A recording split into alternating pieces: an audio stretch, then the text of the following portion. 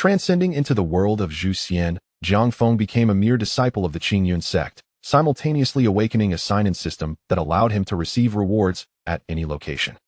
By signing in at the Demon Suppression Abyss, he obtained the Supreme Sword Bone at Demon Suppression Peak. He acquired the Divine Sword Thunder Control Technique at Tongtian Peak. He received the Gongjin Divine Sword Technique. At Dazhu Peak, he secured the Perfect Foundation Establishment Pill, and at Shaozhu Peak, he obtained the Dream Divine Nerve. Thus, Jiang Feng signed in at the Qingyun Sect for 3 centuries, earning the moniker of the Sleepy Taoist due to his perpetual drowsiness. One day, when the Demon Path ancestor broke free from his seal, leading countless demons to assault the Qingyun Sect, despair enveloped the disciples within. Just as hope faded, an unparalleled sword radiance descended from the heavens, instantly slaying the Demon Path ancestor. Chapter 1. Entering Qingyun, the Supreme Sword Bone. In the Central Plains, the Qingyun mountain range stretches for thousands of miles, its peaks rising and falling, the tallest reaching 7 summits, piercing the clouds. On ordinary days, one could only see white clouds encircling the mountainsides, obscuring the true visage of the peaks. The mountain forests are dense, with cascading waterfalls and peculiar rocks, abundant with rare birds and beasts, creating a breathtaking yet perilous landscape renowned across the realm. Within the Qingyun mountain, countless magnificent buildings and palaces stand tall, resembling a fairyland that leaves one in awe. At this moment, within the Sanqing Hall, the leaders of the 7 factions of the Qingyun Sect, along with the headmaster Zhu Xian, occupy the Great Hall. In the center, 3 boys, appearing to be around 10 years of age, kneel before them. My esteemed junior brothers, regarding the incident in Caomiao village, only these 3 youths remain. Since this matter falls under the jurisdiction of our Qingyun Sect, let us take them all under our wing. Zhu Xian, with an ethereal demeanor, spoke from his position of prominence. As soon as he finished speaking, the heads of the various peaks turned their gazes towards the boy in the center, whose sword-like eyebrows and starry eyes stood out. In the realm of cultivation, innate talent is of utmost importance, a sentiment deeply understood by the Qingyun Sect. A genius who comprehends a single concept in a day can equate to an ordinary person who cultivates for a century. Among the 3 boys, the one in the middle undoubtedly possesses extraordinary potential, prompting each peak's leader to desire him as their disciple. Conversely, the 2 boys beside him garnered no attention. Observing this scene, the boy on the right, Jiang Feng, clenched his right fist slightly, feeling a pang of discontent. He was a transmigrator, having arrived in this world merely 10 days prior. Upon merging the memories within his mind, Jiang Feng learned that this world was fraught with demons and dangers lurking everywhere. Realizing he was in Caomiao village, where his childhood companions were Zhang Xiaofan and Lin Jingyu, Jiang Feng concluded he had traversed into the realm of Zhu Xian. However, as Jiang Feng inquired further, he discovered that the legends circulating in this world did not entirely align with the Zhu Xian he had read. Yet, being in his current position, he had no means of discerning precisely where the discrepancies lay. Having read the original work in his previous life, Jiang Feng was aware of the tragic events in Caomiao village. Consequently, upon witnessing the arrival of the monk Puji in the village, he chose to hide outside the village for a night, thereby preserving his life. The protagonist is an orphan. Subsequently, he, along with Zhang Xiaofan and Lin Jingyu, was brought to the Qingyun Sect by its disciples. Thus, the present scene unfolded. Jiang Feng had now realized that the innate talent of his current body was exceedingly poor, even inferior to that of Zhang Xiaofan. Master, our Dazhu Peak has always been sparsely populated. Allow me to take one of them. At this moment, Tianbai, the leader of Dazhu Peak, stood up, pointing at Lin Jingyu in the center. Simultaneously, Shang Zhengliang, the leader of Chuyang Peak, echoed, Senior brother, this boy seems fated to be my disciple. I intend to take him under my wing. Seeing this, the leader of Tianyun Peak, Tianyun Taoist, interjected, Shang, you already have over 200 disciples. Do you truly believe them all to be fated for you? Tianbai, noticing Shang Zhengliang's intentions, puffed up in indignation. Tianyun, you speak rightly. With over 200 disciples, why involve yourself further? Though the 7 factions of the Qingyun Sect appeared harmonious, beneath the surface, they were fiercely competitive.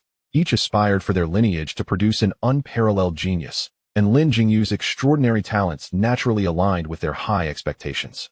At this moment, Sansong Taoist, the leader of Longsho Peak, also stood forth, bowing to Zhu Xian, Master, this child possesses remarkable talent. He must be given the best environment for growth, lest we squander his potential.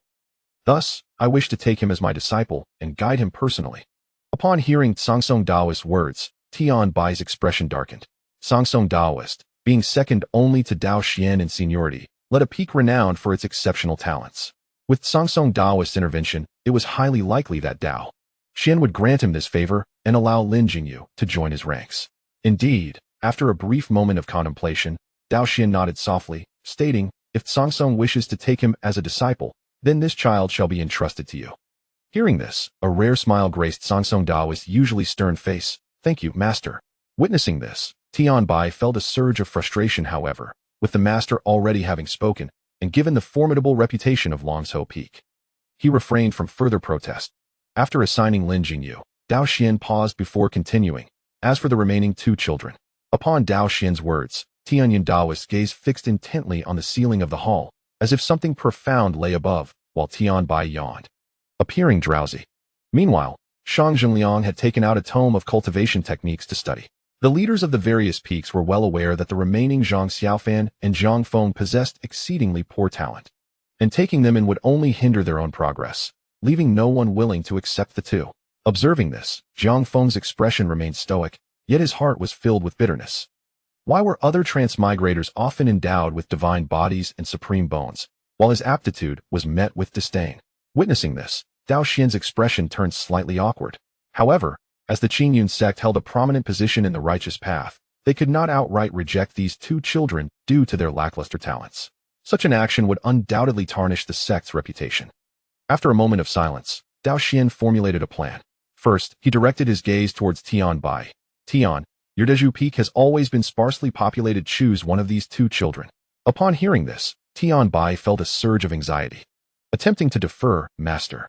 Yet Zhu Xian offered no opportunity for refusal. Interrupting, "Zhang Xiaofan was the first to be discovered by your Deju Peak. Let him join Deju Peak. As for Jiang Feng, I will make other arrangements." "Very well, this matter is settled. As for the incident in Caomiao village, my fellow brothers must expedite their investigations." The various leaders responded in unison, "We shall obey, master." After Zhu Xian concluded, he provided no further explanation and, with a wave of his hand, whisked Jiang Feng away from the Sanqing Hall. A moment later, Zhu Xian brought Jiang Feng to a mountain peak and came to a halt. "Jiang Feng, do you wish to remain at Demon Suppression Peak to oversee the Demon Suppression Abyss?" Zhu Xian inquired, his gaze fixed on the somewhat nervous Jiang Feng. "Demon Suppression Abyss?" Upon hearing this, Jiang Feng felt puzzled. There was no mention of such a place in the original work. However, he soon realized that this version of the Zhu Xian world differed from the original, and not everything could be taken at face value. Noticing the confusion on Jiang Feng's face, Zhu Xian patiently explained everything about the Demon Suppression Abyss. After a while, having absorbed Zhu Xian's explanation, Jiang Feng felt a profound shock, swallowing hard. Originally, the Demon Suppression Abyss served as the domain of the Qingyun Sect, tasked with subduing monstrous entities. Within its depths lay a formidable array, meticulously crafted by the ancestors of the sect, imprisoning countless powerful demons. However, due to the multitude of fiends contained within, each midnight brought forth a surge of demonic energy, threatening to engulf any unwary soul, potentially leading to madness and descent into the demonic path. Thus, the Demon Suppression Abyss stood as the most perilous locale within the entire Qingyun Sect. Naturally, the Qingyun Sect had devised numerous countermeasures against these malevolent beings. Otherwise, Zhu Xian would not have dispatched a novice disciple to the Demon Suppression Abyss. "I am willing to remain in the Demon Suppression Abyss." With that thought, Jiang Feng resolved without hesitation, promptly agreeing. Despite the inherent dangers of the abyss, the prospect of being rejected as a disciple was far less appealing than remaining within the Qingyun Sect, in a world rife with demons, where human life was as expendable as grass. It was preferable to endure within the confines of the sect than to face the perils of the outside world. At worst, he could resign himself to a life of mediocrity. Seeing Jiang Feng's immediate acceptance, Zhu Xian nodded in satisfaction.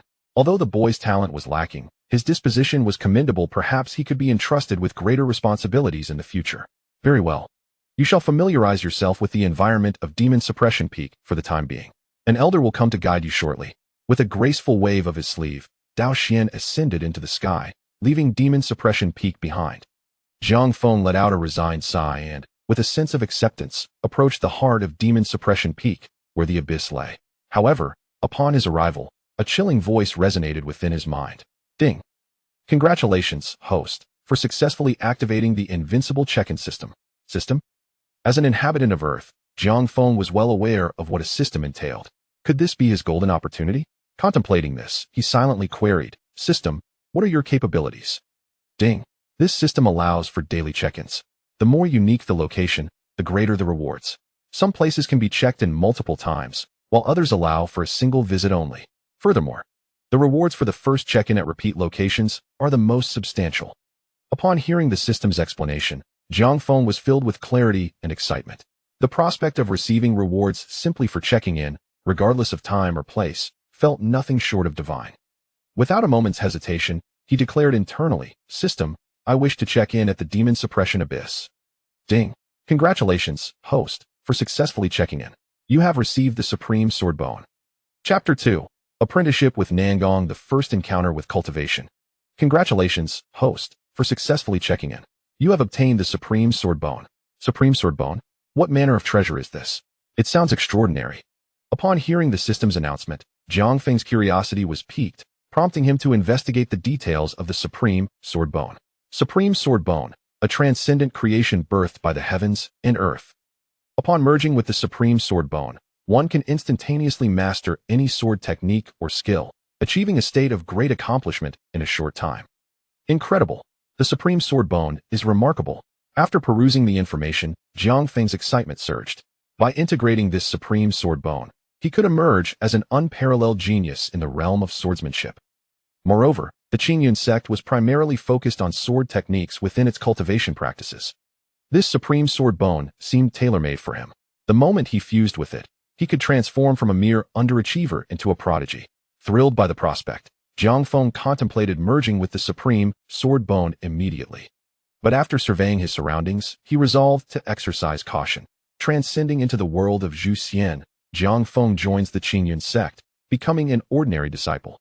Simultaneously, he awakens a sign-in system that grants him rewards for checking in at various locations.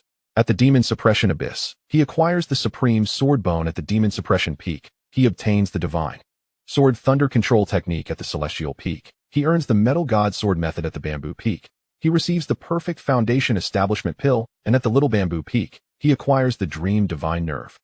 Thus, Jiang Feng spends 300 years at the Qingyun Sect, earning the nickname Sleeping Taoist due to his chronic drowsiness. One day, the Demon Path Ancestor breaks free from his seal, leading countless demons to besiege the Qingyun Sect, where no one can stand against them. Just as despair envelopes the disciples, an unparalleled sword light descends from the heavens, instantly slaying the Demon Path Ancestor. Chapter 1. Joining Qingyun, the Supreme Sword Bone.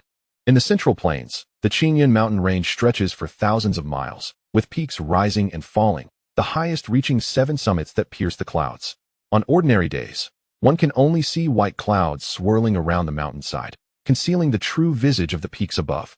The forests of Qingyun Mountain are dense, adorned with cascading waterfalls and peculiar rocks, home to rare birds and exotic beasts, creating a landscape renowned for its beauty and peril. Amidst Qingyun Mountain stands countless resplendent towers and palaces, reminiscent of a celestial paradise, evoking awe in all who behold it. At this moment, within the Sanqing Hall, the heads of the 7 branches of the Qingyun Sect and the sect leader, Zhu Xian, are gathered in the Grand Hall. In the center, 3 boys, seemingly around 10 years old, kneel before them. Brothers, regarding the incident in Caomiao village, only these 3 youths remain. Since this matter falls under our Qingyun Sect's jurisdiction, let us accept them all into the sect.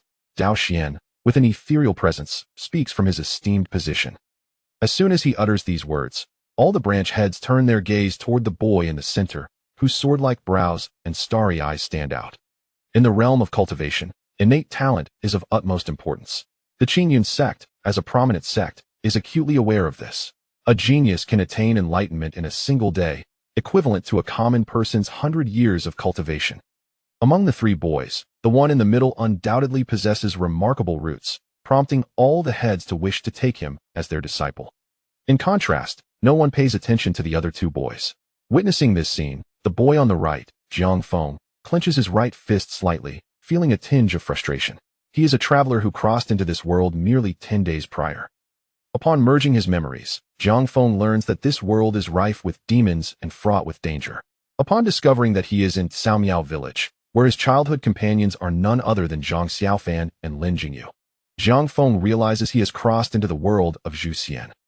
However, as Jiang Feng investigates further, he finds that the legends of this world seem to differ somewhat from the Zhu Xian he had read about. Yet, he cannot ascertain the specifics of these differences given his current identity. Having read the original work in his past life, Jiang Feng is aware of the tragic incident in Xiaomiao village. Thus, when he sees the monk Puji arrive, he wisely hides outside the village for a night to preserve his life. Subsequently, he, along with Zhang Xiaofan and Lin Jingyu, is brought to the Qingyun Sect by its disciples. And so, this moment unfolds. Now, Jiang Feng knows that his current body's talent is quite poor, even inferior to that of Zhang Xiaofan. Brother sect leader, my Deju Peak has always been sparsely populated, let me take one of them, says Tian Bai, the head of Deju Peak, standing up and pointing at Lin Jingyu in the center.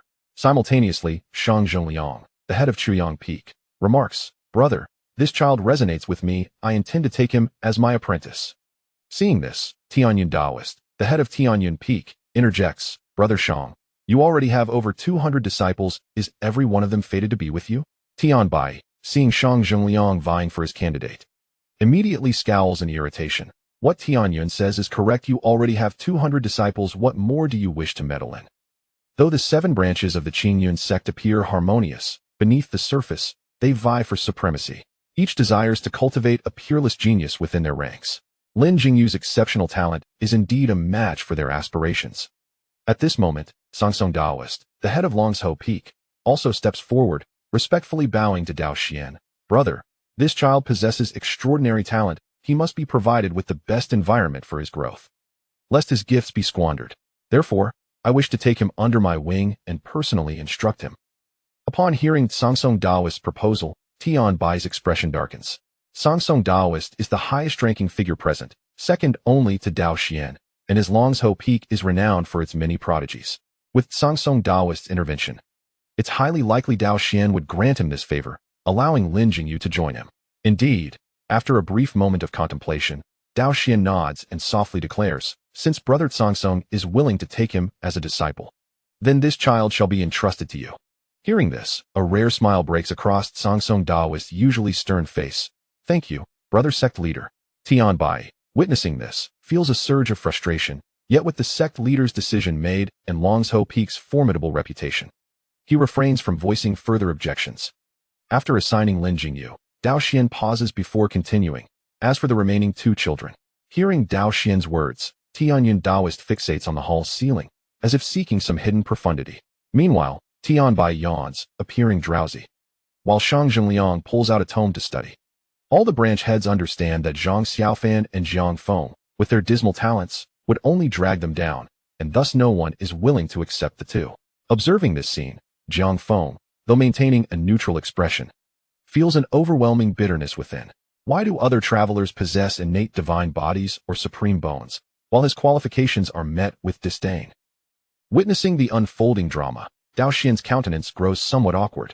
However, the Qingyun Sect, as a bastion of righteousness, cannot simply cast out these 2 children due to their lack of talent, as it would tarnish the sect's reputation. After a moment of silence, Zhu Xian formulates a plan, first directing his gaze toward Tian Bai. Brother Tian, your Deju Peak has always been thinly populated, choose one of these 2 children. Upon hearing this, Tian Bai immediately feels anxious, stammering, sect leader, I. Yet Zhu Xian does not afford him the opportunity to refuse. Interrupting, Zhang Xiaofan was first discovered by your Deju Peak, let him join you. As for Jiang Feng, I have my arrangements. Very well, let this matter rest here. Brothers, you must hasten to investigate the incident in Xiaomiao village. The assembled heads respond, we shall heed the sect leader's decree. After Zhu Xian concludes, he offers no further explanation, swiftly raising his hand and vanishing alongside Jiang Feng from the Sanqing Hall. A moment later, Zhu Xian brings Jiang Feng to a mountaintop and comes to a halt. Jiang Feng, do you wish to remain at the Demon Suppression Peak to oversee the Demon Suppression Abyss? Zhu Xian gazes at the somewhat anxious Jiang Feng, speaking slowly. The Demon Suppression Abyss? Upon hearing this, Jiang Feng feels perplexed. This location does not exist in the original text. But soon, he realizes that this world of Zhu Xian diverges from the original narrative, and one must not adhere strictly to it. Noticing Jiang Feng's confusion, Zhu Xian patiently explains everything about the Demon Suppression Abyss. After a while, upon absorbing Zhu Xian's explanation, Jiang Feng's spirit is shaken, and he swallows hard. Originally, The demon suppression abyss served as a bastion for the Qingyun Sect against malevolent entities. Within its depths lay a formidable array, meticulously crafted by the ancestors of the sect, containing countless powerful demons. However, due to the multitude of demons confined within, the abyss exuded a perilous aura at the stroke of midnight. Should one succumb to this malevolent energy, the risk of losing one's sanity and descending into the demonic path became alarmingly high. Thus, the demon suppression abyss was undoubtedly the most treacherous locale within the entire Qingyun Sect. Naturally, the Qingyun Sect had implemented several countermeasures against these demons. Otherwise, Zhu Xian would not have dispatched a novice disciple to the demon suppression abyss. I am willing to remain in the demon suppression abyss. With this thought, Jiang Feng hesitated not and readily agreed. Though the abyss posed some danger, the alternative of being rejected by the sect was far less appealing. In a world rife with demons, where human life is as expendable as grass, it was preferable to endure within the confines of Qingyun Sect than to face the uncertainties of the outside world. Worst case, he could resign himself to a life of mediocrity. Seeing Jiang Feng's prompt agreement, Zhu Xian nodded in satisfaction. Despite the boy's lackluster talent, his disposition was commendable. Perhaps he could be entrusted with significant responsibilities in the future. Very well, you shall remain at Demon Suppression Peak to familiarize yourself with the surroundings. A senior will come shortly to provide guidance. With that, Zhu Xian waved his long sleeves and ascended into the sky. Departing from Demon Suppression Peak, Jiang Feng sighed in resignation as he made his way to the center of the peak, where the abyss lay.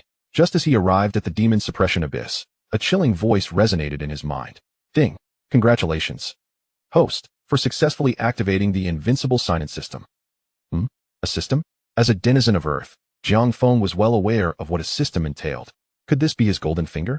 With this thought, he silently pondered, System, what benefits do you offer? Ding! This system allows for daily silence. The more unique the location, the greater the rewards. Some locales permit repeated sign-ins, while others only allow a single sign-in. Moreover, the reward for the first sign-in at a repeat location is the most substantial. Upon hearing the system's explanation, Jiang Feng instantly grasped the purpose of the sign-in system and felt a surge of excitement. The prospect of obtaining rewards simply by signing in, regardless of time or place, was nothing short of miraculous. This system was akin to a divine gift. Without a moment's hesitation, he internally declared, System, I sign in at the Demon Suppression Abyss. Ding! Congratulations, host, for a successful sign-in. You have received Supreme Sword Bone. Chapter 2.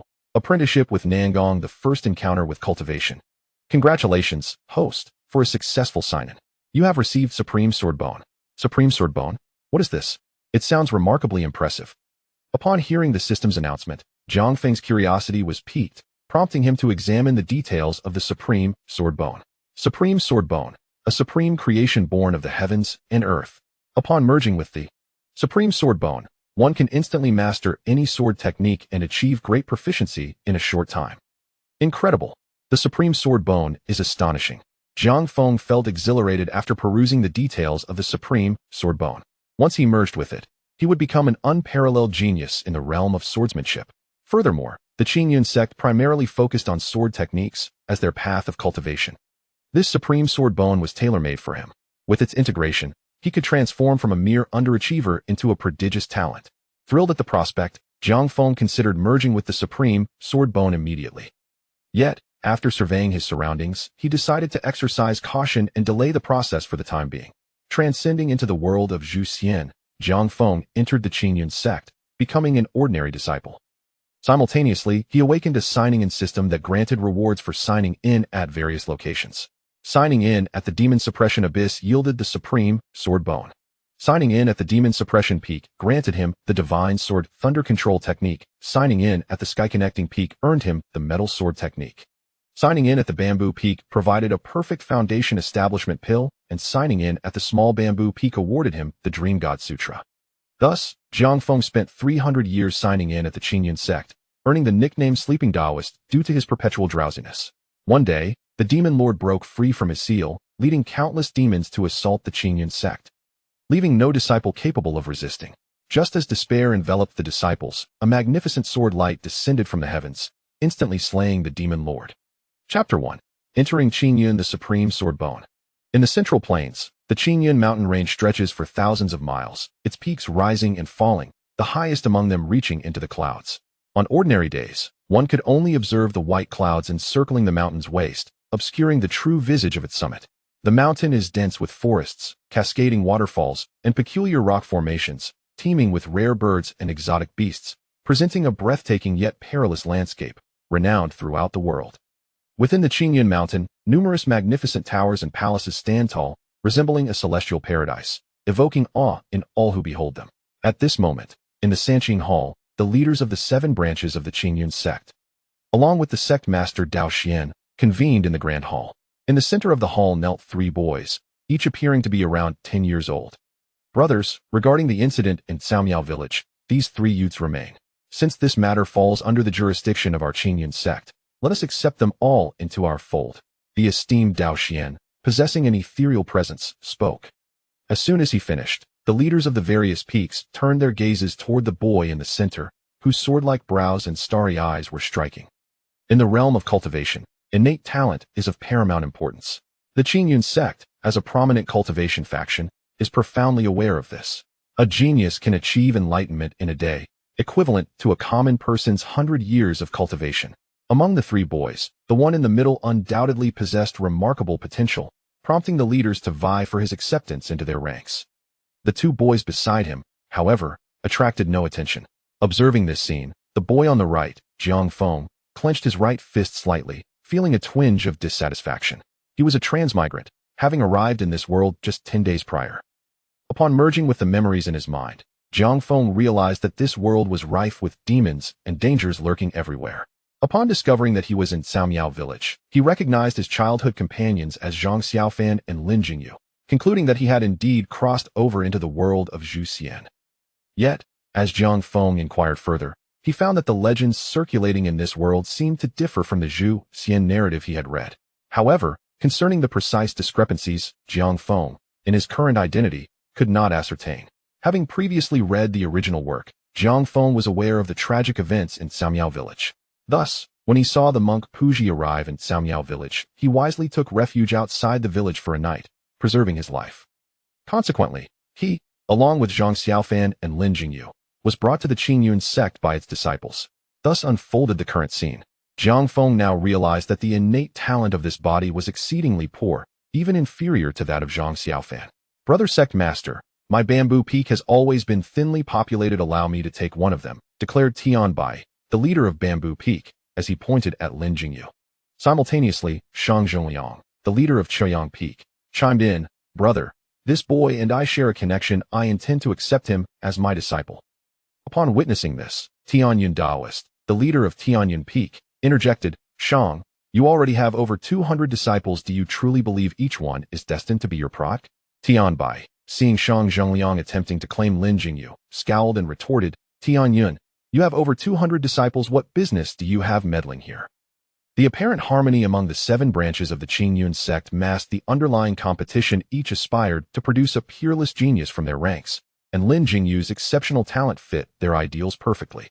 At that moment, Song Daoist, the leader of Longzhou Peak, stepped forward and respectfully addressed Zhu Xian, brother, this child possesses extraordinary talent, we must provide him with the best environment for his development. Otherwise, it would be a waste of his gifts. Hence, I wish to take him under my wing and personally mentor him. Upon hearing Song Daoist's proposition, Tianbai's expression darkened. Song Daoist was the highest-ranking individual present, second only to Zhu Xian, and his Longzhou Peak was distinguished for nurturing numerous prodigies. With Song Daoist advocating for Lin Jingyu, it was likely that the sect master would grant his request. Indeed, after a moment of contemplation, Zhu Xian nodded and softly declared, since Song wishes to accept him as a disciple, this child shall be entrusted to you. Song Daoist's stern visage broke into an uncommon smile. Thank you, sect master. Tianbai, witnessing this turn of events, felt a surge of frustration, yet with the sect master's decision made, he hesitated to voice his objections, especially given Longzhou Peak's formidable standing. After allocating Lin Jingyu, Zhu Xian paused before addressing the remaining 2 children. As he spoke, Tianyun Daoist's gaze fixated on the ceiling, as if seeking some profound truth therein, while Tianbai yawned, appearing drowsy. Shang Zhongliang, on the other hand, took out a manual to study. All the leaders understood that the remaining Zhang Xiaofan and Jiang Feng possessed dismal talent, and accepting them would only hinder their own progress. Consequently, No one was inclined to take them in. Observing this scene, Jiang Feng's expression remained impassive, yet his heart was laden with bitterness. Why was it that other transmigrators often possessed divine bodies or supreme bones, while his qualifications were met with disdain? Noticing this, Zhu Xian felt a twinge of awkwardness. However, as the Qingyun Sect represented the righteous path, they could not outright reject these two children based solely on their lack of talent, as such an action would tarnish the sect's reputation. After a moment of silence, Zhu Xian formulated a plan, first addressing Tian Bai. Tian, your bamboo peak has always been sparse in numbers. Choose one of these two children. Hearing this, Tian Bai suddenly felt anxious and stammered, Sect Master, I. Yet Zhu Xian did not grant him the opportunity to protest. Interrupting, Jiang Xiaofan was the first to be discovered by your bamboo peak. Let him join you. As for Jiang Feng, I have my own arrangements. Very well, let this matter conclude here. Regarding the incident in Caomiao village, all disciples must expedite their investigations. The assembled leaders responded in unison, we shall obey the sect master's decree. After Zhu Xian spoke, he offered no further explanations, swiftly gesturing with his hand to vanish along with Jiang Feng from the Sanqing Hall. Moments later, Zhu Xian led Jiang Feng to a mountaintop, coming to a halt. Jiang Feng, would you be willing to remain at the Demon Suppression Peak to oversee the Demon Suppression Abyss? Zhu Xian gazed at the somewhat anxious Jiang Feng and spoke slowly. The Demon Suppression Abyss? Jiang Feng, taken aback, thought, this location does not exist in the original text. However, he quickly realized that this world of Zhu Xian was somewhat different and could not be entirely judged by the original narrative. Noticing Jiang Feng's confusion, Zhu Xian patiently explained everything about the Demon Suppression Abyss. After a while, having absorbed Zhu Xian's explanation, Jiang Feng felt his spirit tremble, swallowing hard. Originally, the Demon Suppression Abyss served as the stronghold of the Qingyun Sect, designed to subdue malevolent beings. Within its depths lay a formidable array, collaboratively established by the ancestors of the sect, capable of restraining countless powerful demons. However, due to the myriad of demons confined within, a surge of demonic energy erupted at midnight, posing a grave risk of insanity and a fall into the abyss of darkness for anyone exposed to it.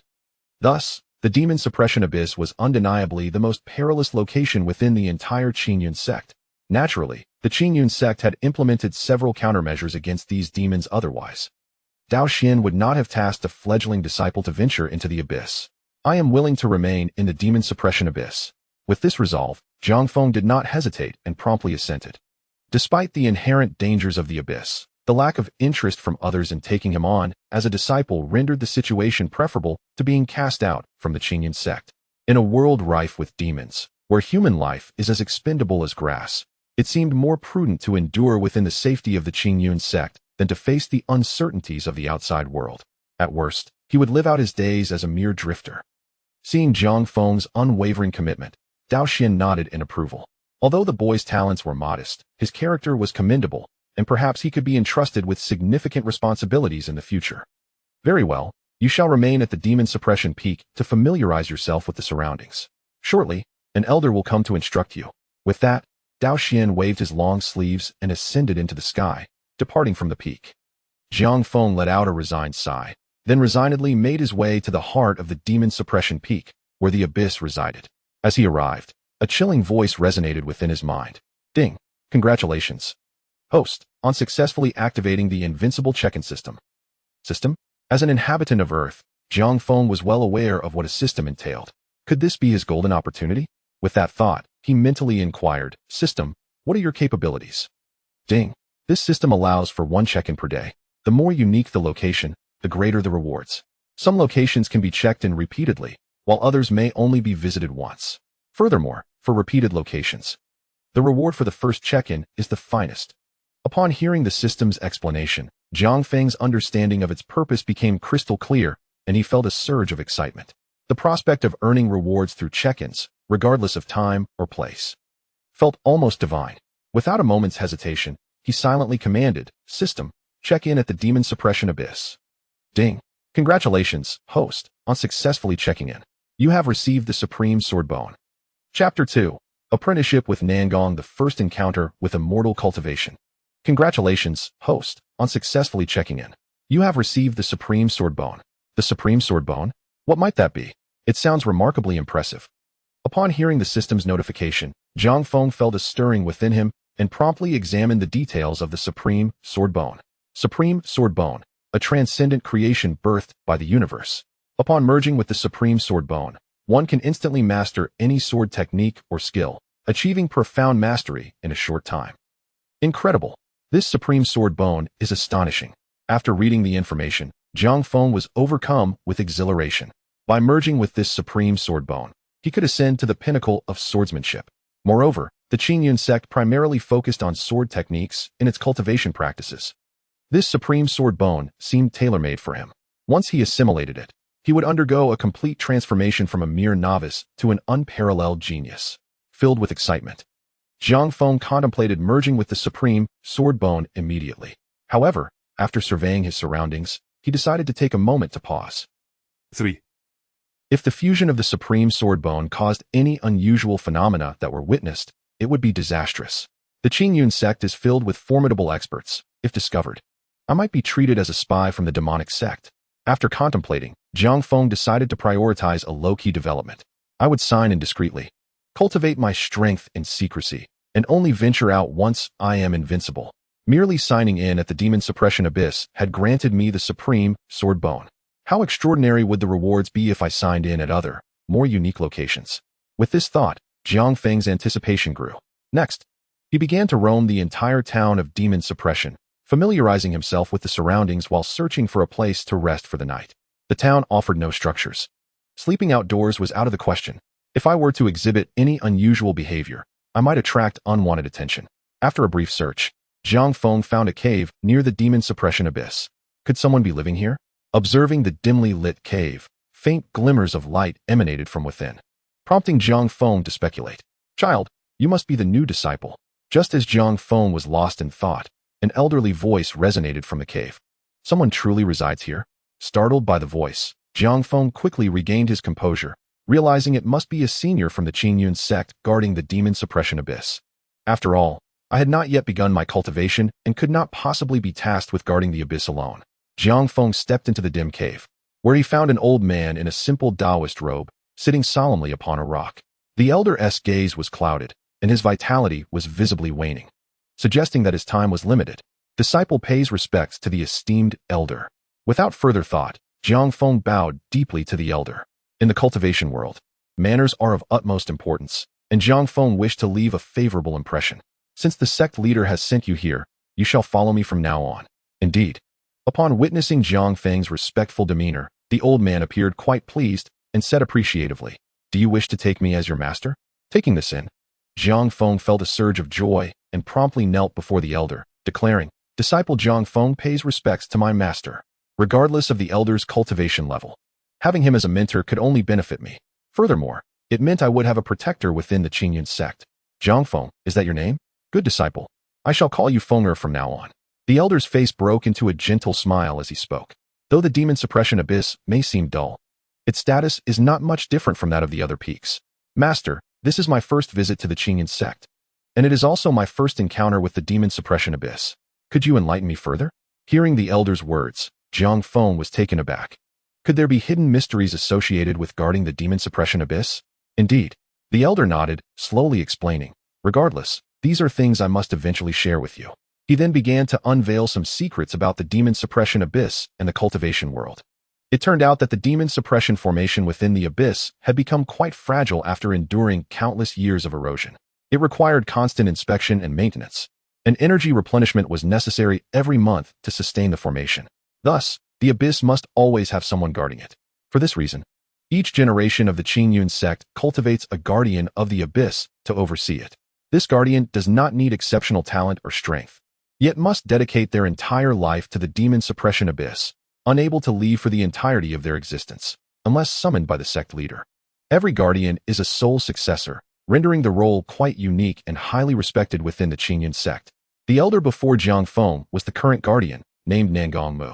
In terms of seniority, Nangong Mu could address the Xianjinren as his senior brother. Through persistent inquiry, Jiang Feng gleaned a preliminary understanding of this world. 4. Integration Realm, Dharma Aspect Realm, Tribulation Realm, and Divine Void Realm. Each realm is further divided into early, middle, late stages, and completion. However, these realms pertain to the entire continent. In the Qingyun Sect, There exists an alternative classification of cultivation realms, consolidating the 9 major realms into the Yuqing realm, Shangqing realm, and Taiqing realm. The Yuqing realm encompasses the Lingdong, Foundation Establishment, and Golden Core realms. The Shangqing realm includes the nascent soul, transformation, and integration realms. The Taiqing realm comprises the Dharma aspect, tribulation, and divine void realms. Each of these realms is further stratified into 9 tiers. From Nangongmu, Jiang Feng learned that the current leaders of the Qingyun Sect are all at the Shangqing realm. As for Nangongmu, his current master, he is still at the completion stage of the Yuqing realm. I must admit, my master's aptitude is rather lacking. Yet, if he were not deficient, 3. you may soon have to rely on yourself. After imparting some foundational knowledge about the cultivation world, Nangongmu suddenly gazed at Jiang Feng with a hint of nostalgia. Section 400 years. Hearing this, Jiang Feng was momentarily taken aback, subsequently regarding Nangongmu with a complex expression. According to the foundational knowledge Nangongmu had shared, cultivators experience an increase in lifespan in tandem with their realm advancement. Those in the Lingdong realm live no longer than a century, while those who break through to the Foundation Establishment realm can barely reach 200 years. The Golden Core realm allows one to live around 400 years. Upon reaching the nascent soul realm, one experiences a qualitative leap in lifespan, living up to 800 years. Transformation realm experts can live for over 1,000 years. As for the higher integration realm, one can expect a lifespan of at least 2,000 years. Given that Nangongmu possesses only the cultivation of the Golden Core realm and has guarded the demon suppression abyss for 400 years, does that not imply? Sensing Jiang Feng's gaze, the seasoned Nangongmu understood his thoughts. He smiled nonchalantly, seemingly unfazed. Indeed, Master has only a few years left to live. Yet I have lived enough. After 4 centuries guarding the demon suppression abyss, Nangongmu held few expectations and had no lingering attachments. Fenger, during the time ahead, you must earnestly study. Once my time has come, the demon suppression abyss will be entrusted to you. Nangongmu regarded Jiang Feng with solemn sincerity. Chapter 3. The duty of demon suppression, only a few years left? Observing the carefree Nangongmu, a wave of reluctance surged within Jiang Feng. The path of cultivation is inherently against the heavens. After arduous efforts over hundreds of years, one inevitably faces the end. Is this to be my fate? No. I absolutely refuse to accept such an outcome. In an instant, a glimmer of determination shone in Jiang Feng's eyes. Having traversed this extraordinary realm, I shall not live a life of quiet desperation. Possessing a unique system, I shall diligently cultivate in silence, and one day, I shall attain the realm of eternal life. Immortality. Every mortal must face death. There's no need for you to ponder too much. Jiang Feng's inner thoughts remained unnoticed by Nangongmu. With a smile, he turned to Jiang Feng and slowly rose, saying, "Now, I shall teach you how to cultivate." The Qingyun Sect practices the Tai Chi Xianqing Dao, and today, I will impart to you the Jade Purity chapter of this profound path. The Tai Chi Xianqing Dao is the foundation of all the wondrous techniques and mysteries of the Qingyun Sect, derived from the enlightenment of our ancestor, Qingyun Sect. From an ancient scroll, over generations, the masters of the Qingyun Sect have meticulously studied it, and to this day, it remains an unparalleled and supreme method. 5. Nangongmu further elaborated on the responsibilities of a demon suppressor. Essentially, it involves daily inspections and repairs of the demon suppression array. With the right methods, these tasks are not daunting. However, the constant onslaught of demons from the demon abyss damages the array, necessitating daily checks for any flaws. Furthermore, a demon suppressor must remain vigilant against the demonic energy seeping from the abyss. Should one succumb to this energy, they risk descending into the demonic path. For countless millennia, the demon abyss has sealed away innumerable formidable demons, and the array has become somewhat fragile under the relentless assaults of these beings. If the current trend continues, there will come a day when the demon suppression array will be breached.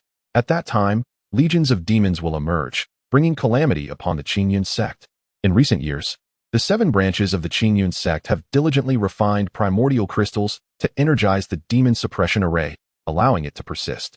For over 1,000 years, the sect has contemplated how to eliminate the demons within the abyss, yet after so much time, no solution has been found. Very well, that will suffice for today. After approximately an hour, Nangongmu ceased speaking. Come, I shall first help you establish a cave residence nearby. Rising, Nangongmu strode towards the entrance of the cave. Establish a cave residence? Upon hearing this, Jiang Feng's heart leapt with joy. He had feared he would have to share quarters with Nangongmu. If that were the case, 4. where do you wish to establish your cave residence? Once outside, Nangong Mu inquired.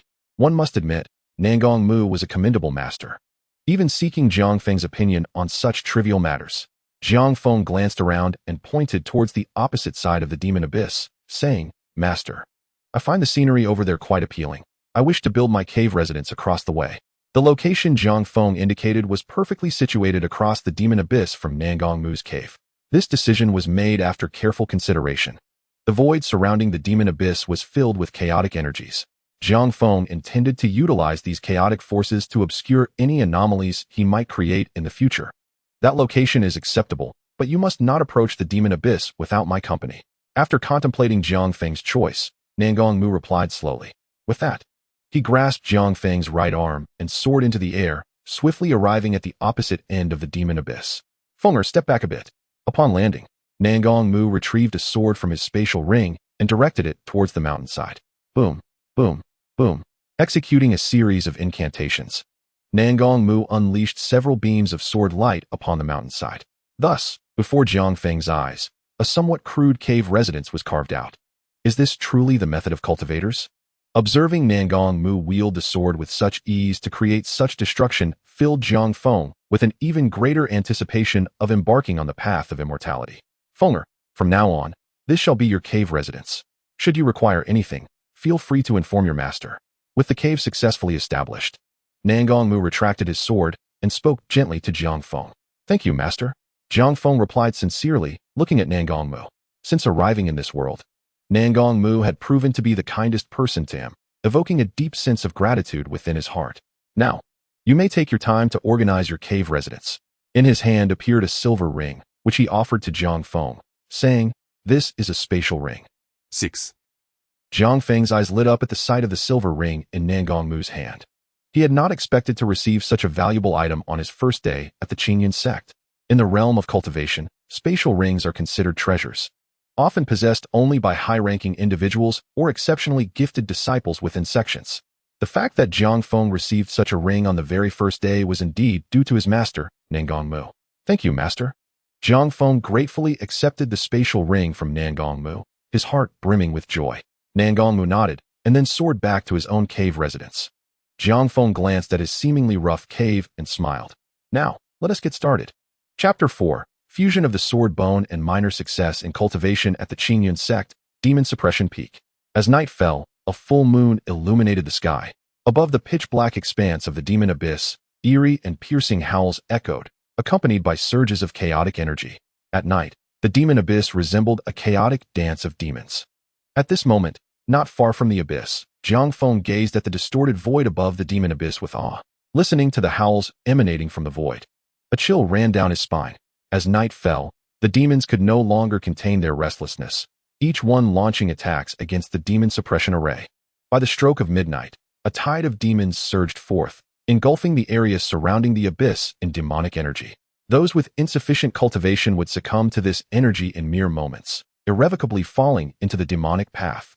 Seeing the increasingly dense demonic energy in the void, Jiang Feng instinctively took a few steps back. I must hasten to elevate my strength. Otherwise, I fear I will fall victim to this demonic energy one day. With a sense of urgency, Jiang Feng made his way back to his newly organized cave residence. He had just returned from attending to Nangong Mu as he fell asleep. Now, in the dead of night, he could confidently proceed to fuse the supreme sword bone. Although Nangong Mu possessed the pinnacle of Jade Purity realm power, his vitality was waning, and his overall abilities had evidently diminished. Moreover, with the chaotic energies above the demon abyss to conceal his actions, any anomalies he might cause would not disturb Nangong Mu. With this in mind, Jiang Feng settled onto a green stone within his cave. System 5. As the mechanical voice of the system echoed, Jiang Feng witnessed a sword-shaped bone radiating golden light, intricately engraved with profound runes, suddenly penetrating his body. This was the supreme sword bone, now beginning to merge with him. At the instant the supreme sword bone entered Jiang Feng's being, a dazzling golden light erupted from him. Simultaneously, Jiang Feng felt an intense heat coursing through his body, as his meridians, pores, bones, and flesh underwent a cataclysmic transformation alongside the integration of the supreme sword bone.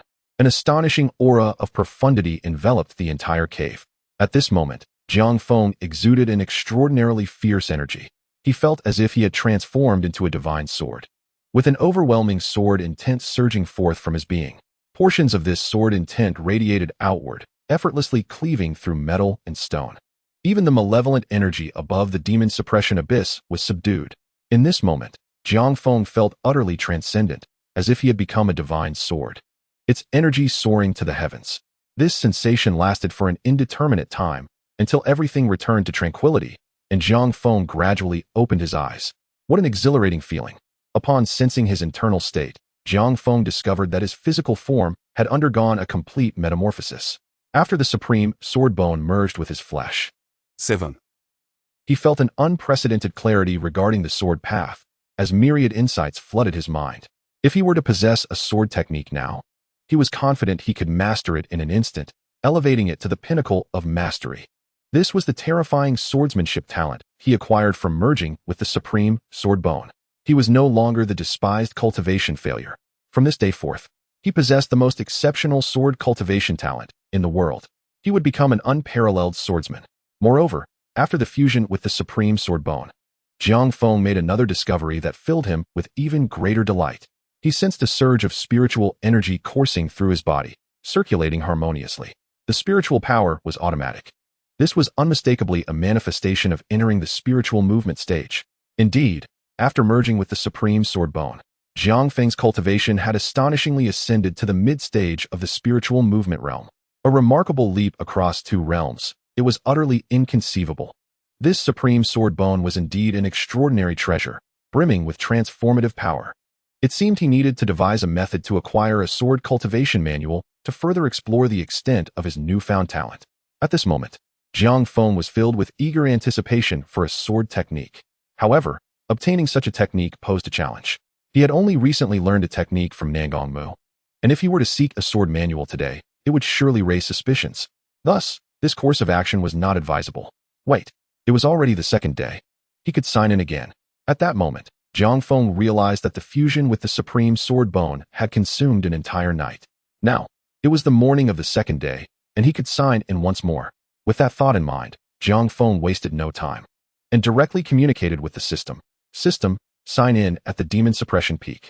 Ding. Congratulations to the host for successfully signing in. The host has received the divine sword thunder command. The reward has been dispatched to the system space. Please check it at your leisure.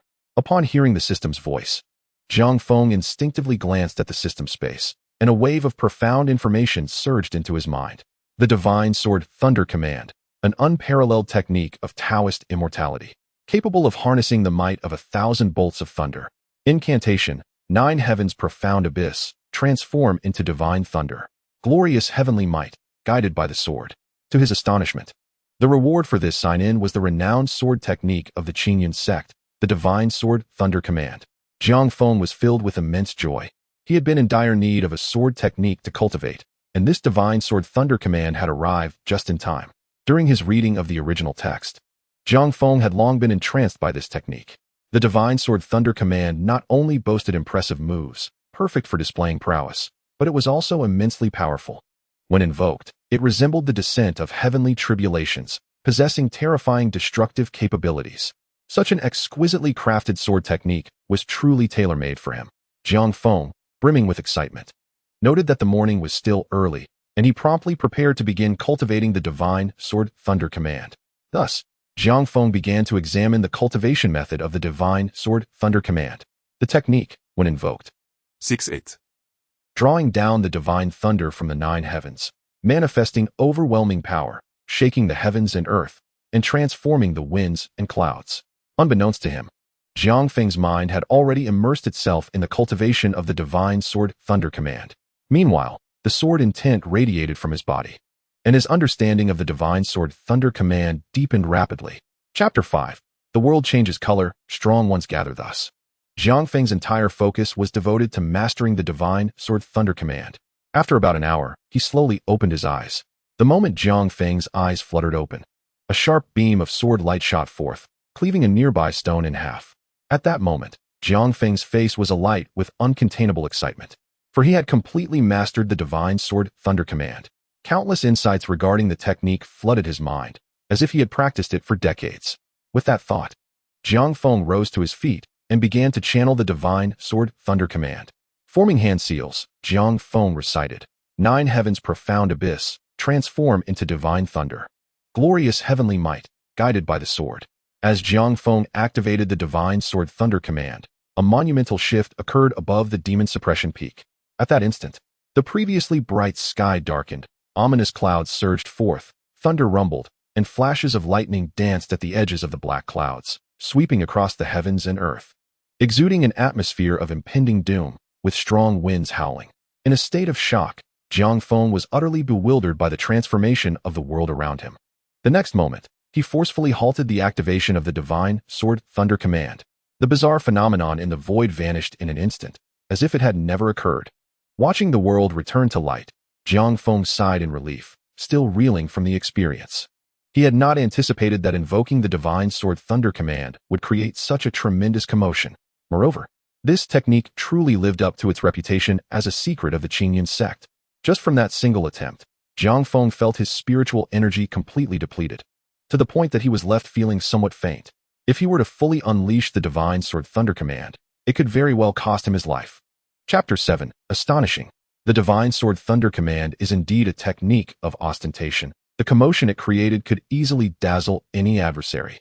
Although Jiang Feng had been aware from the original text that invoking the divine sword thunder command would cause significant upheaval, he had not anticipated it would result in such a dramatic transformation of the heavens and the sudden onset of storms. Wait, this is not good. Suddenly, Jiang Feng realized something. His expression changed, and he hurriedly approached the blue stone, sitting cross-legged. He quickly adjusted his mindset, silently circulating the Jade Purity chapter of the Taiji Xianxing Dao within his heart. The immense commotion caused by the divine sword thunder control technique would undoubtedly attract powerful figures from the Qingyun Sect. Although Jiang Feng was confident they would not suspect him, he decided it prudent to conceal his actions. Meanwhile, in the skies above the demon suppression peak, 7 formidable figures abruptly materialized in the void. These were the heads of various peaks of the Qingyun Sect, along with the sect leader, Dao Xianjinren. "Fellow brothers and sisters, you have sensed it too, haven't you?" Dao Xianjinren addressed the peak heads directly. "This aura emanates from the divine sword thunder control technique." Feeling the lingering signs of an anomaly in the air, the Tsongsong Daoist spoke gravely. "Could it be junior brother Nangong?" At this moment, Tian Bai interjected, extending his spirit sense towards the abode of Nangong Mu. No. It appears this individual has forcefully interrupted the divine sword thunder control technique. To achieve such a feat, their mastery must far exceed ours. He continued, "Junior brother Nangong is nearing the end of his lifespan and possesses only peak Jade Purity realm cultivation, making it impossible for him to accomplish this." Hearing Dao Xian's deduction, the others nodded in agreement. Yet who could it be? Only junior brother Nangong among us at the demon suppression peak has the proficiency in the divine sword thunder control technique. Tian Yun Daoist slowly articulated, disregarding Jiang Feng, who had only recently joined the Qingyun Sect. A newly initiated disciple could hardly be associated with such a celestial phenomenon. Could it be a senior in secluded cultivation? 7. Yet the heads of various branches knew of several extraordinary hidden masters within the sect. These unparalleled beings were either elders of the previous generation or former leaders of the sect. Upon hearing this, Dao Xian pondered for a moment before slowly nodding. This is the only possibility. The other heads concurred with nods of agreement. This individual had cultivated the divine sword thunder control technique to such a degree of mastery that they could not help but feel inferior.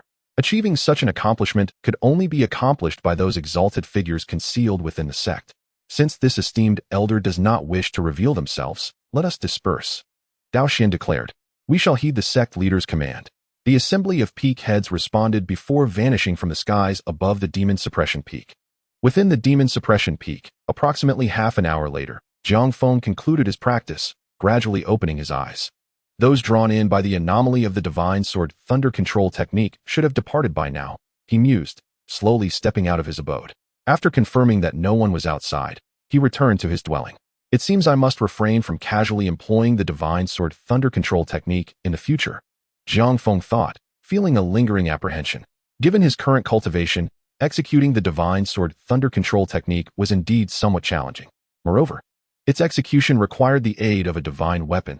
At present, Jiang Feng did not even possess a single sword, let alone a divine weapon. However, Following his practice of the Divine Sword Thunder Control technique, Jiang Feng had made some progress in his strength.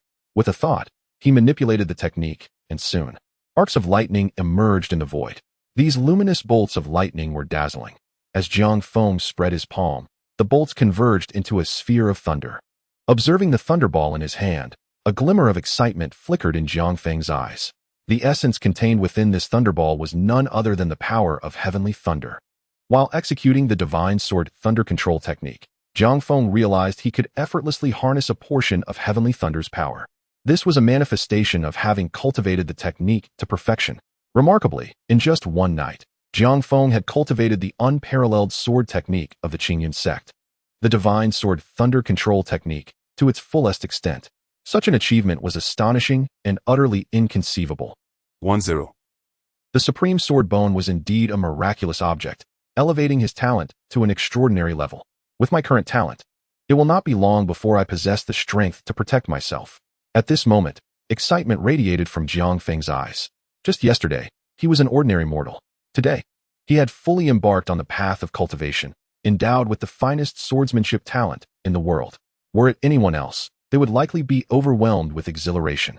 Chapter 6. Heavenly Thunder Suppresses Demons. Late stage of Lingdong. Subsequently, Jiang Feng continued to practice the Divine Sword Thunder Control technique until he could adeptly wield the power of heavenly thunder, then finally came to a halt.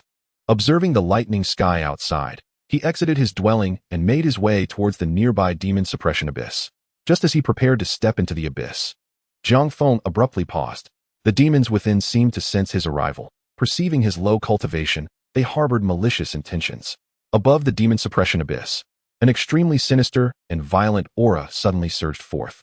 This malevolent energy continuously poured out from the abyss, accumulating rapidly, resembling a tempest of demonic energy. Jiang Feng gazed solemnly at the demonic energy storm in the void, where only dark essences swirled. He could even faintly hear the cries of demons. Demonic energy. Observing this scene, Jiang Feng furrowed his brow, hesitating to approach the demon suppression abyss. The ferocity of this demonic energy suggested that even a golden core cultivator like his master could succumb to the demonic path if invaded. Fortunately, the demon suppression great formation kept the demonic energy from spreading too far.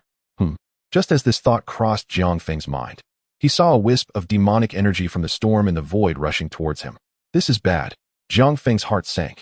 According to the rules, the stronger the demonic energy, the farther it could extend from the demon suppression abyss. The fact that this wisp of energy was approaching him indicated its formidable strength. If it invaded him, he would likely face dire consequences. Wait, the power of heavenly thunder. At that moment, Jiang Feng recalled the Divine Sword Thunder Control technique. The power of heavenly thunder should be the nemesis of these demonic forces. With that thought, he immediately activated the Divine Sword Thunder Control technique. In the next moment, as the heavenly thunder energy made contact with the wisp of demonic energy, it was instantaneously purified into pure spiritual power. This spiritual power required no refinement. It could be absorbed directly. Indeed, demonic energy was also a form of energy, and after being tempered by heavenly thunder, it transformed into its essence as spiritual power. Subsequently, Jiang Feng came to a realization. If he continuously summoned the power of heavenly thunder, could he not transform the boundless demonic energy into the purest spiritual essence for his absorption?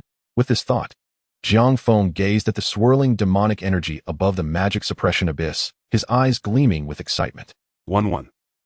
While innate talent is undoubtedly significant, the availability of cultivation resources is even more crucial. Without spiritual energy, no matter how exceptional one's talent, it would ultimately prove futile. As a premier sect of righteousness, the Qingyun Sect is rich in spiritual veins, resulting in an abundance of spiritual energy. Practitioners cultivating within its confines progress at a pace far superior to that of the outside world. Though the magic suppression abyss lies within the Qingyun Sect, and its spiritual energy is substantial, the presence of demonic energy inevitably hampers the speed of cultivation. This is precisely why Nangong Mu has been unable to break through to the Qingjing realm after 400 years. However, Jiang Feng's situation is markedly different. He has perfected the Divine Sword Thunder Control technique, mastering the manipulation of heavenly thunder with ease. He can harness the power of heavenly thunder to refine demonic energy, transforming it into the purest spiritual essence for his consumption. It is essential to note that the magic suppression abyss is home to countless demons. and the demonic energy therein is inexhaustible. Jiang Feng's ability to convert this demonic power into spiritual essence opens up unimaginable benefits. With this realization, excitement lit up his eyes. Consequently, he approached the area of the magic suppression abyss once more. His mid-phase Lingdong cultivation naturally attracted a wave of demonic energy. Yet, Jiang Feng remained unfazed. He activated the divine sword thunder control technique, channeling heavenly thunder into his hands, instantly converting the demonic energy into pure spiritual essence. What a delight! Upon absorbing this essence, Jiang Feng felt an exhilarating rush. Undeterred, he repeated the process, converting several waves of demonic energy. After absorbing this spiritual essence, Jiang Feng's cultivation had evidently reached the pinnacle of mid-phase Lingdong. With a few more refinements of demonic energy, he would likely break through to the late phase of Lingdong. However, Jiang Feng's current cultivation level limits the weak spiritual essence within him from sustaining the divine sword thunder control technique for long. Had he not perfected this technique and integrated the supreme sword bone, he would have been unable to summon the power of heavenly thunder at his current level. Nevertheless, Jiang Feng remained patient. After all, the path of cultivation is not something to be rushed. Subsequently, he ceased his training and proceeded to the cave dwelling of his master, Nangong Mu, to learn about the maintenance of the magic suppression array within the abyss. In the following segment, Nangong Mu personally guided Jiang Feng in inspecting and repairing the array while imparting numerous details. The magic suppression array is of utmost importance and must be meticulously maintained. As the magic suppressor, one must inspect and repair the array daily, recording any changes. Even the intensity and intervals of daily demonic energy surges must be documented. These responsibilities require unwavering diligence from the magic suppressor. Jiang Feng listened attentively to Nangong Mu's instructions, knowing that, barring any unforeseen circumstances, he would eventually succeed his master in the role of the next magic suppressor of the Qingyun Sect. During this time, Jiang Feng also inquired about certain mystical techniques and requested a bronze sword from Nangong Mu. This sword, known as the Qinghong Sword, was wielded by Nangong Mu in his youth. Given Jiang Feng's current cultivation level, this sword was perfectly suited for him. Thus, the daylight hours swiftly passed. As night fell, Jiang Feng returned to the magic suppression abyss to refine demonic energy through the divine sword thunder control technique. This night of cultivation allowed him to successfully break through to the late phase of Lingdong. Jiang Feng was thrilled. In just 2 nights, he had achieved a significant advancement. 1-2-9. Did you not say we must inspect and maintain the array daily? Jiang Feng queried, puzzled. Haha, I shall handle the array matters myself. Today is the end of the month. You are to go to Tongtian Peak and collect this month's salary for me. Nangong Mu replied gently. The salary mentioned by Nangong Mu refers to the spiritual stones mined from the spiritual veins. Spiritual stones are condensed from the spiritual energy of heaven and earth, containing rich spiritual essence. Practitioners can accelerate their cultivation speed by absorbing the energy within these stones. As the sole magic suppressor of the Qingyun Sect, Nangong Mu bears significant responsibilities and thus possesses a salary commensurate with his status. Moreover, due to the unique identity of the magic suppressor, his salary is substantial, rivaling that of various peak masters. Going to Tongtian Peak to collect the salary? Upon hearing Nangong Mu's words, Jiang Feng's eyes lit up. Initially, he had planned to merely sign in at the magic suppression peak today. Little did he expect to have the opportunity to visit Tongtian Peak. Tongtian Peak is the mountain of the Qingyun Sect's leader, Zhu Xian, and is the location where monthly salaries are distributed. Signing in there could yield extraordinary rewards. With this thought, Jiang Feng excitedly responded to Nangong Mu, disciple obeys. Saying so, he departed from Nangong Mu's cave. The peaks of the Qingyun Sect are widely spaced, and the mountain paths are treacherous. If traversing to Tongtian Peak on foot, it would take at least 5 days. Given Jiang Feng's current cultivation level, he was unable to fly with a sword. Fortunately, the Qingyun Sect has trained numerous spirit cranes for the use of Lingdong disciples. Soon, Jiang Feng mounted a spirit crane atop the magic suppression peak and set off towards Tongtian Peak. The spirit crane flew swiftly, and within an hour, Jiang Feng arrived at Tongtian Peak. Shortly thereafter, he stood before a magnificent palace. Looking up, he saw 3 grand characters inscribed above the palace entrance. Tongtian Hall. This is where the disciples of Tongtian Peak reside, and the venue for collecting monthly salaries. As today is the month's end, numerous disciples gathered to collect their salaries, creating a bustling scene. Jiang Feng entered Tongtian Palace, maintaining a low profile and refraining from engaging with anyone. After patiently waiting in line, he successfully received his salary and then internally recited, "System, sign in at Tongtian Palace." Ding. Congratulations to the host for a successful sign-in. You have received the Qingyun Sword Technique. The reward has been dispatched to the system space. Please check it. The Qingyun Sword Technique. Upon hearing the system's announcement, Jiang Feng was elated. However, given the throng of people around him, he chose not to inspect the Qingyun Sword Technique at that moment. Quietly departing Tongtian Peak, Jiang Feng returned to the Magic Suppression Peak and went directly to Nangong Mu's cave. "Master, here is this month's salary." In the depths of the cave, Jiang Feng presented the monthly stipend he had received to Nangong Mu. "Keep it for yourself. It would be a waste for me." However, Nangong Mu merely smiled and did not accept it. "Master, you." Upon hearing this, Jiang Feng was momentarily taken aback, his expression growing complex as he regarded Nangong Mu. He began to grasp that Nangong Mu had made the decision to give up. Even if he absorbed this batch of spirit stones, he lacked the confidence to break through to the Supreme Clarity realm. "Master, one must never surrender before the final moment." 1-3. "I have persevered for several hundred years. I am weary and wish to cease my struggle," Nangong Mu said, his demeanor tinged with melancholy. Upon hearing Nangong Mu's words, Jiang Feng froze, his expression one of disbelief. Indeed, his master was fatigued. For 400 years, he had remained at the demon suppression peak, engaging in the same monotonous routine daily. How many could endure such a tedious existence? Even if one were to achieve a breakthrough, what would it matter? The life of guarding the demon suppression peak would continue, devoid of excitement. With this thought, Jiang Feng resolved to honor his master's choice. Holding the spirit stones, he turned and departed from Nangong Mu's cave. Perhaps he, too, would one day find himself like his master, eternally stationed at the demon suppression peak until death. No. With the signing-in system at his disposal, he would undoubtedly grow powerful over time. By then, even if he wished to leave, the Qingyun Sect might not be able to retain him. Moreover, he could devise a means to eliminate the hidden threat of the demon suppression abyss. However, until he attained formidable strength, he must remain discreet. In the stillness of the night at the demon suppression peak, dark miasma surged ominously above the abyss, obscuring the sky. Echoes of roars reverberated through the void. Not far from the demon suppression abyss, within his own cave, Jiang Feng sat cross-legged upon a stone, his palms facing the heavens. Exuding a dignified aura, within him, a torrent of spiritual energy flowed through his limbs and bones. At that moment, a piercing sword intent surged forth from Jiang Feng, evoking a sense of trepidation. His entire focus was directed towards his dantian, where a golden small sword floated within his chi, radiating a sharp, chilling light. This was the essence of the Qingyun Sword Chi. After nearly a night of cultivation, Jiang Feng had perfected the Qingyun Divine Sword technique he had signed in for during the day. This Qingyun Sword Chi was the hallmark of having mastered the technique to its fullest extent. It embodied the might of the Qingyun essence, capable of slicing through all that stands in its path. Regrettably, Jiang Feng's current cultivation level was merely at the spirit movement realm. 1-0. He would be able to condense countless Qingyun Sword Chi into Qingyun Sword Pills. In such a scenario, when engaging in combat, he could unleash the Qingyun Sword Pills, unleashing a torrent of Qingyun Sword Chi to cleave through all adversaries. Suddenly, immersed in his cultivation, Jiang Feng opened his eyes, a brilliant light flashing within them. And two beams of sword light shot forth. The sword light cut through the air with a sound reminiscent of shattering space, exuding extreme sharpness.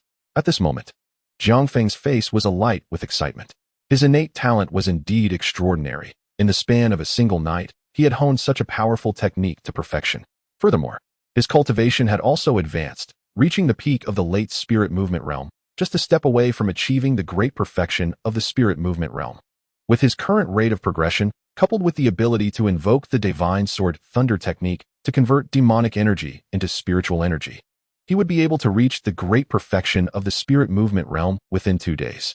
At that point, he could attempt to establish his foundation, transforming his internal spiritual energy into magical power and becoming a true practitioner of the Tao.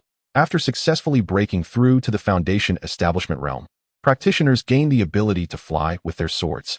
This was something Jiang Feng had long anticipated. Once he broke through to the foundation establishment realm, his strength would experience a qualitative leap. Moreover, he could stealthily fly to other locations within the Qingyun Sect to sign in for better rewards. Within 2 days, 1-4. In just 3 days since his initiation, he had directly advanced to the late spirit movement realm. This was unprecedented in the annals of the Qingyun Sect. Naturally, Jiang Feng did not rest on his laurels. The spirit movement realm was insignificant in the realm of cultivation. One could easily be killed without a second thought. In the time that followed, Jiang Feng resolved to intensify his training. Glancing at the sky, he noted it was nearing midnight. At this hour, the demonic energy above the demon suppression abyss should be at its most concentrated. With that, Jiang Feng rose from his seat, exited the cave, and made his way toward the abyss. Now, with his cultivation elevated, he could invoke the divine sword thunder technique several more times to refine the demonic energy and absorb more refined spiritual energy. This would further enhance his cultivation speed. Moments later, Jiang Feng arrived at the demon suppression abyss. Sensing his arrival, the demonic energy above the abyss became frenzied and exhilarated. Witnessing this, Jiang Feng revealed a slight smirk. "Come, if you dare." With that, he edged closer to the abyss. Instantly, the demonic energy above surged with excitement once more. In the next moment, several terrifying waves of demonic energy surged toward Jiang Feng. The aura emitted by these waves was potent enough to corrupt an average Yuanian realm cultivator.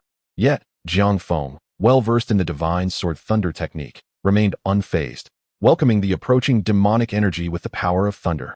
With a crackling sound, the thunderous energy from Jiang Feng's palm collided with the terrifying demonic force, resulting in a resonant explosion, and the formidable demonic energy transformed into pure spiritual energy. Jiang Feng immediately channeled the Qingyun divine sword technique, absorbing this pure spiritual energy into his dantian. Simultaneously, the Qingyun sword qi within his dantian grew denser, radiating an even sharper sword intent. Furthermore, the emanation of Qingyun sword qi within Jiang Feng's body also refined his physical form, augmenting his strength. The execution of the divine sword thunder technique required the practitioner to channel thunder through their physical body, which imposed high demands on one's physique. The Qingyun divine sword technique's ability to refine the body would enable Jiang Feng to execute the divine sword thunder technique with greater ease in the future. Approximately 2 hours later, Jiang Feng ceased his cultivation. After absorbing such a significant amount of spiritual energy, he felt he was on the verge of a breakthrough. He estimated that with one more session, he would nearly reach the great perfection of the late spirit movement realm. At that point, he could attempt to break through to the foundation establishment realm. I haven't signed in yet today." Upon returning to his cave, Jiang Feng suddenly declared, "System, continue signing in at the demon suppression peak." Ding. Congratulations to the host for a successful sign-in. You have received Tiger Strength Grass. The reward has been issued. Please check your inventory. Tiger Strength Grass, a mystical herb that flourishes by absorbing the essence of the blood and flesh of the demon tiger, possesses remarkable properties for body tempering. Consuming it bestows the strength of a tiger. Is it truly a spirit herb for refining the physical body? Upon reading the information about the Tiger Strength Grass, Jiang Feng was taken aback. This reward was indeed a spirit herb. With the aid of this Tiger Strength Grass, he might just break through to the peak of the late spirit motion realm tonight. Glancing at the sky, Jiang Feng made his way directly to Nangong Mu's cave abode, following him to complete the day's task. Before long, the day passed swiftly, and after spending a brief time at Nangong Mu's cave, Jiang Feng returned to his own residence. Once back, he eagerly retrieved the Tiger Strength Grass and swallowed it whole. Boom. The potency of the Tiger Strength Grass was extraordinary. As soon as it entered his stomach, a surge of rich blood energy coursed through Jiang Feng's limbs and bones. Roar. Faintly, he sensed the roar of a ferocious tiger emanating from within him. Soon after, 1511. Bang. Simultaneously, a robust aura began to rise within Jiang Feng. At that moment, he slowly opened his eyes, his face alight with joy. He had broken through. He had now reached the pinnacle of the late spirit motion realm. The distance to the foundation establishment realm was but a single step away. However, this step towards the foundation establishment realm was indeed a formidable challenge. In the realm of cultivation, the foundation establishment phase is a significant milestone in a practitioner's journey.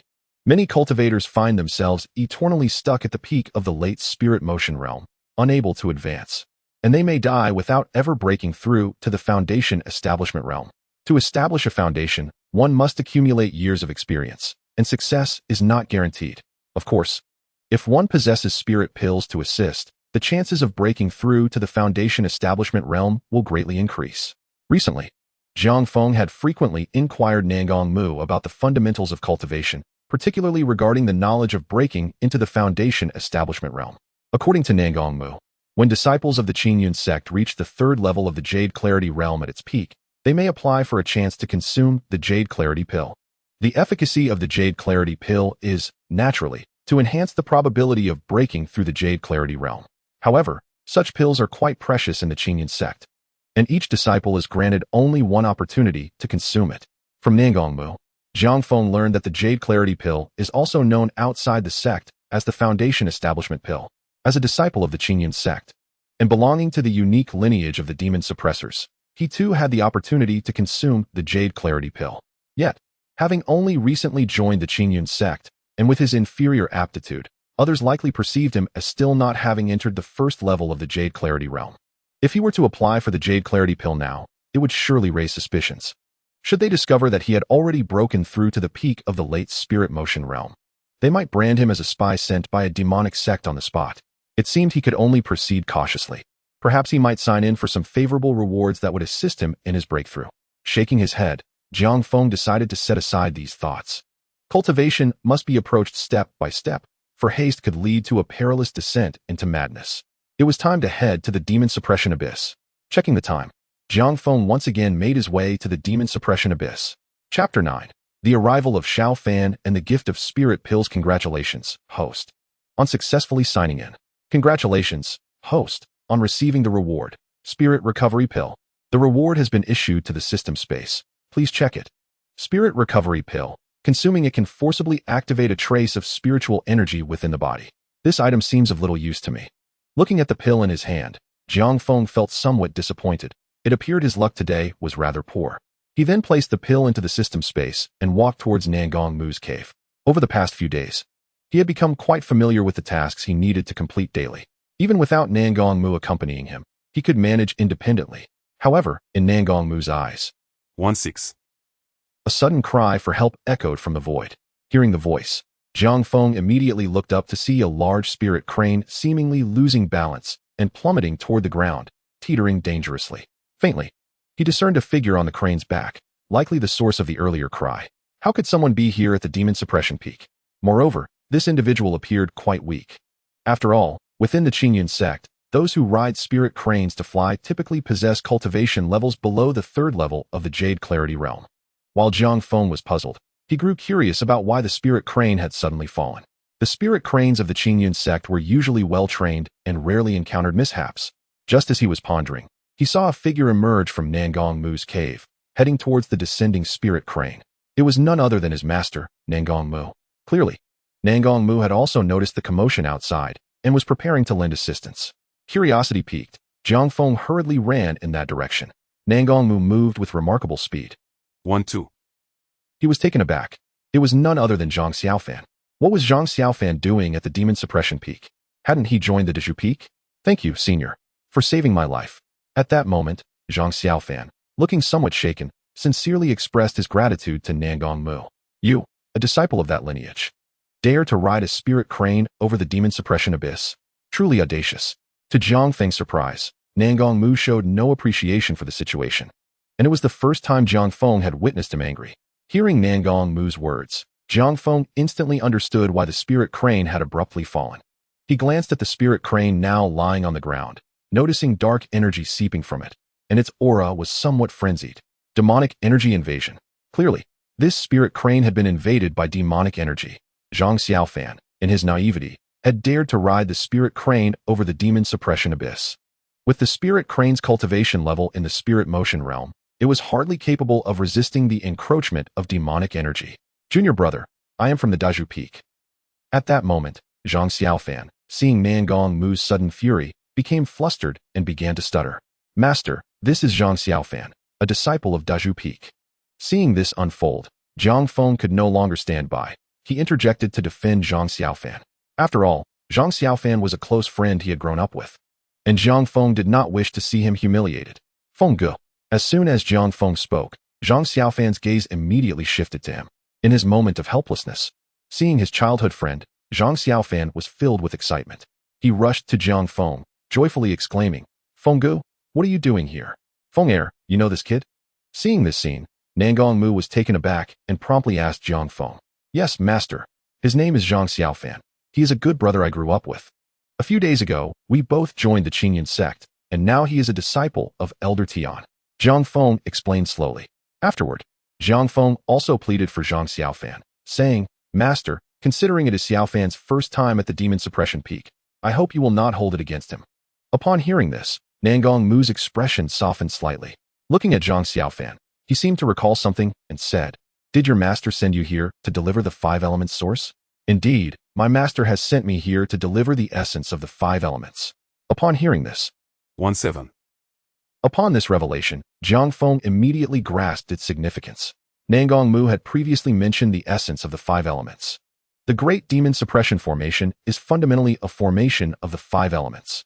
Currently, to maintain the operation of this formation, it is essential to incorporate the essence of the 5 elements every month. Thus, the 7 sects of Qingyun established a rule to provide the essence of the 5 elements in rotation each month, and this month, it happened to be the turn of Dazhu Peak. Seeing Nangong Mu open the jade box, Jiang Feng approached him, noticing 5 crystals of various colors quietly nestled within, emanating an astonishing energy. Is this truly the essence of the 5 elements? Through his recent studies, Jiang Feng understood that only experts of the upper clarity realm possess the ability to refine the power of the essence. It seems that senior brother Tian's strength has indeed improved. This essence is remarkably pure.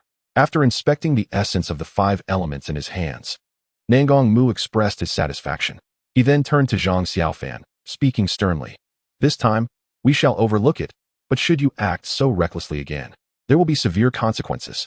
Fenger, please escort him back. With that, Nangong Mu disregarded Zhang Xiaofan further and proceeded towards his cave dwelling. Yes, master. Upon hearing this, Jiang Feng was momentarily taken aback, but then a thought struck him, and he responded with delight.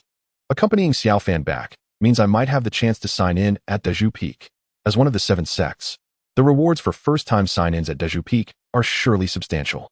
With this in mind, Jiang Feng suppressed his excitement and approached Zhang Xiaofan, saying, Xiaofan, allow me to escort you back to Dazhu Peak. All right, then I shall trouble you, brother Feng. Zhang Xiaofan replied with a goofy smile. No need for thanks. We are brothers, after all, and it is only natural to help each other. Jiang Feng jested. And then he led Zhang Xiaofan onto the spirit crane designated for the Great Demon Suppression Peak, soaring directly towards Dazhu Peak. Brother Feng, will you be residing at the Great Demon Suppression Peak from now on? Zhang Xiaofan inquired while perched upon the spirit crane. Yes, I shall remain at the Great Demon Suppression Peak from now on. Jiang Feng nodded affirmatively. Then I shall return and request my master to send me with the essence of the 5 elements from now on, so I can frequently see you, brother Feng. Zhang Xiaofan beamed with an innocent smile, appearing rather foolishly joyful. Witnessing this, Jiang Feng felt a warmth in his heart and replied, Very well. 13. Jiang Feng retrieved a bottle of spirit replenishing pills from his system space and handed it to Zhang Xiaofan. Xiaofan, this is a spirit pill given to me by my master. It will greatly benefit your cultivation, so take it. This spirit replenishing pill is of little use to me. I might as well gift it to Zhang Xiaofan. Currently, Zhang Xiaofan likely hasn't even found the path to the first level of the upper clarity realm. With this bottle of spirit replenishing pills, it should aid him in breaking through to the first level of the upper clarity realm swiftly. No, this was given to you by your master, brother Feng. You should use it yourself. Zhang Xiaofan quickly declined. Jiang Feng had anticipated Zhang Xiaofan's rejection and immediately adopted a serious expression, saying, I am different from you. 18. The typically honest Zhang Xiaofan found it difficult to refuse. Upon seeing Zhang Xiaofan accept the spirit replenishing pill, Jiang Feng finally smiled. Xiaofan, how have you been at Dazhu Peak? Does your master treat you well? Indeed, my master treats me wonderfully and even teaches me about cultivation. Thus, Jiang Feng and Zhang Xiaofan engaged in casual conversation. Before long, they arrived at Dazhu Peak aboard the spirit crane. Chapter 10. The Foundation Establishment Pill. Seeing Tian Bai, Jiang Feng, while on high above, heard Zhang Xiaofan exclaim, Brother Feng, Dazhu Peak is just ahead. Jiang Feng looked ahead to see a massive mountain, its scale at least 4 or 5 times that of the Great Demon Suppression Peak. This was to be expected, as Dazhu Peak is one of the primary peaks of Qingyun, deserving of its illustrious reputation. Standing atop the spirit crane, Jiang Feng surveyed the surroundings of Dazhu Peak. The architecture on Dazhu Peak consisted of only a few courtyards and a dozen ordinary houses, considerably lacking compared to Tantian Peak, another of Qingyun's 7 main peaks. Brother Feng, let us stop here. Following Zhang Xiaofan's guidance, Jiang Feng gently descended the spirit crane, landing in a spacious courtyard. A quick glance revealed the characters Shoujing Hall inscribed above. System, sign in at Shoujing Hall on Dazhu Peak. Upon successfully landing, Jiang Feng immediately thought to himself, "Ding! Congratulations to the host for successful sign-in. You have received a perfect foundation establishment pill. The reward has been deposited into the system space. Please check." Upon hearing this, Jiang Feng's heart brimmed with joy as he hastily checked the system space. Perfect foundation establishment pill, the most flawless existence among foundation establishment pills. Consuming it guarantees a 100 success rate in establishing a foundation. Wow, this is remarkable. After examining the attributes of the perfect foundation establishment pill, Jiang Feng was overjoyed. He desperately needed to break through to the foundation establishment realm, and unexpectedly, the system rewarded him with a perfect foundation establishment pill. Moreover, this pill guarantees a 100 success rate for establishing a foundation. Who would have thought such a reward would come from this outing? It seems I must visit Dazhu Peak more often in the future. Master, mistress, sister, I have returned. Upon landing, Zhang Xiaofan called out to the courtyard. Soon, footsteps echoed from within. It's the seventh brother returning. In Jiang Feng's view, several figures gradually emerged from the courtyard. Leading the group were 6 young men, varying in height and build. Following these young men was a little girl, exquisitely beautiful, her delicate features and sparkling eyes radiating liveliness and charm. Having read the original text, Jiang Feng could easily identify their identities. These 6 young men, like Zhang Xiaofan, were direct disciples of Tian Bai from Dazhu Peak. Song Darren, Wu Dai, Zheng Dali, Hidaji, El Daxin, and Du Bishu. The little girl must be Tian Bai's beloved daughter, Tian Linger. Xiaofan, you've returned. Tian Linger joyfully dashed to Zhang Xiaofan. But upon noticing the unfamiliar Jiang Feng, she asked, Xiaofan, who is he? Jiang Feng. At this moment, the eldest, Song Dai, looked at Jiang Feng and inquired, Jiang Feng, what brings you here? Have you come to join us at Dazhu Peak? On that day, Song Dai had witnessed the sect leader Zhu Xian take Jiang Feng away at Sanqing Hall, and now to see him here raised some suspicion. Wonderful. Does this mean I will have another junior brother? Tian Linger clapped her hands in delight upon hearing this.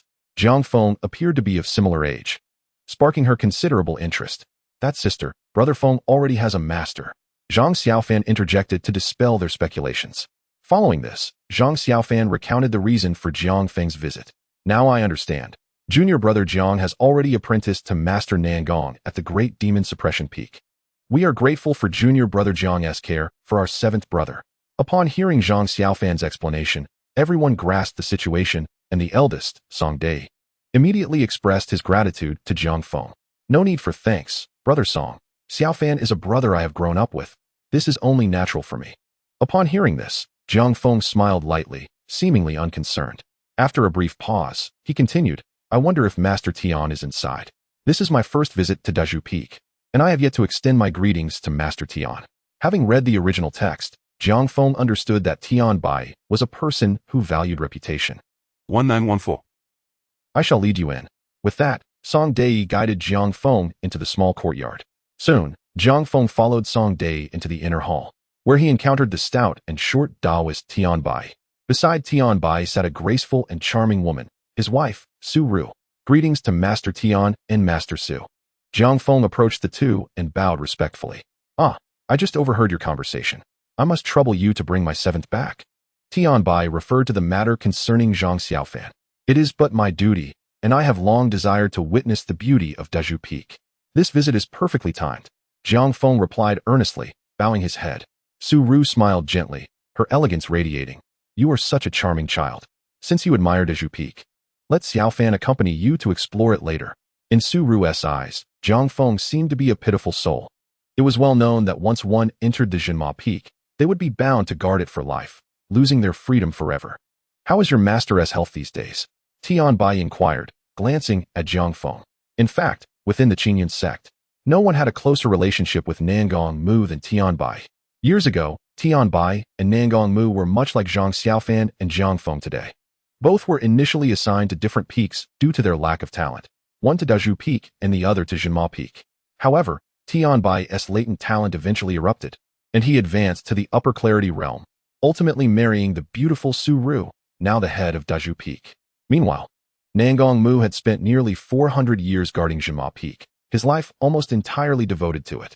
My master is well. Thank you for your concern. Jiang Feng replied softly. Take good care of your master. His time is limited. At this, Tianbai's expression grew somber.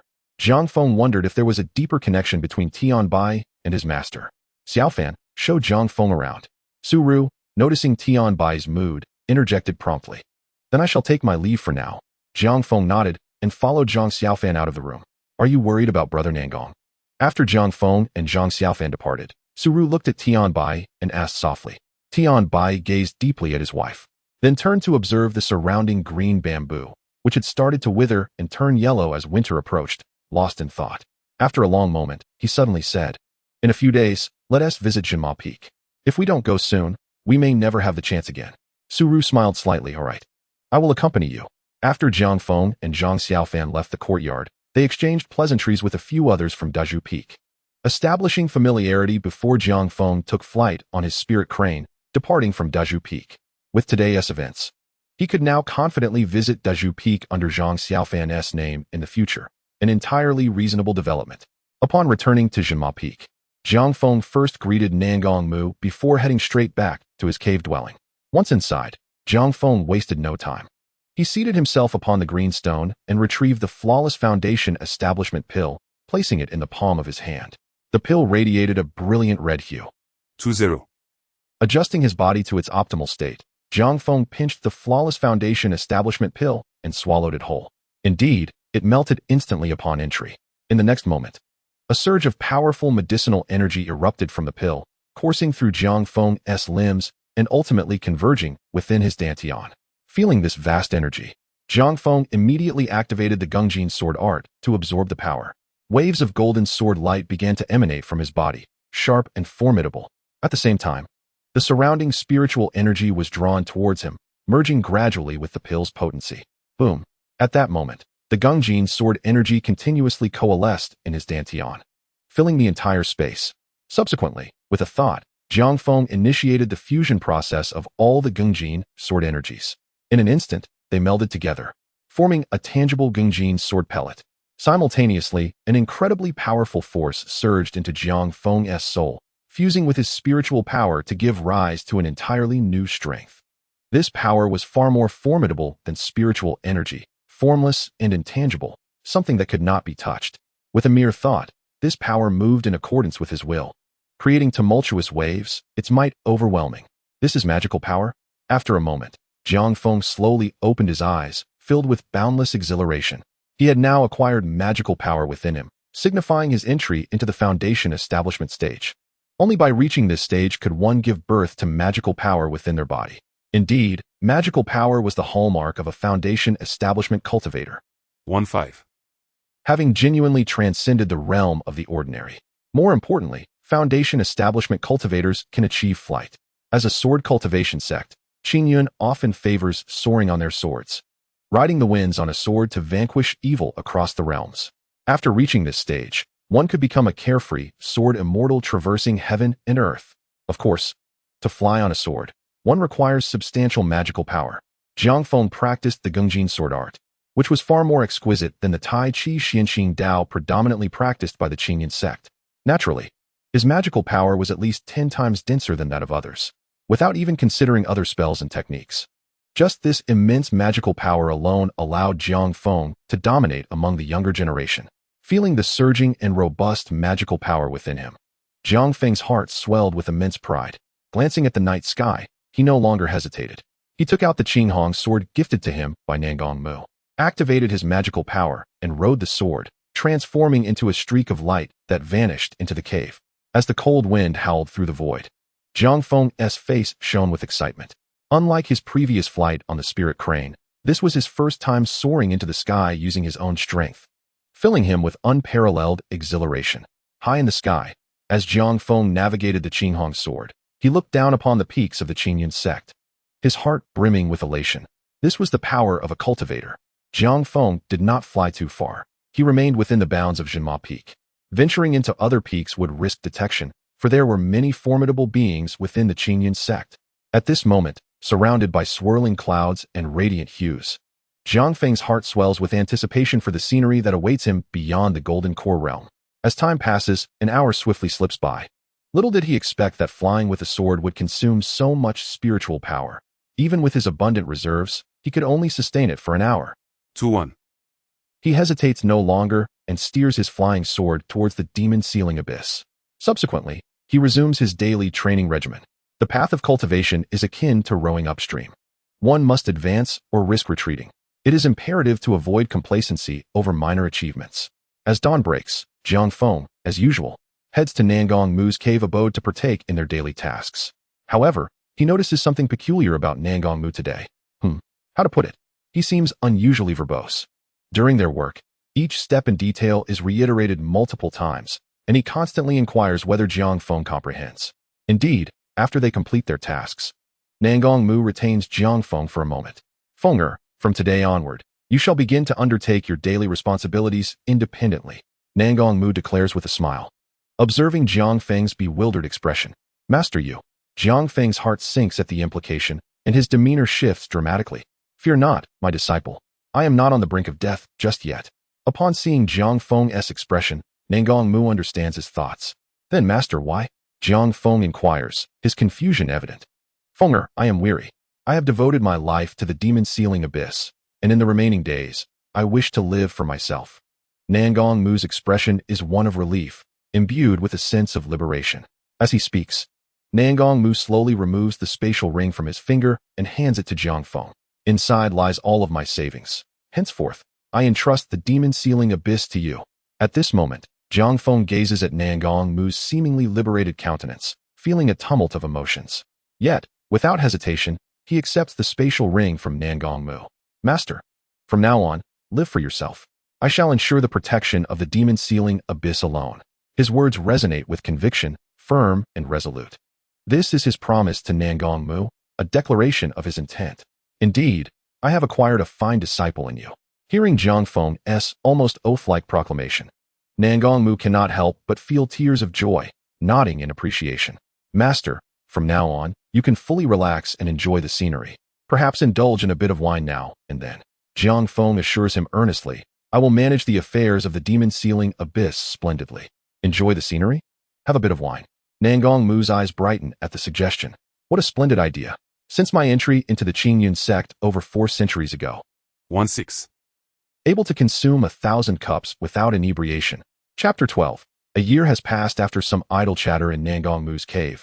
Jiang Feng steps outside, holding the spatial ring in his hand, delving into its contents. Within, he discovers over 100 spirit stones, 3 flying swords, some spiritual flowers and fruits, and various supernatural techniques. For any cultivator of the Jade Clarity realm, such treasures would elicit unbridled joy. Yet, Jiang Feng remains largely unfazed. These items hold little value for him. In the ensuing days, Jiang Feng diligently checks and maintains the great array at the demon-sealing abyss, regardless of the weather. Thus, 2-2. Achieving such progress within a year would undoubtedly astonish the higher echelons of the Qingyun Sect.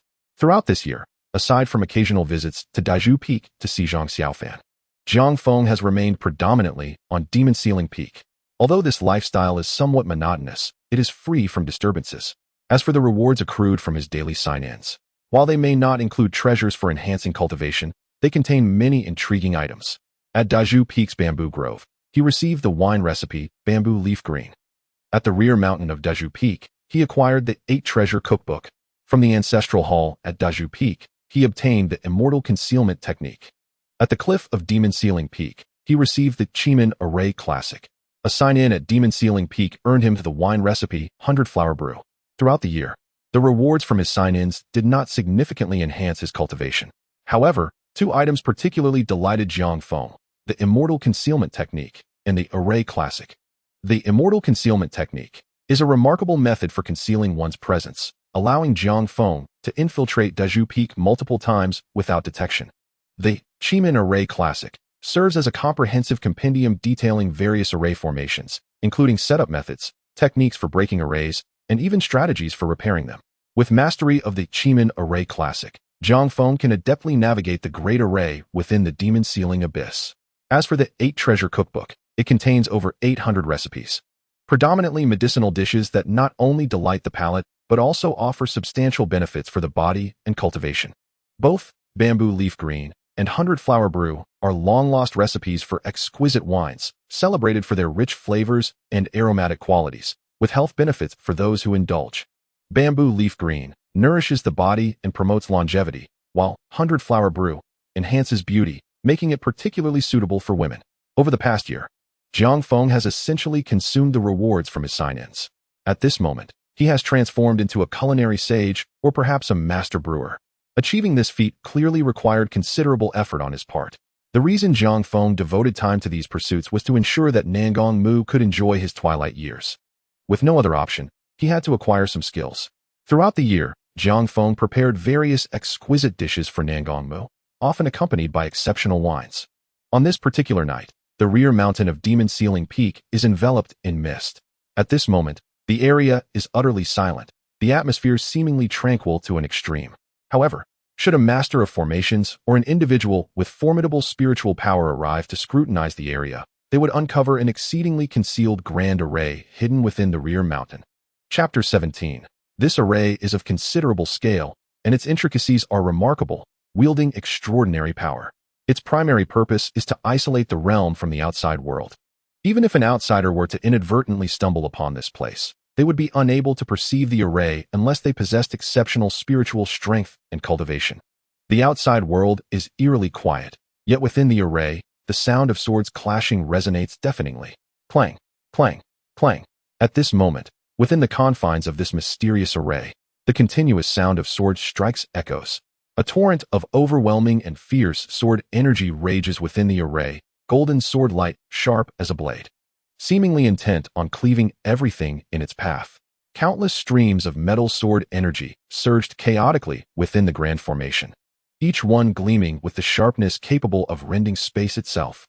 At the very center of this tempest of sword energy sat Jiang Feng, meditating in solemn tranquility. His expression was grave, eyes closed, as an immense wave of magical power erupted from him, stirring a tempest that swept outward in all directions. With a mere thought, 2-3. This sword pellet radiated an overwhelming sword intent, akin to divine thunder from the heavens, its might unfathomable. This was the famed metal sword pellet. In that moment, 1-7. all traces of sword intent and sword energy within the formation vanished in an instant. The metal sword technique had reached its perfected state. It was time for me to retreat and break through to the late foundation establishment stage. Sensing the power within him, Jiang Feng exhaled a breath of turbid air, slowly speaking. Then, with a thought, he made his aura dissipate quickly, rendering himself as inconspicuous as an ordinary person who had never practiced cultivation. This was the immortal concealment technique, which he had mastered to perfection. Now, as long as he did not reveal any fluctuations of magical power, others would be unable to detect his presence. After fortifying the demon suppression great formation today, I shall commence my seclusion tomorrow. After mastering the strange gate formation canon, Jiang Feng's daily tasks were no longer mere inspections or repairs of the formation. Now, he could utilize the techniques within the canon to directly reinforce the demon suppression great formation.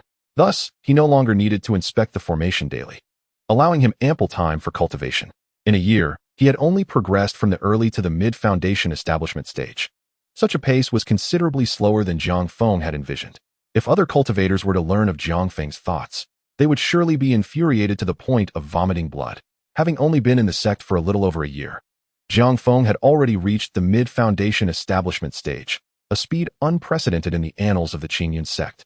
For ordinary cultivators, attaining the mid-foundation establishment stage would likely require decades, if not centuries. Yet, Jiang Feng found himself dissatisfied with this rate of progress. It is well known that as one ascends the cultivation path, the higher the realm, the more arduous the breakthroughs become. Subsequently, Jiang Feng executed a hand seal, causing the mysterious great formation to vanish without a trace. Glancing at the sky, he noted that dawn was approaching. I have yet to utilize today as sign-in opportunity. With this thought, Jiang Feng mentally intoned, System, sign in at Demon Suppression Peak. Ding. Congratulations, host. Sign in successful. You have received the exquisite wine recipe Moon Spirit Wine. The reward has been dispatched to the system space. Please check. Hearing the system's voice, Jiang Feng immediately turned his attention to the system space. Moon Spirit Wine. Consuming it enhances the speed of spiritual energy absorption, accelerating cultivation speed. Upon examining the attributes of Moon Spirit Wine, Jiang Feng's interest was piqued. The fact that this wine could expedite cultivation speed was truly remarkable. He then glanced at the recipe for moon spirit wine, and after a moment, his brow furrowed. The main ingredient for moon spirit wine is a spiritual flower known as moon spirit flower. However, Jiang Feng had never heard of such a flower. Never mind. I shall inquire with my master later. Chapter 13. Exquisite Food and Wine. Eccentric Master, it's time to eat. Early in the morning, Jiang Feng approached Nan Gongmu's cave with a food box and a wine bottle in hand. My dear disciple, you have come. Upon hearing Jiang Feng's voice, a figure swiftly emerged from the cave. It was Nan Gongmu. As soon as he stepped out, Nan Gongmu's eyes sparkled with delight at the sight of the delectable food and fine wine Jiang Feng held. With a gluttonous grin, he eagerly inquired, "What delightful delicacies have you prepared for me today, my good disciple?" At Nan Gongmu's level of cultivation, he could indeed practice fasting, no longer requiring daily sustenance. However, 2-4. the latter had become utterly dependent on this thrifty disciple for culinary delights. Nan Gongmu had not come from privilege. He was the son of a humble hunter. After joining the Qingyun Sect, he, like Jiang Feng, was brought directly to the demon suppression peak. He had spent nearly all his time there, rarely venturing outside. In his life, he had never encountered such exquisite cuisine or fine wine. Before Jiang Feng arrived at demon suppression peak, Nan Gongmu had once harbored ambitions, dedicating himself to cultivation in hopes of breaking through to the ascendant stage and living for several more centuries. At that time, his heart was steadfast, unperturbed by worldly temptations. He had never considered indulging in gourmet food or fine wine. Yet, after Jiang Feng's arrival, he attempted to break through to the ascendant stage once more, but, as expected, he failed again. It was after that failure that he resigned himself to abandoning his aspirations for the ascendant stage. 1-8. Nan Gongmu found a new pursuit, a fresh source of inspiration. He became utterly enamored with Jiang Feng's cooking and brewing. Jiang Feng had learned the 8 treasure cookbook primarily for Nan Gongmu's sake. Naturally, he was more than happy to oblige. Over the past year, Jiang Feng had been creatively preparing various dishes from the 8 treasure cookbook for Nan Gongmu's enjoyment. "Master, today's dish is sweet and sour ribs," Jiang Feng remarked with a smile, observing Nan Gongmu's figure, which had grown rounder compared to a year ago. Sweet and sour ribs, rich in aroma and utterly intoxicating. The ribs are a vibrant orange, sweet and tangy with a hint of spice. Crispy on the outside, tender within. A single bite unleashes an explosion of rich meat flavor, akin to the sensation of consuming fine wine. Ah, just the name makes it sound delicious. Quickly, bring it inside. I am famished, Nan Gongmu exclaimed eagerly, greedily inhaling the aroma wafting from the food box. "Master, you are always so impatient," Jiang Feng replied with a hint of exasperation. Of course, such delicacies must be enjoyed while hot. Letting them cool would be a travesty, Nan Gongmu insisted earnestly. At this moment, Nan Gongmu no longer held the imposing aura of a master before Jiang Feng. Their relationship had become that of ordinary elders and juniors, devoid of any formality. "Oh, it smells divine." Once inside, Nan Gongmu could no longer contain himself and hastily opened the food box, releasing a rich fragrance that enveloped the cave. Beholding the vibrant sweet and sour ribs, Nan Gongmu's mouth watered as he eagerly grabbed a piece and popped it into his mouth. Instantly, an unparalleled explosion of flavor flooded his palate, the rich meatiness exploding like a bomb, overwhelming his taste buds. "Ah, Feng your culinary skills are indeed unparalleled. It is as delicious as ever." As he chewed the sweet and sour ribs, Nan Gongmu mused aloud, "Compared to your skills, that Zhang Xiaofan from Dazhu Peak is simply incomparable." "Xiaofan? Master, why do you suddenly mention Xiaofan?" Jiang Feng inquired, pausing in confusion. It was none other than Tian Bai, who, a fortnight ago, extended a cordial invitation for me to visit his residence at Dazhu Peak, claiming it was to make amends. He boasted of preparing a plethora of culinary delights, insisting that all I needed to bring was some wine. In my estimation, he was merely coveting my cherished Zweiking. Nan Gongmu raised his glass and took a sip of Zweiking, continuing, "Nevertheless, I conceded to his invitation and brought along a jar of Zweiking to Dazhu Peak.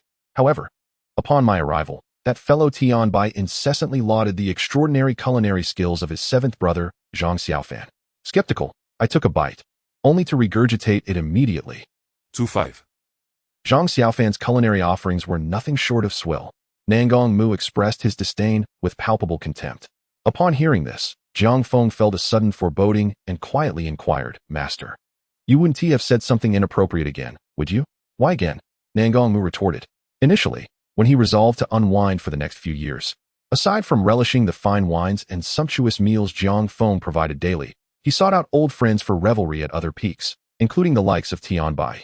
However, ever since tasting Jiang Feng's brewed Zweiking and Baiwanyang, Nangong Mu had developed a refined palate. A sip of Tianbai's wine elicited an immediate rejection. Not only that, but he also mercilessly disparaged Tianbai's wine, likening it to horse urine compared to what he usually enjoyed. Such remarks ignited Tianbai's ire, who, feeling slighted, was ready to confront Nangong Mu. Lacking the strength to match Tianbai, Nangong Mu wagered that if Tianbai could indeed produce fine wine, he would concede that his own was akin to horse urine. Confident in the quality of his brew, Tianbai accepted the challenge. However, upon tasting Nangong Mu's cherished Zweiking and Baiwanyang, Tianbai promptly discarded his own concoction, admitting defeat. Triumphant, Nangong Mu reveled in his victory, yet was taken aback when Tianbai audaciously claimed both jars of wine, refusing to relinquish them. In a fit of rage, Nangong Mu returned to Jinma Peak and ignored Tianbai for an entire month. It was only 2 weeks ago that Tianbai, having exhausted his supply of Zweiking and Baiwanyang, sought to apologize to Nangong Mu. This restored Nangong Mu's dignity, prompting him to bring a jar of Zweiking as a gesture of goodwill. Yet, unexpectedly, a similar scene unfolded once more. Jiang Feng anticipated the ensuing drama. Nangong Mu, unabashedly belittling Zhang Xiaofan's culinary creations, had surely provoked Tianbai yet again, likely leading to another wager. Contemplating this, Jiang Feng remarked, "Master, you didn't use my creations for another bet, did you? Surely, you wouldn't want to force your disciple into conceding defeat." Nangong Mu replied nonchalantly, "What of it? You certainly wouldn't expect me to admit defeat willingly. Then you would willingly offer a meat bun to a dog and still be haunted by the memory?" Jiang Feng retorted, somewhat exasperated. Ever since Tianbai discovered Zweiking and Baiwanyang, the short, stout monk had sought him out multiple times. One night. Nangong Mu's countenance darkened with indignation. "That scoundrel Tianbai is utterly shameless. I shall never fall for his tricks again." "Enough, you said the same last time." "And what happened?" Jiang Feng remained unconvinced, having seen through his master's true nature during this time. In matters of cultivation, it was clear that Nangong Mu could not rival Tianbai and his peers. Thus, he sought to carve out a sense of superiority in other realms. Jiang Feng, though resigned to his master's penchant for boasting, felt powerless to change it. After all, this old fellow had only a few years left to live. Should he fail to indulge his whims, he might never find peace in death. Consequently, for the past year, Jiang Feng had played along with Nangong Mu's pretentiousness. Grateful that he hadn't revealed his true cultivation prowess, Jiang Feng felt a sense of relief. Otherwise, he might have found himself interrogated by the sect leader, Dao Xianzhenren.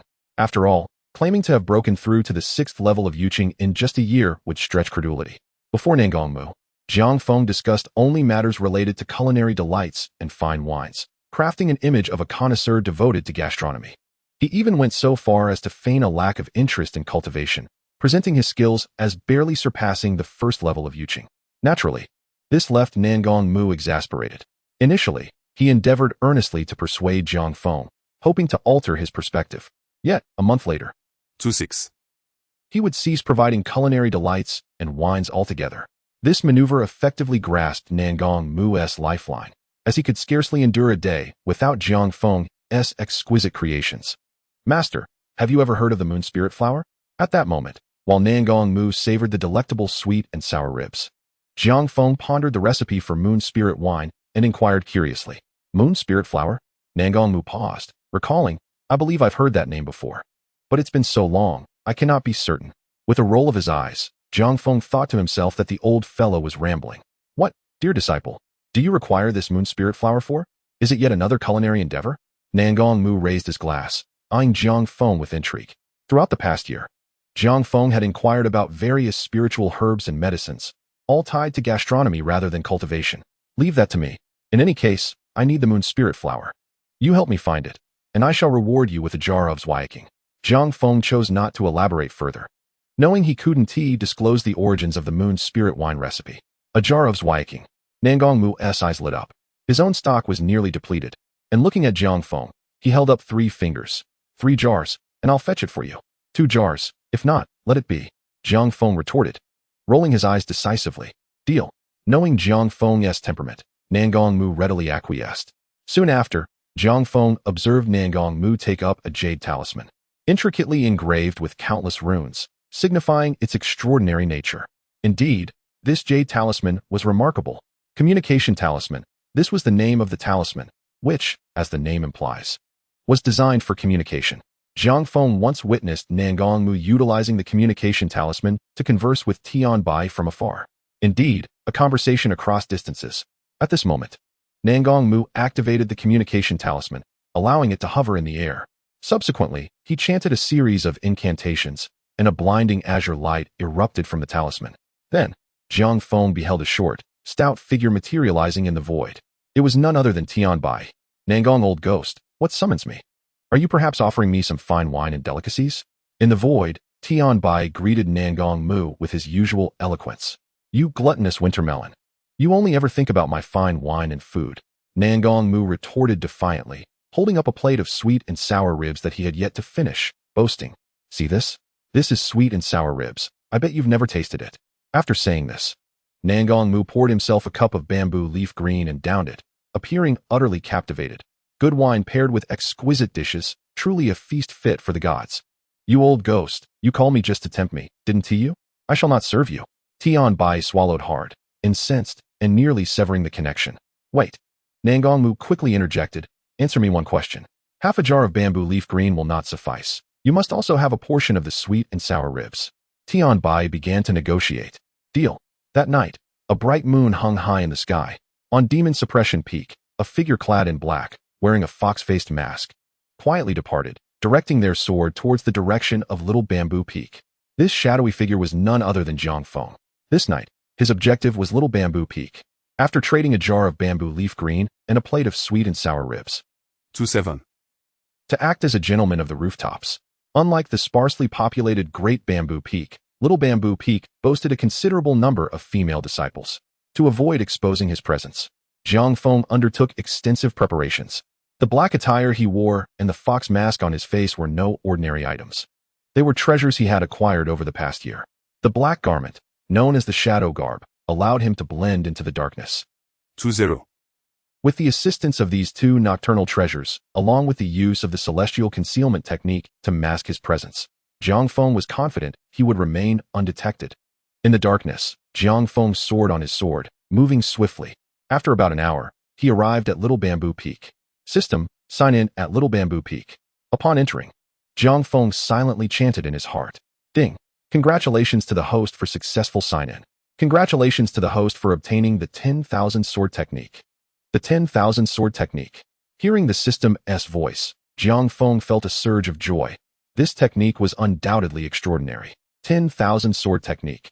A supreme mastery of the sword path that, when fully unleashed, can summon countless swords to obscure the heavens and slay demons.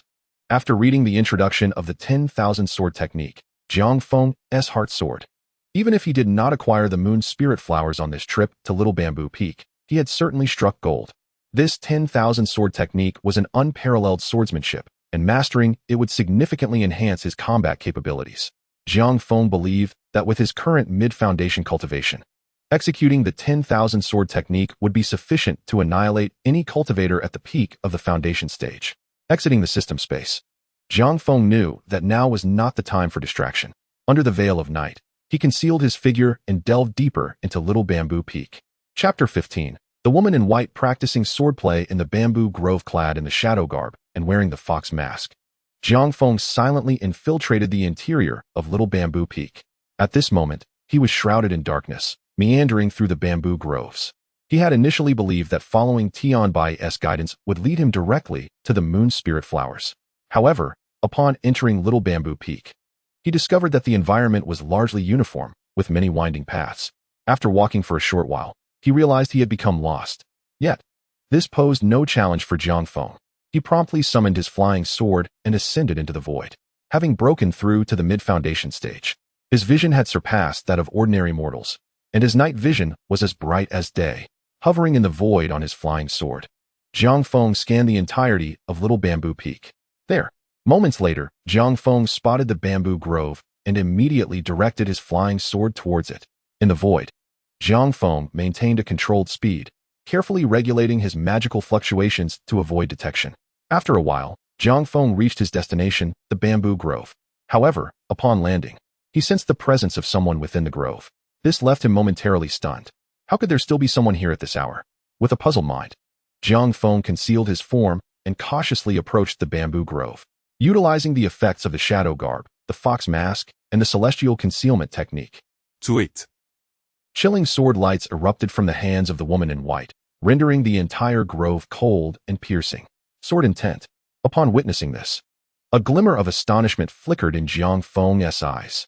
Although he could not see the woman's face, her stature suggested she was of similar age to him. Yet, at such a young age, this woman had already comprehended sword intent. Jiang Feng had attained sword intent solely through his supreme sword bone, while this woman seemed to have grasped it through her own insight.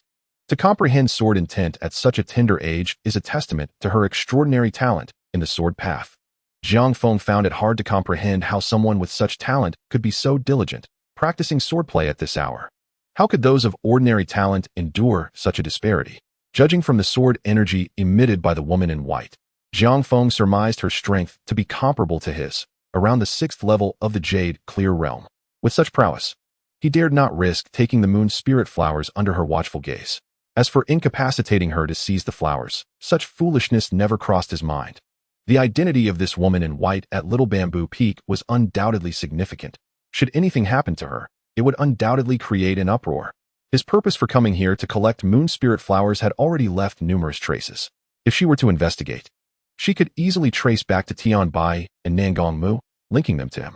For a few mere moon spirit flowers, he would not willingly plunge himself into peril.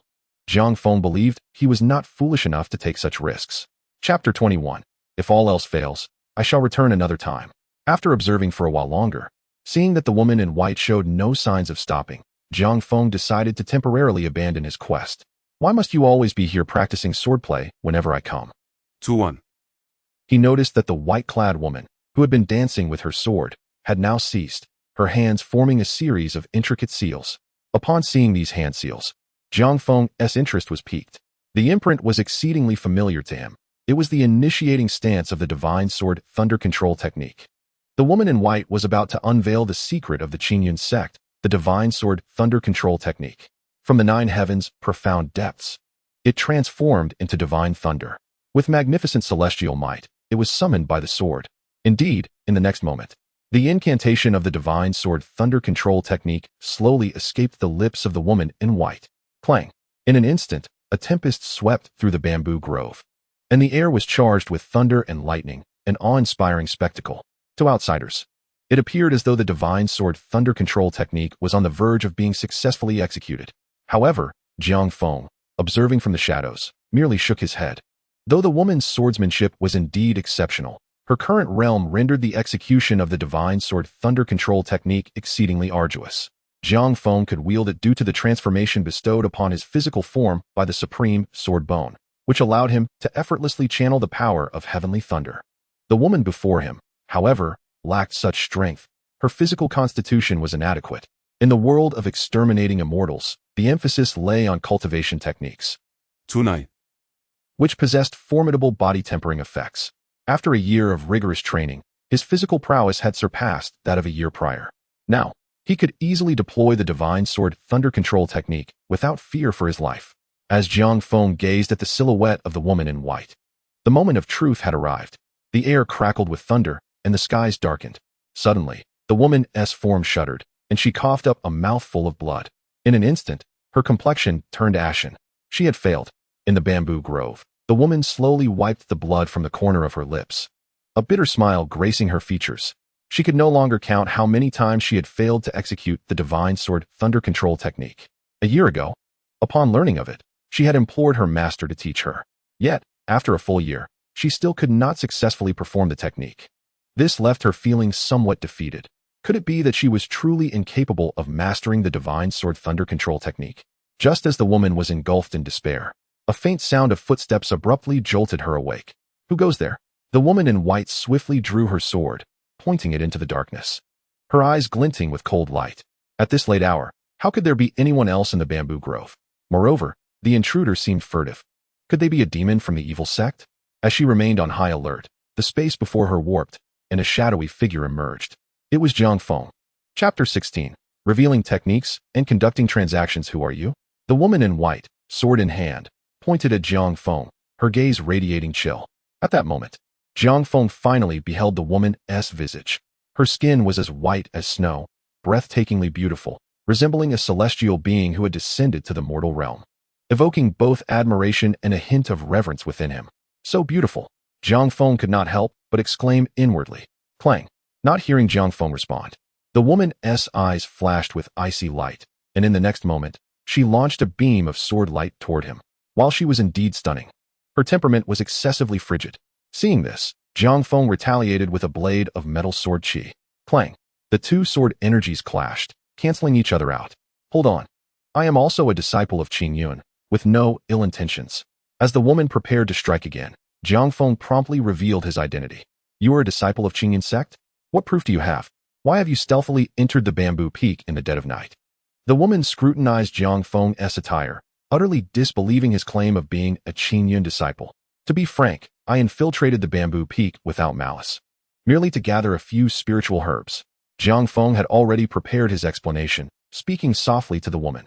If I can successfully execute the divine sword thunder control technique, it would suffice to prove my identity as a Qingyun disciple, wouldn't it?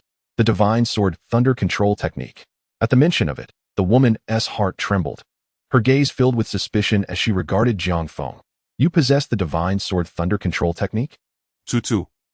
It was indeed the initiating stance of the divine sword thunder control technique. Subsequently, he recited the incantation. From the 9 heavens' profound depths, it transforms into divine thunder. With magnificent celestial might, it is summoned by the sword. As Jiang Feng's voice fell, the heavens shifted, dark clouds roiling, thunder rumbling, and lightning flashing at the edges of the black clouds, a scene of impending calamity and fierce winds. Yet, all of this dissipated in an instant, returning to tranquility. 3-0. She was evidently astonished by his execution of the divine sword thunder control technique. At this moment, the woman was indeed taken aback by Jiang Feng's display. In an instant, he summoned the power of heavenly thunder and could just as swiftly dispel it. Such a feat was something even her master could not accomplish. The ability to achieve this indicated that this individual had perfected the divine sword thunder control technique to its fullest extent. Who exactly are you? The woman in white, no longer aggressive, lowered her sword, her demeanor shifting as she regarded Jiang Feng. Since he had mastered the divine sword thunder control technique to perfection, he was likely a senior member of a sect, perhaps even more powerful than her own master. Such a presence warranted her caution. The rules of Qingyun Sect dictate that no outsiders are allowed to intrude upon Bamboo Peak without permission. The woman cited the regulations of the Qingyun Sect as she looked at Jiang Feng. Haha, I have already stated my purpose. I came to Bamboo Peak solely to collect a few spiritual herbs. I harbor no ill will. Observing the change in her attitude, Jiang Feng attempted to negotiate with the woman. How about this? If you allow me to gather a few spiritual herbs, I will impart to you the secrets of cultivating the divine sword thunder control technique. What say you? The secrets of cultivating the divine sword thunder control technique? Upon hearing this, the woman's eyes widened in disbelief as she gazed at Jiang Feng. Her conviction deepened that he was a hidden elder within the Qingyun Sect. Otherwise, how could he offer to pass on such a secret for merely a few spiritual herbs? What do you think? Will you agree? I assure you that my secret will enable you to master the divine sword thunder control technique within 6 months. Noticing her hesitation, Jiang Feng assumed she was reluctant and pressed further. Master the divine sword thunder control technique within 6 months. The woman was utterly astounded. Is what you say true? Her gaze was fixed intently upon Jiang Feng, who, beneath the fox mask, appeared enigmatic and inscrutable. Elder? Upon hearing the woman's address, Jiang Feng was momentarily taken aback, quickly realizing that she had misunderstood his identity, mistaking him for a revered elder. However, this was advantageous. It would ensure that no one would connect him to his true self in the future. Naturally, there can be no deception. With a faint smile, Jiang Feng spoke. It is merely a secret technique. I am not so lowly as to deceive a junior. Since the other party regarded him as a senior expert, Jiang Feng naturally played along. Furthermore, with the exceptional sword techniques of the Metal God Sword Decision and the 10,000 Swords Decision now in his possession, he found little allure in the Divine Sword Thunder Control technique. By imparting this secret method to her, he would indirectly bolster the strength of the Qingyun Sect, thus repaying the sect's kindness. May I inquire what spiritual herbs you require? I shall procure them for you. At this moment, The woman in white had firmly established that the person before her was a concealed master within the sect, and her demeanor became increasingly respectful. Very well, I need. Jiang Feng then listed all the spiritual herbs he required. Most of these herbs were primarily used for brewing exquisite wines, while some were intended for concocting medicinal pills. 3-1. The woman in white did not dwell on it too much. These herbs, in exchange for a method that could perfect the divine sword thunder control technique within 6 months, were indeed a remarkable bargain.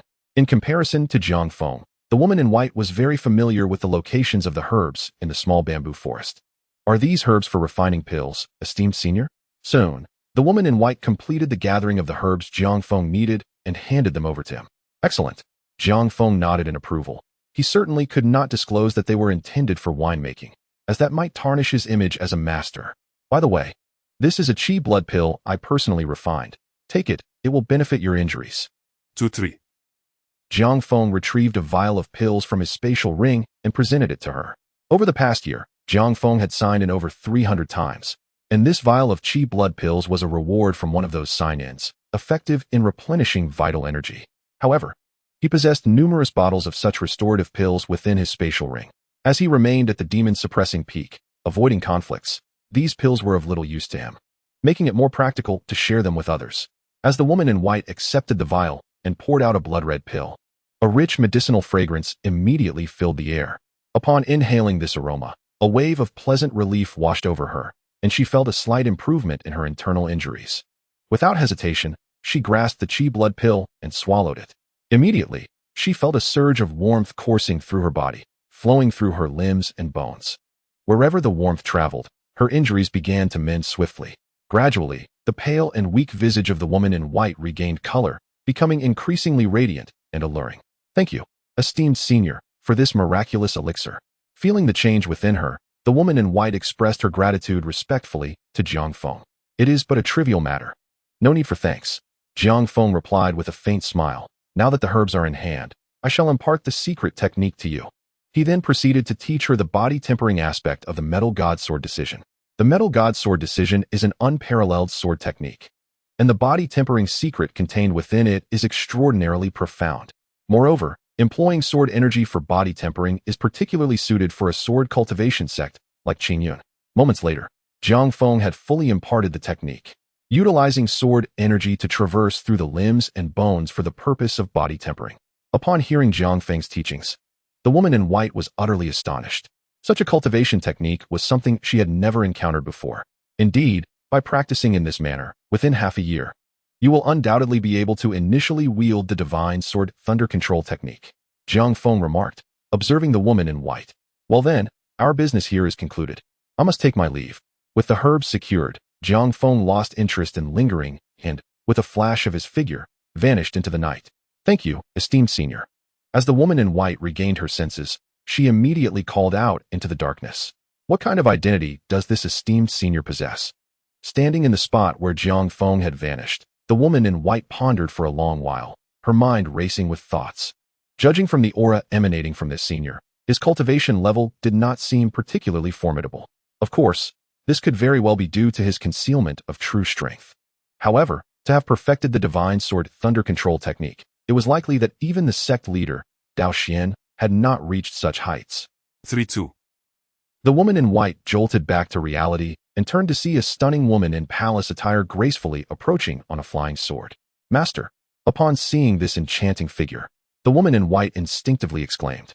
If Jiang Feng had still been present, he would have recognized this as Master Shuiyu, with whom he had once crossed paths in the Sanqing Hall. She was also the head of the small bamboo peak. Shuiqi, I knew you would sneak off to the small bamboo forest to practice the divine sword thunder control technique again. Upon seeing the woman in white, Master Shuiyu's beautiful face immediately turned stern, revealing her displeasure. Master, I acknowledge my mistake. Seeing Master Shuiyu's serious demeanor, the woman in white, surprisingly unafraid, began to act a bit coy. I will not dare to do so again. Humph. It is my fault for indulging you too much. Observing the woman in white's demeanor, Master Shuiyu sighed in resignation. After that, she grasped the woman in white's hand and, after a moment of probing with her spiritual energy, expressed surprise. Shuiqi, you have not sustained any injuries this time? Have you mastered the divine sword thunder control technique? Upon saying this, A hint of joy appeared on Master Shui Yu's face. Though she had always prohibited the woman in white from practicing the divine sword thunder control technique, believing her powers insufficient, if the woman in white had indeed succeeded, she would naturally be very pleased. After all, achieving mastery of the divine sword thunder control technique at such a young age is a rare talent indeed. 2-4. It would undoubtedly elevate the peak status, perhaps even making it the foremost among the 7 branches of Qingyun. Master, I still failed. I was just fortunate enough not to be injured this time, the woman in white explained. After careful consideration, she decided to keep Jiang Feng's matter a secret for now. After all, in her heart, she believed that the esteemed senior did not wish to reveal his true identity.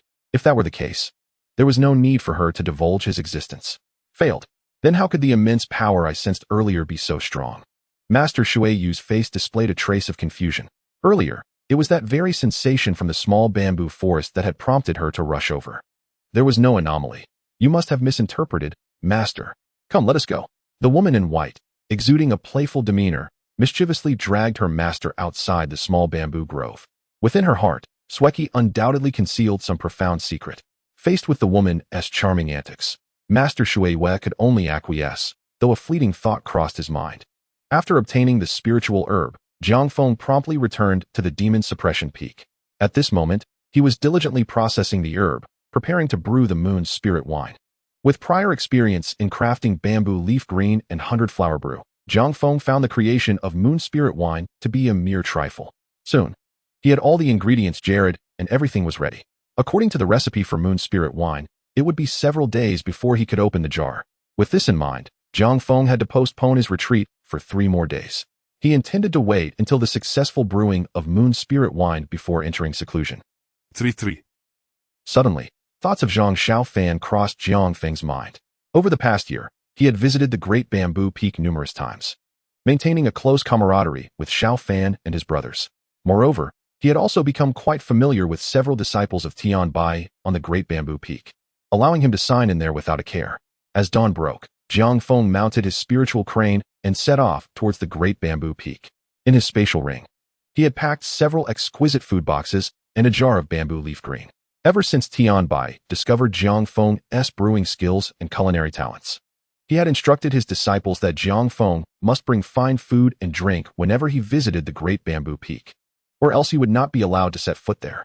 Naturally, Jiang Feng felt somewhat displeased about this. It was evident that Tian Bai was taking advantage of him. He had even contemplated using celestial concealment to sneak into the Great Bamboo Peak. However, thoughts of Zhang Xiaofan, his sincerely devoted brother, made him reluctant. He could not bear to meet Xiaofan under such clandestine circumstances.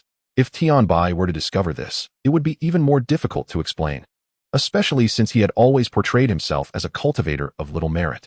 How could someone of such limited prowess infiltrate the Great Bamboo Peak undetected?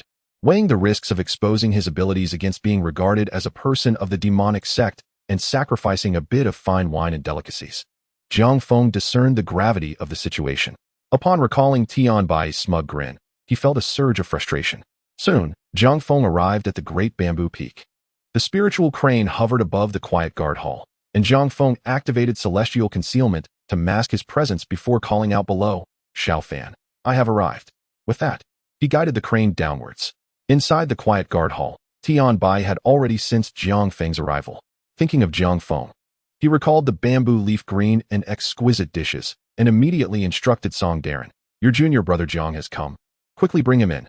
Observing this scene, Su Ru nearby couldn't help but express mock annoyance. "Look at you, so eager. You'll scare Xiaofeng away. He can't escape. If that kid dares to run, I'll break his legs." Tian Bai, realizing his own impatience, sheepishly chuckled. Although over the past year, Jiang Feng had been extorted for many things by Tian Bai, it must be said that his relationships with the people of Great Bamboo Peak had strengthened significantly. Particularly, every time Jiang Feng visited, he would present Su Ru with a bottle of 100-flower brew. Such a beauty-enhancing elixir was irresistible, even for someone as stunning as Su Ru. As time passed, Su Ru grew increasingly fond of Jiang Feng. "You dare. If you harm a single hair on Xiaofeng, I won't let you off easily." 2-5. Zhang Xiaofan was the first to rush out to greet him. "Xiaofan." Jiang Feng approached and patted Zhang Xiaofan on the shoulder. A year had passed, and Zhang Xiaofan had visibly matured and grown. Jiang Feng carefully sensed, discovering that Jiang Feng had reached the first level of the Jade Clear Realm. To break through to the first level of the Jade Clear Realm in just a year was quite an achievement, not to be dismissed as a mere failure. Of course, Jiang Feng's progress was undoubtedly aided by the spirit-replenishing pill Jiang Feng had gifted him. Brother Feng. 3-4. I've missed you so much. Jiang Feng smiled back at Tian Linger, teasingly remarking, have you missed me, or are you just craving my culinary creations? Over the past year, both Tian Bai and Su Ru had been won over by Jiang Feng's cooking, so it was no surprise that the little girl, Tian Ling, was also enchanted.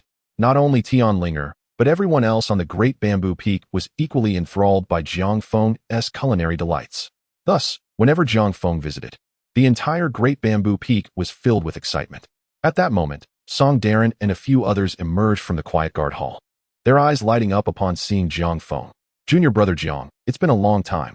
Brother Song. Jiang Feng nodded slightly in acknowledgement. Your master is still waiting for you inside, Song Darren reminded Jiang Feng, somewhat embarrassed by his master's behavior. I'll go see Master Tian and Master Su first, Jiang Feng replied, already accustomed to the situation and unbothered. With that, he stepped into the inner hall. Upon entering, he immediately spotted Tian Bai and his wife.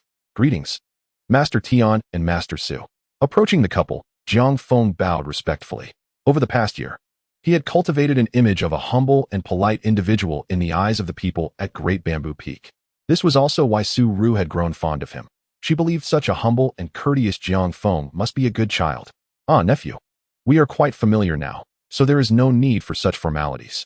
Tian Bai, his gaze fixed on Jiang Feng, could not help but ask, what delightful treats have you brought this time? You are so impatient. Little Feng hasn't even had a sip of tea yet, and you're already urging him. Su Ru scolded Tian Bai with a hint of annoyance. She then shifted to a gentle demeanor, looking at Jiang Feng. Little Feng, don't mind him. Come sit over here and try the tea brewed by Master. Jiang Feng nodded, moving closer and then retrieving 2 food boxes and 2 jars of wine from his spatial ring, saying, today, I've brought you delicacies, linglong drunken duck and drunken grilled fish, along with a fish head tofu soup. I remember Master Su mentioned wanting to try linglong drunken duck again, so I made it especially for you. Subsequently, Jiang Feng opened the food boxes and introduced the dishes to them. Fish head tofu soup, the milky white fish broth, succulent and tender fish head, accompanied by tofu that sparkled like white jade and emerald, devoid of scallions, ginger, or any seasoning. Just the pure pairing of fish head and tofu. The aromatic fish head tofu soup was laid out on the table, stirring in irresistible appetite. The essence of the dish known as drunken grilled fish lies in its spirited infusion of robust, aged wine. It is imperative that the wine possesses a certain potency, allowing its aromatic essence to permeate the flesh of the fish during the marination process. Ideally, a well-prepared drunken grilled fish is enveloped in a subtle hint of wine, its fragrant aroma wafting through the air, while the fish itself exhibits a delicate rosy hue that invokes a sense of enchanting beauty. As for the exquisite linglong drunken duck, 2-6. Listening to Jiang Feng's description, Tian Bai could hardly contain his anticipation and, disregarding the heat, swiftly lifted a piece of the fish to his mouth. 3-5. Aromatic essence erupting from the fish, creating an explosion of flavor in his mouth, complemented by the tender, succulent texture of the fish.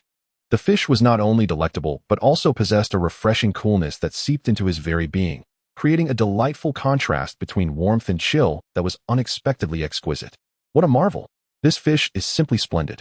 Tian Bai squinted his eyes in blissful enjoyment, nodding in appreciation as he continued to indulge, taking another generous piece of fish into his mouth.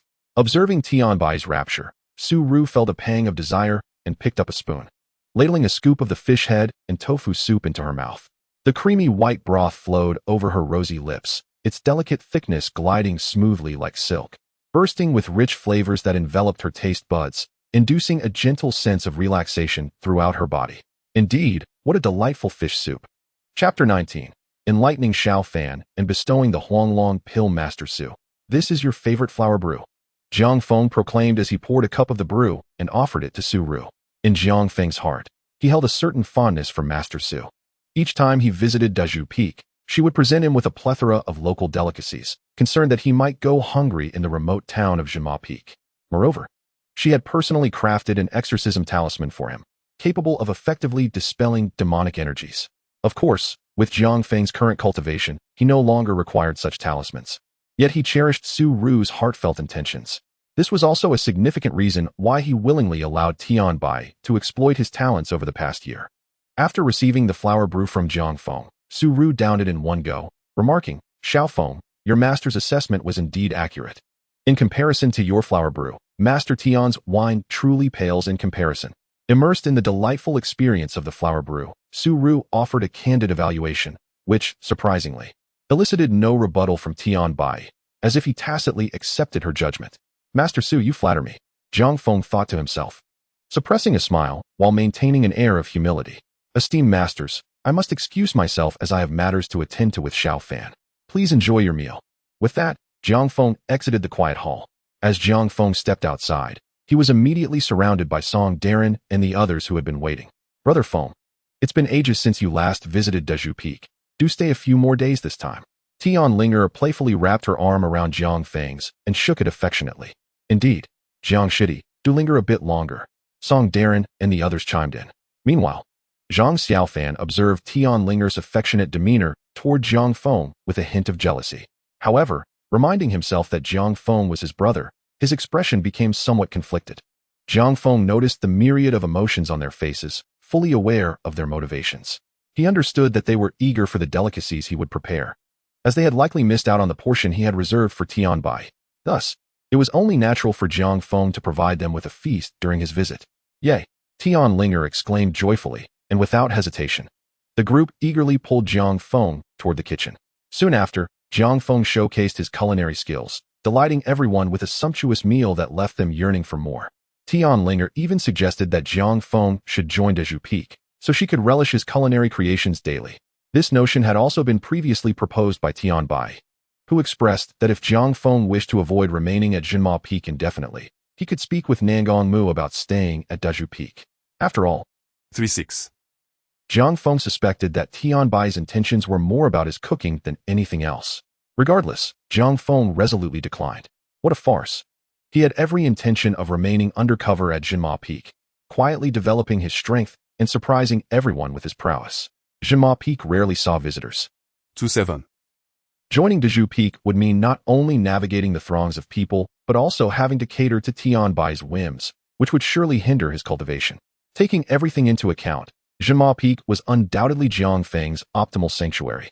Moreover, if he were to join Dezhu Peak, Nangong Mu's newfound leisure would swiftly vanish, plunging him back into the monotony of his former existence.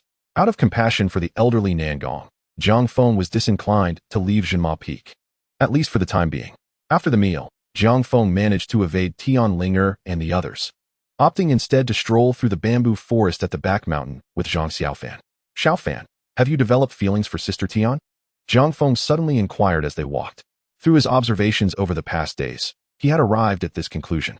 Having lived two lives, Jiang Feng was astute enough to recognize that Tian Linger's affection was not rooted in romantic interest, but rather a desire for his culinary talents. He had no intention of engaging in youthful romantic entanglements with a girl. "Ah, Zhang Xiaofan stammered, his face flushing crimson upon hearing Jiang Feng's question, his words becoming tangled. "If you like her, then embrace it without shyness," Jiang Feng remarked, slightly irritated. He understood that Zhang Xiaofan had always been this way, honest yet timid. Such a disposition could one day prove detrimental in the unpredictable realm of cultivation.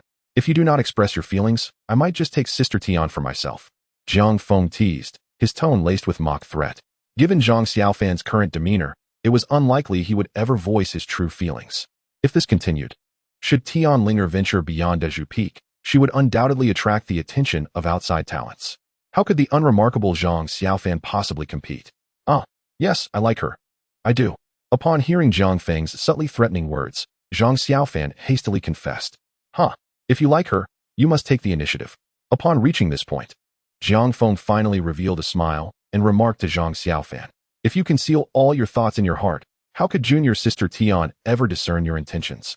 As he spoke, Jiang Feng produced a paper-bound book from his robes and handed it to Zhang Xiaofan, saying, "Junior sister Tian has a fondness for delicacies. Cater to her tastes and be a bit more proactive. In time, you shall surely win her heart." The book he presented to Zhang Xiaofan was none other than the 8-treasure recipe. Brother Feng, At this moment, Zhang Xiaofan, just over 10 years old, was still naive and did not comprehend such matters. Upon hearing Jiang Feng's words, his face flushed with embarrassment. Observing his reaction, Jiang Feng chose to say no more and internally whispered, "System, sign in at the Bamboo Peak Bamboo Forest." Ding. Congratulations to the host for a successful sign-in. The host has received the Yellow Dragon Pill. The sign-in reward has been credited to the system space. Please check. Upon hearing this, Jiang Feng's consciousness delved into the system space. Yellow Dragon Pill. Consuming it accelerates the absorption of spiritual energy, suitable for cultivators below the foundation establishment stage. Tasteless when eaten, yet a pity to discard. 37. He looked at Zhang Xiaofan and decided to hand the Yellow Dragon Pill to him. "Xiaofan, this pill will aid your cultivation. Take it and use it." "No, Brother Feng. Your possessions are too precious." Upon seeing the pill bottle in Jiang Feng's hand, Zhang Xiaofan immediately recalled the spirit-replenishing pill. He understood that without that pill, his aptitude would not have allowed him to break through to the first level of the Jade Clear Realm so quickly. Having spent a year in the Qingyun Sect, he was no longer entirely naive about the cultivation world. He was well aware of how precious such a pill that could expedite cultivation was.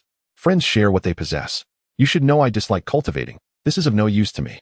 To placate Zhang Xiaofan, Jiang Feng adopted his usual tactic, his face turning serious. "If you refuse, I shall cast it away immediately."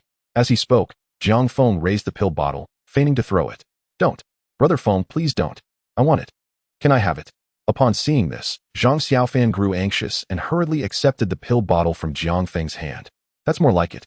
At this moment, Jiang Feng smiled, patted Zhang Xiaofan's shoulder, and earnestly advised, "Xiaofan, be a little more confident." After 2 more years, having spent some time at the Bamboo Peak, Jiang Feng departed. Returning to the demon-suppressing peak, once the 3-day period had elapsed, he directly opened the Moon Spirit Wine, lifting the cloth covering the half-man-high wine vat. A powerful and intoxicating aroma surged forth, enveloping him in its rich fragrance. Such fine wine. The moment he caught a whiff of the aroma, Jiang Feng was momentarily entranced. The fragrance was rich yet not overpowering, potent yet not distressing. He felt a wave of joy wash over him. This batch of Moon Spirit Wine was an extraordinary success.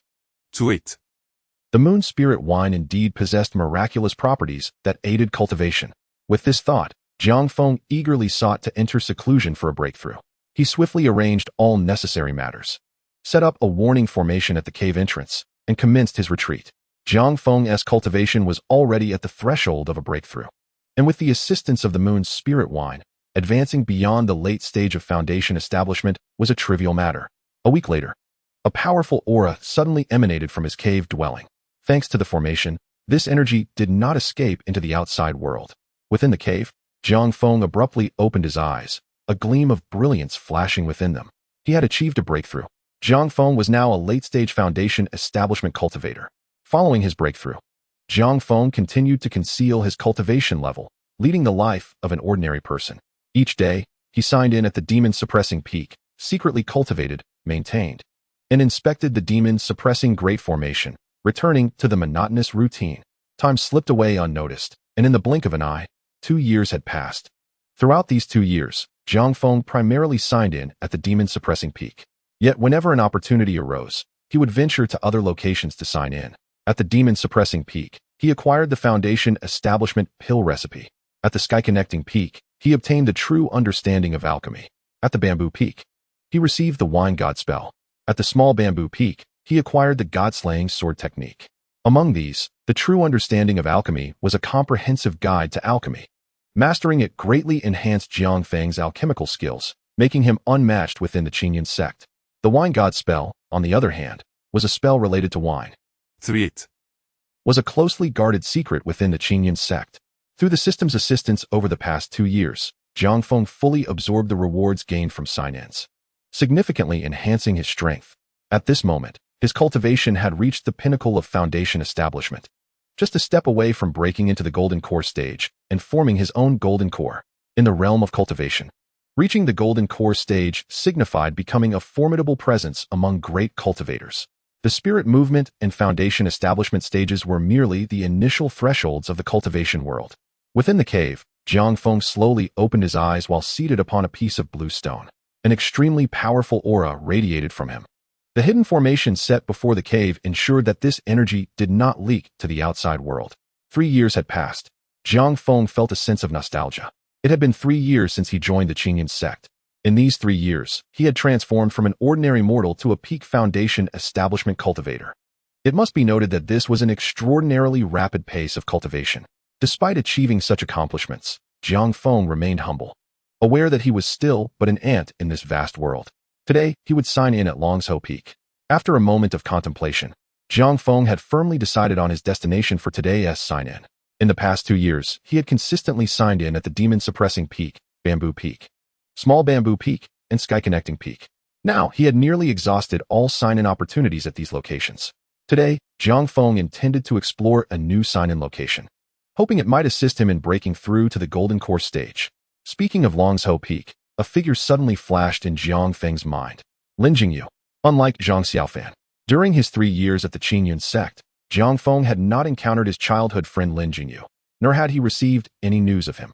Thus, this time, Jiang Feng planned to infiltrate Longzhou Peak, not only for today's sign-in, but also to see if he could gather any information about Lin Jingyu. With this thought in mind, Jiang Feng wasted no time and dispelled the hidden formation at the cave entrance. Over the past 2 years, Jiang Feng had not only made progress in swordsmanship, but had also achieved considerable mastery in formations and alchemy. Even compared to reclusive elders who dedicated their lives to these arts, he was not to be underestimated. Dressed in shadowy robes and wearing a fox-faced mask, Jiang Feng summoned his flying sword and swiftly departed from the demon-suppressing peak, heading rapidly toward Longzhou Peak. Given Jiang Feng's current cultivation, his speed while riding the sword was remarkably swift. Moments later, a streak of rainbow light pierced the void, landing upon Longzhou Peak. In the Dragon Head Peak, Jiang Feng silently communicated with the system upon landing. Suddenly, a notification echoed in his mind. Ding. Congratulations, host, you have successfully checked in. You have received Dream Nerve. Tonight. The description of the Dream Nerve read, by cultivating this technique, one can practice even in dreams, drawing closer to the great Tao and accelerating the cultivation speed. A sense of helplessness washed over Jiang Feng as he reflected on his past reluctance to train under Master Nangongmu, preferring instead to sleep. The system had seemingly fulfilled his wish. From now on, even if he slept daily, he could cultivate, and at an accelerated pace. He mused that this Dream Nerve was quite fitting for him, perfectly concealing his usual training. Moreover, 3-9. Jiang Feng's attention was captured by a figure in the moonlight, gracefully wielding a sword. To his surprise, someone was practicing swordplay at such a late hour. This reminded him of the white-clad woman he had encountered in the small bamboo forest, the scene eerily reminiscent of that encounter on the small bamboo peak. He couldn't help but feel a sense of admiration for the Qingyun Sect, recognizing the abundance of talent among its disciples. Having checked in twice at the main peak and witnessing disciples practicing diligently at midnight spoke volumes of their dedication. This sect possessed immense potential for further development. Eager to gather information about Lin Jingyu, Jiang Feng stealthily approached the figure practicing swordplay. Soon, he discerned the true appearance of the individual, sharp brows and bright eyes. Clad in a Taoist robe, exuding an indomitable spirit. To his astonishment, it was Lin Jingyu. Jiang Feng had never expected to encounter him at Dragon Head Peak in the dead of night. Lin Jingyu was tirelessly swinging his sword, sweat beading on his forehead, indicating he had been practicing for quite some time. As he wielded his sword, he simultaneously formed hand seals for the technique. Heaven and earth, righteous energy, everlasting. Not seeking to slay immortals, but to vanquish demons. Is this the true technique of slaying demons? Jiang Feng realized that Lin Jingyu was practicing the Qingyun Sect's secret technique, the true technique of slaying demons, and he had already reached the minor success stage. Reflecting on this, Jiang Feng felt a twinge of emotion. 3 years ago, Lin Jingyu had been sought after by the 7 major factions due to his exceptional talent, while he himself had been cast aside by Master Zhu Xian, relegated to the demon suppression peak.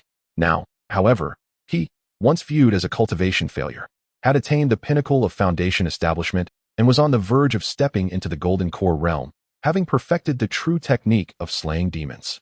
Lin Jingyu, recognized as a prodigy, had only managed to reach minor success. If the leaders of the 7 major factions were to learn of Jiang Feng's current achievements, their expressions would surely be remarkable. Yet, Jiang Feng did not feel pride in his accomplishments nor any ill will towards Lin Jingyu. On the contrary, he admired Lin Jingyu's relentless training at such an hour, recognizing that someone of his caliber would surely achieve greatness in the future. However, as Jiang Feng observed, It became apparent that Lin Jingyu was currently at a bottleneck in his cultivation of the true technique of slaying demons. From the fluency of his movements and the speed of his hand seals, Jiang Feng surmised that Lin Jingyu had been at minor success for nearly a year, with no apparent progress since. Having perfected the true technique himself and fused it with the supreme sword bone, Jiang Feng could easily discern Lin Jingyu's situation. For a talent like Lin Jingyu, reaching minor success was likely not a challenge, but advancing to major success posed a significant hurdle. After all, the gap between these stages was substantial. Observing Lin Jingyu's earnest yet stagnant efforts, Jiang Feng contemplated for a moment before deciding to offer his guidance in cultivating the true technique of slaying demons. However, he was mindful of not revealing his identity, as he lacked the strength to protect himself and needed to maintain a low profile. With that resolution, Jiang Feng activated his shadow cloak and fox mask, employing the immortal concealment technique to fully obscure his presence before swiftly appearing before Lin Jingyu. Who goes there? Lin Jingyu, startled by the sudden appearance of a shadow before him, instinctively swung his sword, unleashing several sharp sword energies that shot towards Jiang Feng like lightning. 3-0. He had reached the Foundation Establishment realm, a testament to his exceptional ability among the disciples of Qingyun Sect. 4-0. Though Lin Jingyu was powerful, he was unfortunately facing Jiang Feng at that moment. As the three fierce sword energies approached, Jiang Feng merely smiled, showing no intention of evading. The three formidable sword energies sliced through the air, closing in on Jiang Feng's figure. To Lin Jingyu's shock, they halted mere inches away, dimming and dissipating into the void. What Jiang Feng had unleashed was the 10,000 sword technique, a swordsmanship grand art he had perfected. When invoked, it created a domain of sword intent, allowing him to manipulate countless swords. Thus, mere sword energies were trivial to him. Witnessing this spectacle, Lin Jingyu gazed at Jiang Feng, filled with trepidation. Who dares to play tricks here? Yet, true to his proud nature, Lin Jingyu did not retreat. Unfazed by Jiang Feng's mysterious abilities, he channeled his energy and summoned the true technique of slaying demons directly at Jiang Feng. As Lin Jingyu unleashed the technique, his entire essence coalesced into a single sword strike, powerful enough to threaten late-stage Foundation Establishment cultivators. Jiang Feng was taken aback, recognizing Lin Jingyu's remarkable talent in executing the true technique of slaying demons. This strike was undoubtedly a testament to his extraordinary prowess. However, Jiang Feng remained unmoved in the face of this onslaught. As Jiang Feng slowly raised his right hand, several strands of golden sword energy surged within his palm. Subsequently, he extended his hand towards Lin Jingyu, effortlessly pinching the sword from his grasp as if it required no effort at all. Unfazed by the fierce sword energy enveloping the blade, he appeared utterly indifferent. This was inconceivable, as Lin Jingyu watched in astonishment, unable to believe what had just transpired. He frantically channeled his inner power to reclaim the sword, only to find it immovable. Jiang Feng's hand was as unyielding as steel, firmly clenching the sword in between his fingers. The rudimentary mastery of the slaying ghosts and gods technique was utterly incapable of harming me. Jiang Feng smiled faintly at Lin Jingyu, then loosened his fingers, allowing the sword to return to Lin Jingyu's hand. Upon hearing Jiang Feng's words, Lin Jingyu's complexion paled, his mind reeling. After a moment's hesitation, he refrained from attacking Jiang Feng once more. From their previous exchange, he realized he was no match for the man before him. If Jiang Feng desired his death, it would be as effortless as a breath. Who exactly are you? Why have you stealthily infiltrated Longsho Peak in the dead of night? At that moment, Lin Jingyu sheathed his sword, casting a wary gaze at Jiang Feng. You need not be so tense. I harbor no ill intentions towards you, Jiang Feng remarked with a smile, observing Lin Jingyu's defensive stance. Yet, Lin Jingyu clearly doubted his words, sneering in response. A figure cloaked in black, intruding upon Longsho Peak at such an hour. Your words are indeed hard to believe. Jiang Feng, clad in dark attire and adorned with a fox mask, could easily be misinterpreted as a nefarious individual. He felt somewhat exasperated, contemplating that he must choose a more respectable guise next time he revealed himself. Nevertheless, Jiang Feng possessed ample means to prove his sincerity. I shall make you believe, he declared, his gaze unwaveringly fixed on Lin Jingyu, exuding confidence. No sooner had he spoken than a sword materialized in his hand with a resounding clang. Jiang Feng decisively drew the blade from its sheath. Indeed, he harbors ulterior motives. Lin Jingyu scoffed, his wariness intensifying, mentally preparing for a desperate battle. Observe closely and witness what it truly means to wield the slaying ghosts and gods technique. 4-1. quickly followed by disbelief. His master, the Tsangsong Taoist, had explicitly stated that he himself could not master the technique. Moreover, it was said that within the entire Qingyun Sect, no more than 3 individuals could execute the slaying ghosts and gods technique. In Lin Jingyu's mind, those who had mastered this technique were undoubtedly peerless warriors of the sect. How could this sneaky individual possibly wield such power? Yet, as he observed Jiang Feng's hand seals, his pupils dilated in disbelief.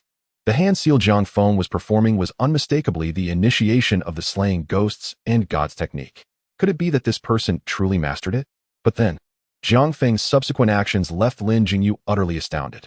A series of sword techniques, familiar to him from countless hours of practice, erupted from Jiang Feng's hand, manifesting the very slaying ghosts and gods technique he had tirelessly honed.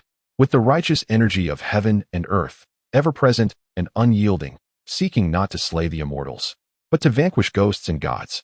Suddenly, as Jiang Feng recited the incantation of the slaying ghosts and gods technique, it reverberated through Lin Jingyu's mind like a thunderclap.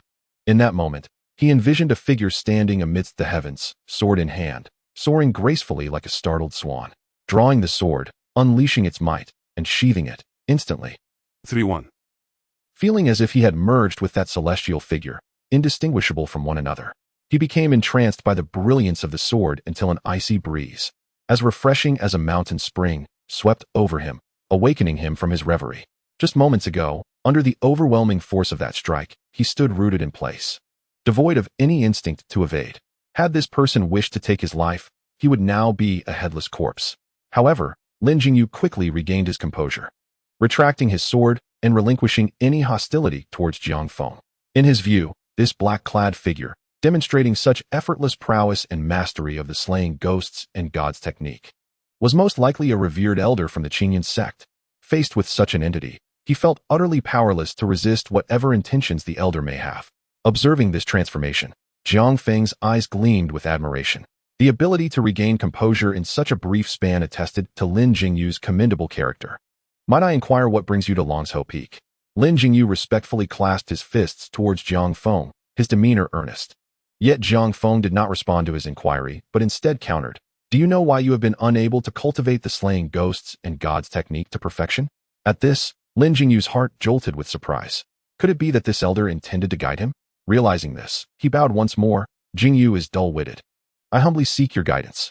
Jiang Feng remained unfazed, calmly stating, what do you believe is the most crucial aspect of mastering the slaying ghosts and gods technique? The most crucial aspect?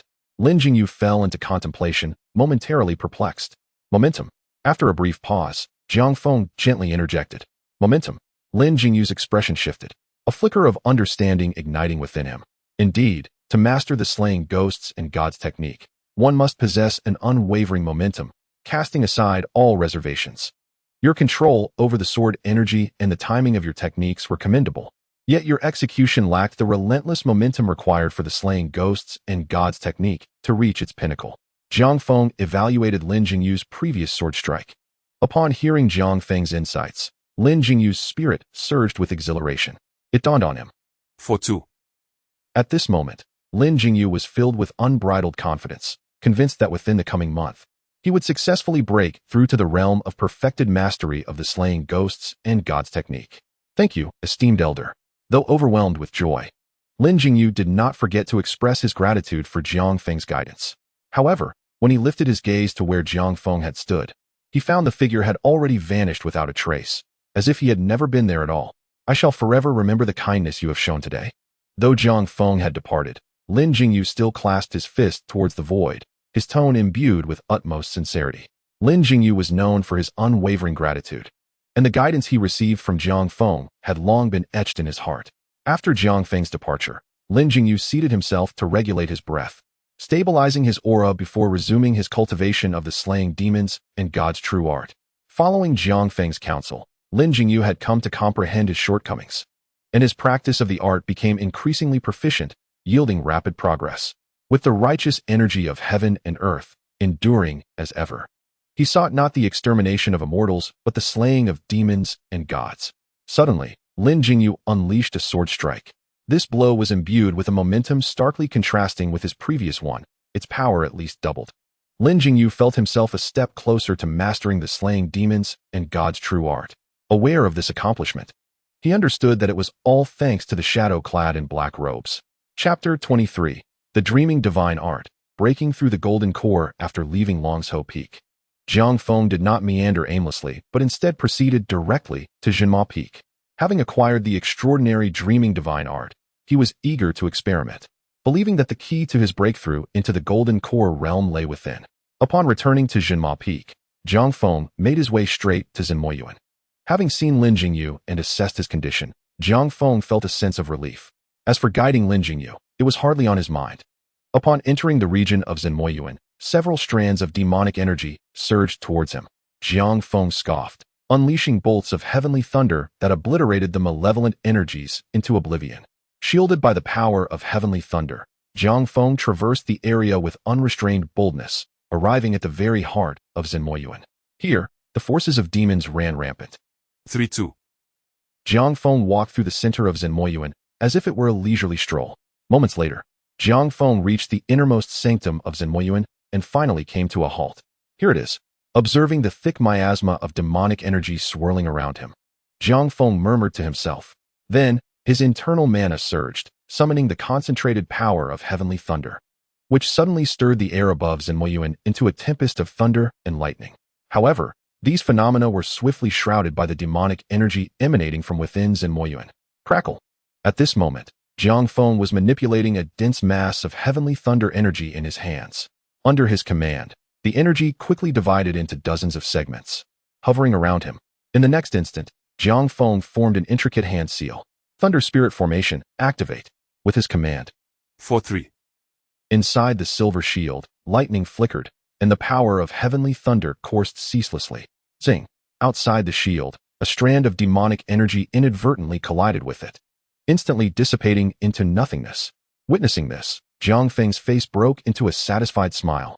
With the Thunder Spirit Formation in place, he could cultivate without concern for the interference of demonic energies. This was the core of Zhenmoyuan, where waves of demonic energy surged, and the dense fog of darkness obscured all within. Although Jiang Feng had not set up a concealment array, the demonic energy itself served as a natural barrier. If Jiang Feng were to cultivate within, it was likely that even Zhu Xian, the master of Qingyun Sect, would be unable to sense his presence at Jinma Peak. Gulp! Gulp! Before commencing his cultivation, Jiang Feng retrieved a wine flask and took several hearty swigs. This flask contained moon spirit wine, known for its efficacy in accelerating the absorption of spiritual energy from heaven and earth. Thus, before every session of cultivation, Jiang Feng would indulge in a few sips. With the exquisite wine flowing through him, an aura of profound essence began to emanate from Jiang Feng, marking him as extraordinary. Seizing the moment, Jiang Feng promptly took out the Dreaming Divine Art and commenced his practice. Without the essence of the universe, the division of yin and yang cannot occur. Thus all things cannot grow and flourish. Therefore, without the essence, the divine is ineffective. Without the path, there is no birth. The divine must possess the path. The path must possess technique. Technique must possess law. Law must possess heart. Heart must possess unity. Unity must possess truth. Truth must attain the ultimate. The ultimate must transcend the void, the purest, the most subtle, the most luminous. As each incantation of the law was uttered, strands of luminous energy enveloped Jiang Feng.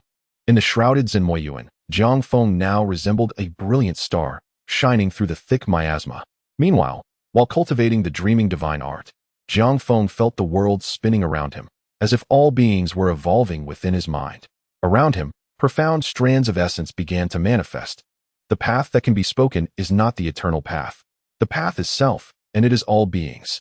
Under the influence of the Dreaming Divine Art, Jiang Feng felt as though he had drawn close to the true essence of the Tao, gradually beginning to understand, lost in reverie.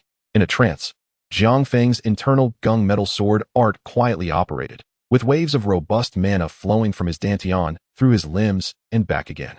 This cycle continued for countless revolutions. Throughout, Jiang Feng remained in a state of closed eyes, his breath steady, as if he had fallen into a deep slumber. The Dreaming Divine Art truly allowed for cultivation in dreams. Time passed unmeasured, and Jiang Feng's gung metal sword art continued its cycles. The gung metal sword pellet within him had quietly begun to transform. Strands of sharp, piercing gung metal sword energy continuously manifested around Jiang Feng, exuding a chilling sword intent. Subtle and profound essences flowed around the gung metal sword pellet within him, appearing remarkably extraordinary. Driven by his mana, the gung metal sword pellet gradually shifted, evolving into the illusory form of a golden core. The golden core illusion. In the realm of cultivation, this illusion was referred to as a false core. Such a false core was typically used to assess those practitioners between the foundation establishment and golden core realms. Compared to the perfected foundation establishment, the false core realm was much closer to the golden core, merely a step away from breakthrough. However, Jiang Feng could not be content with merely a false core. Suddenly, 4-4. one must employ decisive measures and strive for a vigorous surge. The effects of the abundant moon spirit wine quickly became apparent. Clash, clash, clash. 3-3. The golden false core was undergoing significant transformation. Endless golden sword glimmers filled the Dantian, unleashing a fierce sword intent. As time gradually passed, Jiang Feng's aura slowly returned to tranquility. Unbeknownst to him, the golden false core illusion within him had vanished, replaced by a tangible and supreme golden core. Chapter 24. The golden core strength at this moment. Within Jiang Feng's body, a perfectly round golden core radiated a dazzling golden light. Within the golden core, faint silhouettes of golden swords flickered, exuding a profound and fierce aura.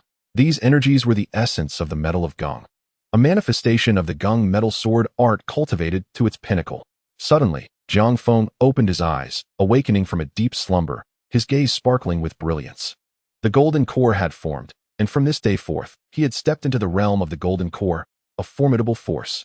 Feeling the surging mana within him, Jiang Feng's heart swelled with ambition. From this day forward, he was no longer a mere ant at the mercy of others. In this moment, a powerful sword intent emanated from Jiang Feng, sweeping around him with utmost ferocity. The surrounding demonic energy recoiled from the gung metal sword aura. As if confronted by some terrifying presence, Jiang Feng's sword intent erupted, akin to a divine sword yet to be drawn from its sheath. Once unleashed, it would surely shake the heavens and earth. The next moment, Jiang Feng glanced at the surrounding demonic energies, a fierce battle intent igniting in his eyes. Retreat.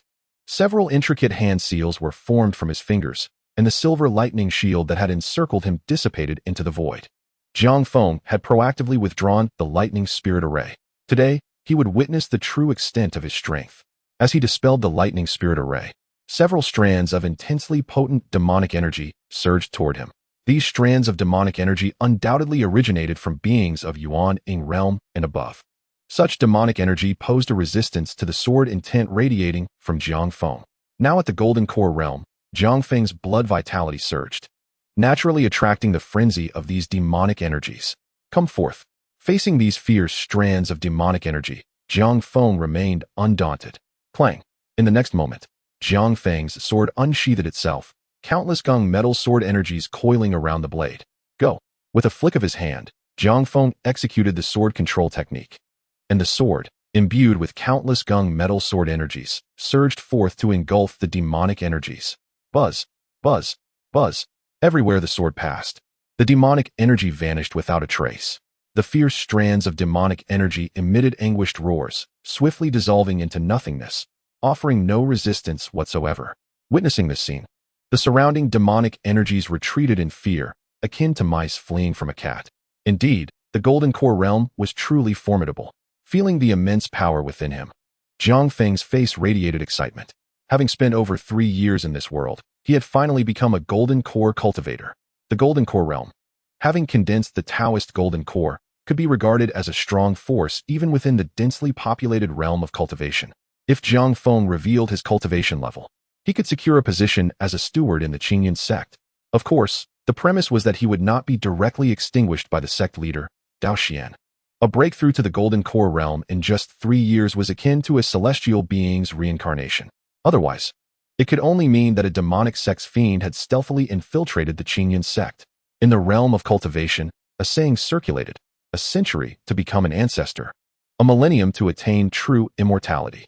This implies that reaching the golden core ancestor level requires 100 years, while attaining Yuan-Ing requires 1,000. 4-5. It was indeed as challenging as ascending to the heavens to break through from golden core to Yuan-Ing.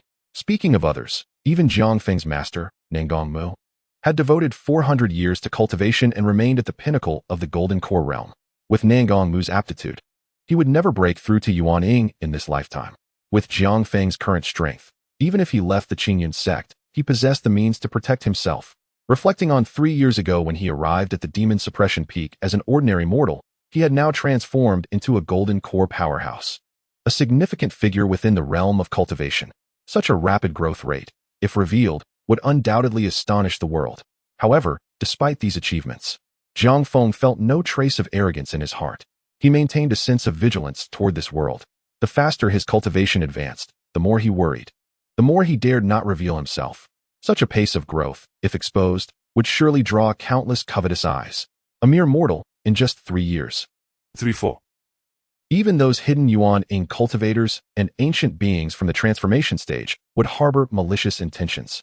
If such formidable beings were to strike, how could Jiang Feng's mere Golden Core strength withstand them?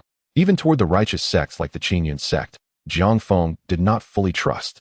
Thus, even upon breaking through to the Golden Core realm, Jiang Feng remained unsatisfied. In the days to come, he would continue to cultivate in secrecy, gradually growing stronger. Until one day, when he had become invincible in the world, he could finally reveal his secrets. Contemplating this, Jiang Feng swiftly concealed his aura, completely sealing his Golden Core cultivation. Then, as usual, he awaited the rise of the sun to inspect the demon suppression array. After completing his tasks, Jiang Feng prepared a few delicacies to present to Nangong Mu. Disciple, you have arrived. Upon seeing the food box from Jiang Feng, Nangong Mu was naturally overjoyed. Oh, disciple. You. However, when Nangong Mu beheld Jiang Feng, a flicker of astonishment shone through his previously murky eyes.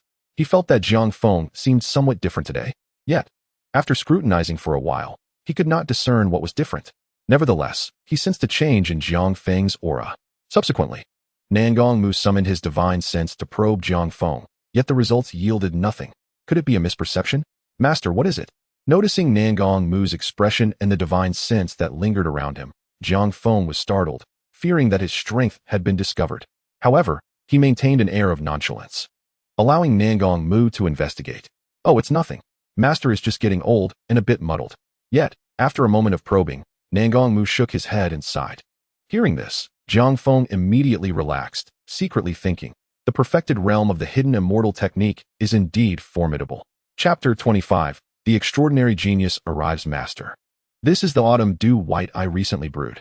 Please have a taste. In Nangong Mu's cave dwelling, Jiang Feng opened the food box, producing a flask of fine wine to pour a cup for Nangong Mu. This autumn dew white was the exquisite wine Jiang Feng had recently crafted. Although this wine lacked the benefits for cultivation that others possessed, it offered an unparalleled delight to the palate. A single sip would surely ensnare one in its intoxicating embrace. As soon as the flask was opened, a rich aroma of wine permeated the cave. A new variety? This fragrance indicates it must be exceptional. Upon seeing the autumn dew white, a smile illuminated Nangong Mu's face. He lifted the cup and drank it in one gulp. 4-6. Saying, as long as master is pleased, I shall take my leave to catch up on some much-needed sleep. After acquiring the dream nerve, Jiang Feng intended to continue his cultivation under the guise of slumber. As he prepared to exit the cave, he was halted by Nangong Mu's sudden interjection. Today marks the beginning of the month, and shortly, a disciple from Longsho Peak will arrive to deliver this month's 5 elements source. Allow me to introduce you. Jiang Feng, puzzled, inquired, Master. The disciple delivering the 5 elements source is named Li Long, and I am already acquainted with him. Over the past 3 years, although Jiang Feng had taken over the daily maintenance tasks, the disciples from each peak still diligently delivered the 5 elements source to Nangong Mu. By this time, he had become familiar with most of those who came to deliver, hence his confusion at Nangong Mu's words. This visitor is different. Observing Jiang Feng's confusion, Nangong Mu took another sip of Qiu Lu Bai, squinting slightly as he explained, yesterday, that fellow Tsang sent me word that he would dispatch his prized disciple to deliver the 5 elements source to Jinma Peak today. His tone shifted to one of displeasure as he added, Humph. I know the old rascal's intentions. He likely aims to promote his precious disciple. Promote? Jiang Feng questioned, intrigued. Nangong Mu remained with his eyes closed, seemingly lost in the delight of Qiu Lu Bai, and replied nonchalantly. I've long heard from Fatty Tian that Tsang has taken on a remarkable disciple, rumored to have successfully cultivated the supreme secret technique of our sect. The Zhang Guotian true formula. Zhang Guotian true formula. Jiang Feng was taken aback, and a figure suddenly sprang to mind. Lin Jingyu. The description perfectly matched that of Lin Jingyu. Could it be that Lin Jingyu was the one coming to deliver the 5 elements source to Zhima Peak? Nangong Mu continued, 3 years ago. After Tsang took this disciple under his wing, he kept him hidden away until recently. According to Fatty Tian, during this time. 3-5. Nangong Mu then remarked, that old Tsang is indeed audacious. He even dares to make a spectacle at Zhima Peak. Turning to Jiang Feng, he added with a hint of melancholy, Fenger, though I am not pleased. I must admit that this talent from Longzhou Peak will undoubtedly become a significant figure in Qingyun Sect. Seize this opportunity to befriend him. It may grant you an ally in the future. At this, Nangong Mu's tone turned somber. Fenger, my time is limited, and I can offer you little. From now on, you must rely on yourself. Jiang Feng was moved by Nangong Mu's self-deprecating words. Despite his seemingly carefree demeanor, it was evident that his master had his best interests at heart. All those years of providing fine wine and delicacies had not been in vain. With a smile, Jiang Feng replied, hearing you speak, Master, I find myself intrigued by this talent. However, you underestimate my abilities. With my skills, I need not worry about making friends. He raised a cup of Chiu Lu Bai in jest. Nangong Mu paused, then chuckled, indeed. With your culinary and brewing talents, you'll have plenty of friends to come. Remember, when the disciple from Longzhou Peak arrives, showcase your skills. I refuse to believe that you cannot impress him with your artistry. With that, 4-7. Jiang Feng sensed an arrival at Zhima Peak. Here he comes, Jiang Feng surmised, certain that this individual was indeed the talented disciple Nangong Mu had mentioned. Moments later, a figure appeared at the entrance of the cave. Disciple Lin Jingyu, under orders from my master, has come to deliver the 5 elements source. The voice rang out, exuding confidence. Indeed, it was Jingyu. Upon hearing the call, Jiang Feng's heart leaped with joy. He had correctly guessed that the prodigy from Longzhou Peak was none other than Lin Jingyu. Come in. Nangong Mu called out to Lin Jingyu. As Lin Jingyu stepped into the cave, he bowed slightly, acknowledging Nangong Mu and Jiang Feng. When his gaze fell upon Jiang Feng, his expression shifted to one of astonishment, followed by sheer delight. Brother Feng, Jingyu, Jiang Feng exclaimed, equally thrilled. Previously, they had met at Longzhou Peak, but due to his secrets, Jiang Feng had refrained from truly acknowledging Lin Jingyu, leaving him with a lingering sense of regret. Now, being able to openly recognize each other filled him with joy. In that moment, the two childhood friends embraced, their excitement palpable. Witnessing this, Nangong Mu was momentarily taken aback. His disciple was familiar with the prodigy from Longzhou Peak. It seemed their bond was significant. Brother Feng, I recently visited Dazhu Peak and saw Xiaofan. He informed me of your stay at Zhima Peak. So I requested my master to allow me to deliver the 5 elements source here. Lin Jingyu explained, beaming at Jiang Feng. Since being taken in by Tsang 3 years ago, Lin Jingyu had remained at Longzhou Peak. Tsang, recognizing Lin's extraordinary talent, had been strict to ensure it was not squandered. In the past 3 years, Lin Jingyu had diligently pursued his cultivation, achieving the foundation establishment stage, a feat that most could only dream of attaining. In contrast, Zhang Xiaofan, despite his efforts, had only managed to reach the 2nd level of the Yuqing realm with Jiang Feng's assistance. From now on, you must frequently visit Zhima Peak. I shall arrange for Xiaofan to join us, and we 3 brothers shall gather, Jiang Feng said, patting Lin Jingyu's shoulder with satisfaction. After 3 long years, their reunion brought him immense joy. Absolutely, Lin Jingyu replied, equally excited. For the past 3 years, he had missed Jiang Feng and Zhang Xiaofan, his childhood companions, dearly. Ahem, young Lin Jingyu, what about the 5 elements source you brought? Nangong Mu, feeling a tad overlooked, interjected. Oh, here it is, Lin Jingyu responded, producing a jade box from his possession. He opened it to reveal 5 luminous crystals, each radiating the energies of the 5 elements, powerful sources of energy within. Excellent, Nangong Mu exclaimed as he accepted the crystals, sensing their rich energy and nodding in satisfaction. While he found Tsang irritating, he could not deny the man's formidable strength. All right, Fenger, you and young Jingyu should catch up. Master has first sent the essence of the 5 elements to the demon suppression array. 3-6. Thus deciding to grant them space. Moreover, since the essence of the 5 elements was exposed, its primal power would swiftly dissipate, naturally. 4-8. My master specifically instructed me to learn the art of array formation from you, master. I hope you can accommodate this. As he spoke, Lin Jingyu's tone became somewhat fervent. Upon hearing this, Nangong Mu turned to Lin Jingyu and replied calmly, You wish to enter the demon abyss, do you not? I have long heard that you, Junior Lin, are quite combative, inheriting the spirit of Brother Tsang in vanquishing demons.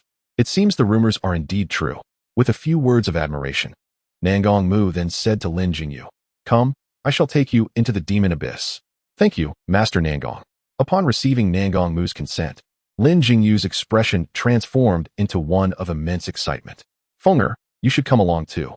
This time, I will teach you how to arrange the essence of the 5 elements in advance." Nangong Mu called out to Jiang Feng before exiting the cave dwelling. Upon hearing this, Jiang Feng was momentarily taken aback, then quickly realized the implication. Over the past 3 years, although Nangong Mu had entrusted Jiang Feng with daily maintenance tasks, the arrangement of the essence of the 5 elements had always been his direct responsibility. This was because arranging the essence of the 5 elements required foundational cultivation, needing the application of magical power.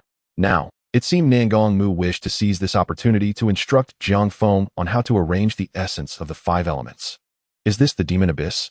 The aura of demons is indeed rampant. Moments later, at the entrance of the demon abyss, Lin Jingyu gazed at the swirling demonic power above, his tone brimming with excitement. At that moment, the essence of the 5 elements within the demon suppression array was nearly exhausted, causing the array to lose its former might. Consequently, the demonic aura within the demon abyss today was significantly denser than usual. At this moment, Nangong Mu was traversing the 5 positions of the demon suppression array, weaving intricate hand seals to commence the arrangement of the essence of the 5 elements crystals. It seemed that upon sensing Nangong Mu's actions, countless demons colliding against the array grew anxious, intensifying their assaults on the array. Instantly, waves of increasingly potent demonic energy surged forth. In the void, a chorus of furious roars from the demons resonated. At that moment, a strand of demonic energy suddenly broke through its original confinement, surging outward from the demon abyss and roaring not far from Lin Jingyu and Jiang Feng. Although this strand of demonic energy was formidable, it had evidently reached its limit here, unable to push further due to the restraints of the demon suppression array. It howled towards Lin Jingyu and Jiang Feng, emitting a series of taunts, seemingly mocking yet filled with reluctance. "How dare you, mere demons!" Witnessing this scene, Lin Jingyu's brows furrowed, and a glint of murderous intent flashed in his eyes. Years ago, the entire village of Kaomayakan was slaughtered, leaving only Lin Jingyu, Jiang Feng, and Zhang Xiaofan alive. This incident had been unanimously attributed to demons by the higher-ups of the Qingyun Sect. From that moment on, whenever he heard the words demons, Lin Jingyu's heart would become exceedingly violent. Now, seeing this strand of demonic energy wreaking havoc before him, Lin Jingyu's murderous intent surged. With a clang, Lin Jingyu unsheathed his treasured sword, charging straight at the demonic energy. "Junior Jingyu, don't." At that moment, Nangong Mu, who was arranging the essence of the 5 elements, also witnessed this scene and felt a jolt of alarm within him. The strand of demonic energy reaching the outside world was proof of its formidable strength. A mere foundational cultivator like Lin Jingyu recklessly confronting it could very well be invaded by the demonic energy.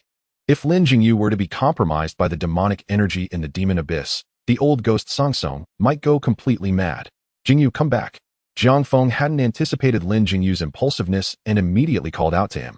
However, at that moment, Lin Jingyu was entirely enraged by the demonic energy, heedless of their warnings. 49. If Lin Jingyu were to encounter danger, he would have no choice but to intervene personally. Chapter 27, Jingyu in Peril. Comprehending sword intent, the righteous energy of heaven and earth, ever present, not seeking to slay immortals, but to vanquish demons and gods. Faced with this strand of demonic energy, Lin Jingyu was clearly not merely rushing in blindly. Weaving intricate hand seals, Lin Jingyu unleashed his hidden trump card, the true art of slaying demons. 37. The true art of slaying demons, a secret of the Qingyun Sect, was indeed powerful. Under Lin Jingyu's strike, the strand of demonic energy emitted a shriek, its presence noticeably waning. "Junior Jingyu, you are indeed the top talent of the Dragon Head Peak in millennia, judging by the power of your true art of slaying demons. It seems you are nearing a level of mastery." Observing Lin Jingyu gaining the upper hand against the demonic energy, Nangong Mu let out a sigh of relief, somewhat admiring. Thereafter, Nangong Mu refocused his attention on arranging the essence of the 5 elements. Once the essence was in place, the power of the demon suppression array would revive, and these demons would no longer dare to act so brazenly. Little did he know that Jiang Feng, at that moment, wore a grave expression, his brow furrowed deeply. Over the years, Jiang Feng had been dealing with these demons day in and day out, naturally aware of their cunning. Disguises were their habitual ploy. Jiang Feng was almost certain that this strand of demonic energy would not be so easily defeated. The apparent defeat was merely a fade it had constructed. At present, that strand of demonic energy was retreating before Lin Jingyu's sword, slowly backing toward the depths of the demon abyss. Yet, Lin Jingyu, consumed by murderous intent, relentlessly pursued the demonic energy, inching closer to the demon abyss. Curiously, he remained oblivious to all of it. Jingyu returned, aware of a trap. Witnessing this, Jiang Feng suddenly came to his senses and shouted at Lin Jingyu. However, Lin Jingyu, in that moment, was impervious to such warnings. For years, he had diligently trained to vanquish demons, seeking vengeance for all the people of Kaomayakan. Now, faced with this once-in-a-lifetime opportunity to eradicate demons, he could not let it slip away. Seeing Lin Jingyu so consumed, Jiang Feng felt a sense of helplessness. He then felt a stirring in his heart, and a crimson talisman suddenly appeared in his hand. This talisman was inscribed with an intricate array of mysterious symbols, exuding an aura of mystique. The Demon Slayer Talisman. The talisman Jiang Feng held was indeed a Demon Slayer talisman, a reward he had obtained over the past 3 years. Its purpose was singular, to vanquish demons. Holding the Demon Slayer talisman, Jiang Feng gazed at Lin Jingyu, who was now approaching the demon abyss, resolute in his decision. Should Lin Jingyu encounter danger, he would immediately activate the talisman to annihilate the demonic energy. Meanwhile, Lin Jingyu relentlessly pursued the demonic energy, drawing ever closer to the demon abyss. Roar! Suddenly, mere meters from the demon suppression abyss, the previously retreating demonic aura erupted with an overwhelming force. Moments later, several strands of dense demonic energy broke free from the restraints of the demon suppression array, surging towards Lin Jingyu. At this moment, Lin Jingyu found himself near the abyss, where the binding power of the array had waned, allowing the demonic auras to advance upon him. He had fallen into a trap. As he witnessed the multitude of demonic energies approaching, a flicker of regret ignited within him. Although he dedicated himself to vanquishing evil, he was no fool. 5-0. Leaving him no chance of escape. Would he perish here today? Observing the rampant demonic auras around him, Lin Jingyu felt a surge of unwillingness. He had yet to avenge the souls of the fallen from Caomiao village. Dying in such a pitiful manner was unbearable. However, confronted by the powerful demons surrounding him, despair enveloped his heart. Jingyu, draw your sword. Suddenly, the voice of Jiang Feng resonated through the void. Are you afraid? A swordsman must advance fearlessly, unafraid of death. Without relinquishing everything, how can one speak of vanquishing demons? Jiang Feng's words echoed in Lin Jingyu's ears like a grand bell. Upon hearing Jiang Feng's exhortation, a bolt of realization struck Lin Jingyu's mind. These words seemed eerily familiar. At that moment, a shadowy figure flashed through his thoughts. Your sword lacks the unyielding momentum of fearless advancement. The words spoken to him that night by the shadowy figure resurfaced in his mind. The moment that voice echoed again, Lin Jingyu gripped his sword tightly. In that instant, fear and thoughts of retreat vanished from his heart. With sword in hand, life and death were in the hands of fate. As he beheld the encroaching demonic energies, a tremendous aura erupted from him. Simultaneously, a fierce sword intent swept outwards. This was the power of sword intent. In a moment of life and death, Lin Jingyu had actually comprehended the essence of sword intent. Sensing this newfound power, 3-8. the talisman in Jiang Feng's hand vanished without a trace. Having grasped the power of sword intent, Lin Jingyu was now sufficiently equipped to contend with the demonic energies. The righteousness of heaven and earth endures eternally. He sought not to slay immortals, but to vanquish demons. In this moment, Lin Jingyu once again unleashed the true technique of slaying demons. Instantly, a fierce killing intent locked onto the surrounding demonic energies. This was the pinnacle of the true technique of slaying demons. At this moment, Nangong Mu, who had successfully arranged the 5 elements essence, sensed this powerful aura and was filled with astonishment. Jiang Feng also wore a look of satisfaction. His guidance had not been in vain, and Lin Jingyu had finally mastered the true technique of slaying demons. At that instant, the surrounding demonic energies felt an overwhelming sense of crisis. Just as Nangong Mu completed the arrangement of the 5 elements essence, the power of the demon suppression array was restored, and the binding force in the void intensified. Faced with this, the demonic energies howled in terror, retreating towards the depths of the demon suppression abyss. Trying to escape? As Lin Jingyu observed the fleeing demonic energies, A flash of murderous intent sparked in his eyes. He activated the true technique of slaying demons and struck with his sword. Roar. Wail. Instantly, the void resonated with the furious cries of demons. Several demonic energies that failed to escape were met with Lin Jingyu's strike, letting out a mournful shriek before disintegrating into ash. Chapter 28. Jingyu's doubts. Am I envious of him? Jingyu, from now on, remember not to act so recklessly. After the dust settled, Jiang Feng and Lin Jingyu stood side by side on a precipice of the demon suppression peak. Their journey to the abyss was fraught with danger. Yet Lin Jingyu emerged fortunate, having comprehended sword intent and advanced the true technique of slaying demons to its pinnacle. Brother Feng, Jingyu understands. Upon hearing Jiang Feng's admonitions, Lin Jingyu nodded in agreement. Today's lesson gave him a preliminary glimpse into the perils of the cultivation world. In future endeavors, he would certainly proceed with caution. At this moment, Lin Jingyu fixed his gaze upon Jiang Feng, his eyes betraying a hint of peculiarity. Memories of Jiang Feng's words during his earlier peril flashed through his mind. A swordsman must advance fearlessly, unafraid of death.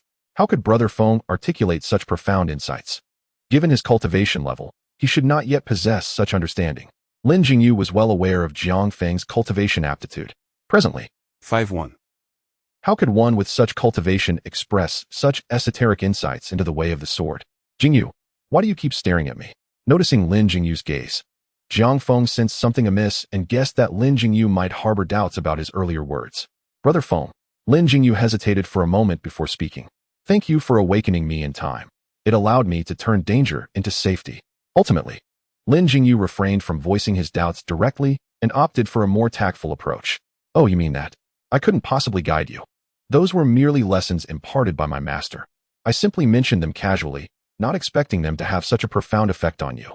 Jiang Feng feigned enlightenment, attributing everything to Nangong Mu.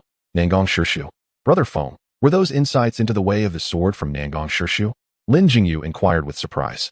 Could it be that the shadowy figure from that night was Nangong Shishu? Suddenly, the thought crossed Lin Jingyu's mind, but this notion was swiftly dismissed. It was well known that Nangong Shishu lacked talent. How could he possibly have mastered the true technique of slaying demons? Moreover, he had cultivated it to such an advanced level. Chapter 38. Moreover, the height of the shadowy figure that night was vastly different from that of Nangong Shishu. Instead, it was quite similar to Jiang Feng's stature. Reflecting on the events of that night and Jiang Feng's words today, Lin Jingyu found an uncanny resemblance between Jiang Feng and that enigmatic figure. Jingyu, what's wrong with you today? Have you been tainted by demonic energy? Seeing Lin Jingyu lost in thought, Jiang Feng teased him. Lin Jingyu felt a bit embarrassed. Shaking his head, no, I just suddenly thought you resembled a senior from the Qingyun Sect. Oh. Upon hearing this, Jiang Feng was taken aback, though he maintained an air of nonchalance, saying, since joining the Qingyun Sect, I've mostly remained at the demon suppression peak and haven't encountered the senior you mentioned. 3-9. Among the younger generation of the Qingyun Sect, he considered himself a top talent in the cultivation of the true technique of slaying demons. He was indeed in a class of his own, unmatched by anyone. With Maple's strength and insight, how could he possess the ability to guide himself? It seems he has overthought. That senior must undoubtedly be an extraordinary elder of the Qingyun Sect, endowed with immense power and profound abilities. Contemplating this, Lin Jingyu could not help but feel an overwhelming admiration for the figure clad in black. Well then, your task for today is complete. It is getting late. You should return now. After a brief exchange, Jiang Feng addressed Lin Jingyu. All right, Brother Feng, I shall take my leave for now. I will visit you again another day. Upon hearing this, Lin Jingyu clasped his fists in respect and then soared away on his flying sword, departing from the demon suppression peak. Jingyu, at present, I cannot be honest with you and Xiaofan. After Lin Jingyu had left, Jiang Feng stood at the edge of the precipice, gazing at the distant figure that grew fainter. Reflecting, one day, when I possess the strength to protect myself, I will surely reveal the truth to you. At this moment, as Jiang Feng beheld the crimson clouds on the horizon, a wave of frustration surged within him, having traversed into this world dominated by cultivators. 5-2. He was utterly incapable of safeguarding his secrets. The trees that stand out attract the wind. Those who are too ostentatious often meet with unfortunate ends. Jiang Feng was acutely aware of these truths. Even if he possessed the strength to boast, he could not afford to do so. The fundamental reason for all this lay in his insufficient power. Until he had the means to protect himself, he must remain hidden at the demon suppression peak. On the edge of the cliff, As the cold wind blew, various thoughts flooded Jiang Feng's mind, and feeling overwhelmed, he could not help but shout towards the abyss, as if this could somehow alleviate the pent-up frustration within. One day, I, Jiang Feng, shall undoubtedly wield my sword to sweep the world. Fenger. Suddenly, the voice of Nangong Mu echoed from behind him. Unbeknownst to him, Nangong Mu had approached Jiang Feng's side. Hearing the voice, Jiang Feng composed himself and turned to face his master. Master, are you envious of Jingyu's talent? Nangong Mu, holding a wine flask, took a sip and leisurely walked to Jiang Feng's side. Fenger, one must not force matters. Jingyu's talent is extraordinary, particularly in the realm of swordsmanship, where he dazzles the world. Now, having mastered the true techniques of slaying ghosts and gods, he is bound to become a formidable figure in the future, incomparable to ordinary individuals. Nangong Mu's words inadvertently suggested that Jiang Feng was envious of Lin Jingyu. Clearly, Jiang Feng's earlier demeanor had misled him. As he spoke, Nangong Mu patted Jiang Feng's shoulder, earnestly adding, Fenger, everyone has their own strengths. For instance, your culinary skills are unparalleled in the world. Envious of his talent?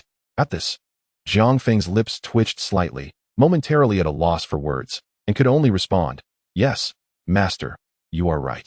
Jingyu's talent is indeed exceptional, far beyond my ordinary capabilities. Good, Fenger, it is reassuring that you can understand. Upon hearing Jiang Feng's response, Nangong Mu nodded appreciatively. Having lived at the demon suppression peak for many years, Nangong Mu was evidently unaware of the treachery of human hearts. Chapter 29. The Enchantment of the Demon Sword Array and the Art of Cloning. Seeking Collection. Seeking recommendations. Of course, Fenger, my intention in saying all this is not to diminish your self-worth. Noticing an unusual expression on Jiang Feng's face, Nangong Mu thought his words had struck a sensitive chord, and immediately continued, Though my talent in cultivation is not remarkable, my understanding of formations is profound. With a desire to mend the perceived wound he had inflicted on Jiang Feng, Nangong Mu declared, From now on, I shall impart all my knowledge of formations to you. During this time, as Nangong Mu indulged in pleasures, he could sense his own mortality drawing near. Death did not frighten him. His only concern was for his disciple, Jiang Feng. Having spent 3 years at the demon suppression peak, Jiang Feng had only barely broken through to the first level of the Yuqing realm. Such a pace of cultivation was unprecedented in the Qingyun Sect. Nangong Mu even worried that Jiang Feng might lack the capability to succeed him as the new guardian of the demon suppression peak. To become the guardian, one must possess the ability to arrange the 5 elements of origin. However, to accomplish this requires foundational cultivation. Given Jiang Feng's current speed of advancement, it remained uncertain whether he could reach foundational cultivation before Nangong Mu's time was up. At that point, 5340. Jiang Feng responded readily to Nangong Mu's request.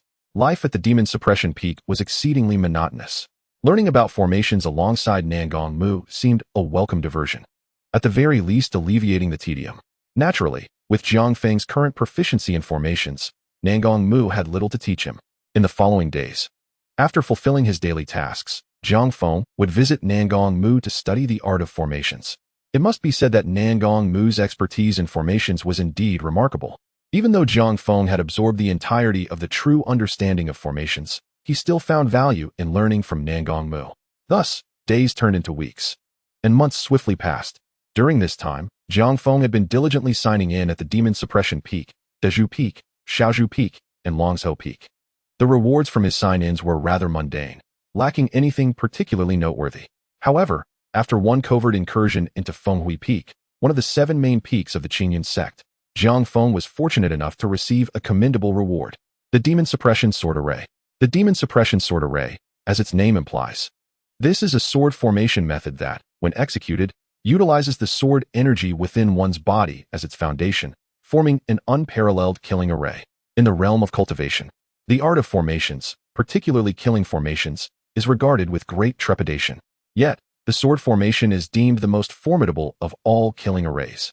In this world of cultivation, practitioners who study sword formations are known as sword array masters. The sword formations referred to here are not merely combinations forged by human effort. A true sword array master embodies a killing array unto themselves, capable of matching the might of 1,000 troops. Hence, sword array masters are recognized as the strongest combatants of their level within the realm. Of course, the power of sword array masters also results in the rarity of their manuals. Naturally, Jiang Feng was elated to acquire a manual of such extraordinary might. Subsequently, after mastering the Demon Suppression Sword Array, he plunged into the depths of the Demon Suppression Abyss, ruthlessly vanquishing a wave of monsters. Faced with the Demon Suppression Sword Array unleashed by Jiang Feng, these demonic entities were almost instantaneously obliterated.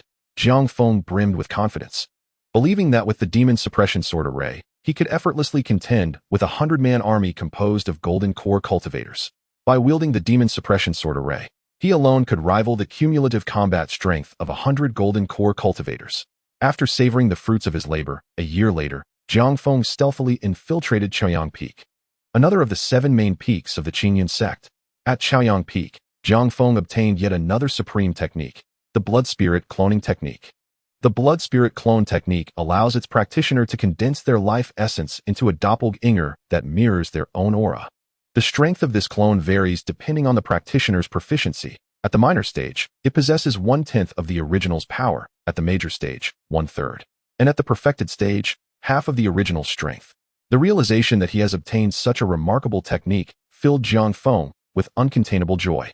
Mastering the Blood Spirit Clone Technique would render his future endeavors away from the demon-suppressing peak exceedingly convenient. Moreover, even if his true self were to engage in significant affairs elsewhere, the clone could serve as an alibi, safeguarding his secrets. Should he ascend to the rank of a demon suppressor in the future, this clone could seamlessly replace him, performing the mundane daily tasks while he could focus on his cultivation without the fear of interruption. In addition to these advantages, the clone technique possesses numerous other applications. 5-4. Along with the Thunder Control True Formula, the God-Slaying True Formula, the 10,000 Swords Technique, and the Demon Suppression Sword Array, not to mention various alchemical and formation manuals.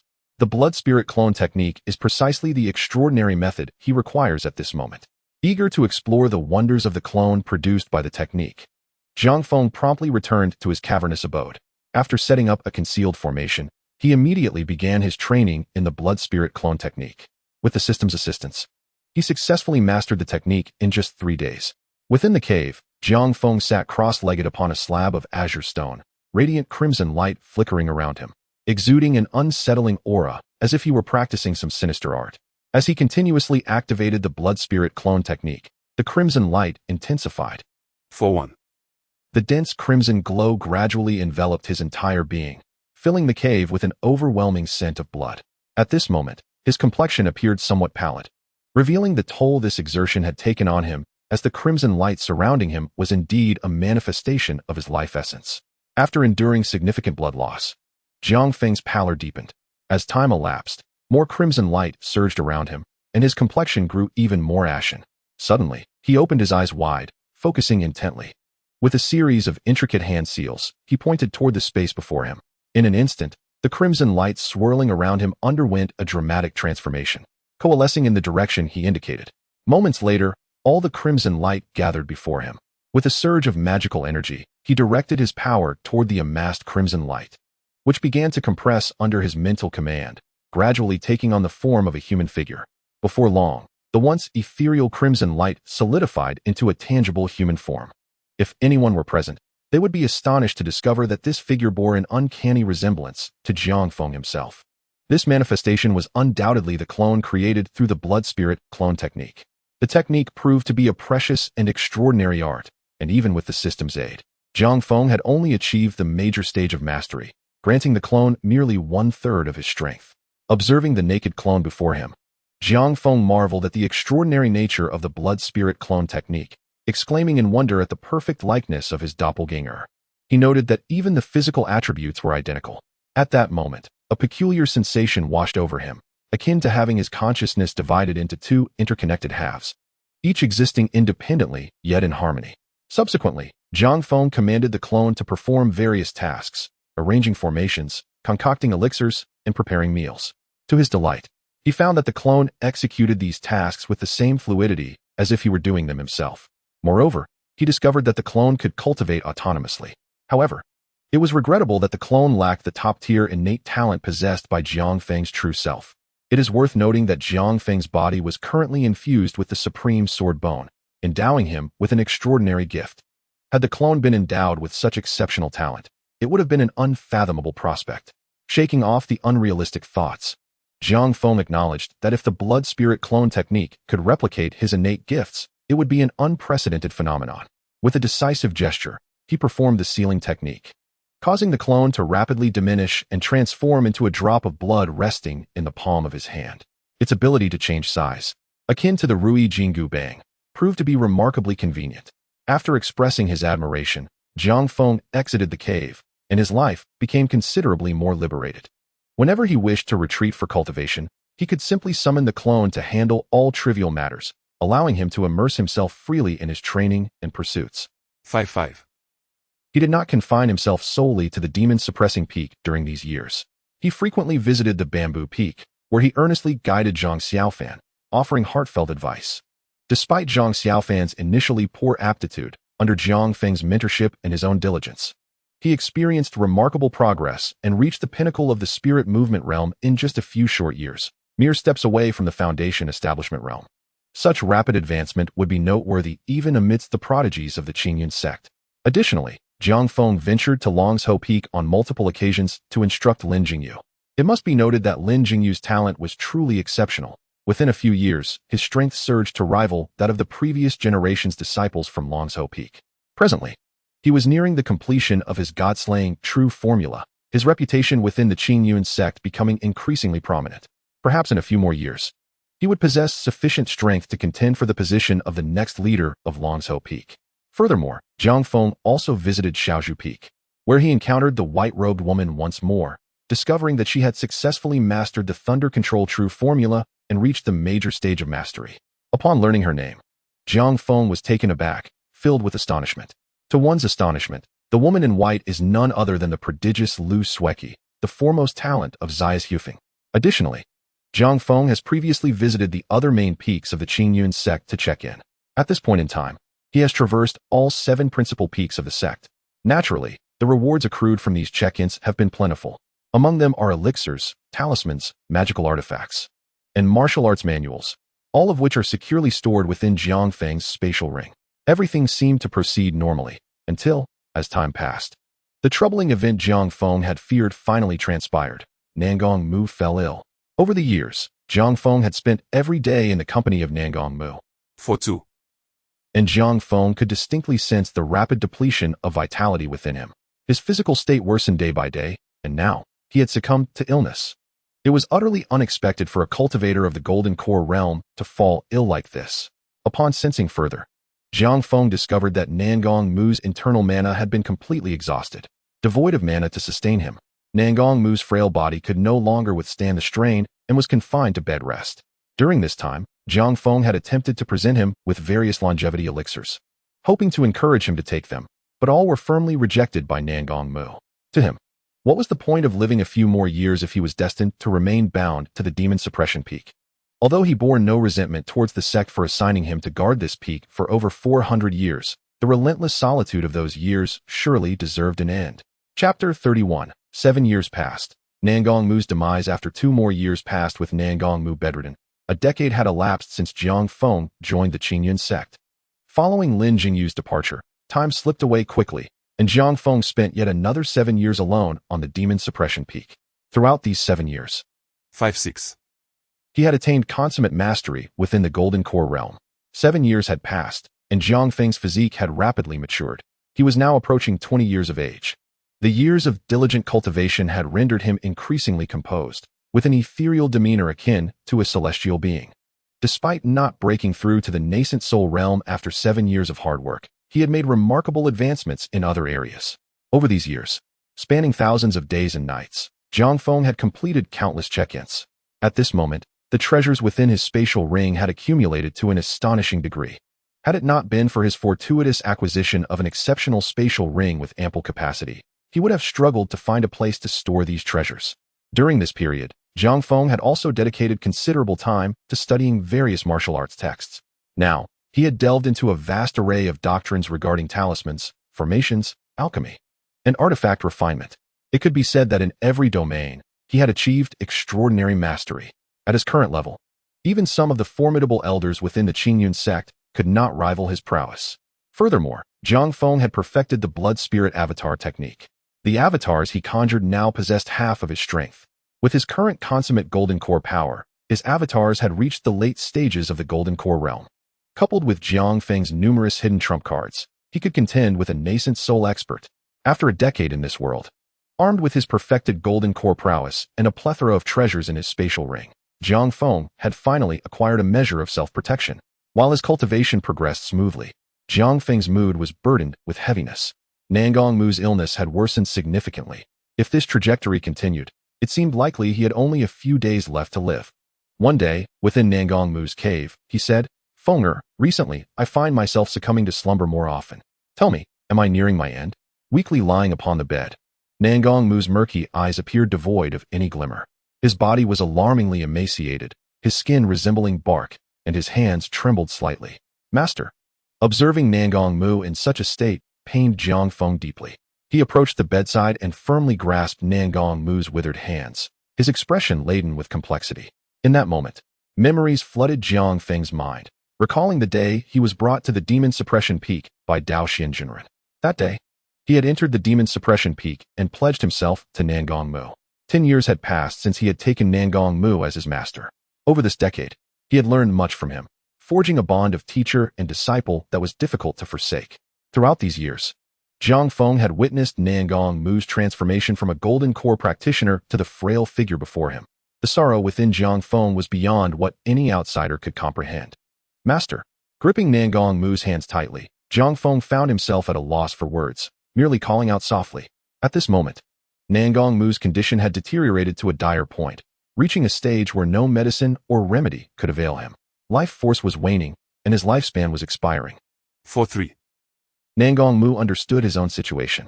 Yet, there was no trace of sorrow in his heart. A smile broke through the wrinkles on his aged visage, creating an aura of tranquility.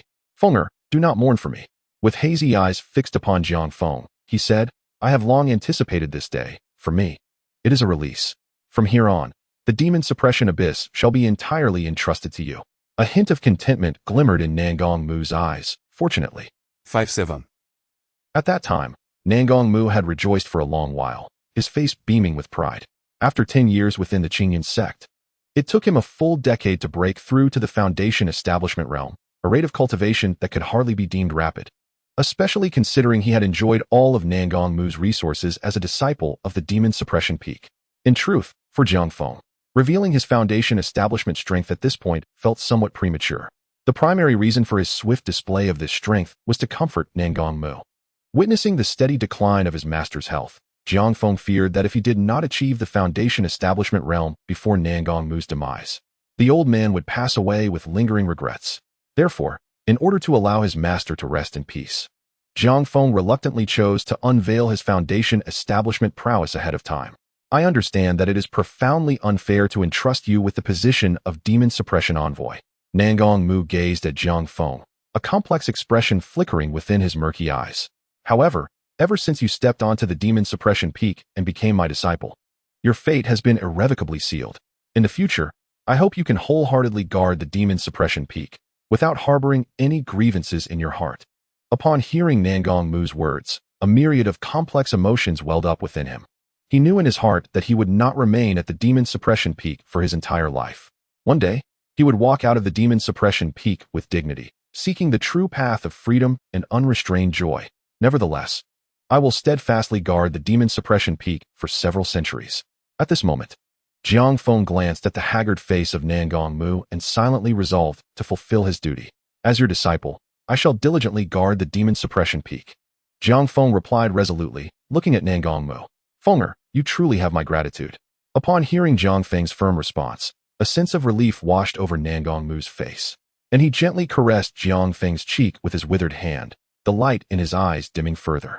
At this moment, his magical energy had completely depleted, and his vitality was nearly extinguished, with his golden core shattered within.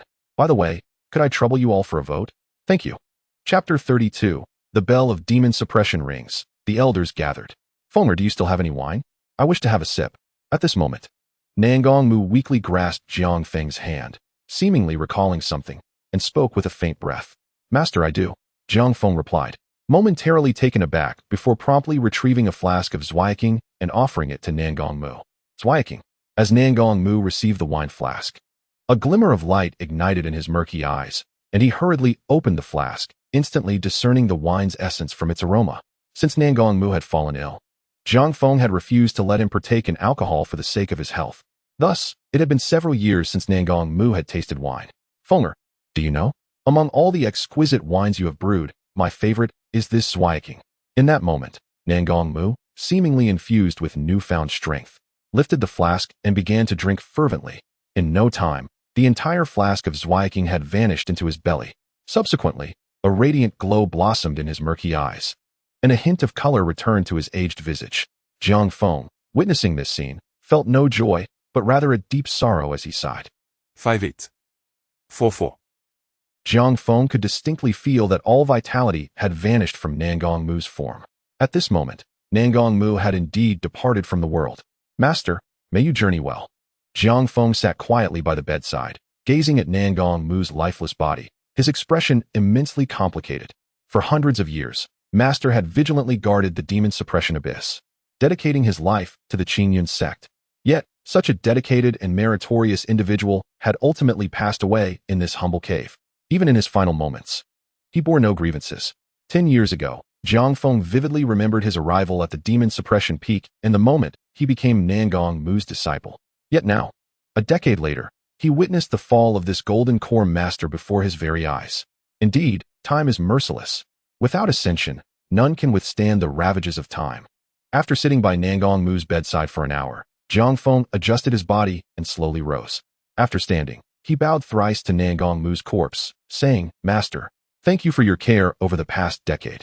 Jiang Feng had lived alongside Nangong Mu at the demon suppression abyss for 10 years, fostering a profound master-disciple bond. Truthfully, seeing Nangong Mu perish before him filled Jiang Feng with an immense sense of grief. It was a pity that he possessed the power to prolong Nangong Mu's life for several more years, even decades. Yet, Nangong Mu, evidently resolute in his acceptance of death, adamantly refused Jiang Feng's offers of elixirs. Master, rest assured, from now on, I shall guard the demon suppression abyss, ensuring that no demon escapes. Standing before Nangong Mu's remains, Jiang Feng vowed solemnly. Subsequently, Jiang Feng slowly exited the cave, making his way toward the summit of the demon suppression peak. At the peak, an ancient bronze bell stood silently. This bell holds unparalleled significance for the demon suppression abyss. Known as the Bell of Demon Suppression, it serves as the alarm for the entire peak. When significant events occur or demons escape from the abyss, the demon suppressor can strike this bronze bell. Now, with the passing of Nangong Mu, the demon suppressor, it indeed qualifies as a significant event. The demise of the demon suppressor must be communicated to the entire Qingyun Sect. Furthermore, the deceased body of the demon suppressor shall be interred in the back mountain of Qingyun, where the ancestors of the sect lie.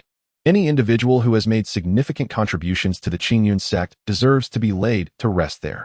The bronze bell is imbued with a unique formation. A gentle strike produces an astonishing sound.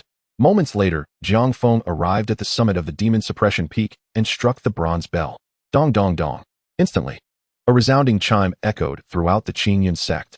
Has the bell of demon suppression rung? It is said that whenever it tolls, a significant event must be occurring at the demon suppression peak. Could it be that a demon has escaped from the abyss? Countless speculations flashed through the minds of the Qingyun Sect's higher-ups. Moments later, all 7 patriarchs of the Qingyun Sect soared toward the direction of the demon suppression peak. Nangong Shidi, did he just depart? Atop the demon suppression peak, within Nangong Mu's dwelling, Zhu Xian, the leader of the Qingyun Sect, gazed at the lifeless form of Nangong Mu on the bed, his expression laden with complexity. Behind Zhu Xian stood the patriarchs of the 7 major lineages of the Qingyun Sect. At this moment, they regarded Nangong Mu's body with solemn expressions. The demon suppressor had devoted his entire life to guarding the abyss, never straying from his responsibilities since joining the Qingyun Sect. Perhaps Nangong Mu's talent and cultivation were not on par with theirs, but when it came to contributions to the Qingyun Sect, he undoubtedly deserved their utmost respect. Indeed. 5-9. Merely responding calmly, Jiang Feng, why did you not report your master's condition to us over the past 2 years? Upon hearing this, Tianbai regarded Jiang Feng with a somewhat unfriendly tone.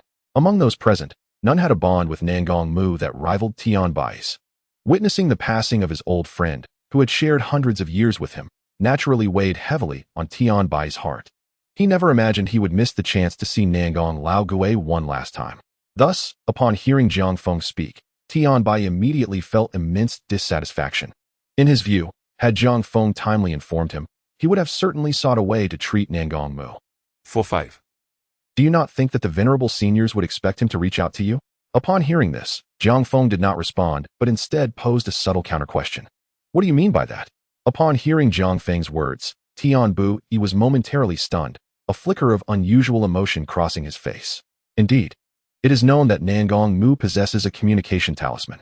Should he require assistance, he could easily contact us. Jiang Feng paid no heed to the expressions on Tianbai and the others' faces. His gaze fixed upon the figure of Nangong Mu on the bed as he softly declared, "Master has said he is weary and wishes to rest."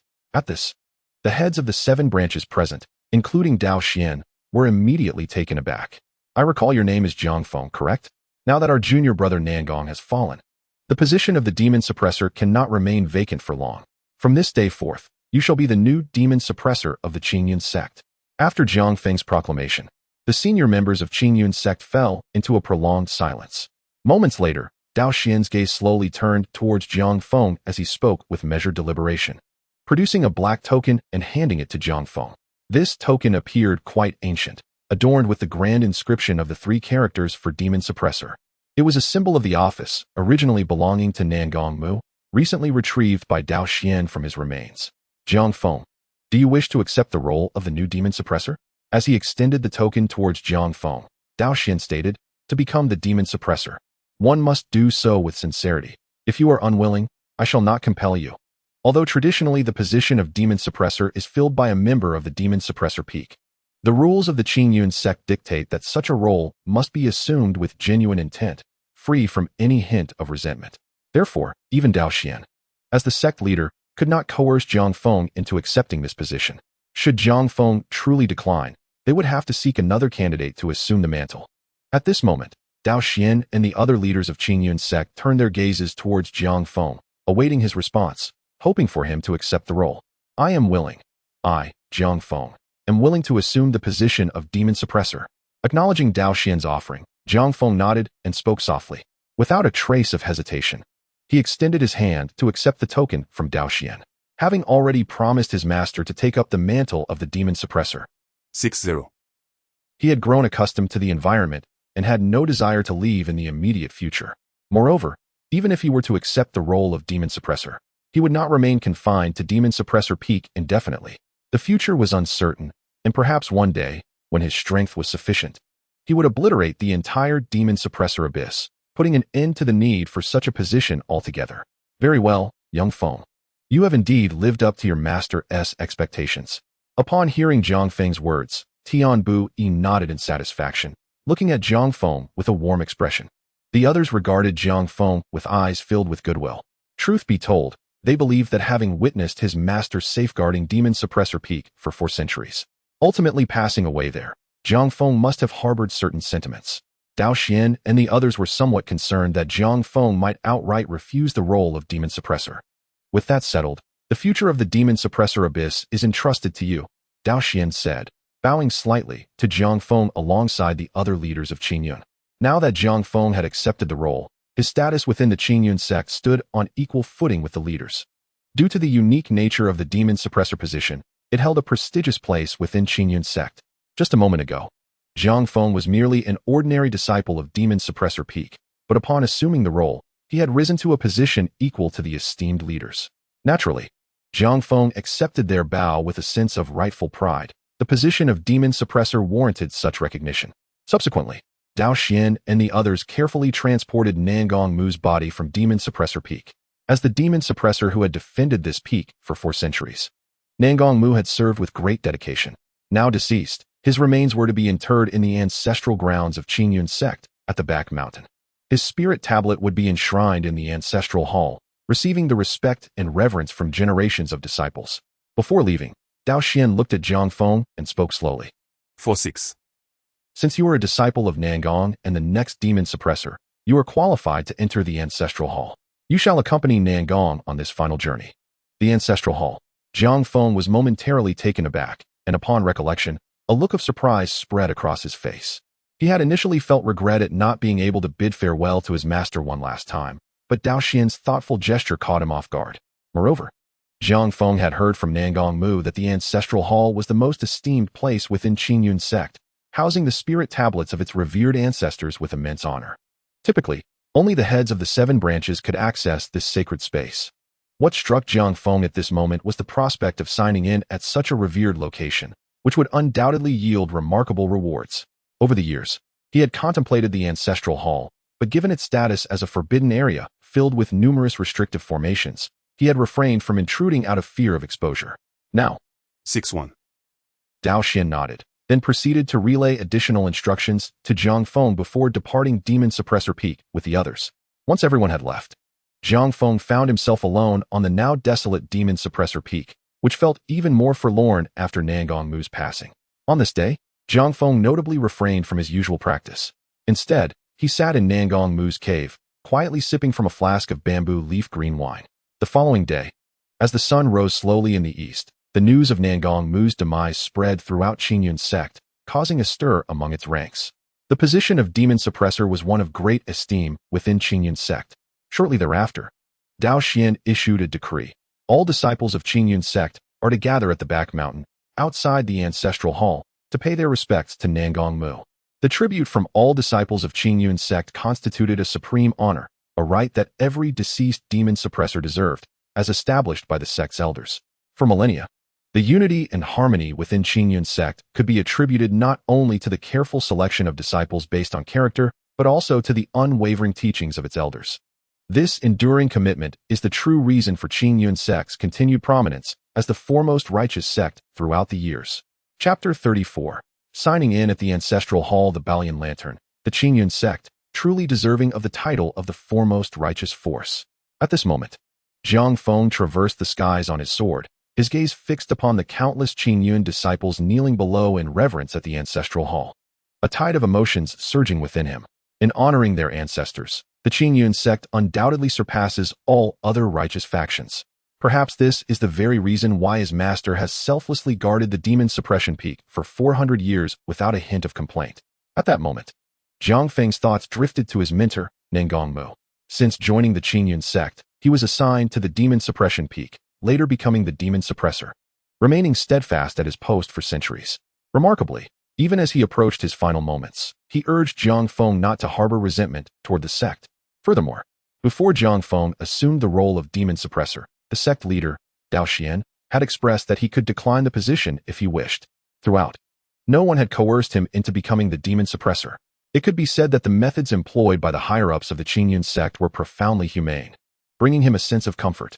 Perhaps this very approach is why some elders within the sect feel such a deep sense of belonging, regarding it as their home and selflessly dedicating all they possess. No matter how arduous the path, they utter not a single complaint. Wasn't this the very essence of his master, Nangong Mu's life? Master, I suddenly find myself understanding you. With a slight effort to gather his heavy heart, Jiang Feng continued his flight on the sword. Moments later, he descended gracefully before a grand and somewhat ancient hall. Standing before the hall, Jiang Feng surveyed its grandeur. This hall was immense, exuding an awe-inspiring presence, even more magnificent than the Tongtian Palace atop the Tongtian Peak. Above the entrance, 6247. He sensed an undercurrent of danger. He then noticed a faint radiance and energy fluctuations surrounding the characters. A formation. After observing for a while, he realized that a sophisticated formation had indeed been set within the Ancestral Hall. This was only to be expected. The Ancestral Hall at the back of Qingyun was home to the spiritual tablets of the ancestors of the Qingyun Sect. This was undoubtedly a place of immense significance for the sect, warranting protective formations. Jiang Feng entered. At that moment, a resonant voice boomed from within the Ancestral Hall. It was the sect leader, Zhu Xian. As his voice echoed, Jiang Feng distinctly felt waves of energy pulsating through the air. The sense of crisis that had enveloped him dissipated, clearly the work of Zhu Xian temporarily deactivating the formation. With utmost respect to the sect leader's decree, Jiang Feng replied calmly, then stepped forward into the Ancestral Hall. Upon entering, he found himself in a central courtyard, where 3 colossal statues stood proudly. These statues represented the revered ancestors of the Qingyun Sect, Qingyunzi, Qinjizi, and Qinjuzi, the founding figures of the sect. After millennia of devotion from countless disciples, these statues had acquired a semblance of divine power. Any malevolent creature daring to intrude here would be repelled by this nascent force. Observing the statues of the venerable founders, Jiang Feng bowed slightly in a gesture of reverence. As he surveyed his surroundings, he discovered the remains of Nangong Mu placed in a side hall. This was only logical. Those entombed within the ancestral hall were all ancestors who had rendered extraordinary contributions to the Qingyun Sect. Compared to them, Nangong Mu's 4 centuries of service at the demon suppression peak warranted him a place at the side. After a brief observation, Jiang Feng made his way to the side hall where Nangong Mu's remains were housed. Within the hall, a few formidable elders stood vigil. It was evident that Zhu Xian had given prior notice, for no one obstructed Jiang Feng as he proceeded. Entering the side hall, he approached the remains of Nangong Mu and knelt in homage. "Master, this will be my last farewell to you," Jiang Feng lamented, gazing upon Nangong Mu's remains. After today, his body would be interred in the forbidden grounds at the back of Qingyun, a sacred place where none may tread. After paying his respects to Nangong Mu, Jiang Feng composed himself and silently invoked, "System, sign in at the ancestral hall." Ding. "Congratulations, host, for successful sign-in. You have received the Balian Lantern. The reward has been dispatched to your system space. Please check it at your convenience." The Balian Lantern. Upon hearing the system's voice, Jiang Feng hastily immersed himself in the system space to examine the attributes of the Balian Lantern. Balian Lantern, an unparalleled ancient artifact, utilized by the goddess Nuwa during the creation of the heavens. It requires the power of compassion and righteousness to activate, wielding the ability to astonish the cosmos and possessing the divine power to reverse the universe. The Balian Lantern comprises 9 petals, each capable of transforming into any form to protect its master. Moreover, it can cleanse all impurities from the world. It can guide all things to any destination. It can emit warnings to its master, with intensity indicating the level of danger. After a moment, Jiang Feng absorbed all the details of the Balian Lantern. At this juncture, exhilaration surged within him. He had never anticipated that his visit to the ancestral hall would yield such an ancient artifact. After reviewing the system's introduction to the Balian Lantern, Jiang Feng felt that it surpassed all legends. This Balian Lantern truly lived up to its reputation as an ancient treasure. It could subdue demons and vanquish malevolence, possessing unfathomable powers. Furthermore, as Jiang Feng's cultivation advanced and more seals were unlocked, its might would only grow stronger. In summary, the Balian Lantern was a supreme treasure, embodying both offensive and defensive capabilities. It could only be activated by one with a heart of justice and compassion, making it particularly effective against demonic forces. Reflecting on this, Jiang Feng was overwhelmed with emotion. The Balian Lantern was indeed an ancient artifact, a veritable bane to all demons and spirits. Contemplating the treasure lying within the system space, 6348. Although Jiang Feng's current cultivation level allowed him only to unlock the first layer of the lantern's seals, rendering its true potential inaccessible, he knew that even in this limited state, it would be immensely formidable. Chapter 35. The Might of the Balian Lantern. Jiang Feng was confident that, with his perfected golden core cultivation, should he wield the Balian Lantern, he could undoubtedly overpower any nascent soul practitioner. Even with just the first layer of seals activated, the lantern possessed such astonishing power. As his cultivation deepened, the subsequent 10 layers of seals would gradually be unlocked, amplifying the lantern's might to unimaginable heights. This visit to the ancestral hall had indeed been a monumental gain. Jiang Feng resolutely stifled his urge to draw forth the Balian Lantern, taking a moment to steady his tumultuous spirit. This is the ancestral hall, where formidable beings abound. The ancient artifact, the lotus lamp, upon its emergence, will undoubtedly cause a tremendous upheaval. At that moment, Jiang Feng may find it difficult to exit the ancestral hall unscathed. Although the Qingyun Sect is the foremost orthodox sect, its recent conduct has earned Jiang Feng's approval. Nonetheless, one must always be wary.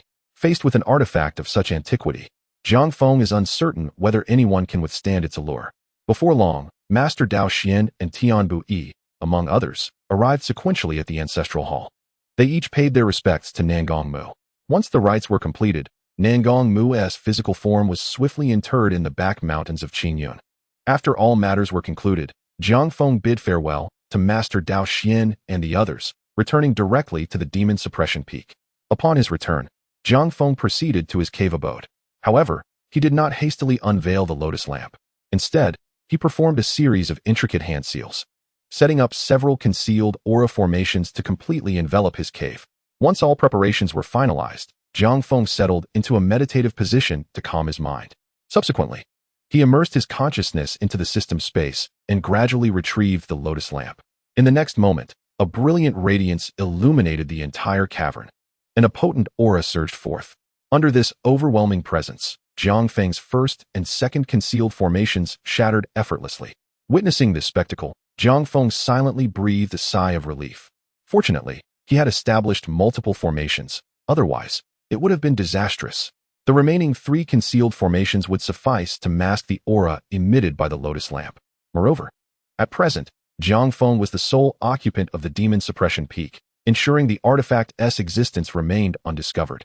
Next, Jiang Feng directed his gaze towards the ancient artifact, the lotus lamp.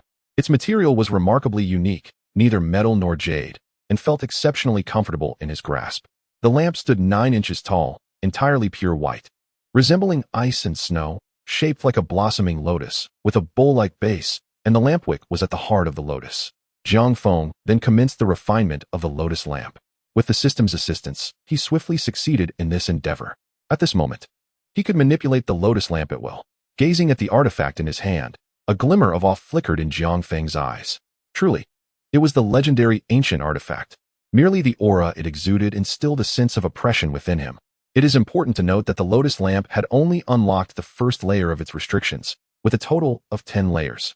Should Jiang Feng ever unlock all 10 layers, the implications would be profound. At this juncture, holding the lotus lamp, Jiang Feng felt an overwhelming surge of ambition. I must find a suitable location to test the power of the lotus lamp. Suddenly, an idea sparked in his mind. The lotus lamp, being a divine artifact, must be activated through righteousness and benevolence, inflicting significant damage to demons and malevolent spirits, possessing the power to quell evil and exterminate malevolence. 6-4. Jiang Feng's heart raced with excitement. Now, as the demon suppressor, he was determined to fulfill his responsibilities. Observing the sky, he noted that it was still early, and thus he stowed away the lotus lamp.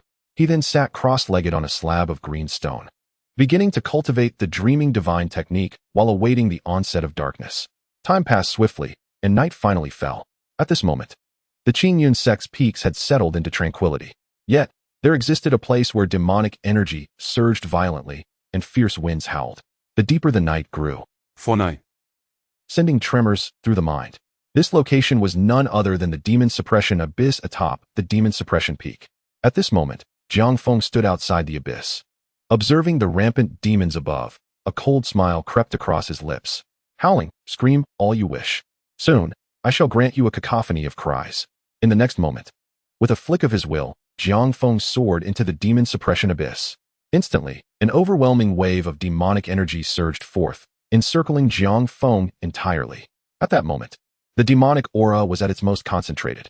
The demonic forces surrounding Jiang Feng were formidable enough to spell doom for even a typical Yuanying stage master. Yet, confronted with this terrifying scene, Jiang Feng exhibited no semblance of fear. The next moment, he bellowed, "Lotus lamp." As his words fell, a completely translucent white lotus lamp floated before him. Simultaneously, Jiang Feng's lips moved, reciting an incantation.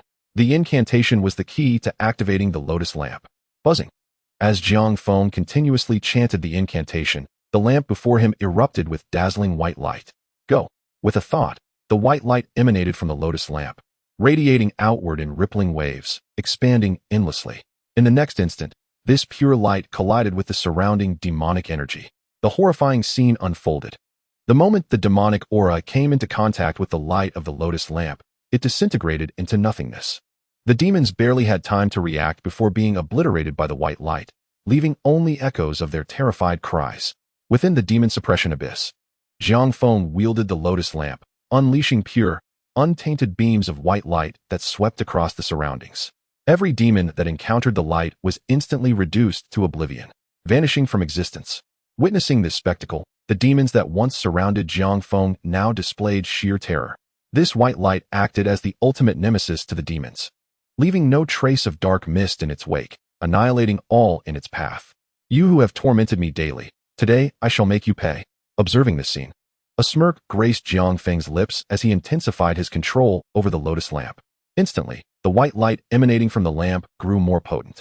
Within the demon suppression abyss, countless demons emitted anguished cries, as if undergoing unprecedented torment, fleeing towards the depths of the abyss, no longer daring to assault the demon suppression formation.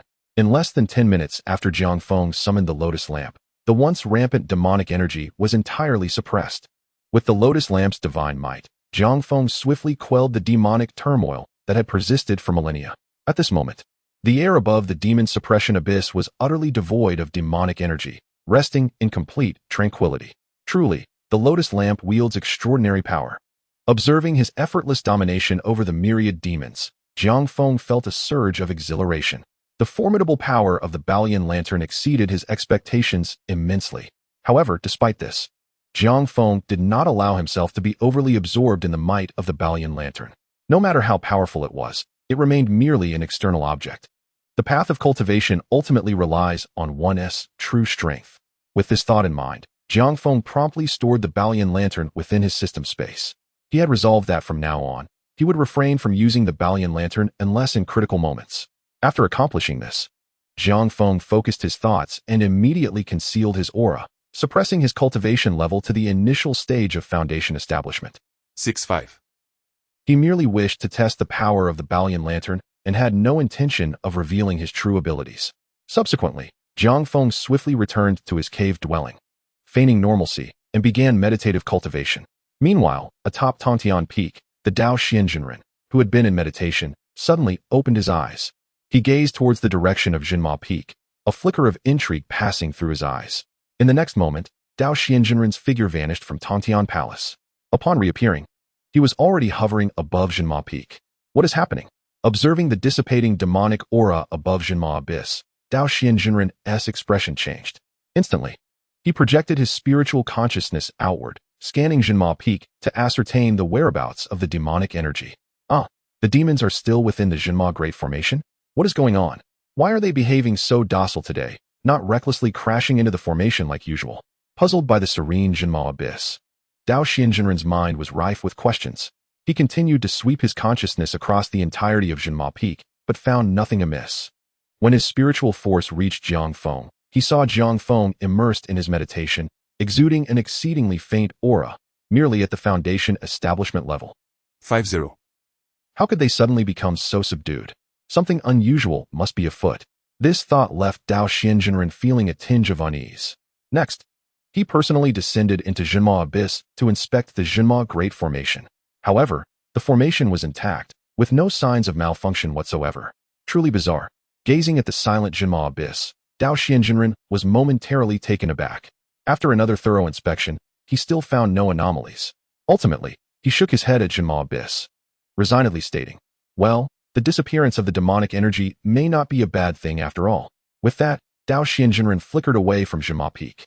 He planned to return the next day to see if the demonic energy had truly vanished. After Dao Xianjinren departed, Jiang Feng, who had been cultivating in the cave, suddenly opened his eyes. He was naturally aware of Dao Xianjinren's probing spiritual consciousness, yet he felt no concern whatsoever. Over the years, Jiang Feng's mastery of the array arts had reached an extraordinary level. At his current prowess, he could rightfully be called a master of array arts.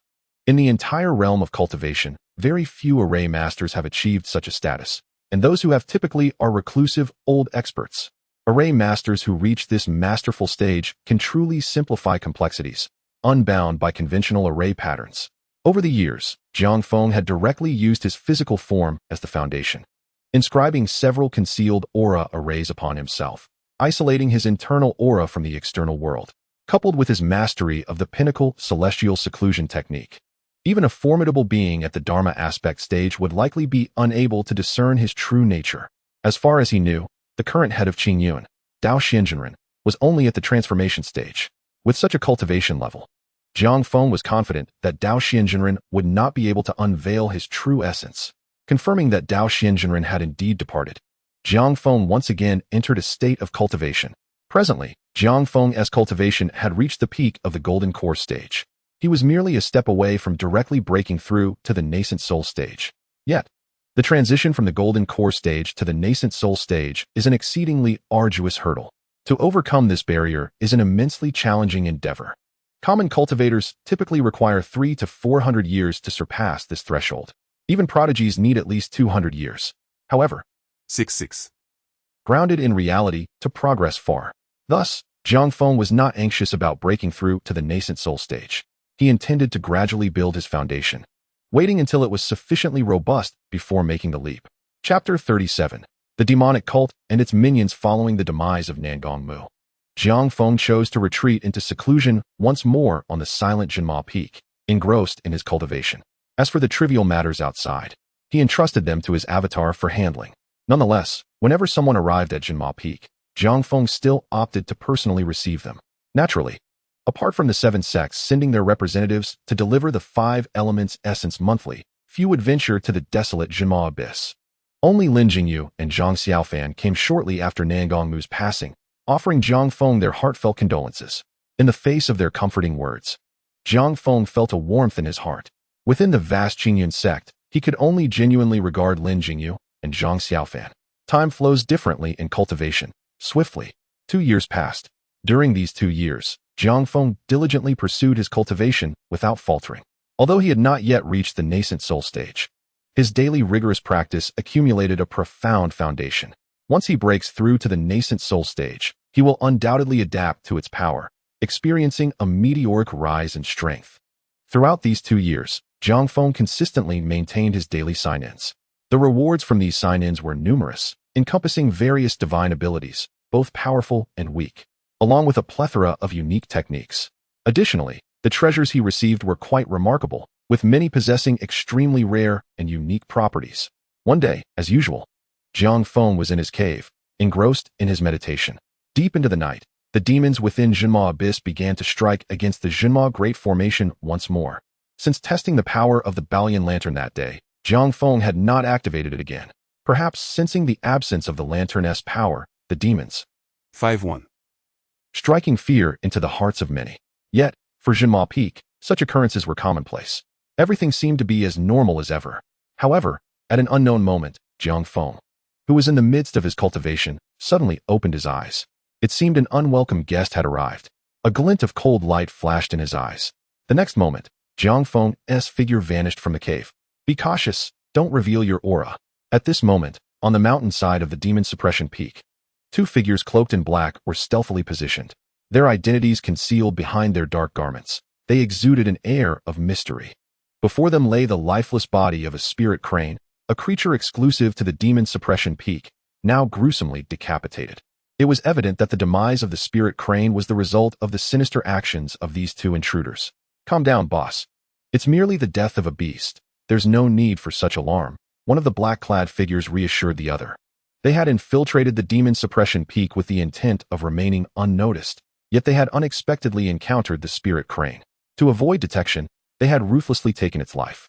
These 2 individuals, whether through the use of secret techniques or possessing treasures that masked their presence, had managed to evade Jiang Feng's notice during their infiltration.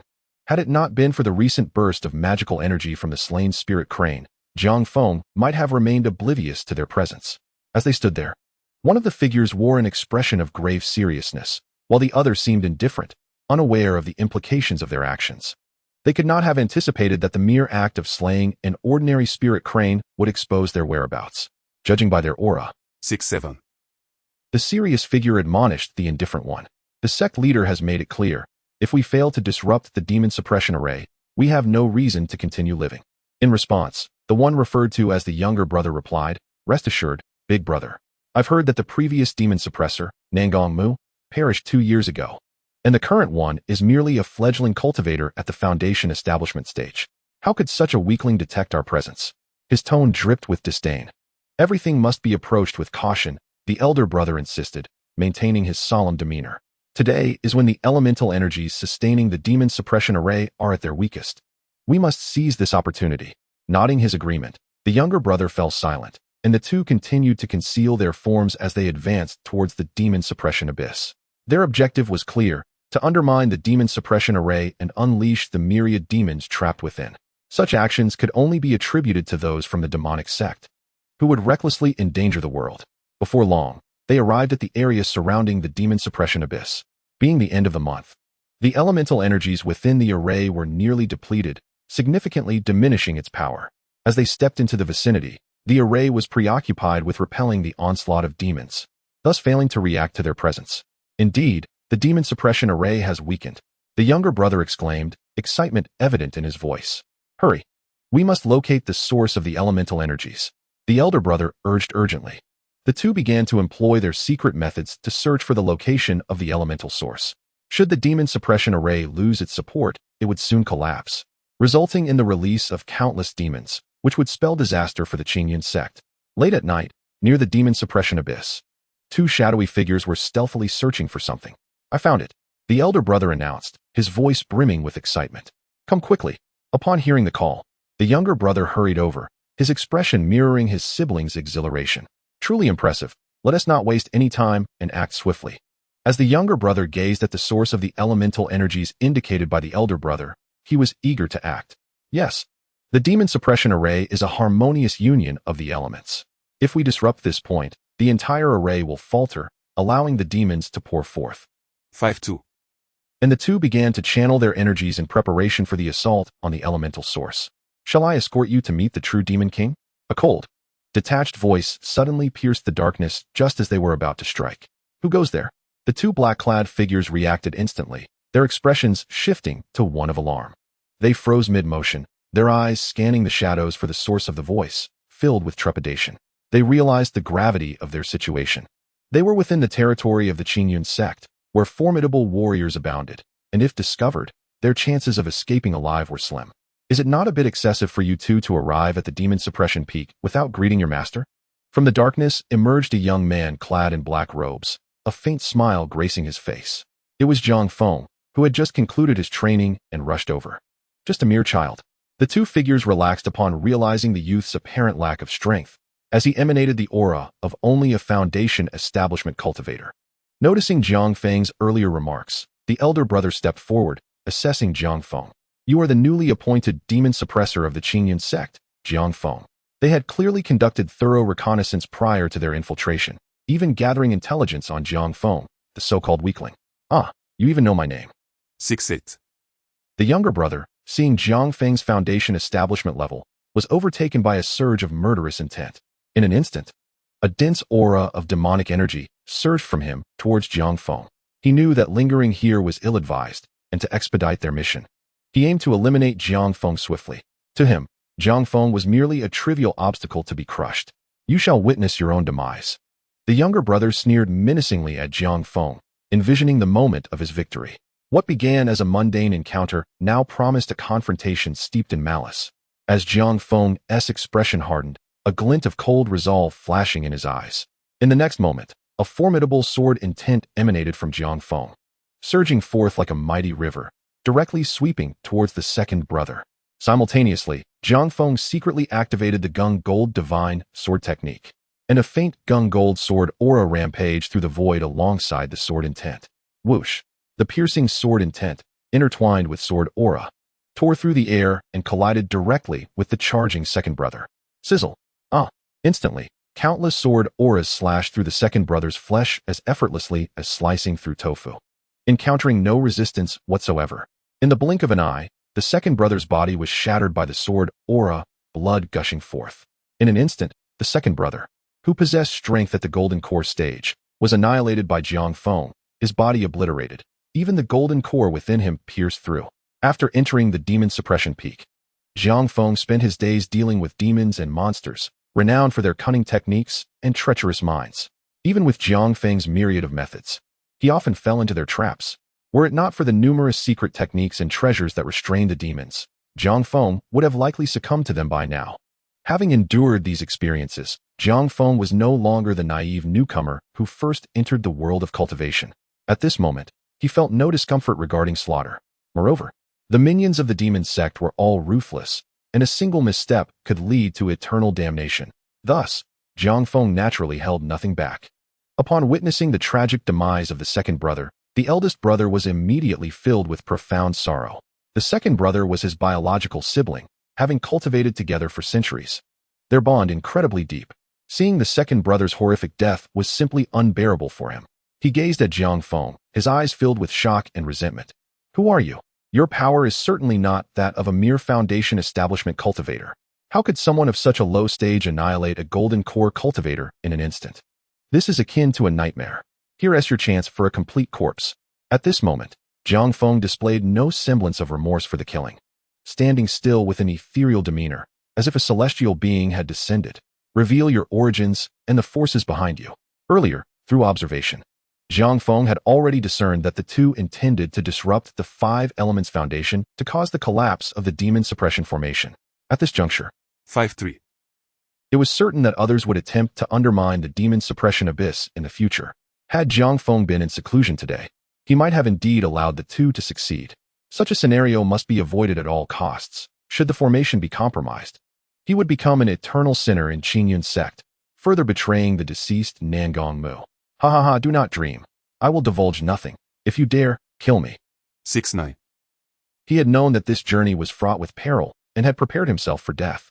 Furthermore, with Jiang Feng having slain his own brother, he would never reveal a shred of information. Come, kill me. At this moment, the eldest brother looked at Jiang Feng, displaying a visage of resignation. As if he wished for death, his gaze fixated on Jiang Feng. Feeling the sharp sword intent radiating from Jiang Feng, the eldest brother's heart quaked. Remembering the scene of the second brother being obliterated by the sword aura, he felt a chilling dread. The difference in strength between himself and the second brother was negligible, and the young Taoist before him could effortlessly slay the second brother. Surely he could dispatch him as well. Now, it seemed the other party was seeking some information and would likely refrain from immediate violence. Since the other party wished to extract information from him, he was certain they would show mercy and spare his life. By presenting himself as a dead man, he aimed to instill caution in Jiang Feng, creating a dilemma. Meanwhile, the eldest brother secretly utilized his blood to perform a forbidden technique. This was his trump card. In the past, he had relied on this technique to successfully ambush many foes stronger than himself, achieving final retribution. Observing Jiang Feng's youthful countenance, it was evident that he lacked experience. This thought brought a cold smile to the eldest brother's face. As long as Jiang Feng let down his guard, he would strike mercilessly with his secret technique, delivering a devastating blow. Kill me. With this thought, the eldest brother spoke again. After saying this, he closed his eyes, adopting an attitude of complete surrender, awaiting death. He understood that in a righteous sect like Qingyun Sect, they often relaxed their vigilance against an opponent who showed no resistance. Such a pity. On the opposite side, upon witnessing the eldest brother's defiance in the face of death, Jiang Feng felt a twinge of disappointment. He had always believed in the notorious reputation of the demon sect's practitioners. Ruthless and unafraid of death, they were known for their scorched earth tactics. This was their consistent modus operandi. The eldest brother before him was evidently a member of such a demonic sect. To be honest, within Jiang Feng's heart, he felt a certain admiration for such spirited individuals. At least he would not allow himself to appear so composed in the face of death. This was a truth he could not deny. In that case, you shall meet your end. After a moment of contemplation, Jiang Feng fixed his gaze upon the eldest brother, ultimately making his decision. Though the other was unafraid of death, earning respect, he was still an enemy, a member of the demonic sect. And since the other had resolutely chosen silence, there was nothing to gain from him. Therefore, Jiang Feng felt no inclination to show mercy. As Jiang Feng's words fell, countless sword auras erupted from his body, sweeping towards the eldest brother. He acted swiftly, without a hint of hesitation. The resplendent sword light shot forth like a meteor slicing through the darkness, racing towards the eldest brother. The eldest brother, awaiting death, had yet to react when Jiang Feng's sword aura pierced through him, shattering his golden core into fragments. At this moment, gazing at his own shattered body, the eldest brother looked towards Jiang Feng, his eyes filled with confusion and unwillingness. Why is this happening? How could this young Taoist not adhere to the conventional rules? Bang! With a mixture of reluctance and bewilderment in his eyes, the eldest brother's body lost all vitality, gradually collapsing to the ground. After the eldest brother's body fell, Jiang Feng did not recklessly approach. He regarded the fallen figure warily. In his lifetime, 7-0. there was no guarantee that they bore hidden treasures with concealed energies. Exercising caution, Jiang Feng focused his thoughts, unleashing several sword auras upon their bodies once more. Swish, swish, swish. In an instant, the corpses of the eldest and second brother bore additional sword marks. Should there have been other righteous cultivators present, witnessing Jiang Feng's actions, they would undoubtedly condemn his disgraceful behavior. Soon, their already fragmented bodies became even more unrecognizable, to the point where only faint outlines of human forms could be discerned. Well, 5-4. and a blazing flame suddenly erupted from the palm of his hand. This was the true fire of the golden elixir. Upon reaching the golden elixir stage, an innate true fire is born within the elixir, also known as the true fire of the golden elixir. Clutching the true fire, Jiang Feng intended to hurl it toward the lifeless bodies of the two demonic cultists. His intention was, of course, to obliterate any trace of them. The presence of two demonic cultist corpses atop the demon suppression peak would be impossible to explain. To eliminate all evidence of tonight's events would be the simplest solution. However, just as he was about to release the true fire, a thought struck him. Since these two cultists could easily infiltrate the demon suppression peak, it was evident that there was an issue within the Qingyun Sect. If the root of the problem was not addressed, more demonic cultists would surely infiltrate the abyss in the future. Yet, even if he wished to uncover the truth and prevent future threats, he felt utterly powerless. Eureka! After a moment of contemplation, Jiang Feng conceived a plan. He then focused his thoughts and collected the bodies of the two cultists. Following this, he employed his skills to erase the signs of the struggle that had taken place. Once these tasks were accomplished, Jiang Feng concealed his aura and soared into the air, arriving beneath the Dragon Head Peak. Finding a suitable location, he unceremoniously discarded the bodies of the two demonic cultists. Jiang Feng believed that it would not be long before the disciples of Dragon Head Peak discovered the bodies. The news of demonic cultists appearing within the Qingyun Sect would undoubtedly alarm the entire upper echelon of the sect. For the Zhongsong Taoist, who had always taken it upon himself to eradicate demons, this was an utterly unacceptable situation. Jiang Feng was confident that a storm would soon brew within the Qingyun Sect. Numerous spies from the demonic cult lurking here would also be flushed out. Contemplating this, a smug smile emerged on Jiang Feng's face. When the heavens fall, there will be tall ones to support it. As for him, he preferred not to concern himself with such trifles. Diligent cultivation was the true path. Since he was already here, he might as well pay a visit to Jingyu. Just as he was about to depart, Jiang Feng sensed a familiar presence in the distance. At this hour, still engaged in cultivation, the only person he could think of was the cultivation fanatic Lin Jingyu. Retrieving his shadow cloak and fox-faced mask, Jiang Feng donned them with practiced ease. After completing these preparations, his figure flickered, and he vanished from his location. In the next moment, he had arrived within the Dragon Head Peak. Chapter 40, Guiding the Lost. The Dragon Head Peak. The moon hung coldly in the sky, and a gentle breeze caressed the face of a young figure seated upon a slab of green stone, threads of spiritual energy swirling around him. 7-1. At this moment, a profound magical energy surged around him, and sharp strands of sword intent emanated from his being, piercingly intense. Buzz, buzz, buzz. At the same time, a wave of ferocious sword intent swept forth, causing the sword standing before Lin Jingyu to resonate with a series of buzzing sounds. At this moment, Lin Jingyu had his eyes closed, deeply immersed in his cultivation. Perhaps he had reached a critical juncture, for his complexion grew slightly flushed, and beads of sweat trickled down his face. The fluctuations of his aura fluctuated dramatically, as if he were striving towards something. Moments later, the chaotic energy surrounding Lin Jingyu abruptly ceased, and he suddenly opened his eyes, a glimmer of disappointment in his gaze. To his dismay, he had once again failed to break through to the peak of the foundation establishment stage. Since advancing to the later stages of foundation establishment, it had been quite some time since he had made any progress, which left him feeling quite dejected. Perhaps, to his peers among the Qingyun disciples, his rate of cultivation could be deemed extraordinary. Yet for Lin Jingyu, this was far from sufficient. After all, his ambitions were not merely to compare himself with his contemporaries. His aspirations lay in attaining the position of the next leader of Dragon Head Peak. With his current strength, while he could contend with the previous generation of seniors, defeating them to secure the leadership position would necessitate further breakthroughs. Lin Jingyu, you truly are useless. 5-5. Feeling frustrated, abruptly seized the sword on the ground and unleashed a flurry of sword chi towards the front. Bang, bang, bang. Instantly, several sturdy ancient trees were severed into segments, crashing to the ground. Exhaling sharply after venting his frustrations through a few sword strikes, Lin Jingyu felt a slight alleviation of his inner turmoil. It appears that your heart is currently quite restless. At this moment, a clear voice suddenly echoed from the darkness. Upon hearing this voice, Lin Jingyu was first startled, then overjoyed, quickly turning to face the source of the sound. He beheld a figure clad in black robes, shrouded in mystery, gliding through the air, surrounded by an imposing sword intent, emanating an extraordinary aura. This figure was none other than the recently arrived Jiang Feng. Senior, you have come. Upon seeing Jiang Feng, Lin Jingyu's face instantly lit up with joy. Over the years, he had encountered this senior on several occasions. Now, In Lin Jingyu's heart, this masked figure was undoubtedly a hidden elder of the Qingyun Sect. His strength surpassed even that of his master, the Song Taoist. Moreover, whenever he faced difficulties in his cultivation, this elder would appear to offer guidance. With this elder's assistance, Lin Jingyu's strength had made remarkable strides over the years. He recalled that his rapid breakthrough to the foundation establishment stage was also thanks to this elder. After 10 years, Lin Jingyu had also discerned that this elder seemed reluctant to reveal his identity, always donning black attire and a fox-faced mask.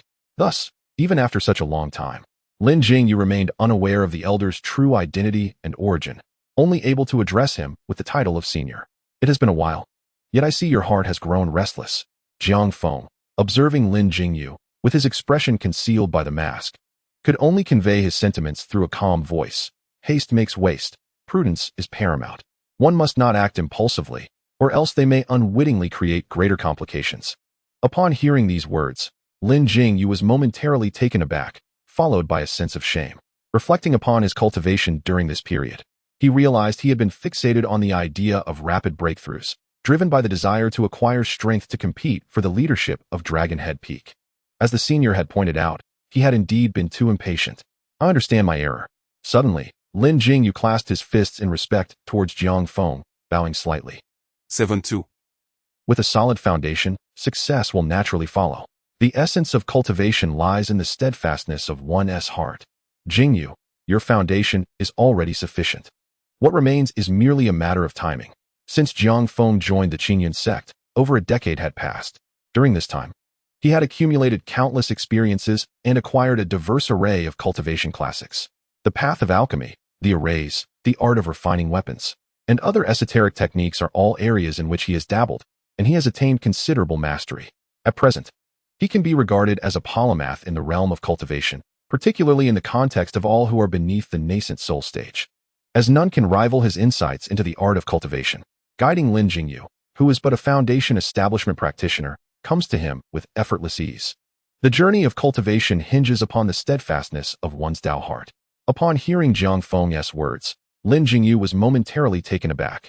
His expression reflecting deep contemplation as a flicker of enlightenment arose within him. Moments later, clarity illuminated his eyes, and a resolute determination graced his countenance. Senior, I understand now. At this moment, Lin Jingyu's earlier confidence resurfaced, his gaze clear and unwavering. He bowed deeply towards Jiang Feng and expressed his gratitude. Thank you, senior, for your invaluable guidance. Without your counsel, I would have nearly strayed from the path. Your immense kindness, senior, is something I shall never forget. Overwhelmed with excitement, Lin Jingyu felt an unparalleled confidence surging within him. He was certain that, in a short span, he would achieve the great perfection of the foundation establishment stage. Jiang Feng nodded approvingly, casting a glance of satisfaction at Lin Jingyu. In his eyes, Lin Jingyu exhibited exceptional temperament and talent, with a heart as pure as a child's and such rapid progress. 5-6. He might even ascend to the esteemed position of the sect leader of Qingyun in the future. Contemplating this, Jiang Feng found it amusing to think of nurturing his brother to become the next generation's leader of Qingyun. Well then, let us conclude for today. I must take my leave now. Jiang Feng spoke softly, and as his words faded, his figure vanished from sight. Truly, a peerless master. Lin Jingyu marveled, admiration evident in his eyes as he reflected on Jiang Feng's sudden appearance and disappearance. After imparting his wisdom to Lin Jingyu, Jiang Feng did not linger but returned directly to his own Jinma Peak. However, instead of heading to his cave dwelling, he approached a particular cliffside. Before this cliff stood a statue that bore an uncanny resemblance to Nangongmu. Indeed, it was the statue of Nangongmu. After his passing, Jiang Feng had erected this statue in his honor. Master, I have come to visit you again.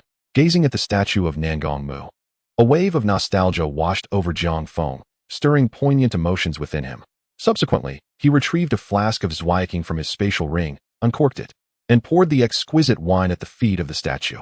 Master, this was your favorite drink during your lifetime. After a moment of remembrance before the statue, Jiang Feng gradually composed himself and approached the nearby cliff. Suddenly, a surge of magical energy erupted from him, and he formed intricate hand seals, directing them towards the cliff face. Open, he exclaimed.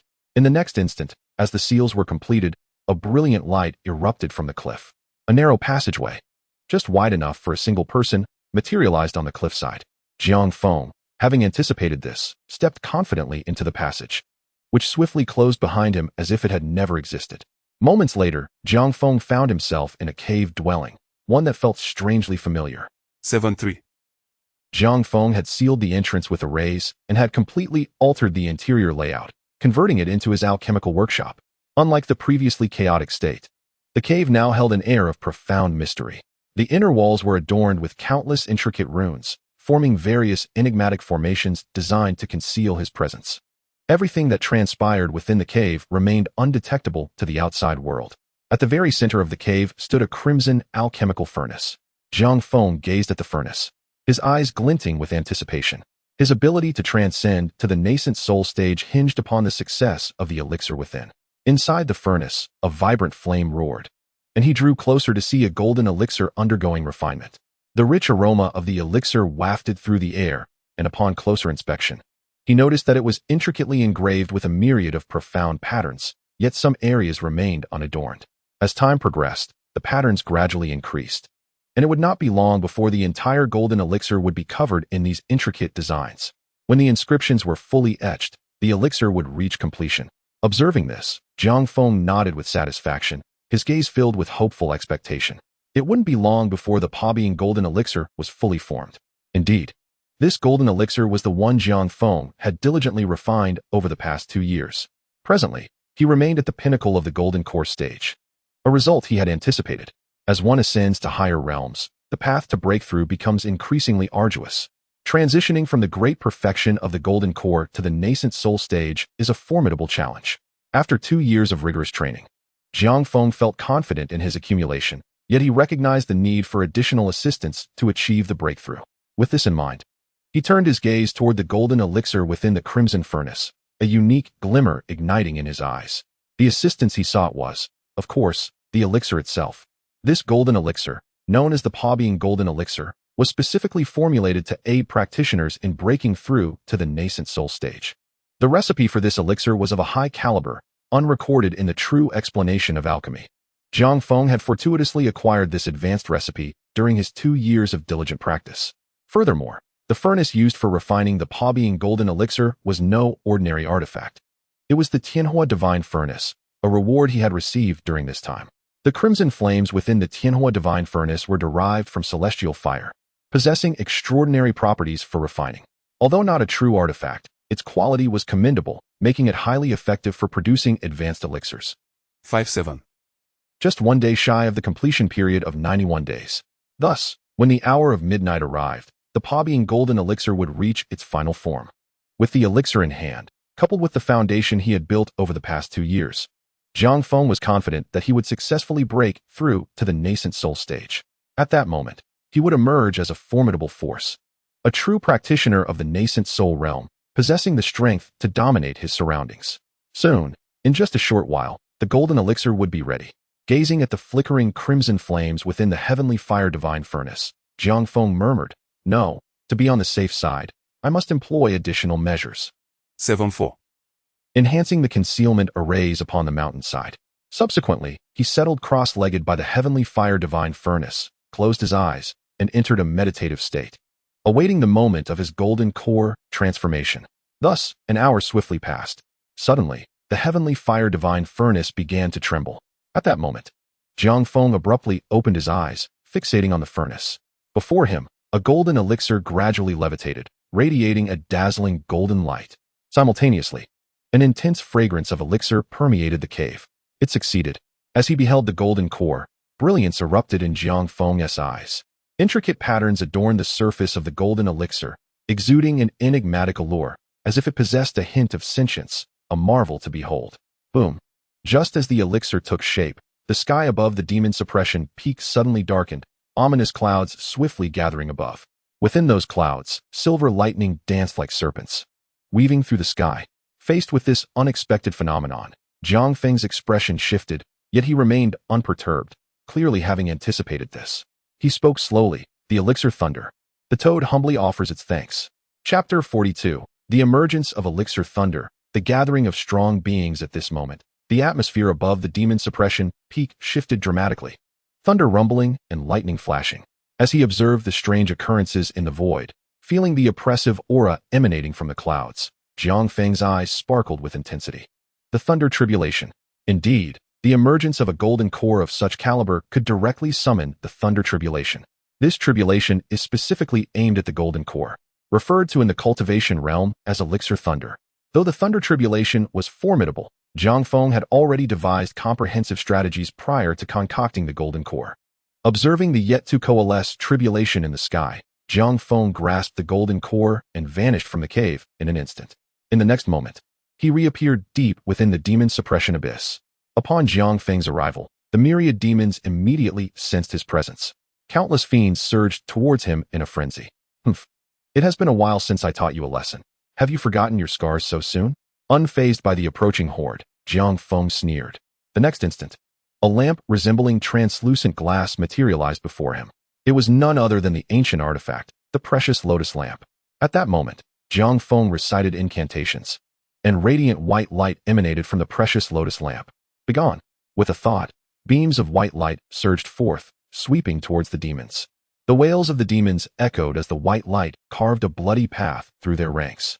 With the precious lotus lamp in hand, Jiang Feng continued deeper into the demon suppression abyss. Meanwhile, the power of the Thunder Tribulation in the heavens grew increasingly terrifying, as if a divine lightning bolt were poised to descend at any moment. This is the place.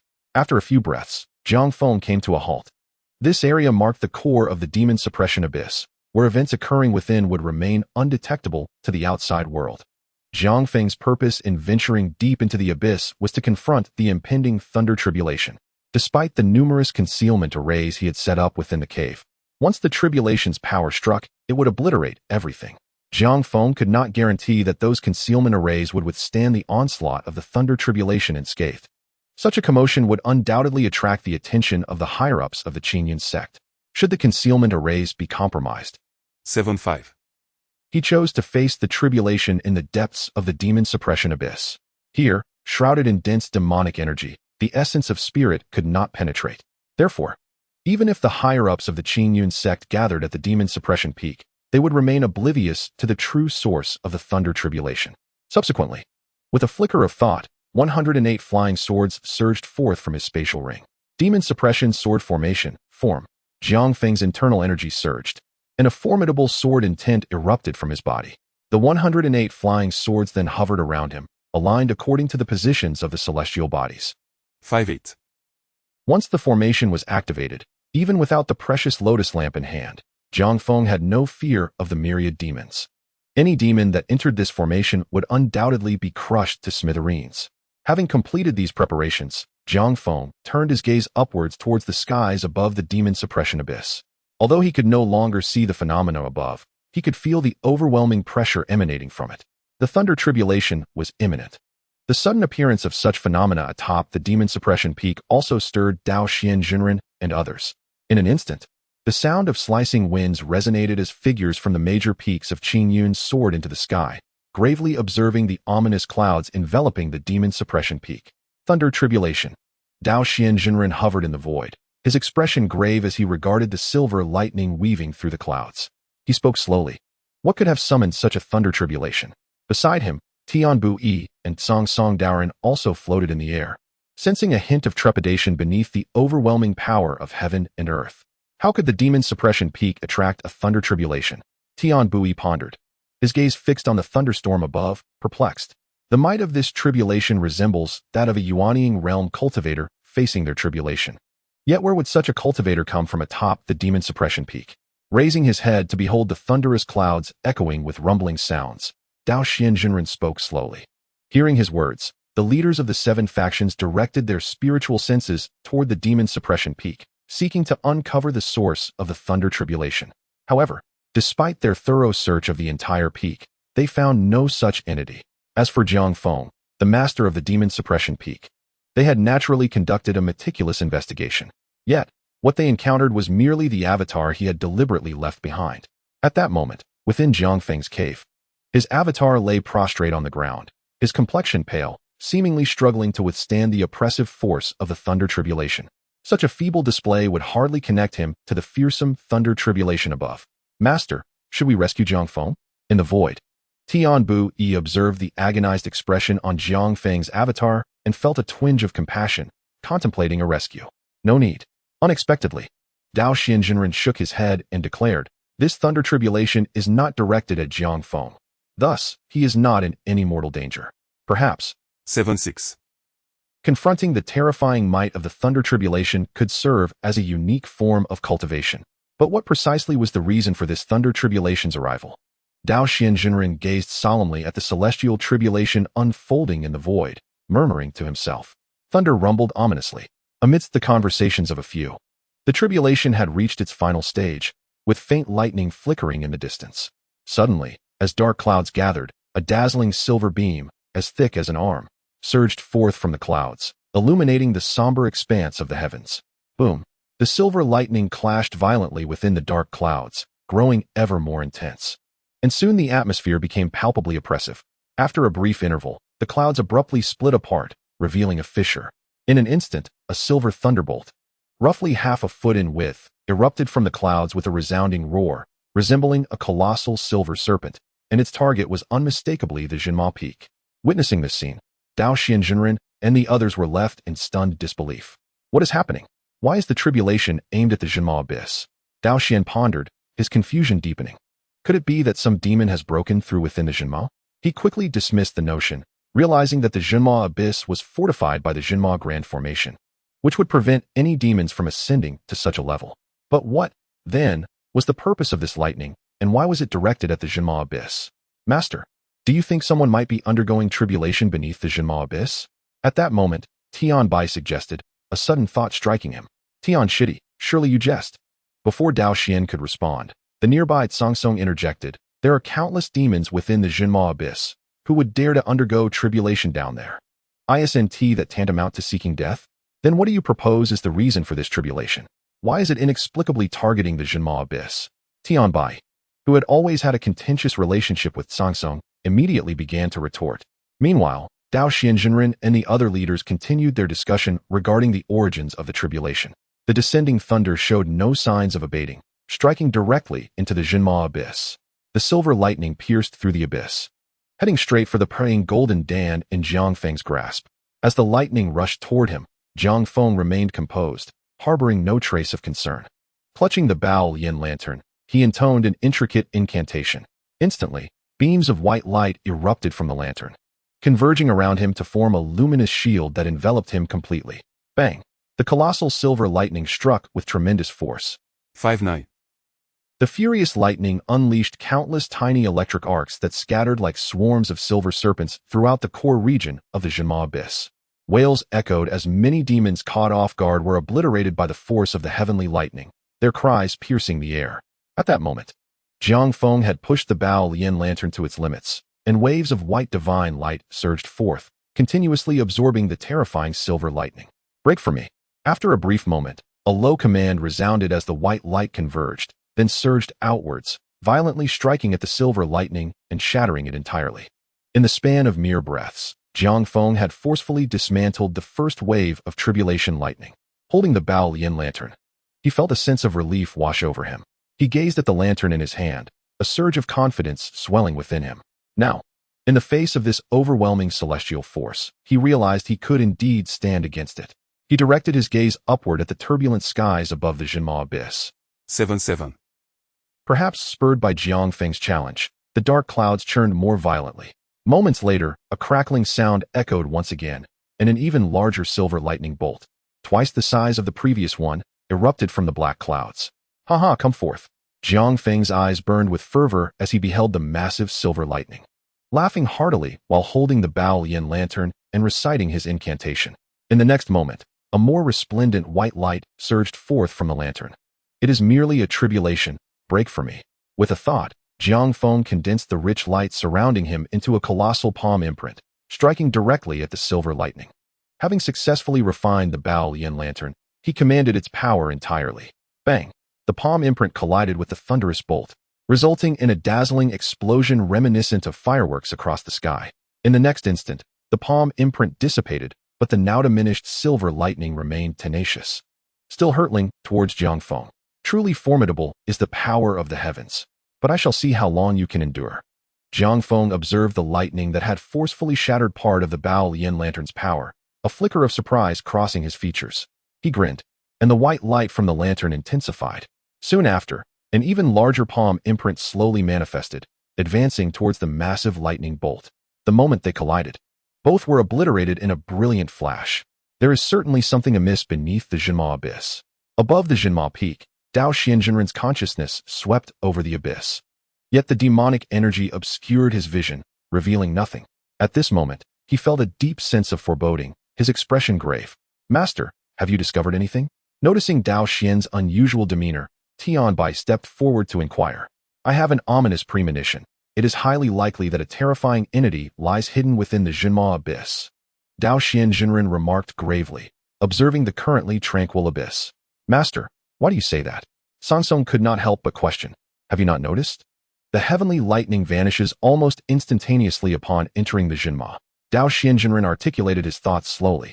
What kind of being possesses the ability to obliterate the power of heavenly lightning in an instant? Upon hearing Dao Xian's words, the expressions of Tianbai and the others turned somber, clearly grasping the gravity of the situation. While cultivators must confront the power of heavenly tribulation upon reaching the Yuanying stage, they all held a deep reverence for the thunder, relying on magical artifacts merely to withstand it, never having the strength to destroy it. Yet, this entity lurking within the Jinma abyss was capable of annihilating the heavenly lightning in an instant, a display of power that defied comprehension. Such a being, one could only wonder, why would it choose to hide within the Jinma abyss? If it posed a threat to the Qingyun Sect, it would undoubtedly spell disaster for them. Boom, boom, boom.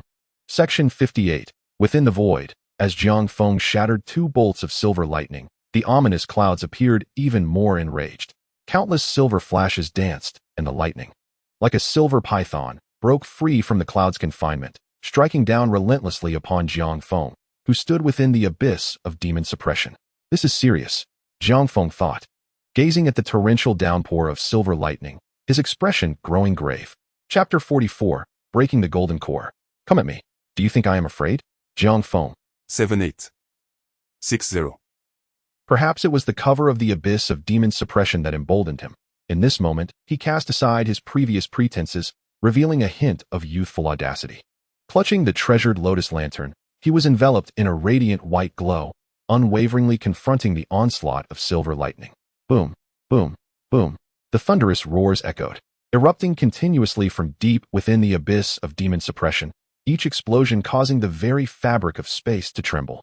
The silver lightning cascaded from the sky, resembling an apocalyptic scene, instilling a profound dread deep within the soul.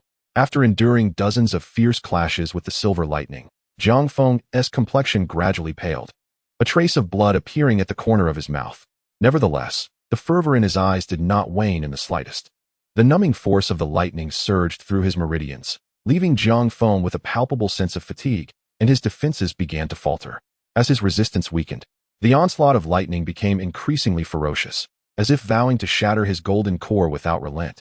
This scene persisted for a considerable duration before the lightning finally ceased.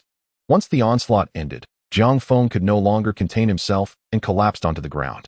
Wiping the blood from his lips, he gasped for breath. Enduring such an onslaught of lightning with his current strength was no small feat sitting upon the cold ground. He felt the chaotic energy of lightning coursing through him, causing his lips to twitch involuntarily. Gritting his teeth, he forced himself into a meditative posture, raising his slightly pale face to gaze at the top of the abyss of demon suppression. Sensing that the oppressive aura had dissipated, he finally felt a semblance of relief. That damned lightning has finally ceased. If it had continued for even a moment longer, I truly wouldn't have been able to endure it. Jiang Feng smirked, slowly opening his palm to reveal a thumb-sized golden elixir, shimmering with an alluring radiance.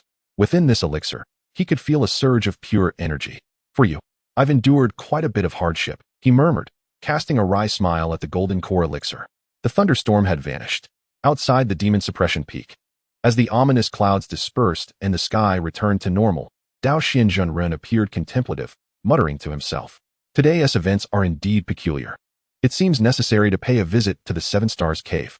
Resolving within, he addressed the leaders of the various peaks. "Let today's affairs conclude here. Relay the order. No one is to disturb the existence beneath the abyss of demon suppression." From this thunderstorm, Dao Xianjunren had gained a clear understanding of the strength of the entity below. Should any unwise disciples provoke it, It would undoubtedly spell disaster for the entire Qingyun Sect. Understood, Master. Tian Bai and the others acknowledged the gravity of the situation, responding in unison. Soon, Dao Xianjun and his companions vanished from above the demon suppression peak, and the tempest induced by the thunderstorm gradually subsided. 3 days later. 7-9. Of course, the numerous hidden formations inscribed upon the cave walls remained intact. In the center of the cave, Jiang Feng sat in meditation. Powerful waves of magical energy circulating around him, exuding a formidable aura. A mysterious force enveloped him, concealing his powerful presence, rendering him nearly undetectable from outside. This was the pinnacle manifestation of the immortal concealment technique.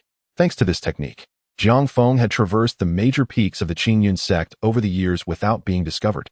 Now, after 3 days of recuperation, his aura and magical power had reached their zenith. As the Qingyun divine sword technique continued to operate within him, a sharp sword intent surrounded him like a lethal formation, preventing outsiders from approaching. After a moment, all the power within Jiang Feng reached a state of perfection. The golden core within him radiated a brilliant golden light, shimmering like glass. Above the golden core, streams of Qingyun sword energy swirled, exuding an astonishing brilliance. Suddenly, Jiang Feng opened his eyes, a glint of brilliance flashing within. Everything is in place. Only the final piece is missing. Subsequently, a golden elixir appeared in the palm of his hand, intricately engraved with countless mysterious symbols. Upon closer inspection, there were a total of 81 symbols. Each of these symbols seemed to originate from the very essence of the cosmos, and merely holding it, Jiang Feng could sense the pure energy contained within. This golden elixir was none other than the broken infant golden core. This success or failure hinges upon you. Adjusting his mindset, Jiang Feng grasped the broken infant golden core and swallowed it whole. Section 59, boom. The broken infant golden core, a high-grade elixir, dissolved upon entry. In that instant, Jiang Feng felt a surge of pure energy erupting within him, gradually flowing to his limbs and organs. The energy contained within the broken infant golden core was profoundly mysterious. It not only benefited the magical power of his dantian, but also rapidly enhanced the consciousness within his mind. At that moment, the resplendent golden core within Jiang Feng, after absorbing the energy of the broken infant golden core, erupted in an unparalleled radiance. The dazzling light shot forth from within him, seemingly painting his meridians, blood vessels, and pours in a brilliant gold. Simultaneously, as the energy from the broken infant golden core coursed through his body, Jiang Feng's internal organs erupted with a rich essence. 6-1. Streams of sword energy piercing forth from within it. Crack. Just then, a fissure appeared abruptly in the supreme golden core within him. Crack. Crack. Following that, more and more cracks emerged upon the golden core. In the next moment, a purple divine light surged forth from the fissures. Chapter 45, The Purple Yuaning. The thunderstorm reappeared. Boom, boom, boom. At this moment, streams of purple divine light erupted from Jiang Feng's golden core, completely shattering it. Bang, bang, bang. A series of tremendous booming sounds reverberated from within Jiang Feng. Endless violet divine light erupted from Jiang Feng's body, rendering him extraordinarily mysterious, as if a celestial being had descended upon the earth. The purple light intensified, and moments later, it transformed into a violet light shield that enveloped Jiang Feng entirely. 8-0. All the violet radiance surged back into his body. Simultaneously, an aura of profound mystery emanated from Jiang Feng, bestowing upon him an extraordinary presence. Suddenly, Jiang Feng opened his eyes, feeling the power coursing through him, his gaze brimming with ecstatic delight. After over a decade of cultivation, he had finally broken through to the nascent soul realm. If others were to discover that Jiang Feng had achieved this remarkable feat in merely a few years, they would undoubtedly be overwhelmed with shame and despair. It is known that even for prodigies, the journey from an ordinary person to a nascent soul practitioner typically requires several hundred years. Yet, Jiang Feng had accomplished what others might never attain in their entire lifetimes. Such an extraordinary rate of cultivation is nothing short of monstrous. At this moment, filled with excitement, Jiang Feng gradually focused his mind on his dantian. Within it, the once supreme golden core had vanished, replaced by a translucent figure radiating purple divine light. This purple figure bore an uncanny resemblance to Jiang Feng. Seated serenely within the dantian, exuding an air of solemnity, surrounded by the violet glow. The nascent soul. This was Jiang Feng's nascent soul. Gazing at the nascent soul within his dantian, Jiang Feng felt an overwhelming surge of exhilaration, which intensified upon witnessing the purple divine light enveloping it. A purple nascent soul. He had actually condensed the legendary purple nascent soul. In the realm of cultivation, the nascent souls formed by practitioners vary in rank. From low to high, they are classified into 7 levels: red, orange, yellow, green, blue, indigo, and violet. As the nomenclature suggests, a red nascent soul is deemed the least impressive, while a purple nascent soul is regarded as the most formidable. Red, orange, and yellow nascent souls are quite ordinary. Green and blue nascent souls are considered quite commendable. However, a blue nascent soul is a rare sight, achievable only by exceptional talents. As for the purple nascent soul, it is truly a legendary entity, rumored to be attainable only by the reincarnation of an immortal. And Jiang Feng had managed to manifest this fabled purple nascent soul. If this news were to spread, it would undoubtedly shock the entire world. Although Jiang Feng was merely at the initial stage of the nascent soul realm, the foundation provided by the purple nascent soul granted him the strength to contend with practitioners at the mid-nascent soul stage. He could even withstand some attacks from those at the late stage. To be capable of battling someone at the late nascent soul stage while still at the initial stage would elevate Jiang Feng to divine status in the eyes of the world. The nascent soul realm, I have finally reached it. At this moment, feeling the surging and immense power within him, Jiang Feng was filled with unparalleled excitement. Suddenly, a familiar celestial pressure descended upon the summit of the demon suppression peak. The sky darkened and roiled, accompanied by thunderous rumbles, as if the end of days had arrived. The tribulation. Every practitioner in the nascent soul realm must face the tribulation. Only after undergoing the baptism of heavenly tribulation can one genuinely become a nascent soul practitioner.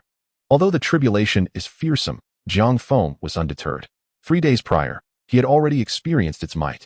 Though the incoming tribulation, judging by the presence of his condensed purple nascent soul, would undoubtedly be formidable, Jiang Feng remained unflinching, protected by the ancient artifact, the Lotus Lantern. Moreover, after breaking through to the nascent soul realm, his power had multiplied exponentially since 3 days ago. Mastering the Lotus Lantern had become increasingly effortless. Thus, It's 1. Jiang Feng swiftly made his way back to the demon suppression abyss. To conceal his secret, he had no choice but to resort to his previous tactics. 6-2. Who had been immersed in his cultivation, abruptly opened his eyes and vanished from the heavenly palace. The tribulation. How could this be? Another tribulation. And once again at the demon suppression peak. In the void, Zhu Xian witnessed the celestial phenomenon above the demon suppression peak, his expression akin to seeing a ghost. Utterly bewildered. Only 3 days had passed since the last tribulation, and now it had returned. Could it be the entity beneath the demon suppression abyss that was behind this? Master, what is happening? Shortly thereafter, the leaders of the various peaks of the Qingyun Sect gathered once more above the demon suppression peak. Gazing at the brewing, thunderous power in the sky, Tian Bai wore a similarly bewildered expression. Such an event had never occurred since the establishment of the Qingyun Sect. Could this heavenly thunder be directed at the demon suppression abyss? Recalling the terrifying tribulation from 3 days ago, the elder of the pine tree Taoist looked doubtful. Upon hearing this, the others nodded in agreement. I share this belief.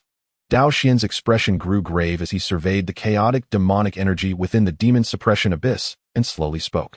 I suspect that this heavenly thunder was summoned by the entity beneath the abyss. Master, what shall we do? Upon hearing this, the elder of the pine tree Taoist was taken aback, glancing toward the demon suppression abyss, and suggested, perhaps we should summon the 7 elders from the 7-star cave. With their abilities, they should be able to investigate this matter. The 7 elders mentioned by the elder of the pine tree Taoist were, of course, the previous leaders or masters of the Qingyun Sect, now in seclusion within the 7-star cave. Not advisable. Zhu Xian immediately rejected the idea, stating, the 7 elders must focus on suppressing the divine demon monument and cannot leave. Moreover, we cannot ascertain whether the entity below is friend or foe. Currently, it seems they do not intend to harm the Qingyun Sect, so it is best not to provoke them. He issued a command. Let it be known that the tribulation shall be treated as if it never occurred. No one is to disturb it. In the void, Zhu Xian gazed at the impending tribulation, his expression solemn as he issued orders. We shall obey the master's decree. The assembled leaders responded in unison. Chapter 46. Lin Jingyu's speculation the following day, at the South Palace of the Demon Suppression Peak. Today, Jiang Feng sat cross-legged as usual, eyes closed in meditation. A profound wave of power circulated around him, emanating an overwhelmingly potent aura. Though the previous day's tribulation had been terrifying, thanks to the protection of the ancient artifact. The Lotus Lantern, Jiang Feng had sustained only minor injuries and was otherwise unscathed. After weathering the tribulation, he returned to this cave to meditate and stabilize the tumultuous power within him, a process that had continued until now. After a moment, Jiang Feng's aura gradually steadied, and he slowly opened his eyes, which sparkled with brilliance. Sensing the immense power within him, a radiant smile graced Jiang Feng's face. The tribulation has passed, and now he can truly call himself a nascent soul realizer.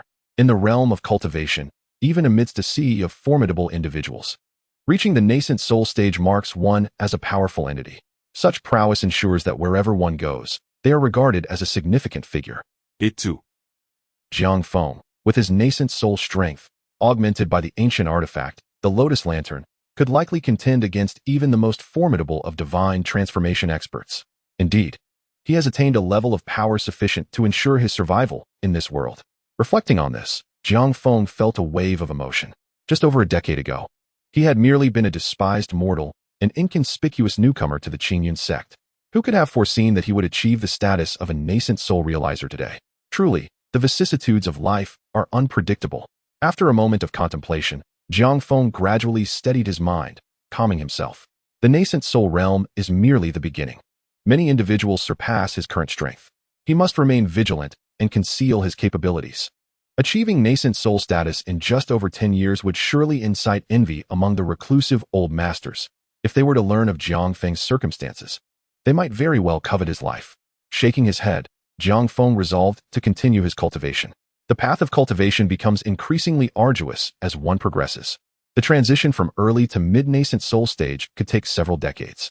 Cultivation is akin to rowing upstream. One must either advance or regress. Even with the assistance of a system, ultimately, success relies on one's own efforts.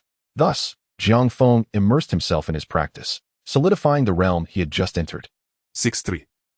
Quietly awaiting an expected guest. Today marks the end of the month. The elemental essence within the demon suppression array is nearly depleted. It is now Dragon Head Peak's turn to supply the elemental essence, and traditionally, Lin Jingyu would arrive to deliver it. It had been quite some time since Jiang Feng had shared a drink with Lin Jingyu, and he had specifically prepared a feast for the occasion. However, to Jiang Feng's bewilderment, Lin Jingyu had yet to arrive after waiting all morning. Had something gone awry? A sense of worry crept into Jiang Feng's mind. Lin Jingyu had always been punctual. This delay must indicate some unforeseen circumstance. Fortunately, by the late evening, Lin Jingyu finally appeared, gracefully maneuvering on his flying sword. "Jingyu, you certainly made me wait," Jiang Feng exclaimed, a hint of reproach in his tone as he felt a wave of relief upon seeing Lin Jingyu. "My apologies, Feng Ge. It was unintentional," Lin Jingyu replied, immediately apologetic. "Something occurred at Dragon Head Peak today, and my master tasked me with handling it, which caused the delay." "Something happened?" Jiang Feng's heart raced at the implication, and he feigned ignorance, inquiring, "What transpired?" Hesitating for a moment, Lin Jingyu leaned closer to Jiang Feng and whispered, "Recently, it seems that members of the demon cult have infiltrated the Qingyun Sect." "What?" Jiang Feng's expression shifted, concern etched on his face. "There's an infiltrator within the sect?" "Indeed." Lin Jingyu nodded, his tone serious. "Today, my master was furious upon discovering that the infiltrators had managed to remain undetected within the sect. Clearly, they left spies among us. Fortunately, the 2 demon cult members have already been slain. Judging by the manner of their demise, it appears they fell victim to Sword Qi." 8-3. However, given his close relationship with Jiang Feng, Lin Jingyu felt a profound trust in him, leading to his decision to divulge such secrets. Even though his master had cautioned against revealing this information, Lin Jingyu felt compelled to share it with Jiang Feng. "Is that truly the case?" Jiang Feng mused internally, amused yet maintaining an outwardly composed demeanor. It is fortunate that a powerful figure within the sect took down those 2 demon cult members. Otherwise, we might never have discerned their sinister plots. A powerful figure indeed. The one who acted is an unparalleled master. Lin Jingyu's eyes gleamed with intrigue as he leaned in closer. "Feng Ge, I actually know the identity of this master." "You do?" Jiang Feng's heart raced, feigning calmness. "Who is it?" "I cannot disclose that." Lin Jingyu shook his head slowly. "I promised the elder that I would not reveal any information about him." "Promised someone not to disclose?" Jiang Feng was taken aback, but soon relaxed. Lin Jingyu's words suggested he knew nothing of significance. Perhaps he had been overthinking the situation. Jiang Feng felt a twinge of self-deprecation. Perhaps he had been too on edge lately. Though Lin Jingyu possessed extraordinary talent, Jiang Feng had mastered the art of concealment to an exceptional degree, with treasures like the shadow cloak and fox mask to obscure his presence. Jiang Feng felt an unwavering confidence. Even if Zhu Xian realizer were to scrutinize him closely, he doubted any would discern his true nature. Moreover, given Lin Jingyu's foundational level of cultivation, he was certainly incapable of uncovering Jiang Feng's identity. With this in mind, Jiang Feng feigned annoyance and remarked, "Jingyu, can't you even tell me?" Hearing the slight reproach in Jiang Feng's voice, Lin Jingyu hesitated, and after a moment, said, "Fenggu, I truly cannot share this with you. Please don't put me in a difficult position. You have no idea how much guidance that elder has provided me over the years, enabling my rapid advancement in cultivation. I owe him an immense debt of gratitude. Revealing his identity would be dishonorable." With sincerity in his eyes, Lin Jingyu looked at Jiang Feng, hoping for understanding. "All right, joking." Yet observing your tension brings a hint of amusement to Jiang Feng's heart. Simultaneously, he finds himself quietly admiring Lin Jingyu for his unwavering commitment to secrecy.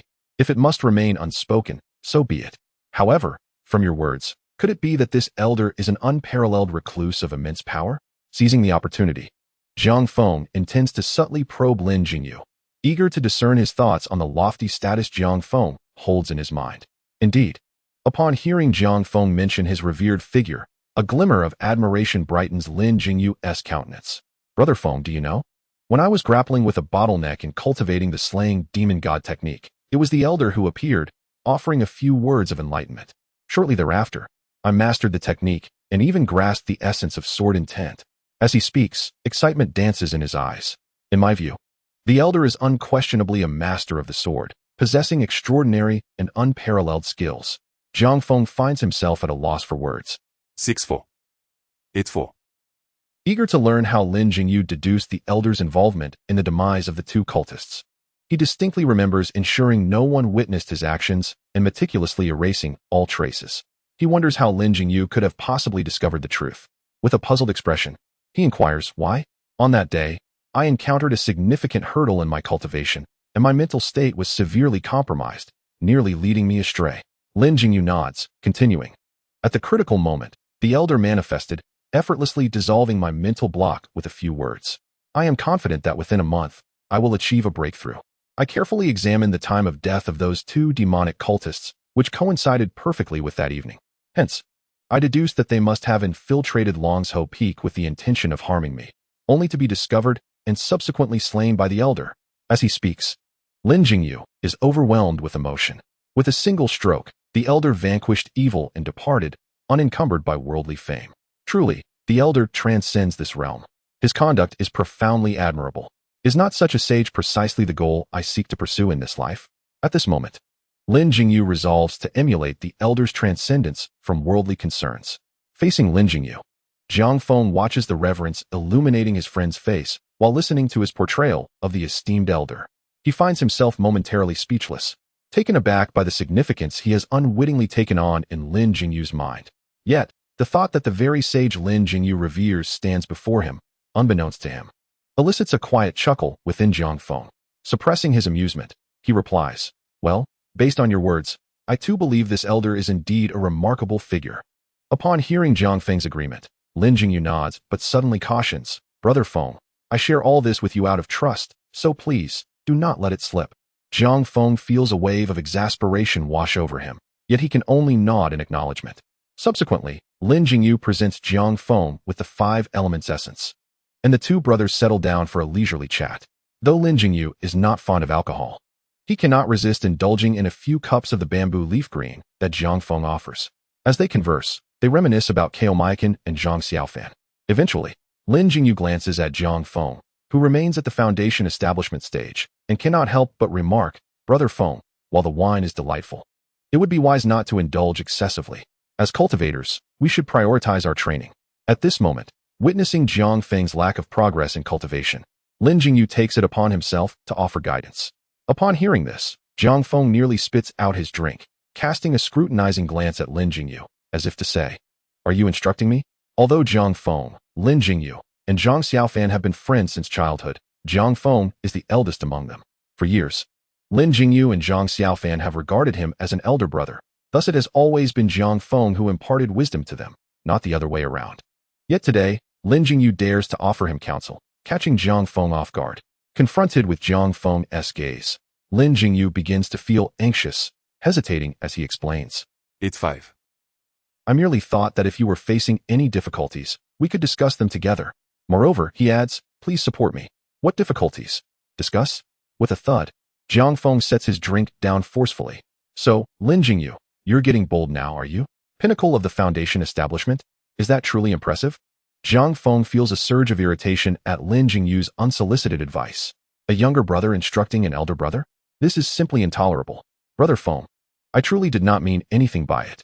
Seeing Jiang Feng put down his cup, Lin Jingyu feels genuinely guilty, chastising himself for speaking too freely. He quickly picks up Jiang Feng's abandoned cup, a smile breaking across his face as he offers it back, saying, a moderate amount of wine does no harm.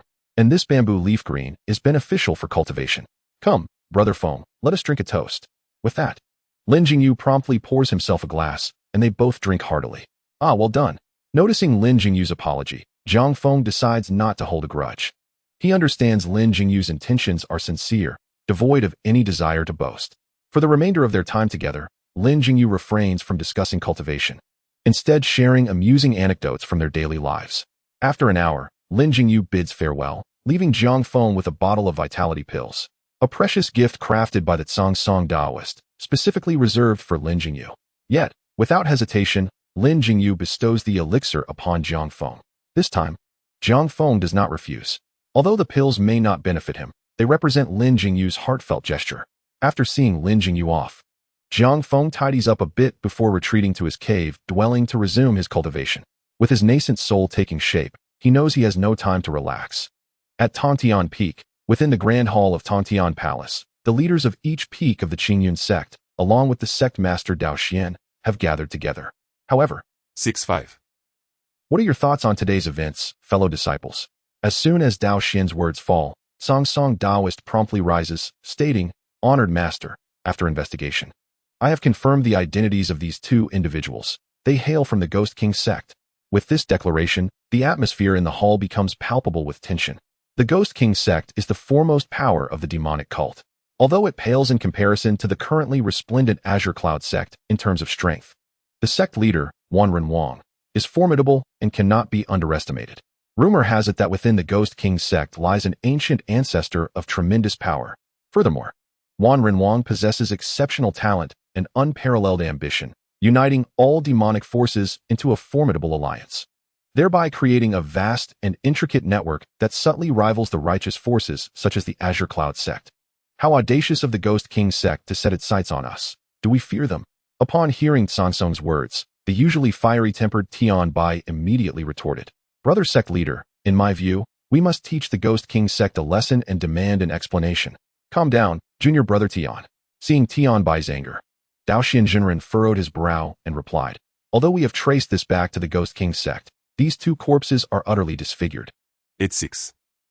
Igniting a new wave of righteous versus demonic warfare. As he spoke, Zhu Xian's expression darkened.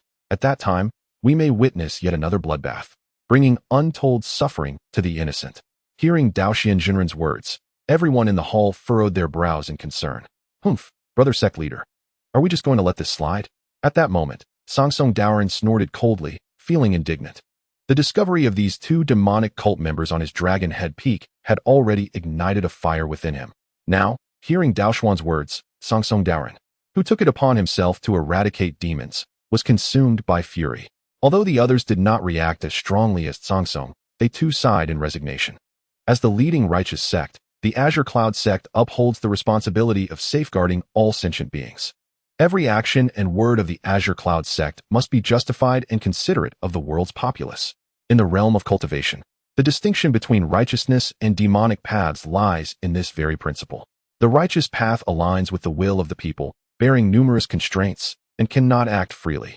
The demonic path is devoid of rules, acting solely on whims, indifferent to the lives of others. In contrast, the righteous approach often finds itself constrained.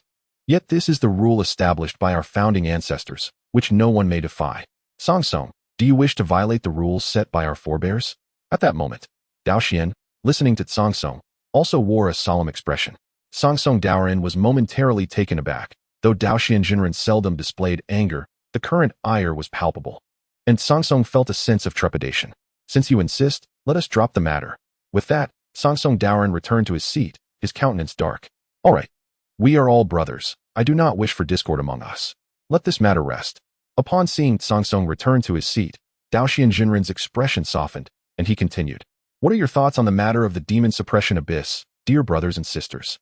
The thought of a potentially terrifying presence lurking beneath the abyss left Daoxian Jinren unsettled, unable to find peace. Hearing Daoxuan's words, the assembled leaders understood he referred to the dreadful entity beneath the demon suppression abyss. If all else fails, we should summon the 7 revered elders. Their strength would be sufficient to quell whatever lies below. After contemplating, Tianbai suggested directly. Inappropriate. Daoxian shook his head and spoke slowly. Junior brother Tian, are you not aware that the 7 revered elders are currently occupied with suppressing the divine demon steel? Recently, during my visit to the 7-star cave, the elders mentioned that the divine demon steel has exhibited unusual activity, and they must remain focused on it without distraction. A trace of worry crossed Daoxian Jinren's face as he continued. If we were to disturb the 7 revered elders at this time, it could lead to unforeseen complications with the divine demon steel. Alas, we should refrain from provoking them for now. Once the elders have fully subdued the divine demon steel and have the capacity to address this issue, we can then take action. With that, It's 7. we must enhance our defenses and vigilance to prevent any further schemes from the demonic cult. Upon hearing Daoxian Jinren's words, Sangsong Daoren rose and responded. 6. They did not exhibit hostility at this moment. Furthermore, suppressing the divine demon steel is paramount for the safety of all sentient beings and must take precedence. Sect leader, should we not reinforce the guard at the demon suppression abyss? After all, Jiang Feng's strength. At this point, Tianbai began to speak. Though his words trailed off, yet everyone present understood his implication. Consequently, upon hearing Tianbai's statement, all present furrowed their brows. The current demon suppression envoy, Jiang Feng, possesses only the early stage of foundation establishment. Such a feeble cultivation level would render him utterly defenseless against any encroaching demonic cult members. No need for that entity beneath the demon suppression abyss. Should it wish to harm the Azure Cloud sect, even the demon suppression array would be powerless to stop it. Regardless of how many guards we post, Daoxian Jinren said after a moment of contemplation. As for any other infiltrating demonic cult members, as long as the demon suppression array operates normally, they cannot disrupt it. The array, established by our ancestors, possesses extraordinary power, and in its peak state, even a harmonization stage being would find it insurmountable. Unless the demonic cult were to send a harmonization stage expert to breach the array, deploying additional manpower would be futile. Just yesterday, the 5-element source had been integrated into the demon suppression array, and its current power is commendable. Thus, there is no cause for concern. Looking at Tianbai, Daoxian Jinren continued. In the future, until the 5-element source is fully consumed, all branches must ensure the timely delivery of the 5-element source to the demon suppression peak, lest we leave an opening for the demonic cult. Alas, it must be so. Hearing Daoxian Jinren's words, Tianbai nodded, though a sigh escaped his lips. His intention in proposing additional personnel was primarily for Jiang Feng's safety. With Jiang Feng's meager cultivation, he could easily be crushed by any random member of the demonic cult. Moreover, with such a terrifying being lurking in the demon suppression abyss, should it harbor malicious intent toward Jiang Feng, the boy would be doomed. Old Ghost Nangong, I have done my best.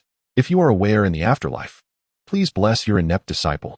At that moment, Tianbai thought helplessly. Naturally, the other leaders had no objections to Daoxian Jinren's decision.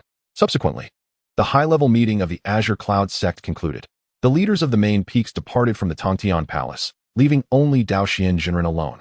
Gazing at the empty hall, Daoxian Jinren's expression grew troubled. The emergence of a terrifying presence in the demon suppression abyss, the unusual activity of the divine demon steel, and the infiltration of demonic cult members into the Azure Cloud Sect. Indeed, it has been a time of great turmoil. Meanwhile, 30,000 miles outside the Azure Cloud Sect, in a foreboding forest, the mountain is known as Ghost Shadow Mountain, perpetually shrouded in mist and fog. Home to ferocious beasts that the surrounding populace deems a cursed land. Beside a dark, poisonous swamp within Ghost Shadow Mountain, several shadowy figures cloaked in black stand ominously. These figures are enveloped in a swirling black mist, rendering their true appearances indistinguishable. Among them, the foremost figure radiates an unmistakably formidable aura, cloaked in demonic energy. with streams of blood light swirling ominously around him, exuding an aura of terror. The others stand obediently in a line, suggesting they belong to the same echelon of existence. It's it. At the moment he utters his words, a dark silhouette materializes from the void, appearing before him. This individual is evidently skilled in profound concealment techniques, capable of hiding his form within the emptiness. Reporting to the sect leader, since Yin Yi and Yin Air entered the Qingyun Sect, not a single trace of them has emerged.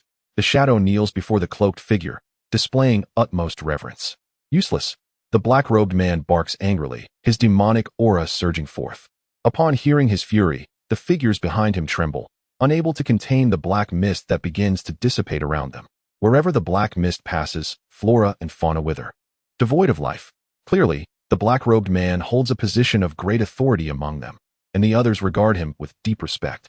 Having received no news for so long, those two imbeciles must have failed. The most powerful among them, the sect leader, speaks slowly, his voice raspy and resonant, reminiscent of a demon from the abyss, instilling fear and awe. What should we do now? If the whereabouts of Yin Yi and Yin Air have been exposed, the Qingyun Sect will surely bolster its defenses at the demon suppression abyss. Guiling gazes at the black-robed man, concern evident in his tone.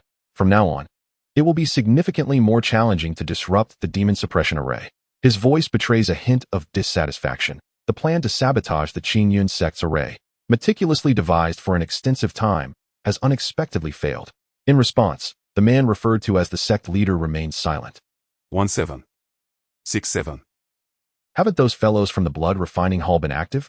A millennium ago, the Blackheart old demon was suppressed by the master of the Qingyun Sect, along with the Tianyinsi and the Burning Flame Valley. The sect leader continues, for 1,000 years. The remnants of the blood refining hall have sought to rescue the Blackheart old demon. I believe it won't be long before he sees the light of day again. At that time, he will surely avenge his 1,000 years of imprisonment, assault the Qingyun Sect, and shatter the seal within the divine demon monument. At this point, a radiant smile emerges on the black-robed man's face. I am confident that soon, our Ghost King sect will annihilate all righteous sects and reign over the Central Plains. This black-robed man is none other than the current sect leader of the Ghost King sect, Wan Renwang. Oh, wise sect leader. The unification of our holy sect over the Central Plains is imminent. The figure of Guiling lights up at Wan Renwang's words, exclaiming fervently, the Ghost King sect has plotted to destroy the divine demon monument for centuries. How could such trivial matters lead to failure? Now, we merely await the emergence of the Blackheart old demon. In the heart of Ghost Shadow Mountain, Wan Renwang's eyes gleam with anticipation, his demeanor visibly excited. This will also be the perfect opportunity for our Ghost King sect to obliterate the Qingyun Sect. As Wan Renwang finishes speaking, Guiling and several shadowy figures kneel before him. 89. Relay any news to me immediately. Understood. Guiling and the shadowy figures gradually dissipate from sight. Once they depart, Wan Renwang remains behind, gazing towards the Qingyun Sect, his expression tinged with contemplation and curiosity. Why have Yin Yi and Yin Air, both possessing golden core cultivation, failed to transmit any information? This is decidedly suspicious. Moreover, he has received word that the former demon suppression envoy guarding the demon suppression peak has perished. The current envoy is merely a young lad, barely in his teens, with only foundational cultivation.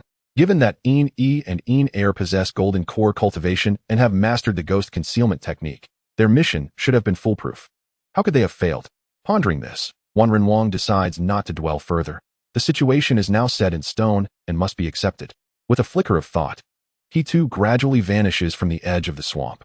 Ghost Shadow Mountain returns to its former quiet and dark demeanor. Late at night, a full moon hangs high in the sky. Following the recent infiltration of the Qingyun Sect by members of the demonic cult, under the directive of the sect master Zhu Xian, the Qingyun Sect has bolstered its defenses and patrols.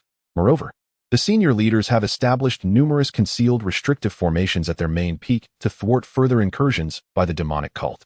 Of course, these actions are conducted discreetly to avoid inciting public panic. Thus, at this moment, while the Qingyun Sect is rife with hidden machinations, its exterior remains as unassuming as ever. At the demon suppression peak, within Jiang Feng's cave abode, two identical figures stand. One of these figures is, of course, Jiang Feng's doppelganger. This doppelganger was created before Jiang Feng broke through to the nascent soul realm, possessing only the strength of the late golden core stage. Now that Jiang Feng has ascended to the nascent soul realm, It is time to refresh this doppelganger. Indeed, Jiang Feng intends to reforge this doppelganger and replace it with a new one. Dissipate. With a thought, Jiang Feng gestures, pointing at the doppelganger.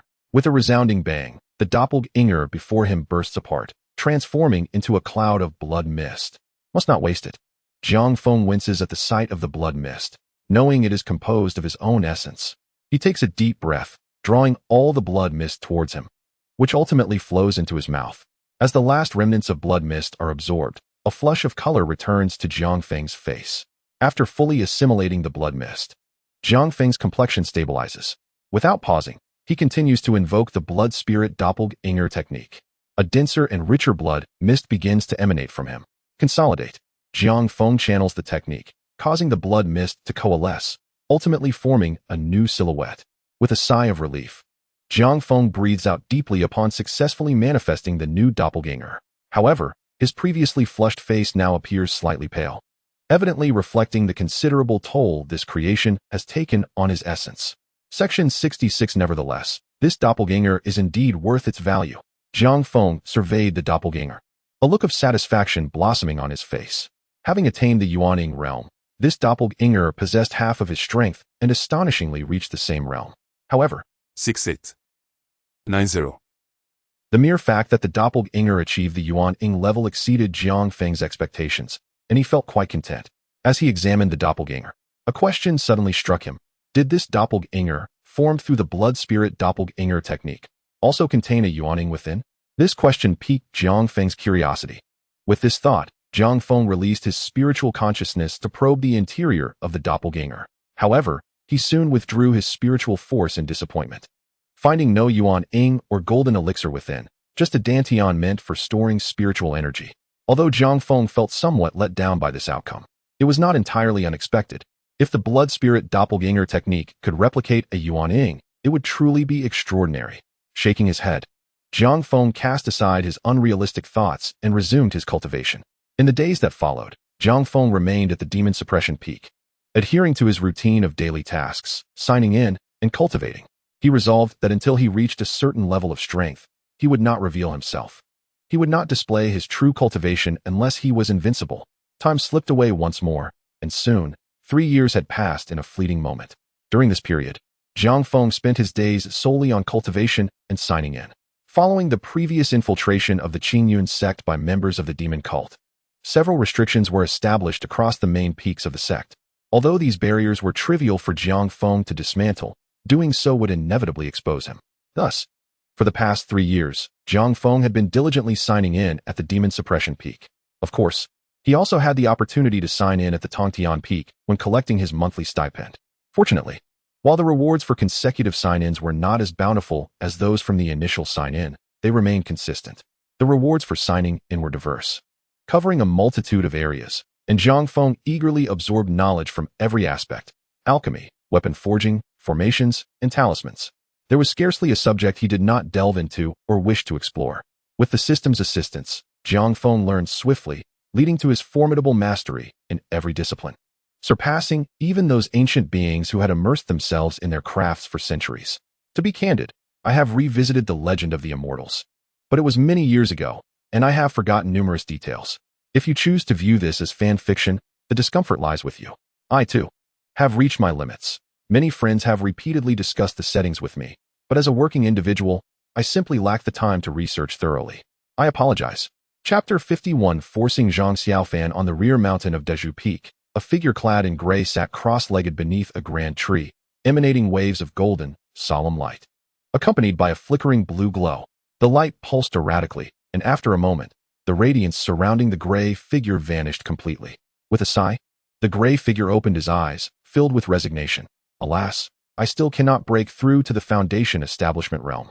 If only you had listened to me and ceased your practice of the great prajna of Tianyin Temple, you would have long since achieved the foundation establishment. Suddenly, another voice echoed through the serene forest. The gray figure was startled and quickly turned around, only to feel a wave of relief upon recognizing the newcomer. Not far from the grand tree, a young man leaned against a smaller tree trunk, casually holding a wine jug, exuding a relaxed demeanor. "Brother Feng, you've arrived." The gray figure's face brightened at the sight of the laid-back youth. "Humph. When I told you to stop practicing the great prajna, Why are you still secretly cultivating? 9-1. How could you still not have broken through to the foundation establishment? Hearing this, the gray figure looked at the youth. A bitter smile forming. I know it's because of the great Prajna, but I made a promise to the monk Puji. Suddenly, the previously relaxed youth interrupted the gray figure, his tone somewhat irate. Why are you so stubborn and foolish? For the sake of a monk you barely know. You are wasting your bright future. The youth was indeed Jiang Feng, while the gray figure was Zhang Xiaofan. Upon hearing Jiang Feng's somewhat angered words, Zhang Xiaofan appeared perplexed. Brother Feng? At this moment, Jiang Feng gazed at the bewildered Zhang Xiaofan, sighing inwardly, feeling a mix of disappointment and frustration. 5 years ago, 1-5. who had asked Zhang Xiaofan to persist in his cultivation of the great Prajna. 6-9. Once he made a promise, he would adhere to it. Aware of the conflict between the great Prajna and the Taiji Xianqing Dao, he still insisted on cultivating both. In the initial stages, the internal power was not strong enough, and the conflict was not evident.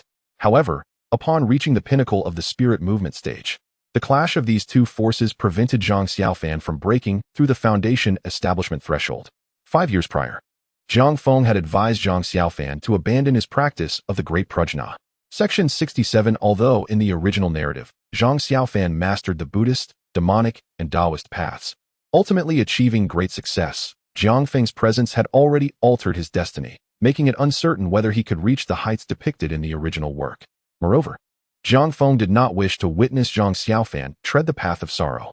Under Jiang Feng's influence, Zhang Xiaofan's life had diverged from the original plot, and his fate had been irrevocably transformed. Today, Jiang Feng intended to sever Zhang Xiaofan's ties to his original destiny entirely. With this in mind, Jiang Feng fixed a grave gaze upon Zhang Xiaofan. Xiaofan, you must abandon your practice of the great Prajna today, no matter what. Recalling the tragic fate of Zhang Xiaofan in the original narrative, watching his first love being taken from him, keeping secrets for the enemy Puji, witnessing his beloved perish in his arms, facing the misunderstanding of his master and brothers, and ultimately being expelled from the Qingyun Sect, Jiang Feng, having considered Zhang Xiaofan as his own brother, would never allow such a fate to befall him. Today, Jiang Feng intended to resolve this matter with Zhang Xiaofan once and for all. Brother Feng, I can't. Gazing into Jiang Feng's serious expression, Zhang Xiaofan felt a wave of guilt wash over him. Like Lin Jingyu, Zhang Xiaofan had regarded Jiang Feng as an elder brother since childhood. Now, seeing Jiang Feng's evident anger, his own stature seemed to diminish. Xiaofan, if you still regard me as a brother, you must immediately cease your practice of the great Prajna. If your master discovers this, do you think you can remain in the Qingyun Sect? Observing Zhang Xiaofan's stubborn demeanor, Jiang Feng, frustrated by his lack of resolve. 9-2. Zhang Xiaofan's complexion turned pale. Brother Feng, please don't pressure me. I beg you. Do not force me. At this moment, Zhang Xiaofan's body trembled slightly, his expression exceedingly complex. I have already promised Master Puji. Zhang Xiaofan. Suddenly, Jiang Feng's voice rose sharply, his face ablaze with fury. For the sake of a monk you have only met once, do you disregard your elder brother? He gestured towards Zhang Xiaofan's current state. Look at yourself. After all this time spent in cultivation, you have yet to break through to the foundation establishment stage, while Jingyu is on the verge of reaching the golden core stage. Jingyu, his talent is unparalleled. I naturally cannot compare. Upon hearing this, Zhang Xiaofan fell silent, his face pale and tinged with self-doubt. All right, let us not speak of Jingyu. Now focus on me. Observing Zhang Xiaofan's wan visage, Jiang Feng realized he had been too harsh, yet the stubbornness displayed by Zhang Xiaofan ignited his anger anew. And what of me? My aptitude is even worse than yours. Open your eyes and see what level of cultivation I possess now. As he spoke, Jiang Feng unleashed his aura, revealing the imposing presence of late-stage foundation establishment. Even with my inferior talent, I have managed to break through to late-stage foundation establishment. What more can you say? For the first time, Jiang Feng showcased his late-stage foundation establishment cultivation in front of others, having previously only displayed early-stage foundation establishment. Brother Feng, feeling the overwhelming aura emanating from Jiang Feng, Zhang Xiaofan was momentarily taken aback, but shame washed over him, rendering his complexion even paler. Xiaofan, do you not harbor feelings for Lingu? Witnessing Zhang Xiaofan's demeanor, Jiang Feng felt a twinge of sympathy. He contemplated for a moment before softening his tone. If you remain stagnant in the spirit movement stage and fail to break through to foundation establishment, do you truly believe your master would allow Linger to marry you? Furthermore, within Qingyun Sect, countless prodigies abound. Should there come a day when Ling'er favors another man, your hopes would be utterly dashed. No, my sister would never do such a thing. The moment Jiang Feng's words reached Zhang Xiaofan's ears, a thunderous roar echoed in his mind, draining the color from his face. 7-0. An unsettling worry crept into his heart, fear gnawing at him. He dreaded the possibility of Jiang Feng's prophecy becoming reality. Zhang Xiaofan had never been a confident individual. One phrase from Jiang Feng had already led him to doubt himself. Cannot be. Jiang Feng's cold laughter pierced through the air as he ruthlessly confronted Zhang Xiaofan. Do you truly believe you, Zhang Xiaofan, are exceptional? Ling'er is enchanting. Should she come into contact with other sect's disciples, many talented individuals will undoubtedly pursue her. Do you think you still stand a chance? Ling'er is close to you now because you grew up together, sharing fond memories, not to mention your culinary skills. Jiang Feng continued, yet this world reveres the strong. Girls are drawn to power. If you cannot break through to foundation establishment, how will you safeguard Ling'er? One day, she is destined to fall into another's embrace. Is this what you, Zhang Xiaofan, wish to witness? Jiang Feng's gaze bore into Zhang Xiaofan's soul, as if peering directly into his heart. No, I will never allow this to happen. The mere thought of his sister being held by another man sent waves of anguish through Zhang Xiaofan's heart. 9-3. An ancient technique surfaced in Jiang Feng's mind, the soul-devouring technique. This was a secret art he had inadvertently acquired during his sign-in at Tongtian Palace. This technique could extract foreign energy from another's body. Naturally, this required the person's willing consent or their demise. Additionally, the soul-devouring technique was equally effective on plants.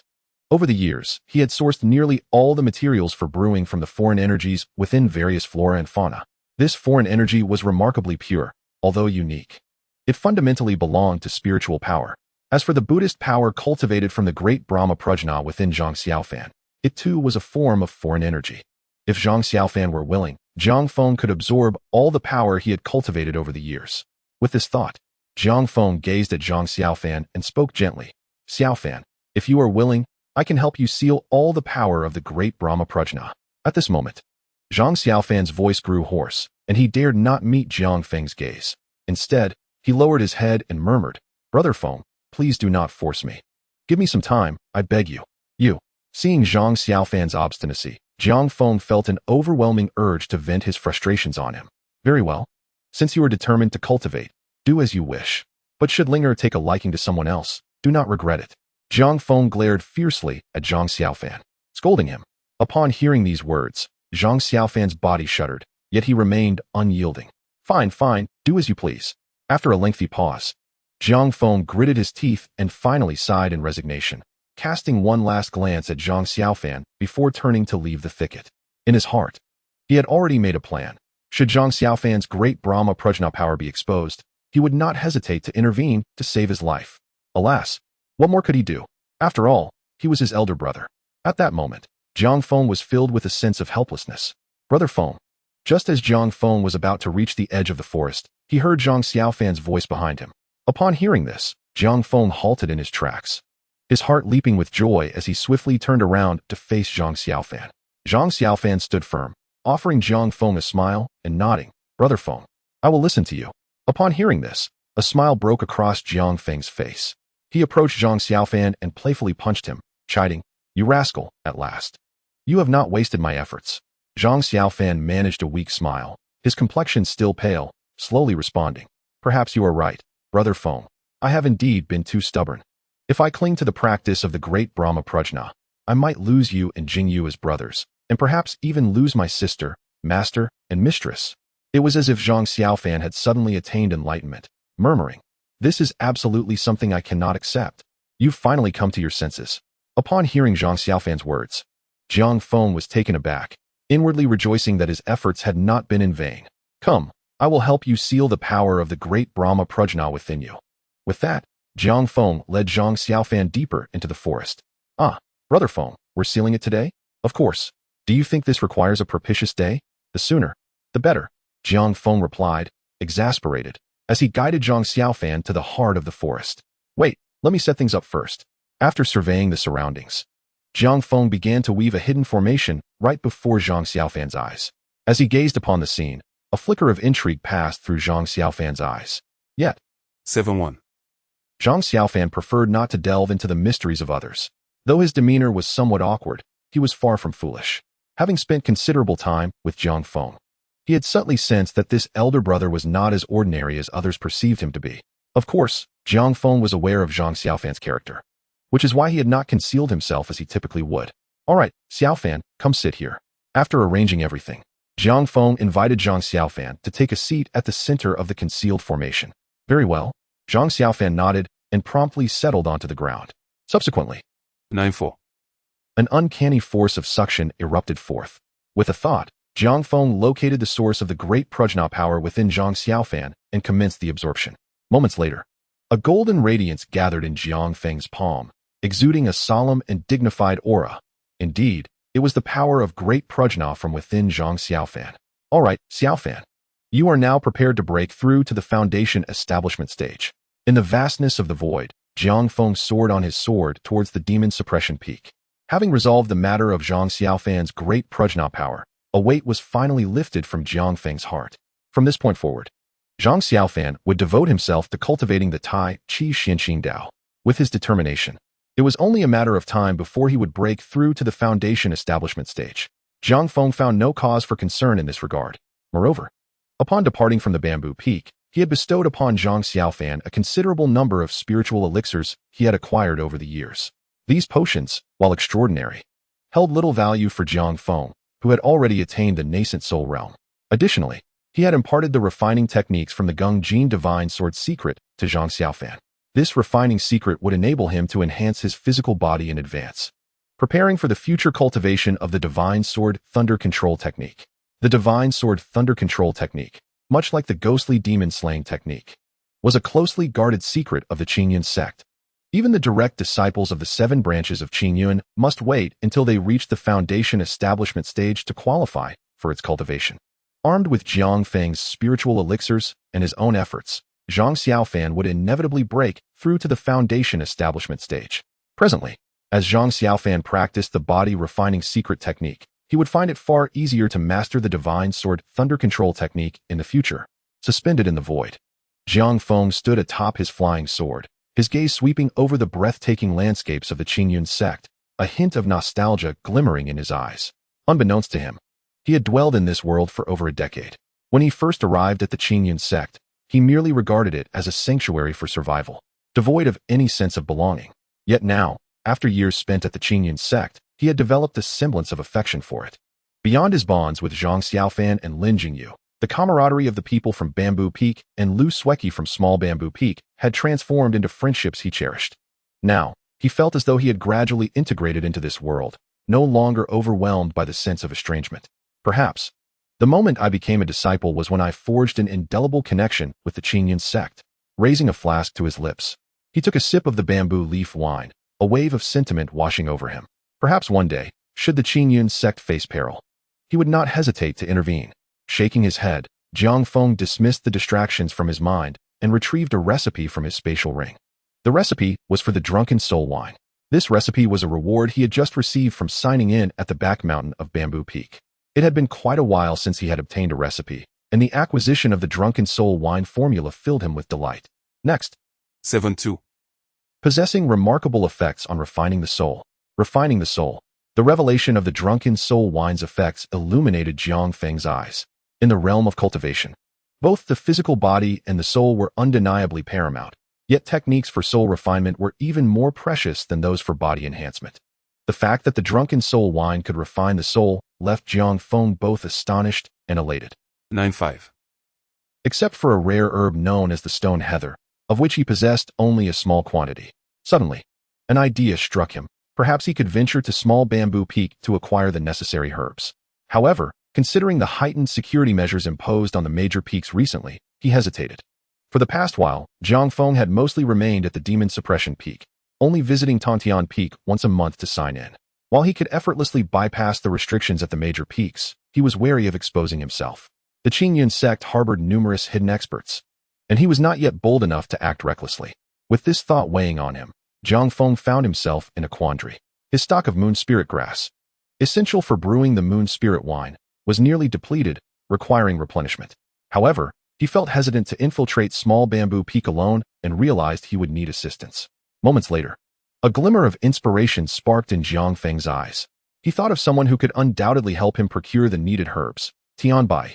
If there was a close relationship among the 7 branches of Qingyun, it would undoubtedly be between Small Bamboo Peak and Large Bamboo Peak. The current head of Large Bamboo Peak, Tianbai, was married to Su Ru, who hailed from Small Bamboo Peak and was also a junior sister of the current head of Small Bamboo Peak, Master Shuiwei. Even though Su Ru had married into Large Bamboo Peak, she maintained a close connection with Small Bamboo Peak. If he could persuade Tianbai to assist him in obtaining some herbs from Small Bamboo Peak, it should pose no problem. Additionally, over the years, he had prepared numerous delicacies for Tianbai and his wife, and Su Ru had a favorable impression of him, so she would likely lend a hand. As for Tianbai, convincing him would be even simpler. A few delectable dishes and fine wines would suffice. With this thought, a confident smile spread across Jiang Feng's face. 1 month later, at the Demon Suppression Peak, outside Jiang Feng's cave dwelling, he lay quietly on a slab of exposed blue stone. At this moment, his breathing was even, his expression serene, even bearing a slight smile as though lost in a pleasant dream. Upon closer observation, one would notice that with each breath Jiang Feng took, the spiritual energy of heaven and earth in the void gradually flowed into his body, silently and unobtrusively. Moreover, a subtle fluctuation of soul power emanated from him, waxing and waning. However, all of this remained undetected by outsiders. Surrounding the blue stone, a concealed formation was in place, completely masking Jiang Feng's aura. To the casual observer, everything appeared ordinary. They would simply assume Jiang Feng was resting on the blue stone. Notably, atop the stone lay a jade-colored wine flask, from which tendrils of alluring wine fragrance wafted outward, incredibly enticing. The jade-hued wine flask contained the intoxicating spirit brewed by Jiang Feng using the last of his materials. A month ago, after acquiring the recipe for the drunken soul wine, he returned to the Demon Suppression Peak and utilized the remaining ingredients to concoct this small flask of the elixir. After a month of labor, the drunken soul wine was finally completed 3 days ago. Chapter 70. The enchanting elixir. Upon lifting the flask of drunken soul wine, Jiang Feng could not resist the urge to consume it in one go. While an ordinary wine might not have posed a problem, this particular brew could ensnare even the soul.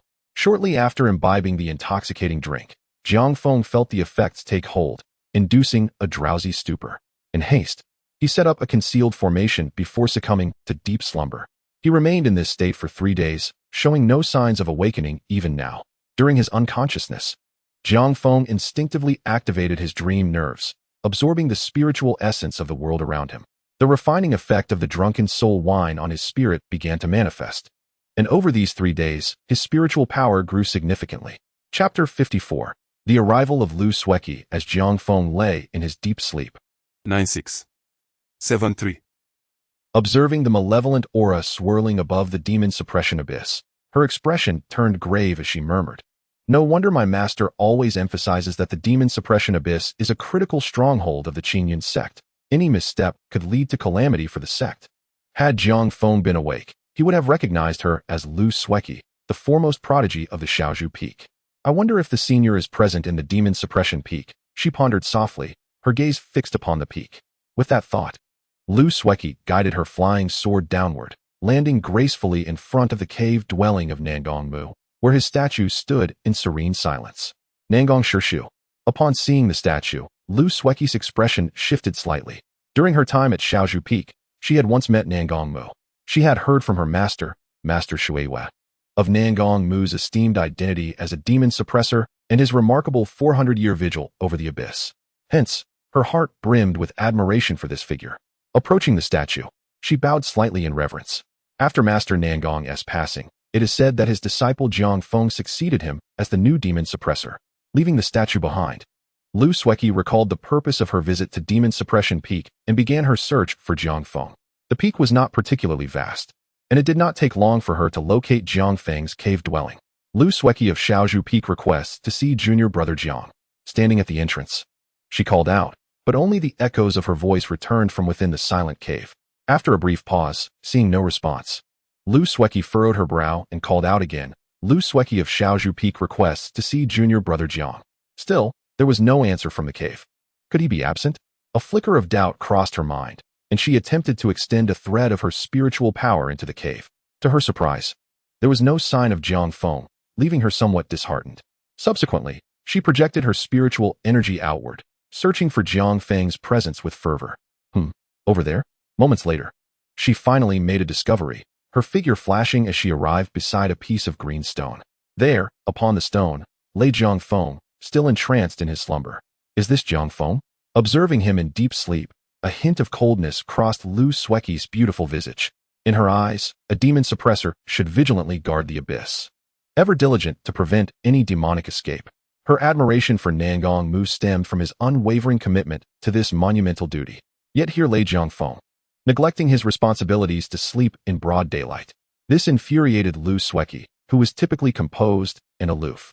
With a swift thought, she unleashed a chilling sword intent imbued with frost, causing the temperature in the surrounding air to plummet, enveloping the space in an icy grip. At that moment, Jiang Feng, immersed in his cultivation, sensed the penetrating chill, jolting him awake. Initially, he feared that infiltrators from the demonic sect had breached the abyss. But upon seeing Lu Sueki standing before him, he was momentarily taken aback.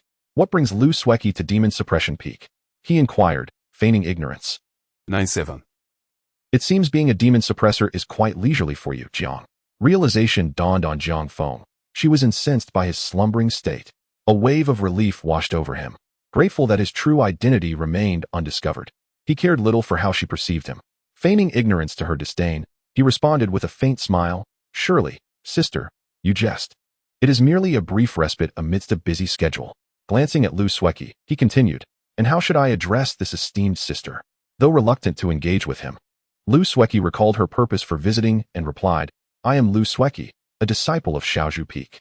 At her words, astonishment flickered across Jiang Feng's face as he exclaimed, "Ah, so you are the renowned Lu Sueki of Shaozhu Peak. It is indeed a great honor to meet you today." Yet, as Jiang Feng lavished her with compliments, Lu Sueki's brow furrowed, and a glimmer of distaste flitted through her eyes. Master Shueiyue, the head of Shaozhu Peak, was famously known for her unwavering integrity and disdain for malice.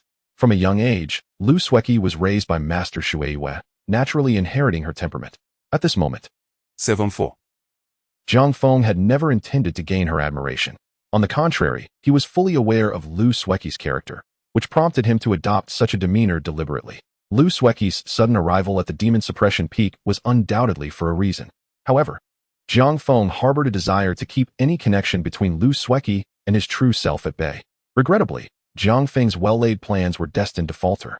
Lu Sueki's visit to the Demon Suppression Peak was evidently aimed at him. Thus, despite her growing aversion to Jiang Feng, she still spoke, "Junior brother Jiang, guarding the Demon Suppression Abyss is no trivial matter. I hope you will take it seriously." In truth, Lu Sueki had entertained the thought of teaching Jiang Feng a lesson. However, her current mission required her to seek his assistance, leaving her reluctant to act against him. Moreover, as a demon suppression envoy of the Qingyun Sect, Jiang Feng held a prestigious position. By the rules, his status was on par with the leaders of the 7 branches of the Qingyun Sect. Even though Lu Sueki possessed exceptional talent, her current standing was merely that of a disciple. To act against a demon suppression envoy would contradict both reason and the rules of the Qingyun Sect. Upon hearing this, Jiang Feng offered an awkward smile. "Rest assured, I will certainly fulfill my responsibilities." After all, he had indeed been asleep moments ago, and it was still broad daylight, an undeniable fact. Although he agreed with Lu Sueki, he felt somewhat unconvinced. Ever since acquiring the ancient treasure, the Lotus Lamp, Jiang Feng had no fear of the myriad demons within the demon suppression abyss. When these demons fiercely assaulted the demon suppression formation, Jiang Feng would emerge with the Lotus Lamp, ready to reason with them. After numerous lessons from Jiang Feng, the demons inside, while still bombarding the formation, had learned to temper their force, which, in turn, failed to inflict any significant damage upon it. Therefore, Jiang Feng no longer needed to inspect and repair the formation daily. "By the way, Sister Lu, what brings you to the Demon Suppression Peak?" Jiang Feng inquired. 9-8. "I came to the Demon Suppression Peak to ask junior brother Jiang a question." "Oh, please go ahead, Sister Lu," Jiang Feng responded, his smile faltering slightly, yet still retaining an air of cordiality. 3 days ago, Uncle Tian from the Dazhu Peak suddenly visited my Shaozhu Peak, claiming he wished to exchange a pot of Dahuang Dan for a substantial amount of moon spirit grass and stone heather flowers. Upon my inquiry, Uncle Tian revealed that this was at your behest, junior brother Jiang. May I ask, what purpose do you have for acquiring such a large quantity of moon spirit grass and stone heather flowers? That gluttonous Uncle Tian is truly unreliable. Jiang Feng inwardly cursed as he observed Lu Sueki's scrutinizing gaze. He had not anticipated that Uncle Tian would so casually expose him. It was worth noting that when Uncle Tian had taken 10 jars of Zweiking from him, he had sworn on his honor that he would not reveal Jiang Feng's identity. Yet here he was, exposed after just a few simple questions. Though displeased, Jiang Feng found himself powerless to change the situation and explained to Lu Sueki, "You need not laugh at me, sister. I entrusted Uncle Tian to gather these herbs for the purpose of brewing wine." Brewing wine? Surely it cannot be that simple. Lu Sueki had already learned of Jiang Feng's intentions regarding the moon spirit grass from Uncle Tian, so she was not surprised. However, a sudden smile graced Lu Sueki's exquisite face. "According to Uncle Tian, junior brother Jiang, you have been brewing this wine for over a decade. Why is it that only now do you seek to trade for spiritual herbs from my Shaozhu Peak? Did you not require spiritual herbs for brewing before this?" At this point, Lu Sueki's gaze became increasingly sharp. "Or perhaps, junior brother Jiang, you have a powerful figure behind you who can provide you with the necessary herbs?" Cursed Uncle Tian. Upon hearing Lu Sueki's words, Jiang Feng's heart sank. He had never expected that Uncle Tian would divulge everything to her. This left him with no opportunity for rebuttal. Had he known this would happen, he would have preferred to sneak into Shaozhu Peak to procure the herbs himself rather than entrust Uncle Tian. It was a complete waste of his 10 jars of Zweiking. 7-5. He was genuinely curious where Jiang Feng had sourced the spiritual herbs needed for brewing over the years. After all, the demonic energy rampant on the demon suppression peak made it impossible for any spiritual herbs to flourish. So where had Jiang Feng obtained the necessary herbs for brewing all these years? Now, seeing Lu Sueki's determined expression, Jiang Feng realized there was no escaping this inquiry and decided to be forthright. "Sister Lu, feel free to ask your questions directly. There is no need for circumlocution." At his words, Lu Sueki's face lit up with a victor's smile as she spoke slowly. "I wish to know the whereabouts of the senior." Lu Sueki's sole purpose for visiting the demon suppression peak was to meet with that masked elder. Years ago, after Jiang Feng imparted the body-refining secret technique of the divine sword thunder control technique to Lu Sueki, whenever he required moon spirit grass or similar herbs, he would seek her assistance directly. In return, Jiang Feng would provide guidance in her daily cultivation. However, since the last infiltration of the evil sect into the Qingyun Sect and the subsequent imposition of numerous restrictions at Shaozhu Peak, Jiang Feng had not returned there. 9-9. She felt helpless. Having seen Jiang Feng's face, Lu Sueki remained unaware of his true identity. Eager to find him, she found herself at a loss for how to proceed. 3 days prior, Uncle Tian's visit to Shaozhu Peak, ostensibly for moon spirit grass, piqued Lu Sueki's interest. Within the Qingyun Sect, moon spirit grass was an extremely precious herb, exclusive to Shaozhu Peak and rarely provided to other main peaks. Therefore, Uncle Tian's sudden visit to obtain moon spirit grass drew Lu Sueki's particular attention. Previously, whenever Jiang Feng visited Shaozhu Peak, he would procure some moon spirit grass. The sudden request by Uncle Tian to trade for the same would naturally lead Lu Sueki to connect the two events. She even speculated that, due to the restrictions at Shaozhu Peak, the esteemed elder could not enter, prompting him to send Uncle Tian to acquire moon spirit grass instead. With such suspicions, Lu Sueki was not about to let Uncle Tian easily obtain moon spirit grass. Leveraging Master Shuiyue's favoritism towards her, Lu Sueki covertly threatened Uncle Tian, stating that if he did not reveal the purpose of the moon spirit grass, she would refuse to exchange it with him. Faced with Master Shuiyue's favored disciple, Uncle Tian had no choice but to comply, reasoning that since Jiang Feng intended to use the moon spirit grass solely for brewing wine, revealing the secret would pose no issue. Thus, Uncle Tian had unwittingly exposed Jiang Feng. This was the root of Lu Sueki's visit to the demon suppression peak in search of Jiang Feng. "Senior?" Upon hearing Lu Sueki's words, Jiang Feng felt a stirring in his heart, a vague suspicion beginning to form. Indeed, if my conjecture is correct, the spiritual herbs you have needed for winemaking over the years have all been provided by your esteemed predecessor. Gazing intently at Jiang Feng, Lu Sueki spoke with unwavering conviction. "Even the art of winemaking was imparted to you by this predecessor, was it not?"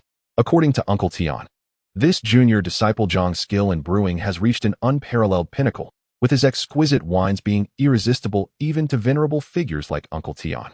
This is evident from Uncle Tian's willingness to exchange a pot of prized Dahuangdan for mere 10 jars of wine at Shaozhu Peak. It must be noted that Dahuangdan is a secret medicine of Dezhu Peak, not easily traded. Yet, for just a few jars of wine, Uncle Tian was willing to part with a pot of Dahuangdan. This clearly indicates how utterly captivated he is by the wines brewed by this junior disciple Jiang. All of this demonstrates that this junior disciple's winemaking skill is truly unparalleled. However, Lu Sueki had learned that before joining the Qingyun Sect. This junior disciple was merely a rural dweller, orphaned and alone from a young age.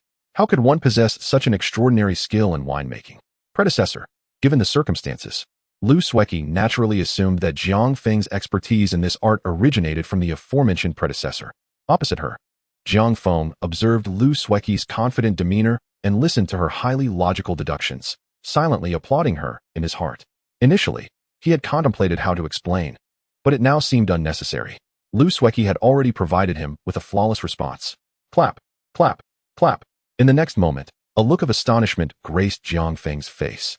As he gazed at Lu Sueki with admiration, applauding, Sister Lu, you truly live up to the title of the foremost genius of Shaozhou Peak, possessing unparalleled intelligence and brilliance. Hearing Jiang Feng's flattery, a rare smile appeared at the corners of Lu Sueki's mouth, enhancing her already stunning beauty.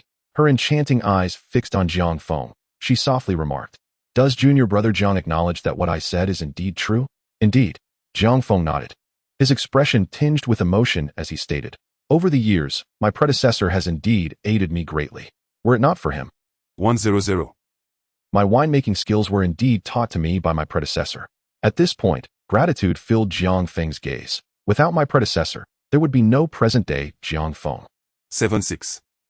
She had taken such a long detour merely to ascertain the whereabouts of this predecessor, and now she was on the verge of achieving her goal, her heart naturally elated.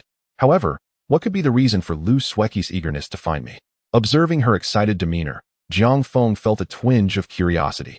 To be honest, sister, the predecessor has entered seclusion. In response to Lu Sueki's inquiry, Jiang Feng could only respond evasively. After all, the predecessor was himself, and he could say whatever he wished. What? The predecessor is in seclusion? Upon hearing Jiang Feng's words, Lu Sueki's brows furrowed, her expression growing somewhat grim.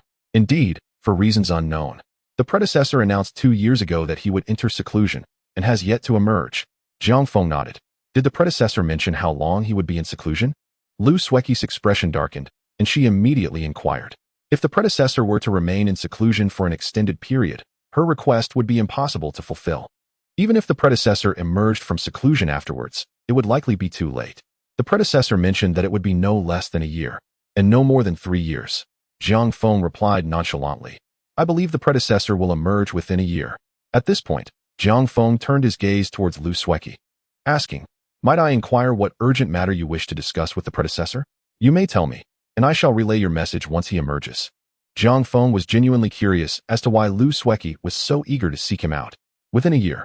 Upon hearing this, Lu Sueki's expression softened slightly. A year's time was still manageable. She then looked at Jiang Feng and said, "Junior brother Jiang, I merely wish to consult the predecessor regarding some cultivation issues. Since he is in seclusion, I shall have to wait until he emerges." With that, Lu Sueki produced a jade token and handed it to Jiang Feng. This is the passage jade token of Shaozhou Peak. Holding this token allows you to bypass the restrictions within Shaozhou Peak and move freely. Should the predecessor emerge, I would appreciate it if you could make a trip to Shaozhou Peak. The passage jade token. Upon seeing the token in Lu Sueki's hand, Jiang Feng's eyes lit up as he immediately took it, solemnly assuring her, "Rest assured, Sister Lu, as soon as the predecessor emerges, I will promptly head to Shaozhou Peak to inform you." At that moment, Jiang Feng held the jade token, a surge of joy coursing through him. Truly, it was a stroke of fortune. With this passage jade token, he could once again visit Shaozhou Peak without hindrance. Lu Sueki was indeed a timely benefactor. "I shall rely on you, junior brother Jiang," Lu Sueki said softly in response. Noticing Jiang Feng's cooperative demeanor, a hint of fondness blossomed in her heart, leading to a marked improvement in her attitude. After speaking, Lu Sueki focused her thoughts, and a plethora of spiritual herbs appeared on the ground. 101. Should you find yourself in need of more spiritual herbs, feel free to use this passage jade token to come to Shaozhou Peak to exchange for them, without having to trouble Uncle Tian. Seeing the spiritual herbs on the ground and hearing Lu Sueki's words, Jiang Feng's mood lifted considerably. He smiled at Lu Sueki, then it settled. "I will bring some Baihua wine for you to taste, as this Baihua wine possesses beautifying properties, ensuring that after you drink it, your youth remains eternal, and you grow increasingly charming. Why ask for Tian Bai's help? Forget it." After this incident, Jiang Feng had seen Tian Bai's true colors. Such an unreliable person, he would never collaborate with him again. Baiwa wine. Is that the exquisite brew that Uncle Su speaks so highly of? Lu Sueki's eyes sparkled at his words. The desire for beauty is a universal sentiment. This holds true for any woman, even for the already stunning Lu Sueki. In her perspective, the winemaking skill derived from that predecessor must surely yield extraordinary results. Let me see how many support this. The majority shall prevail. And I trust there are no objections. Furthermore, I must emphasize, vote for me, vote for me, vote for me. Important matters must be repeated thrice. Chapter 57. The predecessor has emerged from seclusion. Sister Lu is also aware of Baiwa wine. Hearing this, Jiang Feng nodded. Indeed, it is the Baiwa wine that Uncle Su loves to drink. In his heart, Jiang Feng could not help but scoff. Truly, one can tell the kinship by the shared interests. Were it not for the prevailing trend of seclusion among most cultivators in the Qingyun Sect. Given the gossipy nature of Tian Bai and his spouse, the entirety of Qingyun Sect would likely know of Jiang Feng's extraordinary winemaking skills. Very well. 7-7. Seemingly recalling something, then spoke. However, senior sister, do not let this matter become too widely known. You should be aware that the senior does not wish for others to be aware of his existence. Indeed, Lu Sueki nodded and replied with a smile, rest assured. Junior brother Jiang, I will exercise discretion. Well then, I shall take my leave. After saying this, Lu Sueki unsheathed her flying sword and soared directly away from the demon suppression peak. Once Lu Sueki departed, Jiang Feng proceeded to brew all the moon spirit grass and stone heather flowers into moon spirit wine and drunken soul wine. A month later, all the brewed wines were opened. Thereafter, Jiang Feng embraced a life sustained by wine. In the 74th chapter, after consuming a barrel of drunken soul wine, as long as no one disturbed him, Jiang Feng could fall into a deep slumber for an entire week. As for the maintenance of the formation, Jiang Feng completely entrusted it to his doppelganger. Thus, Jiang Feng spent most of his time in slumber, and soon a year had passed.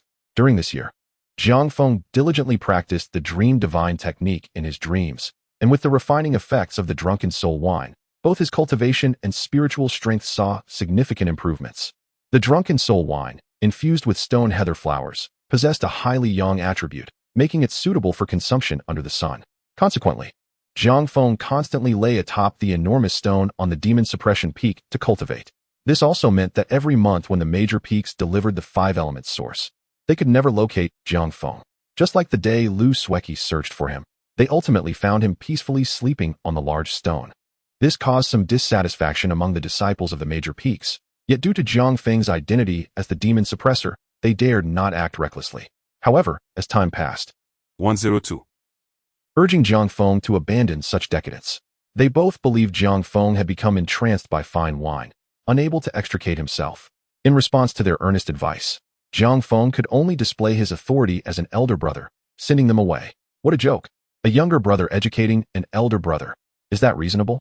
One day, Jiang Feng, who had been slumbering on the large stone, suddenly opened his eyes. A year had passed. It was time to meet Lu Sueki. He picked up a fine brew beside him and lazily took a sip. Over the course of a year, he had visited Shaozhu Peak 10 times, 7 of which were purely for signing in, while the remaining 3 were to exchange for spiritual herbs with Lu Sueki. Each time he met her, she would inquire whether that senior had exited seclusion. Jiang Feng could only respond nonchalantly. However, the 3-year seclusion period he had mentioned was now nearing its end. It was indeed time to see Lu Sueki. Curiosity stirred within him. What could possibly be the reason for Lu Sueki's persistent search for him? With this thought in mind, Jiang Feng rose and, riding his flying sword, made his way to Shaozhu Peak. Approximately an hour later, he landed at the base of Shaozhu Peak. The peak was protected by restrictions, preventing direct sword flight. Jiang Feng took out the communication jade talisman given to him by Lu Sueki and confidently entered Shaozhu Peak. Junior brother Jiang, you've arrived, greeted the female disciples bustling about, who showed no signs of disdain upon seeing Jiang Feng. On the contrary, their eyes sparkled with excitement, and they greeted him with exceptional warmth. Almost every disciple who saw Jiang Feng approached him enthusiastically. Jiang Feng could only nod in acknowledgement, though a hint of helplessness emerged within him. He had underestimated the allure of the 100-flower brew. No, he should have underestimated its appeal to women. After a year, the evident effects of the 100-flower brew had thoroughly captivated the disciples of Shaozhu Peak. Shortly after Jiang Feng first exchanged 10 barrels of 100-flower brew for herbs, Lu Sueki sent word to him, requesting that he bring more the next time. Even Master Shuiwei, who had initially opposed Jiang Feng's entry into Shaozhu Peak, changed her stance after sampling the 100-flower brew, ignoring Jiang Feng's comings and goings. This transformation left Jiang Feng deeply impressed. The beauty of women truly defies comprehension. Shaking his head, Jiang Feng made his way to Lu Sueki's residence. What? The senior has exited seclusion. A moment later, upon hearing Jiang Feng's announcement, the typically aloof Lu Sueki's face broke into a hint of delight. Indeed, after the senior emerged, I relayed your matters to him. Jiang Feng nodded and stated, the senior mentioned he would wait for you near the Demon Suppression Abyss tonight at midnight. Tonight at midnight, the Demon Suppression Abyss. Lu Sueki responded eagerly. I will be sure to arrive on time. Yes, as per the usual arrangement. I hope you can keep this confidential, for the senior does not wish to meet outsiders. 7-8. Jiang Feng retrieved 50 barrels of 100-flower brew from his spatial ring and handed them to Lu Sueki, saying, Senior Sister Lu, here are the 50 barrels of 100-flower brew you requested. Over the year, perhaps due to increasing demand, Lu Sueki's request for 100-flower brew had escalated. From the initial 10 barrels to 20, then 40, and now it had risen to 50 barrels. 50 barrels of 100-flower brew. 103. Jiang Feng smiled back, and then proceeded to the small bamboo grove to gather the spiritual herbs he needed. This process had become second nature to him. Well, yesterday many supported Lu Sueki as the female lead, while others expressed their disinterest. After much deliberation, I have decided to hold off on establishing a female lead for now. In truth, I never intended to designate a female lead from the outset. I will wait to see the reader's reactions once the story is published. Today, after a long day of travel, I feel utterly exhausted. However, I am officially on holiday now. Starting tomorrow, I will ensure 3 updates at a minimum. If there is one less update, I will shorten my authorial notes by a corresponding amount. Chapter 58, The Efforts Behind Genius. First update, after returning from Shaozhu Peak. Jiang Feng set about processing all the spiritual herbs. The brewing of drunken soul wine is quite intricate, requiring the use of a heavenly fire divine furnace to extract the essence from the stone heather flowers. Then, the extracted essence must be mixed with other materials in fixed proportions. This process is best accomplished with 2 people working together. However, this posed no challenge for Jiang Feng, who simply summoned his doppelganger. He took charge of the extraction while the doppelganger handled the blending. With the cooperation of his true self and doppelganger, they swiftly processed all the materials. Seeing that time was favorable, Jiang Feng entered a state of cultivation, quietly awaiting the arrival of midnight. The hours of cultivation always seemed to pass swiftly, and before he knew it, night had quietly descended. Suddenly, as Jiang Feng was immersed in his cultivation, he opened his eyes, his gaze seemingly penetrating through the mountain wall to behold the scene atop the Demon Suppression Peak. This Lu Sueki certainly understands the rules. Observing the figure in white entering the Demon Suppression Peak, a faint smile graced Jiang Feng's lips as he murmured to himself, It is still merely the hour of the high, with an hour remaining until the Z hour. Indeed, as a senior, how could I arrive first? Let Lu Sueki wait patiently. At this moment, above the Demon Suppression Peak, Lu Sueki, riding her sword, gazed down at the Demon Suppression Abyss, slowly descending. The night had deepened, and the demons within the abyss began to clash against the great formation that suppressed them. The demonic energy surged within the abyss, wreaking havoc throughout the space. Before the Demon Suppression Abyss, Lu Sueki observed the rampant demonic aura, her expression growing serious. This was her first encounter with the Demon Suppression Abyss in the depths of night. On that day, when she sought out Jiang Feng, she had witnessed the abyss in daylight, a stark contrast to its current terrifying visage. Lu Sueki marveled at the ferocity of the demonic energy within the abyss. Suddenly, her focus sharpened. A surge of demonic energy erupted at the very periphery of the abyss.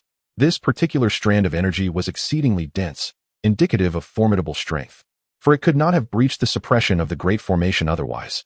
Upon seeing this surge, Lu Sueki's grip on her sword tightened, her demeanor tensing with apprehension. Since entering the Qingyun Sect, Lu Sueki had spent the majority of her time on Shaozhu Peak, never witnessing the scenery beyond the sect. Though she had often heard her master, the esteemed Shuiwei, speak of demons, she was now facing one for the first time. In her daily life, Lu Sueki frequently heard tales of demons recounted by her older sisters or Master Shuiwei, and over time, the image of demons in her mind became synonymous with cunning and treachery. In this moment, gazing upon the demonic energy, she felt an intense wariness. At that moment, it seemed the demonic energy had detected Lu Sueki's presence. Realizing her cultivation was merely at the late stage of foundation establishment, it began to taunt her, roaring defiantly. This startled Lu Sueki momentarily. Yet soon, she recognized that this strand of demonic energy could not spill forth any further. The demon suppression formation. A closer inspection revealed the reason. With the formation in existence, the threat posed by these demons was negligible. Sueki. 10479.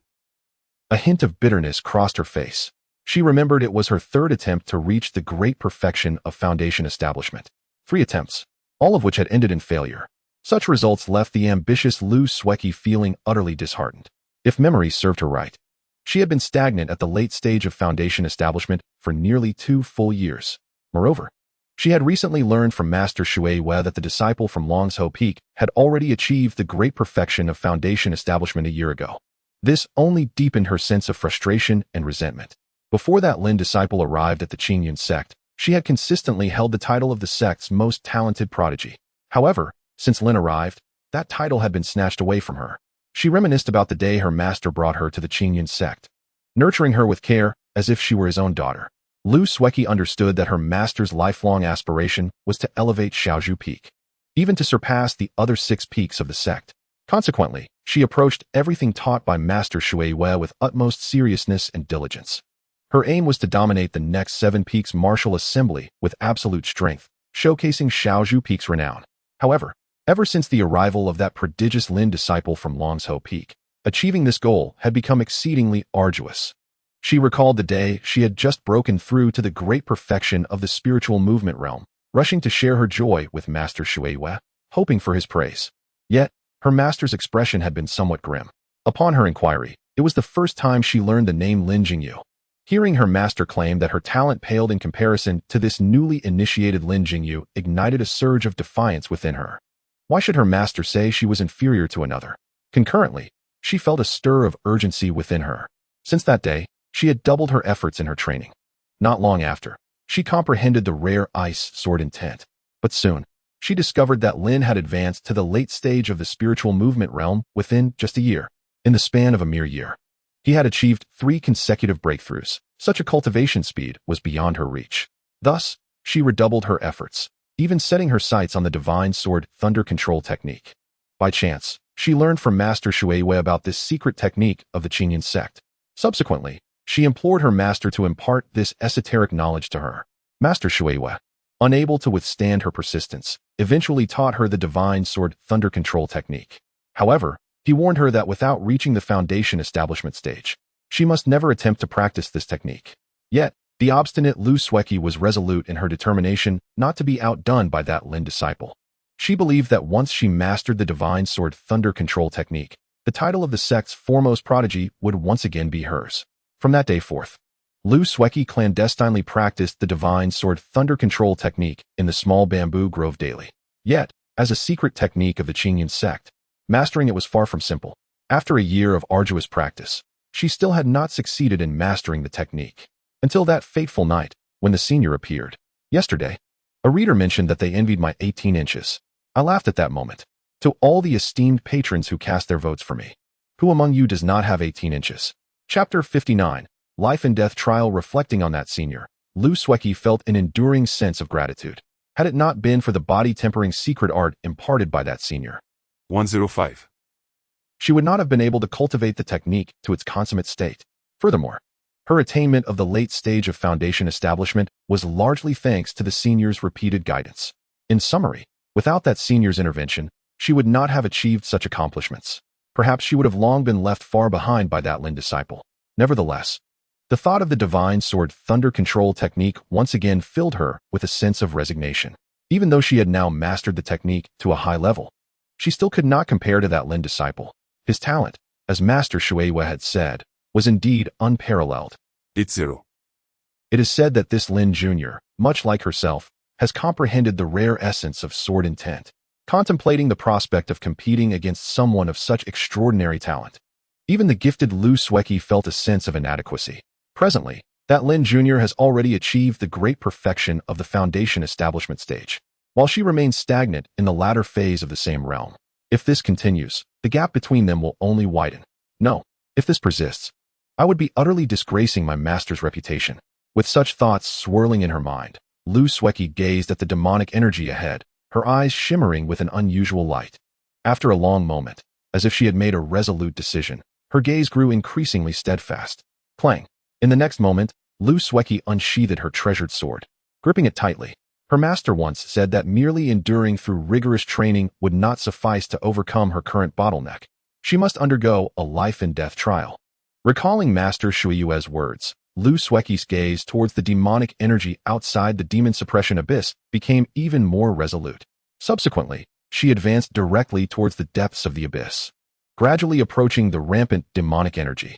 Today, she would engage in a life-and-death battle with this demon. Do not use the Divine Sword Thunder Control technique within the demon suppression abyss. Just as Lu Sueki stepped into the abyss, a distant voice echoed in her ear. Upon hearing this voice, Lu Sueki's body trembled. A senior. It is a senior. Lu Sueki scanned her surroundings, but found no trace of the elder. Thank you for your support, senior. Lu Sueki clasped her hands in salute to the void, expressing her gratitude. The demon suppression abyss is a forbidden ground. Outsiders must not recklessly intrude, as per the rules of the Qingyun Sect. At this moment, the senior's allowance for her entry into the abyss was indeed a form of indulgence. Since discovering that Jiang Feng was backed by this esteemed elder, Lu Sueki surmised that the elder must be secretly guarding the abyss. After all, how could Jiang Feng, with his initial foundation establishment strength, possibly defend the demon suppression abyss? Having thought this, Lu Sueki continued her approach into the abyss, inching closer to the demonic energy.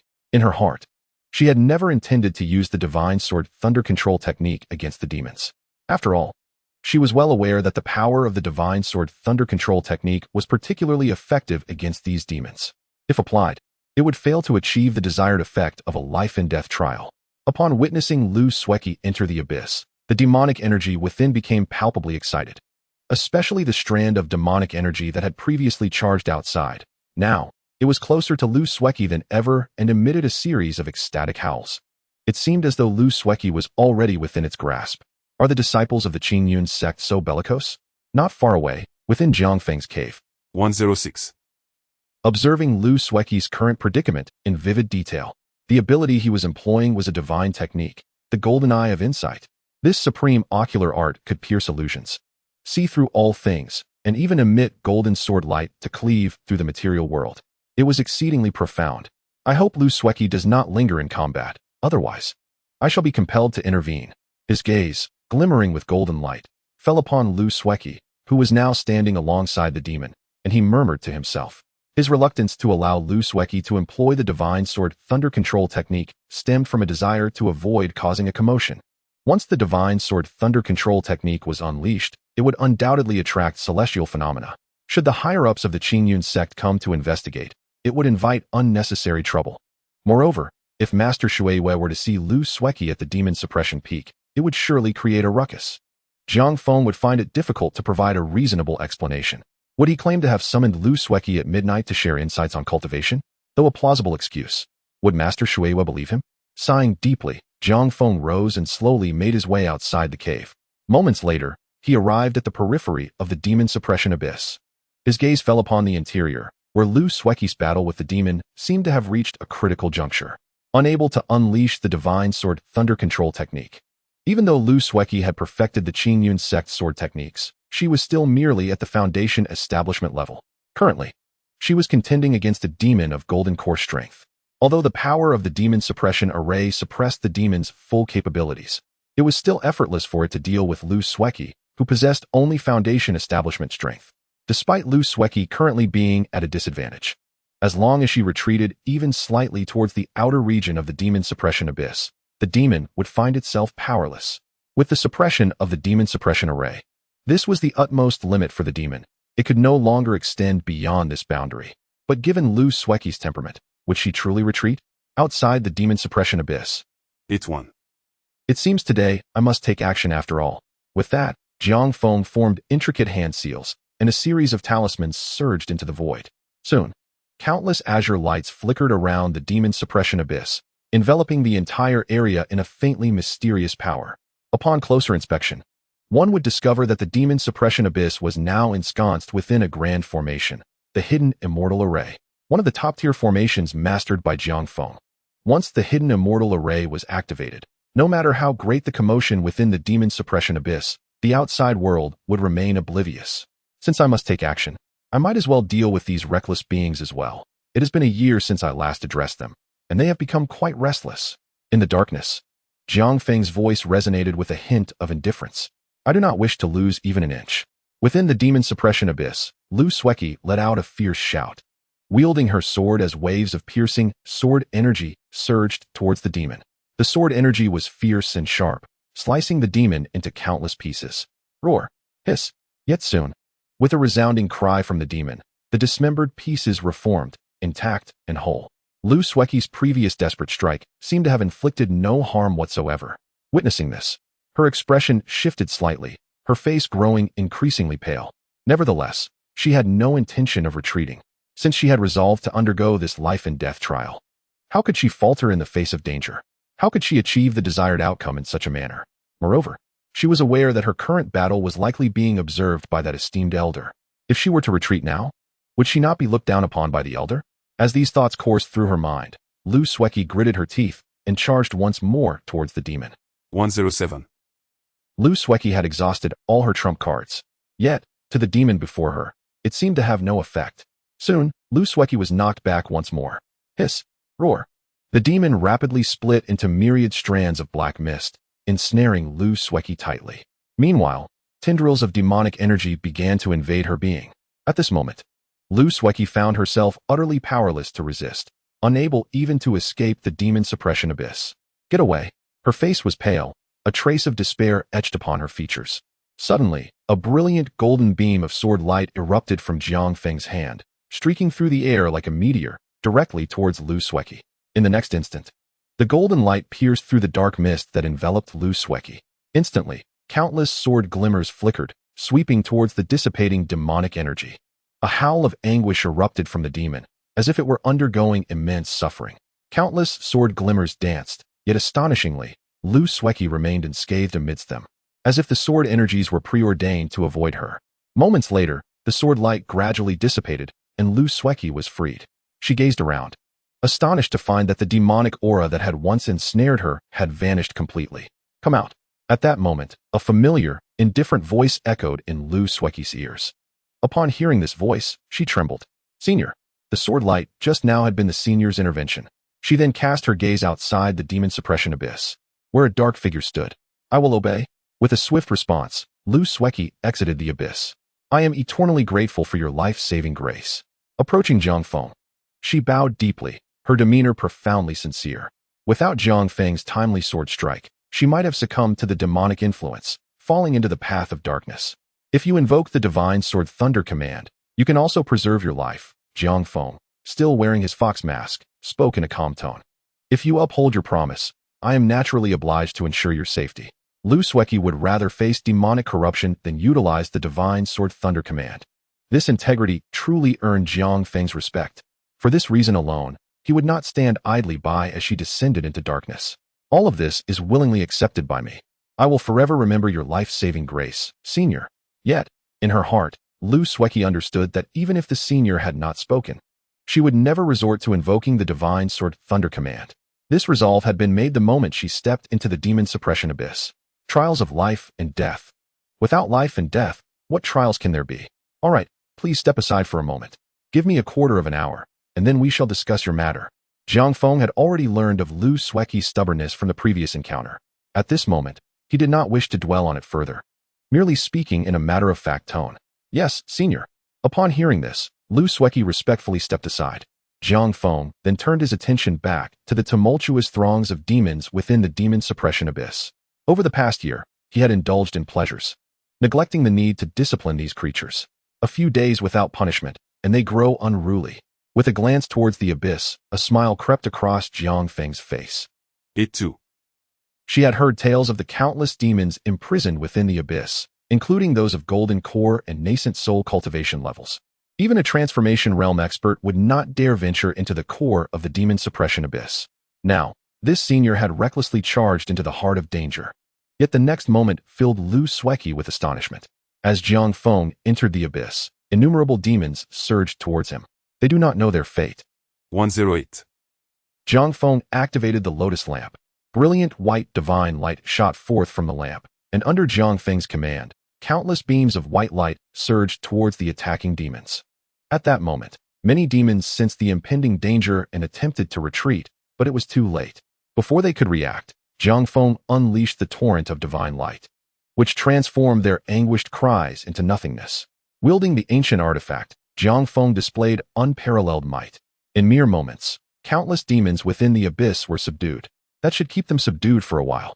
With the lotus lamp secured, Jiang Feng surveyed the battlefield, speaking softly. After completing this task, he swiftly exited the demon suppression abyss. Upon witnessing Jiang Feng emerge unscathed before her, Lu Sueki was astounded. To enter and exit the abyss at will. The strength of this senior was truly unfathomable. Such power could not be matched even by the sect master in person. I have heard you have been searching for me these past 3 years. What is it you seek? Jiang Feng inquired, his tone indifferent as he regarded Lu Sueki. Let us battle again tomorrow. Brothers, remember to cast your votes. The toad expressed its thanks. Tomorrow, we continue with 3 updates. Chapter 61, Lu Sueki's Request Senior. I have a humble request. Upon hearing Jiang Feng's inquiry, Lu Sueki snapped back to reality, her tone tinged with hesitation. Having just been saved by Jiang Feng, she found it difficult to voice such a request. Jiang Feng, sensing her discomfort, spoke gently. Do not hesitate, speak freely. May I ask, Senior, if I can share the body tempering techniques you imparted with others? After a moment of hesitation, Lu Sueki's face reflected a hint of anxiety as she slowly articulated her request. Following this, she lowered her head, unable to meet Jiang Feng's gaze. Feeling guilty for her own request, she thought it presumptuous to seek permission to share such a profound technique, which had already been a tremendous blessing. You wish to pass on the metal tempering technique to others? Jiang Feng's brow furrowed slightly, his tone revealing a hint of displeasure. Upon sensing Jiang Feng's discontent, Lu Sueki felt increasingly uneasy. Senior, At this moment, she was certain that this senior would refuse her unreasonable request. However, she held no resentment in her heart.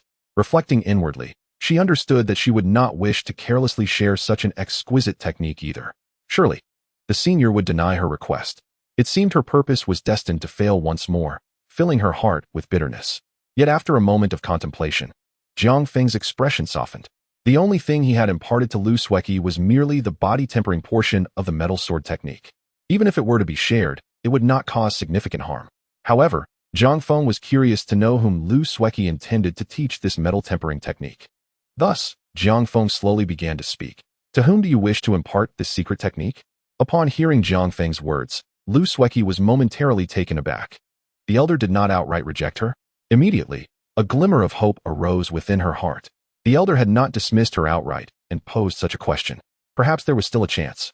Elder, I wish to bestow this body-tempering technique upon my master. With this thought, Lu Sueki spoke softly. Her master? Master Shuiwa. Upon hearing this, Jiang Feng raised an eyebrow, his expression tinged with surprise. He had not anticipated that Lu Sueki intended to pass this technique on to her master. Master Shuiwa. Given Master Shuyue's prowess, she must have already successfully cultivated the divine sword thunder control technique. Moreover, she should have perfected it. Why would she still need to practice the divine sword thunder control technique? Suddenly, Jiang Feng's eyes brightened as he began to grasp Lu Sueki's intentions. 109. Her rapid advancement to the perfected state of the divine sword thunder control technique was largely due to the metal elemental body technique. Should she relay this secret technique to Master Shuiwa, with her years of experience in practicing the divine sword thunder control technique, she would likely soon break through to the consummate realm. At that time, Master Shuyue's power would undoubtedly see a significant enhancement. In truth, Jiang Feng was indifferent to whom Lu Sueki chose to teach. However, if she were to pass the metal elemental body technique to Master Shuiwa, 83. I shall not hinder you. But how will you explain the origin of this technique? You must understand, I do not wish for outsiders to be aware of my existence. Beneath the fox mask, Jiang Feng's voice brooked no argument. The elder means to allow me to teach the divine sword thunder control technique to my master. Upon hearing this, a hint of excitement illuminated Lu Sueki's stunning countenance, and she declared with conviction, Rest assured, elder, I would rather die than reveal your identity. I believe you. But what if your master inquires about the origin of this technique? Jiang Feng's demeanor remained unsatisfied as he shook his head. You should know that any disciple of the Qingyun Sect caught practicing external techniques will have their cultivation abolished and be expelled from the sect. Master Shui is renowned for her impartiality. If she finds out that her beloved disciple has been secretly practicing external techniques, do you think she would hesitate to expel you from the Qingyun Sect? In the darkness, Jiang Feng's gaze bore down on Lu Sueki, his eyes somewhat aggressive. Jiang Feng was acutely aware that the rules of the Qingyun Sect were exceedingly strict. Even if Master Shui did not strip Lu Sueki of her cultivation for her transgressions, she would certainly cast her out. Hearing Jiang Feng's cold words, Lu Sueki's face paled. Feeling the intensity of Jiang Feng's gaze, she felt her body tremble slightly. Master would never do that. As she recalled Jiang Feng's words, fear crept into her heart, and her tone became exceedingly unconfident. Is that so? Jiang Feng smiled faintly. Since you are so confident, you may very well try. Just remember, should you be expelled from the Qingyun Sect, do not regret it. Lu Sueki's expression wavered. Having been raised by Master Shui, their bond was incredibly deep. The thought of being cast out was something she absolutely wished to avoid. Suddenly, Lu Sueki remembered something and turned to Jiang Feng. Elder, you are also a member of the Qingyun Sect. Even if you cultivate techniques passed down from Qingyun, it would not be considered practicing external techniques. In that moment, Lu Sueki's confidence surged once more. I will directly tell my master that this was imparted to me by a senior from the Qingyun Sect. I believe my master would not punish me. Moreover, this way, your identity will remain concealed. After speaking, Lu Sueki fixed her ardent gaze upon Jiang Feng. You are quite clever. Jiang Feng pondered for a moment and found the proposition feasible. Very well. If your master inquires, simply state that it was taught to you by a senior who calls himself the Wine Sword Immortal. Jiang Feng casually assigned himself a title he deemed impressive, Wine Sword Immortal. Lu Sueki was momentarily taken aback, but soon recalled Jiang Feng's unparalleled brewing skills, and her heart understood. 110. I shall faithfully obey the orders of the Wine Sword Immortal. Lu Sueki immediately acquiesced, thus providing her with an explanation before Master Shui. Hehe. Now that this matter is settled, you should take your leave. Upon hearing Lu Sueki utter the title Wine Sword Immortal, Jiang Feng could not help but chuckle. After bidding Lu Sueki farewell, Jiang Feng returned to his cave dwelling to continue his cultivation. A month later, all of the Drunken Soul wine and Moon Spirit wine had successfully emerged from their barrels. Thereafter, Jiang Feng once again immersed himself in a state of drunken reverie, devoted to his cultivation. While practicing the Dream Divine technique, Jiang Feng appeared to be in slumber, yet in truth, he remained awake, even in dreams. He could summon the system to check in. Thus, each day was filled with check-ins and slumbering cultivation, and time swiftly passed. In the blink of an eye, 18 years had slipped by. Throughout these 18 years, Jiang Feng had spent the majority of his time enveloped in cultivation. The prolonged consumption of Drunken Soul wine had rendered Jiang Feng's spiritual essence extraordinarily formidable, with an increase in spiritual strength. The Dream Divine technique was also propelled to a more complete state. Eventually, Jiang Feng was able to initially construct his own dream world. In this world, he possessed his own consciousness and acted according to his desires. Moreover, within the realm of dreams, Jiang Feng drew ever closer to the Tao, frequently experiencing moments of enlightenment, accelerating his learning of any subject matter. In this dream world, Jiang Feng diligently studied everything he had acquired through check-ins, refining tools, concocting elixirs, and delving into formations and talismans. He meticulously explored each area. Now, he could rightfully call himself a master in the domains of formations, tool refinement, elixir concoction, and talismans. Such achievements were unparalleled, even when compared to those ancient beings who had secluded themselves for decades. During these 18 years, due to the consumption of Drunken Soul wine, 84. he would choose to check in at other main peaks, Dezhu Peak, Shaozhu Peak, Longzhou Peak. During this time, Jiang Feng fortuitously checked in and obtained a high-grade elixir, the Dragon Soul Pill. This Dragon Soul Pill was crafted from the blood and flesh of a dragon and spiritual essence. For those in the Yuan-Ing realm, its consumption would lead to a significant enhancement in cultivation. After taking the Dragon Soul Pill, Jiang Feng directly broke through the initial bottleneck of the Yuan-Ing realm, advancing to the mid-stage of the Yuan-Ing realm.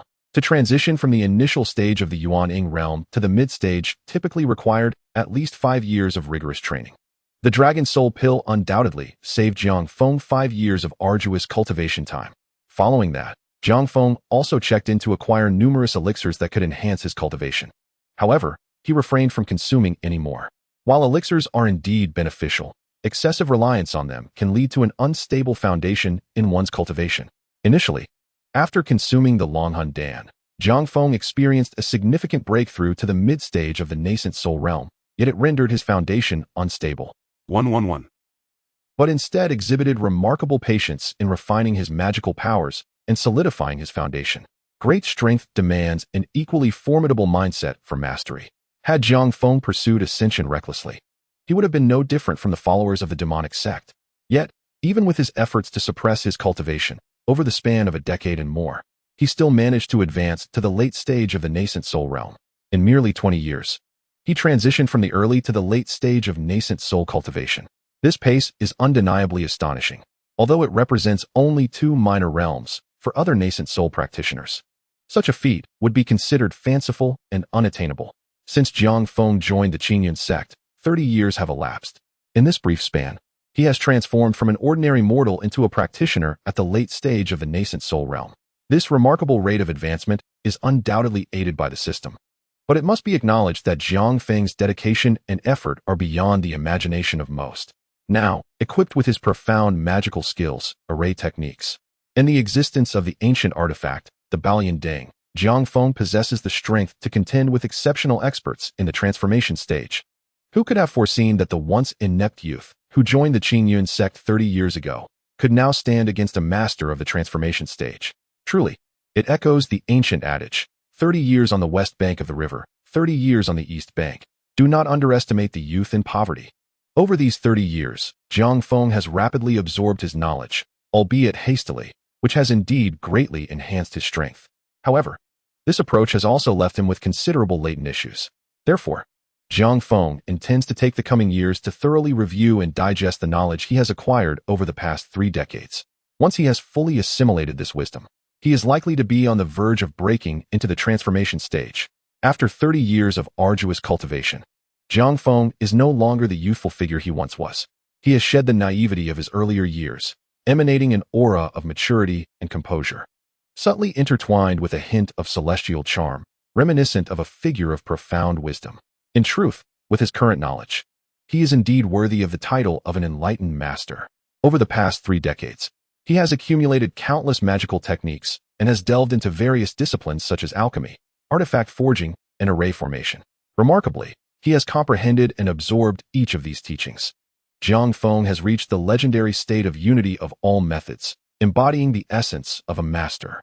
Jiang Feng can confidently assert that within the nascent soul realm, no one can provide him with guidance regarding his cultivation, while others without systemic assistance must devote extensive time to achieve significant accomplishments in a particular area. Practitioners below the nascent soul realm ultimately face limited lifespans. With daily time for cultivation already insufficient, who has the luxury to explore other fields? How much time has passed? In the cave, Jiang Feng awoke from his slumber as usual. Rubbing his bleary eyes, he slowly emerged from his abode. Standing atop the cliff of the Jinma Peak, he felt the mountain breeze and gazed towards the various main peaks. At this moment, 112. He activated his golden light divine eye, enabling him to directly observe the happenings on the major peaks. Could today be the day of the 7 Veins Martial Assembly? Moments later, as Jiang Feng turned his gaze towards the Tongtian Peak, the scene before him instantly astonished him. Moreover, I urge you to cast your votes. Your votes are of utmost importance. If the results are poor, it is likely that I will be forcibly placed on the shelves, and that would incur charges.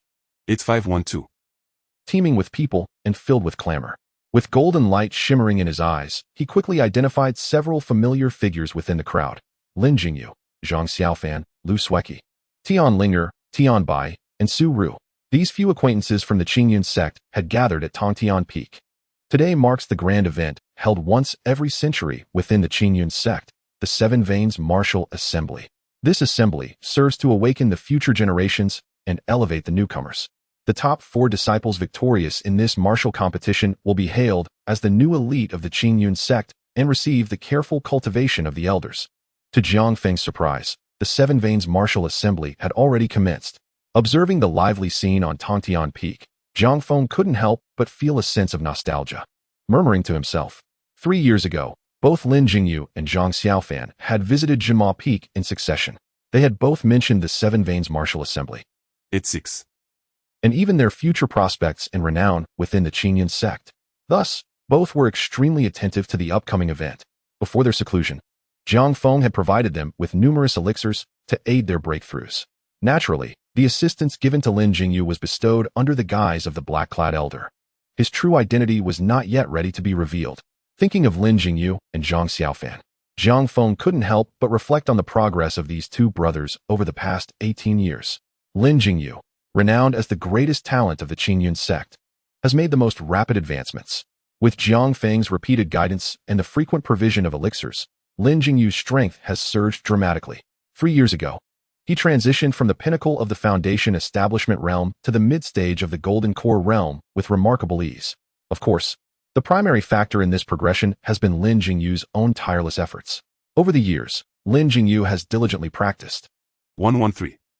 He decided to enter seclusion 3 years ago to strive for a breakthrough. With the elixirs gifted by Jiang Feng, Lin Jingyu's seclusion over the past 3 years has finally loosened the bottleneck, yet he has not yet advanced to the late stage of the Golden Core realm, merely reaching the pinnacle of the mid-stage. Nevertheless, even so, Lin Jingyu is thoroughly satisfied. Presently, among the disciples of the 7 veins of Qingyun, his strength ranks among the top tier. Even when compared to the previous generation of Qingyun disciples, Lin Jingyu stands strong. In this 7 veins martial assembly, he is widely regarded as the frontrunner for the championship. As long as he can secure the championship this time, Lin Jingyu will ascend to the position of the esteemed direct disciple among the 7 veins, becoming the most revered disciple of the entire Qingyun Sect. Such status and prowess may even allow him to supersede Dao Xianjunren and assume the mantle of the new generation's sect leader. Contemplating this, a smug smile inevitably crept across Jiang Feng's face. This young man, Jingyu, has indeed lived up to his training. Perhaps my initial ambitions can truly be realized. Jiang Feng felt an unwavering confidence. With Lin Jingyu's current cultivation and abilities, claiming the championship should be a straightforward task. 3 years ago, Lin Jingyu had already perfected the slaying demons and God's true art. At this moment, his mastery of this technique renders him virtually unstoppable. After 3 years of seclusion, Lin Jingyu's strength has undoubtedly grown even more formidable. Thus, Jiang Feng was resolute in his belief that the championship title belonged solely to Lin Jingyu. Upon reflecting on Lin Jingyu, Jiang Feng's thoughts turned to Zhang Xiaofan. Since the day he expelled the transcendent power of the great Brahman from Zhang Xiaofan's body. With the aid of the elixirs Jiang Feng provided, Zhang Xiaofan successfully broke through to the Foundation Establishment realm in just a month. Moreover, through diligent training, while his progress may not be meteoric, he stands out among his peers as a person of exceptional talent. Coupled with Jiang Feng's guidance and miraculous elixirs, Zhang Xiaofan's enhancement has not lagged far behind Lin Jingyu. 3 years prior, Zhang Xiaofan had already reached the pinnacle of the Foundation Establishment realm. Before entering seclusion, Lin Jingyu had gifted him a pill specifically designed to break through bottlenecks. Now, 3 years later, Zhang Xiaofan has attained the early stage of the Golden Core realm. Although he may still fall slightly short compared to the strongest disciples of the Qingyun Sect, he is not far behind. Furthermore, Zhang Xiaofan possesses his own hidden trump card, the Divine Sword Thunder Control True Art. After Jiang Feng imparted the Gung Metal Continuous technique to him, Zhang Xiaofan committed to daily practice. Upon breaking through to the Foundation Establishment realm, he earnestly requested Tian Bai to teach him the cultivation methods of the Divine Sword Thunder Control True Art. With Zhang Xiaofan's current pace of cultivation, he has swiftly become the fastest disciple in Dazhu Peak. Such a genius has become a prized asset in Tian Bai's eyes. Moreover, with his breakthrough to the Foundation Establishment realm, Zhang Xiaofan is now qualified to cultivate the Divine Sword Thunder Control True Art. Tian Bai readily agreed to Zhang Xiaofan's earnest request. Thanks to his prior training in the Gung Metal Continuous technique, Zhang Xiaofan quickly adapted to the Divine Sword Thunder Control True Art. Within just a few months, he progressed to the minor completion stage. Now, Zhang Xiaofan has perfected the Divine Sword Thunder Control True Art, wielding extraordinary power. With his early stage Golden Core strength, 87. 114. his thoughts suddenly shifted to Lu Sueki. Over the past 18 years, while Lin Jingyu and Zhang Xiaofan's strengths have soared, Lu Sueki has not lagged behind in the slightest. Through numerous life and death trials, she has long since surpassed the Foundation Establishment realm and successfully attained the Golden Core realm. 18 years have passed, and she has now broken through to the mid-stage of the Golden Core realm. Moreover, her Divine Sword Thunder Control True Art, like Zhang Xiaofan's, has also reached the perfected stage. Additionally, her Ice Sword intent has grown even more profound than it was 18 years ago. In terms of strength, Lu Sueki is only slightly inferior to Lin Jingyu. Among all disciples of the Qingyun Sect, none can match her prowess. According to Jiang Feng's estimation, the second place in this competition is undoubtedly destined for Lu Sueki.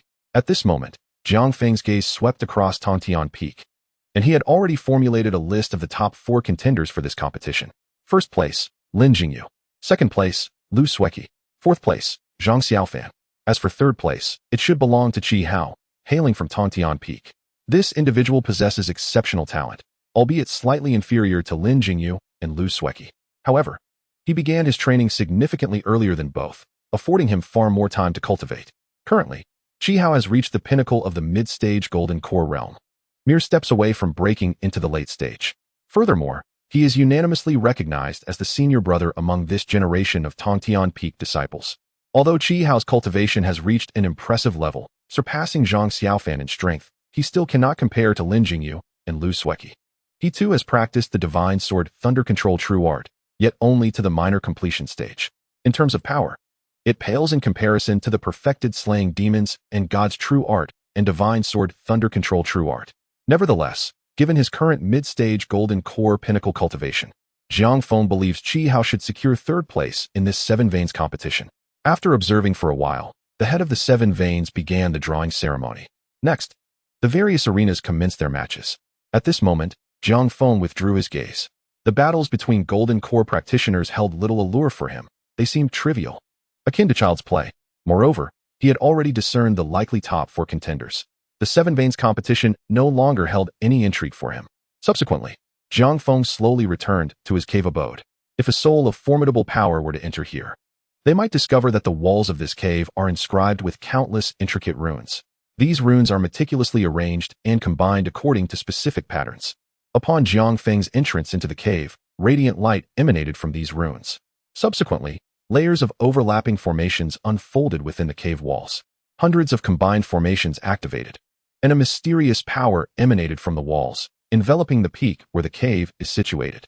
Moments later, a dense aura of formation power thoroughly encased the mountain. Observing all of this, Jiang Feng revealed a hint of a mysterious smile. For 18 years, he has conducted experiments with all that he has learned upon the Demon Suppression Peak. Now, the entire Demon Suppression Peak has been imbued with countless invisible restrictions through Jiang Feng's machinations. The instant any disturbance occurs on the peak, Jiang Feng will sense it immediately. Moreover, these restrictions are interspersed with lethal formations. With a mere thought, the Demon Suppression Peak can instantly erupt with countless killing arrays. Should anyone harbor ill intentions, these arrays would be capable of annihilating intruders in an instant. Not to mention the various locations on the Demon Suppression Peak, within this cave alone. 115. The power of the formations is activated, rendering it impossible for any outsider to penetrate the conditions within the cave. Satisfied that all arrangements are in place, Jiang Feng slowly approached a stone platform within the cave. With a hum, he executed hand seals, directly infusing his energy into the stone platform. In the next moment, the entire stone platform radiated a brilliant light. Subsequently, Jiang Feng's figure vanished from the stone platform in an instant. In the next moment, he appeared deep within the belly of the Demon Suppression Peak, thousands of meters underground. As he surveyed his surroundings, he found himself in an intensely scorching cavern. 88. In pursuit of his research into the art of crafting weapons, he had painstakingly hollowed out this mountain's interior using his divine powers. Following this, he arranged a grand spiritual array to continuously draw magma from the depths below. With this subterranean magma as his foundation, Jiang Feng established the advanced array known as the Heavenly Fire Burning Array. This formation was specifically designed to forge all manner of materials, capable of easily refining even the most resilient celestial iron. At this moment, suspended in the void of the cavern, Jiang Feng performed a divine fire incantation for himself. This incantation could evade numerous fiery forces, including the power of this earth fire. It was indeed one of the secret arts he had acquired over the 18 years of his cultivation. The star sword should be nearing completion, he murmured to himself, as his gaze gradually fell upon the heavenly fire burning array above. There, an astonishing number of flying swords floated, moving rhythmically above the array. Wisps of earth fire energy continuously surged upward toward these swords. Remarkably, despite being subjected to the refining heat of the earth fire, none of the swords exhibited any signs of alteration. However, Jiang Feng could sense that the sharp aura emanating from them had intensified. Counting them, there were a total of 108 star swords. The Star Sword was a crafting secret Jiang Feng had obtained from signing in at the back mountain of Dragon Head Peak. To forge a Star Sword, the sword body must be imbued with celestial iron and tempered in the earth fire for a total of 81 days before it can take shape. Upon completion, it would absorb the power of the stars, requiring no magical force to activate. The wielder's intent would summon the sword's energy instantly. Observing the 108 star swords on the verge of completion, a smile crept onto Jiang Feng's lips. Initially, he had felt somewhat hindered by the lack of celestial iron, the primary material for this sword crafting endeavor. However, by sheer coincidence, a year later, he had acquired a substantial piece of celestial iron during a signing at Bamboo Peak. This serendipity filled Jiang Feng with joy, and upon returning to the Demon Suppression Peak, he immediately embarked on the momentous task of forging the swords. Jiang Feng's purpose in crafting these 108 star swords was solely to establish the Demon Suppression Great Array. 116. The star swords possessed the unique ability to autonomously absorb stellar energy. Therefore, once Jiang Feng set up the Demon Suppression Great Array, the star swords would operate independently, drawing upon the power of the stars. In battle, this would undoubtedly conserve a significant amount of his magical energy.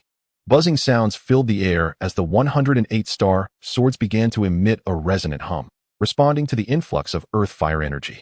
Realizing that the swords had been successfully forged, Jiang Feng felt a wave of satisfaction wash over him as he sensed the potent sword energy radiating from them.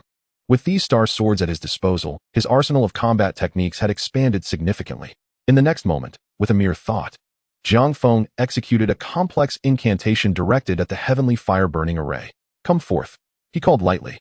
With that utterance, the 108 star swords quivered slightly. In the blink of an eye, they soared away from the heavenly fire-burning array, flying directly toward Jiang Feng. As the swords cut through the air, he slowly retrieved a purple gourd that had been secured around his waist. Holding the gourd, he deftly performed intricate hand seals while reciting incantations. Gradually, golden patterns began to emerge on the surface of the gourd, exuding an otherworldly aura. "Swallow," Jiang Feng commanded, directing the mouth of the purple gourd toward the approaching star swords. No sooner had he spoken than an immensely powerful suction force erupted from the gourd, swiftly forming a black hole at its opening. Under the influence of this devouring force, the 108 flying swords were effortlessly drawn into the black hole. After collecting the swords, Jiang Feng ceased his incantation, and the black hole vanished instantly. Shaking the purple gourd, he surprisingly took a sip from its mouth. Exquisite wine," he exclaimed, shaking his head in delight as if he had just tasted a rare vintage. In truth, this purple gourd, known as the Purple Void Divine Gourd, was a treasure Jiang Feng had fortuitously acquired from a secluded retreat of a venerable elder. The Purple Void Divine Gourd was crafted from precious spatial materials by an unparalleled master. Inside, it contained numerous dark spaces, each equivalent to a high-grade spatial ring, and each dark space was independent and unaffected by the others. The 108 star swords had just been stored within one of these dark spaces, 89. where time stood still, ensuring that everything stored within remained unchanged forever. Thus, keeping the wine within would guarantee its eternal freshness. Jiang Feng had even begun to use this dark space as his personal wine cellar, allowing him to conveniently enjoy a drink whenever he desired. After securing the star swords, he glanced at the heavenly fire-burning array, pondering that he could not allow this earth fire energy to go to waste. With this thought in mind, Jiang Feng focused his intent and tapped the Purple Void Divine Gourd.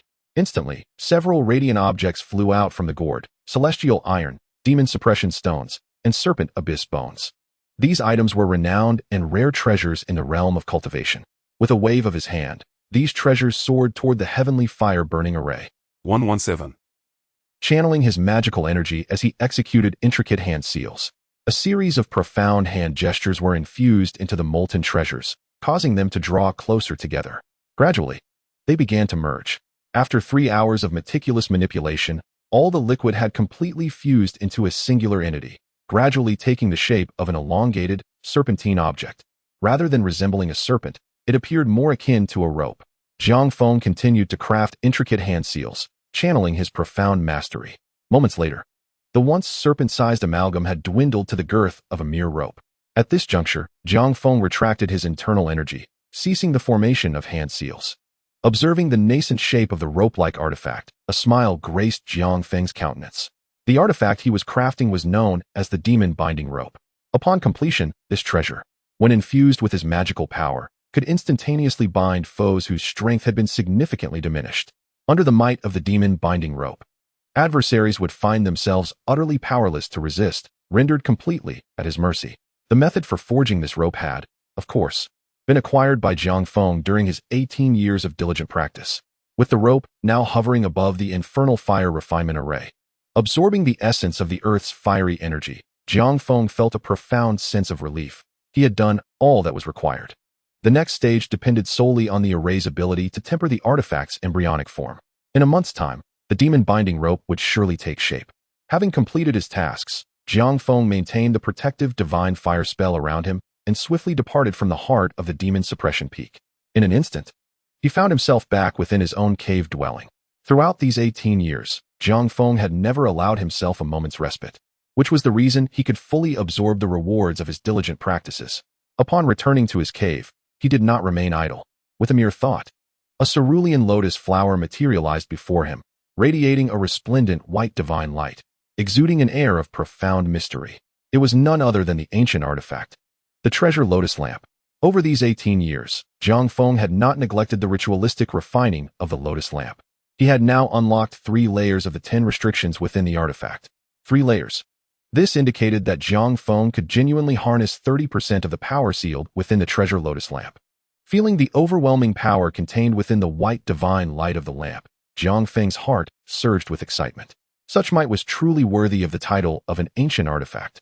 With utmost confidence in his current peak stage of the nascent soul realm, Jiang Feng believed that wielding the treasure lotus lamp and unleashing the power of its 3 layers of restrictions would allow him to contend against formidable foes of the transformation realm. Furthermore, he surmised that only those of the mid-transformation realm would possess the strength to subdue him. Gazing at the treasure lotus lamp before him, Jiang Feng focused his thoughts, channeling his abundant magical energy into the lamp, commencing the process of refinement. As his internal energy surged, the lamp gradually emanated waves of white divine light, infused with terrifying fluctuations of power that swept outward. However, these powerful waves were entirely concealed by the hidden great formation embedded within the mountain walls, undetectable to those outside. While Jiang Feng secluded himself in his cave, diligently refining the treasure lotus lamp, the 7 factions martial assembly at Tantian Peak was in full swing. On various arenas atop the peak, fierce duels were taking place. 10 days later, within Jiang Feng's cave at Demon Suppression Peak, he raised a toast. Come, Jingyu. 118. A stone table between them adorned with several dishes and a pot of fine wine. Cheers, Brother Feng, Lin Jingyu exclaimed, clinking his cup with Jiang Feng's. After this, we may not meet for quite some time. Taking a sip of the bamboo leaf liquor, Lin Jingyu's expression turned somewhat complex.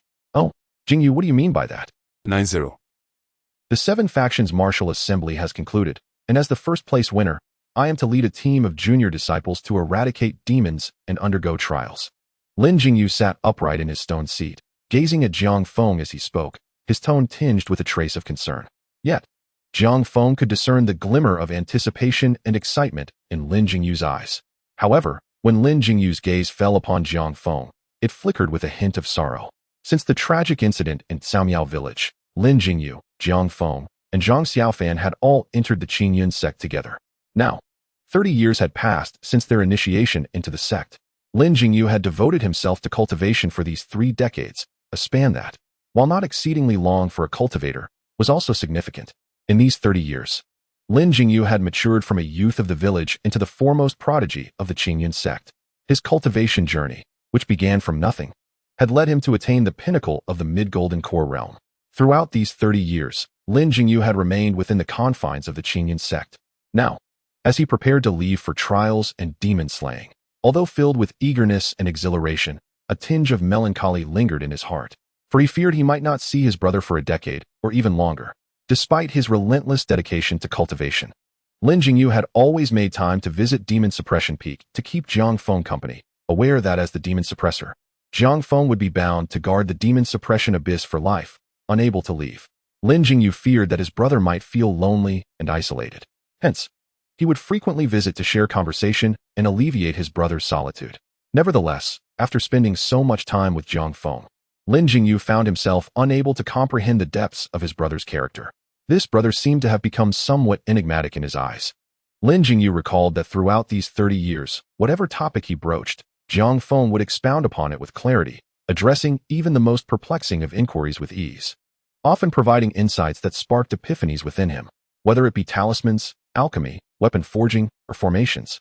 Jiang Feng would always share a wealth of knowledge whenever Lin Jingyu sought his counsel. Thus, Lin Jingyu held a deep admiration for his brother, never anticipating that a solitary existence at Demon Suppression Peak could render him so erudite. He had once inquired about this mystery, to which Jiang Feng explained in a measured tone that his innate talent was lacking and his pace of cultivation insufficient. Thus, in his spare time, 119. Yet, throughout these 30 years, Lin Jingyu's heart had always harbored a singular figure he revered above all others, a person whose stature in his mind was irreplaceable. Lin Jingyu introspected, pondering that even his own master could not take this person's place. In Lin Jingyu's heart, the degree of admiration he held was perhaps surpassed only by one individual, the extraordinary master who had concealed his identity for the past 30 years, continuously aiding and guiding him. The mere thought of this esteemed elder filled Lin Jingyu with profound gratitude. Should he achieve success in the future, he vowed to repay the elder in black for his kindness. The prospect of leaving the Qingyun Sect to embark on a journey of self-cultivation? Upon hearing Lin Jingyu's words, Jiang Feng momentarily paused in surprise. However, recollection soon dawned upon him. As the foremost sect of righteousness, the Qingyun Sect had long established a tradition. Each disciple, upon reaching a certain level of mastery, was required to apply for permission to leave and undergo trials in the outside world. These trials, primarily aimed at vanquishing evil and restoring balance, embodied the timeless creed of the Qingyun Sect to save the common folk and uphold righteousness. Furthermore, these trials offered disciples the opportunity to confront their own limitations and gain insights into their paths while ridding the world of malevolence. After enduring such harrowing experiences, it was believed that every disciple would emerge transformed. Having secured victory in the recent Seven Veins martial arts competition, Lin Jingyu had already become a leading figure of his generation within the sect. Thus, his departure for external trials was imperative, and it would undoubtedly attract considerable attention from various factions, both righteous and nefarious. The sect's leader, Zhu Xian, had announced that the top 4 contenders in the competition would each lead a team on a journey of cultivation. This endeavor would not be brief, 91. and Jiang Feng would not see him again during that time. "Brother Feng, I must take my leave. Please take care of yourself," Lin Jingyu said, raising a cup of wine towards Jiang Feng, his tone imbued with complexity. "Huh, you rascal. What could be wrong with me? Cooped up here on the Demon Suppression Peak day in and day out?" Jiang Feng responded, sensing the emotion hidden within Lin Jingyu's gaze, a pang of sadness welling up in his heart. Yet, he feigned indifference. "I've grown accustomed to this solitary existence over the past 30 years as the demon suppressor. There's no need for you to worry about me. I find joy in sipping wine, cooking, and reading. Life is quite comfortable, indeed." With a teasing glint, Jiang Feng added, "Perhaps without you and Xiaofan's interruptions, I might enjoy my little life even more. Alas, one less chapter means a foot shorter. But fret not. The author still has 17 feet left, ample enough," he chuckled. "This chapter is merely a supplement for yesterday. Having completed it, I intend to write 3 more today. No one shall deter me. Jingyu, go forth with peace of mind and do not worry about me," Jiang Feng said, attempting to convey his nonchalance. As the demon suppressor, 120. Lin Jingyu felt a jolt in his heart. He then cast his gaze towards the nearby demon suppression abyss. Though the demonic energy was not as intense as during the night, it still surged ominously. Watching the swirling malevolence above the abyss, Lin Jingyu's expression grew distant. As the leading figure of his generation, he understood the weight of the title demon suppressor. Choosing this path meant dedicating one's entire life to it. The Qingyun Sect had endured for over 10,000 years, during which countless predecessors had bound themselves within this realm, never to taste freedom. "Brother Feng, I feel for your plight." Lin Jingyu thought of the previous demon suppressor, Uncle Nangong.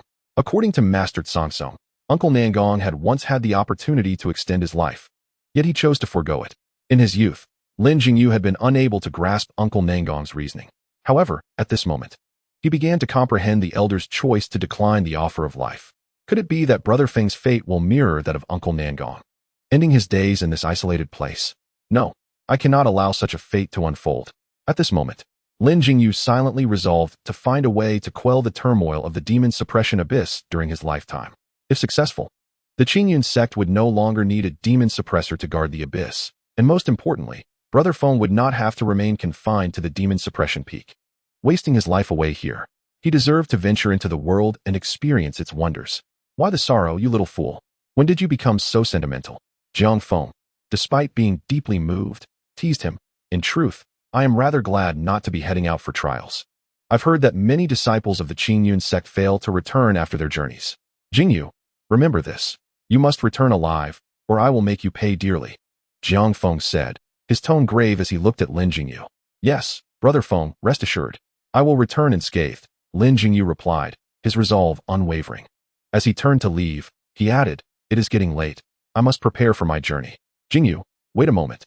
After a brief hesitation, Jiang Feng called out to him. What is it, Brother Feng? Lin Jingyu turned to face him, curiosity evident in his expression. Jiang Feng retrieved a talisman from his spatial ring. This talisman was inscribed with various intricate and arcane symbols, resembling a complex script. Its form took the shape of a sword, subtly radiating a hint of sword intent. However, due to the array that had been laid upon it, the sword intent was sealed, making it difficult for outsiders to sense. To the untrained eye, it appeared no different from an ordinary sword talisman. As he examined the sword talisman, a flicker of intrigue crossed Jiang Feng's eyes. He felt a stirring of his own sword energy. This talisman, known as the Qingyun Sword Talisman, was crafted by Jiang Feng himself. Within it lay several strands of sword energy he had cultivated over the years. Having perfected the Qingyun divine sword technique to an extraordinary level, he had infused this sword talisman with immense power through a month of refining in the earth fire-burning heaven array, drawing upon the elemental might of the earth. 121. 92. Perplexed at the sight of the Qingyun Sword Talisman. This talisman is the Qingyun Sword Talisman, which my master entrusted to me before his passing, Jiang Feng explained, handing the talisman to Lin Jingyu. As you embark on your perilous journey, I have little to offer, but take this sword talisman for your protection. Brother Feng, this is not acceptable. Lin Jingyu resolutely declined upon hearing the words, for in his heart, he believed that this was a life-preserving item left to Jiang Feng by Master Nangong, and he could not take it for himself. If you regard me as an elder brother, then please accept it, Jiang Feng interjected, cutting off Lin Jingyu's words. Once again, Jiang Feng asserted his elder brotherly authority, exerting pressure on Lin Jingyu. Taken aback, Lin Jingyu felt a surge of emotion and reluctantly acquiesced, saying, then I shall accept Brother Feng's kindness. Having spoken, Lin Jingyu accepted the Qingyun sword talisman from Jiang Feng's hand and turned to depart. Riding the flying sword, Lin Jingyu transformed into a streak of light, swiftly leaving the demon suppression peak. This departure left him wondering when he would return to the demon suppression peak again. Standing atop the peak, Jiang Feng gazed at the silhouette of Lin Jingyu receding into the distance, his expression complex. In the blink of an eye, 30 years had passed since the three of them arrived at Qingyun Sect. This marked the first time the three brothers would be separated for an extended period. Jingyu, Xiaofan, you must return alive, Jiang Feng murmured to the distant horizon. After a long while, he turned away from the mountain summit. Upon returning to his dwelling, Jiang Feng felt a stir within him, causing a ripple in his aura. Subsequently, his energy shifted from the early stage of foundation establishment to the mid-stage. After more than a decade, it is time for me to break through to the mid-stage of foundation establishment, Jiang Feng mused, sensing the energy within him. For the past 18 years, he had projected the early stage of foundation establishment outwardly, showing no signs of a breakthrough. This situation had led the higher-ups of Qingyun Sect to harbor immense disappointment regarding Jiang Feng's innate talent. Such potential paled in comparison to that of Nangong Mu in the past. If Jiang Feng could not ascend to the golden core stage, his lifespan would be severely limited, perhaps only 200 years, and even with longevity elixirs, he could not exceed 300 years. At this juncture, the senior members of Qingyun Sect were already scheming for the next candidate for the demon suppression envoy. With a powerful soul force, Jiang Feng was aware of the thoughts circulating among the higher-ups of Qingyun Sect. However, he bore no grievances in his heart. After all, the demon suppression peak could not remain unguarded, and their plans were motivated by the safety of Qingyun Sect. If he were to wait until his life came to an end to select a successor, it would likely be too late, as the training of a successor required time. Moreover, the chosen one must willingly take on the role. How many would be willing to remain at the demon suppression peak, shrouded in demonic energy for a lifetime? Therefore, finding a suitable candidate for the demon suppression envoy within a short time frame would be exceedingly challenging. At this moment, Jiang Feng's decision to unveil his cultivation to the mid-stage of foundation establishment was intended to offer hope to the higher-ups of Qingyun Sect, a glimmer of possibility that he might still break through to the golden core stage. 122. aiming to elevate his cultivation to the golden core stage within 200 years. 200 years marked the upper limit of a foundation establishment cultivator's lifespan. If he could not achieve a breakthrough, he would meet his end, given Jiang Feng's previously assessed talent. Reaching the golden core stage within 200 years would be considered quite normal by the senior members of Qingyun Sect. Therefore, he chose to make breakthroughs every several years, which would serve to better conceal his true abilities. As for his appearance, it was not uncommon for cultivators to maintain a youthful visage, a normal phenomenon. After completing all this, Jiang Feng resumed his cultivation. The day after Lin Jingyu's visit to the demon suppression peak, Zhang Xiaofan also arrived, with intentions akin to those of Lin Jingyu, to bid farewell to Jiang Feng. As Jiang Feng had anticipated, Zhang Xiaofan secured 4th place in the recent 7 Meridians martial arts competition, having lost only half a move against Master Brother Qi Hao of Tantian Peak. Brother Feng, both Jingyu and I are leaving. Do take care of yourself, Zhang Xiaofan remarked, his expression intricate as he looked at Jiang Feng. Unlike Lin Jingyu, Zhang Xiaofan understood that the Jiang Feng before him was far from ordinary. Over the years, he had become acutely aware that Jiang Feng harbored great secrets. Nevertheless, Zhang Xiaofan did not concern himself with these matters, nor had he ever probed Jiang Feng for answers. 9-3. Zhang Xiaofan had never doubted Jiang Feng's intentions or questioned his integrity towards himself or Qingyun Sect. On the contrary, Zhang Xiaofan continuously felt immense gratitude towards Jiang Feng, knowing that his current achievements were entirely thanks to him. Even now, he found it hard to believe that the once-rejected prodigal in the Sanqing Hall had managed to break through to the golden core stage in a mere 30 years, even achieving 4th place in the competition and becoming one of the new generation leaders of Qingyun Sect. Of course, Zhang Xiaofan was also self-aware. He recognized that all of this was made possible by Jiang Feng's assistance. Had Jiang Feng not eradicated the Dafa Prajna power within him, he might still be struggling to reach the foundation establishment stage. Were it not for Jiang Feng's continuous provision of elixirs, he would not have progressed so swiftly to the golden core stage. Had Jiang Feng not imparted the Gungjin linked body technique to him, he would not have been able to cultivate the Sword of Thunder true art to perfection. Xiaofan, rest assured, I will take care of myself. You and Jingyu must also be cautious while training outside. Jiang Feng reassured him with a smile, patting Zhang Xiaofan on the shoulder. By the way, take this. Jiang Feng produced a talisman from his spatial ring, which was, indeed, another Qingyun sword talisman. As brothers, Jiang Feng naturally treated them equally, offering no favoritism. Thank you, Brother Feng. Without hesitation, Zhang Xiaofan accepted the gift. Throughout the last 30 years, he had never turned down anything Jiang Feng offered. No, to be precise, he had never succeeded in refusing. Whenever he attempted to decline, Jiang Feng would assert his elder brother's authority, compelling him to accept. Now, Zhang Xiaofan had learned his lesson. 1, 2, 3. And he would strive to repay that debt in the years to come. Compared to the elixirs and body-refining secrets Jiang Feng had previously given, this Qingyun sword talisman seemed trivial. All right, you should return and prepare well. We depart in 3 days, Jiang Feng stated, looking at Zhang Xiaofan with a calm demeanor. 3 days hence marked the day when the disciples of Qingyun Sect would leave to embark on their training journey. Farewell, Brother Feng, Zhang Xiaofan nodded in response, then took to the skies on his flying sword, departing from the demon suppression peak.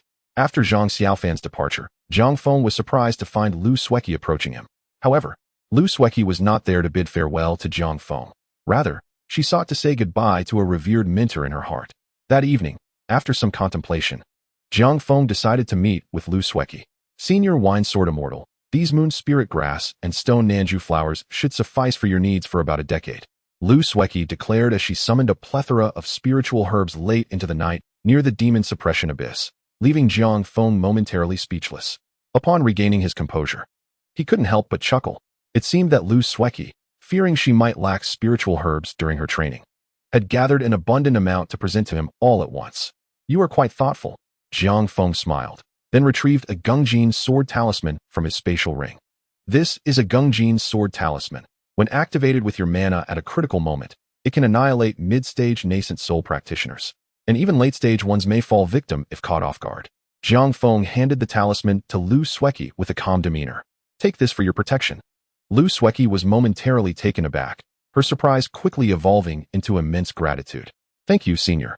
At that moment, she felt an overwhelming appreciation for the wine sword immortal before her. Title: Apocalypse Dragon Emperor. Evolution begins with sign-in. Currently ranked 15th on the new book list. This novel encompasses themes of the apocalypse, sign-in mechanics, and extraordinary beasts. Indeed, it captivates my interest. Additionally, brothers, cast your votes. Tomorrow is the decisive day. If we lose, we shall be forced to go offline. Going offline also means the onset of charges. Chapter 69, Zhu Xian's Reflection, Seeking Recommendations. 3 days later, at Qingyun Sect's Tongtian Peak.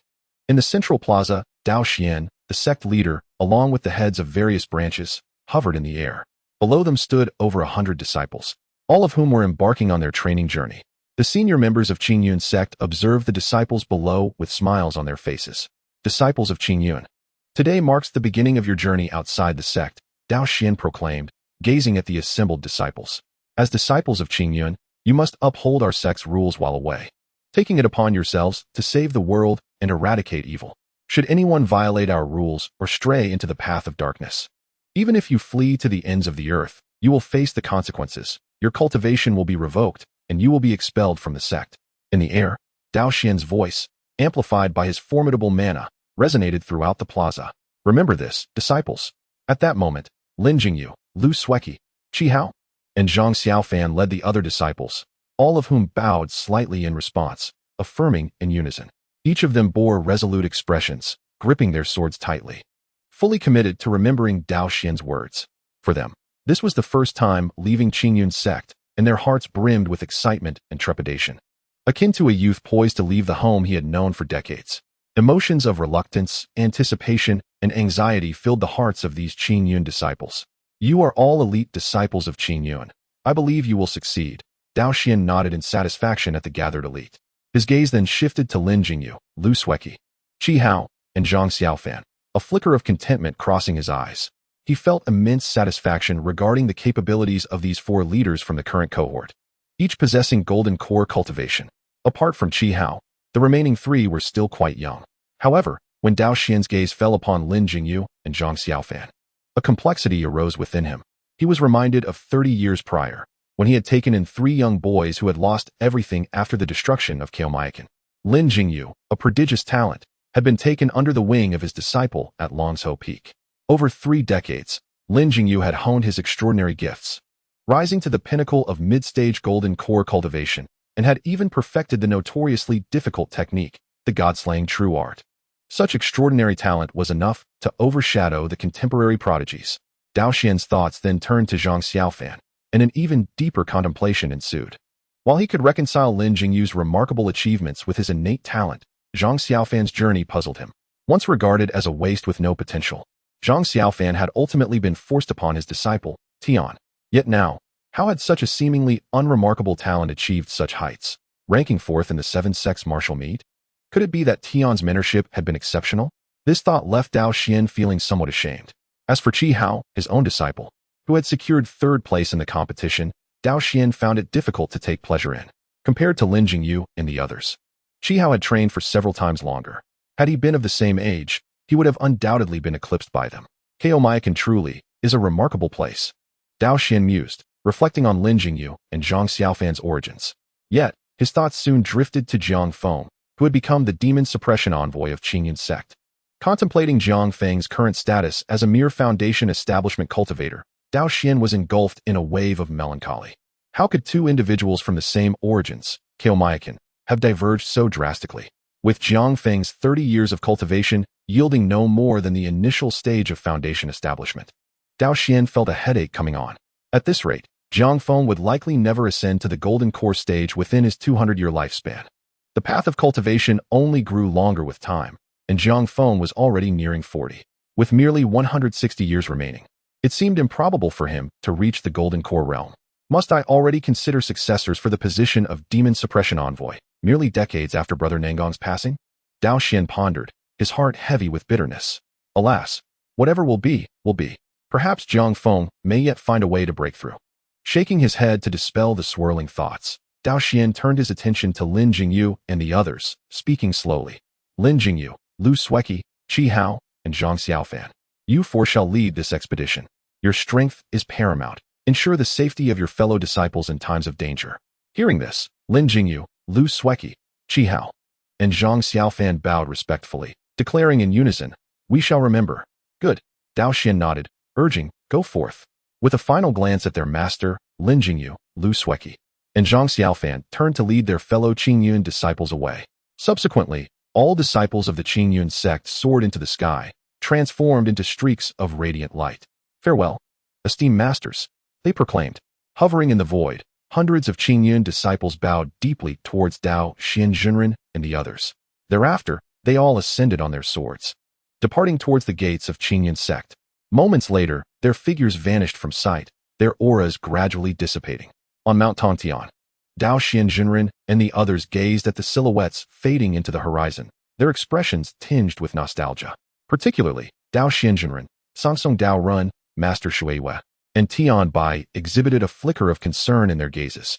As mentors, it was only natural for them to feel a twinge of unease with their disciples embarking on their inaugural journey of experience. Master, let us return, Sangsong Dao Ren suddenly suggested, his voice imbued with confidence regarding this expedition. With Jingyu and the others present, these disciples will encounter no peril. Moreover, our Qingyun Sect stands as the foremost righteous power. Those from the demonic sect would think twice before targeting our members. Dao Xianjunren nodded in agreement, acknowledging that the 4 leaders of this generation possessed strength surpassing that of their predecessors. Thus, they should remain safe. He then turned, leading the esteemed elders back. Chapter 70. Conspiracy. At the very moment Lin Jingyu and the others departed from Qingyun Sect to embark on their training, 1,000 miles away, within the ominous Ghost Yin Mountain, several shadowy figures stirred amidst the black mist. Their gazes were fixed upon the distant void, where hundreds of luminous trails flickered. Observing this scene, the shadows narrowed their eyes, a glimmer of intensity flashing within them. Quickly, the strongest among them transmitted a message to their leader. The disciples of Qingyun Sect have descended the mountain to commence their training. This figure was none other than the notorious Gue Yin.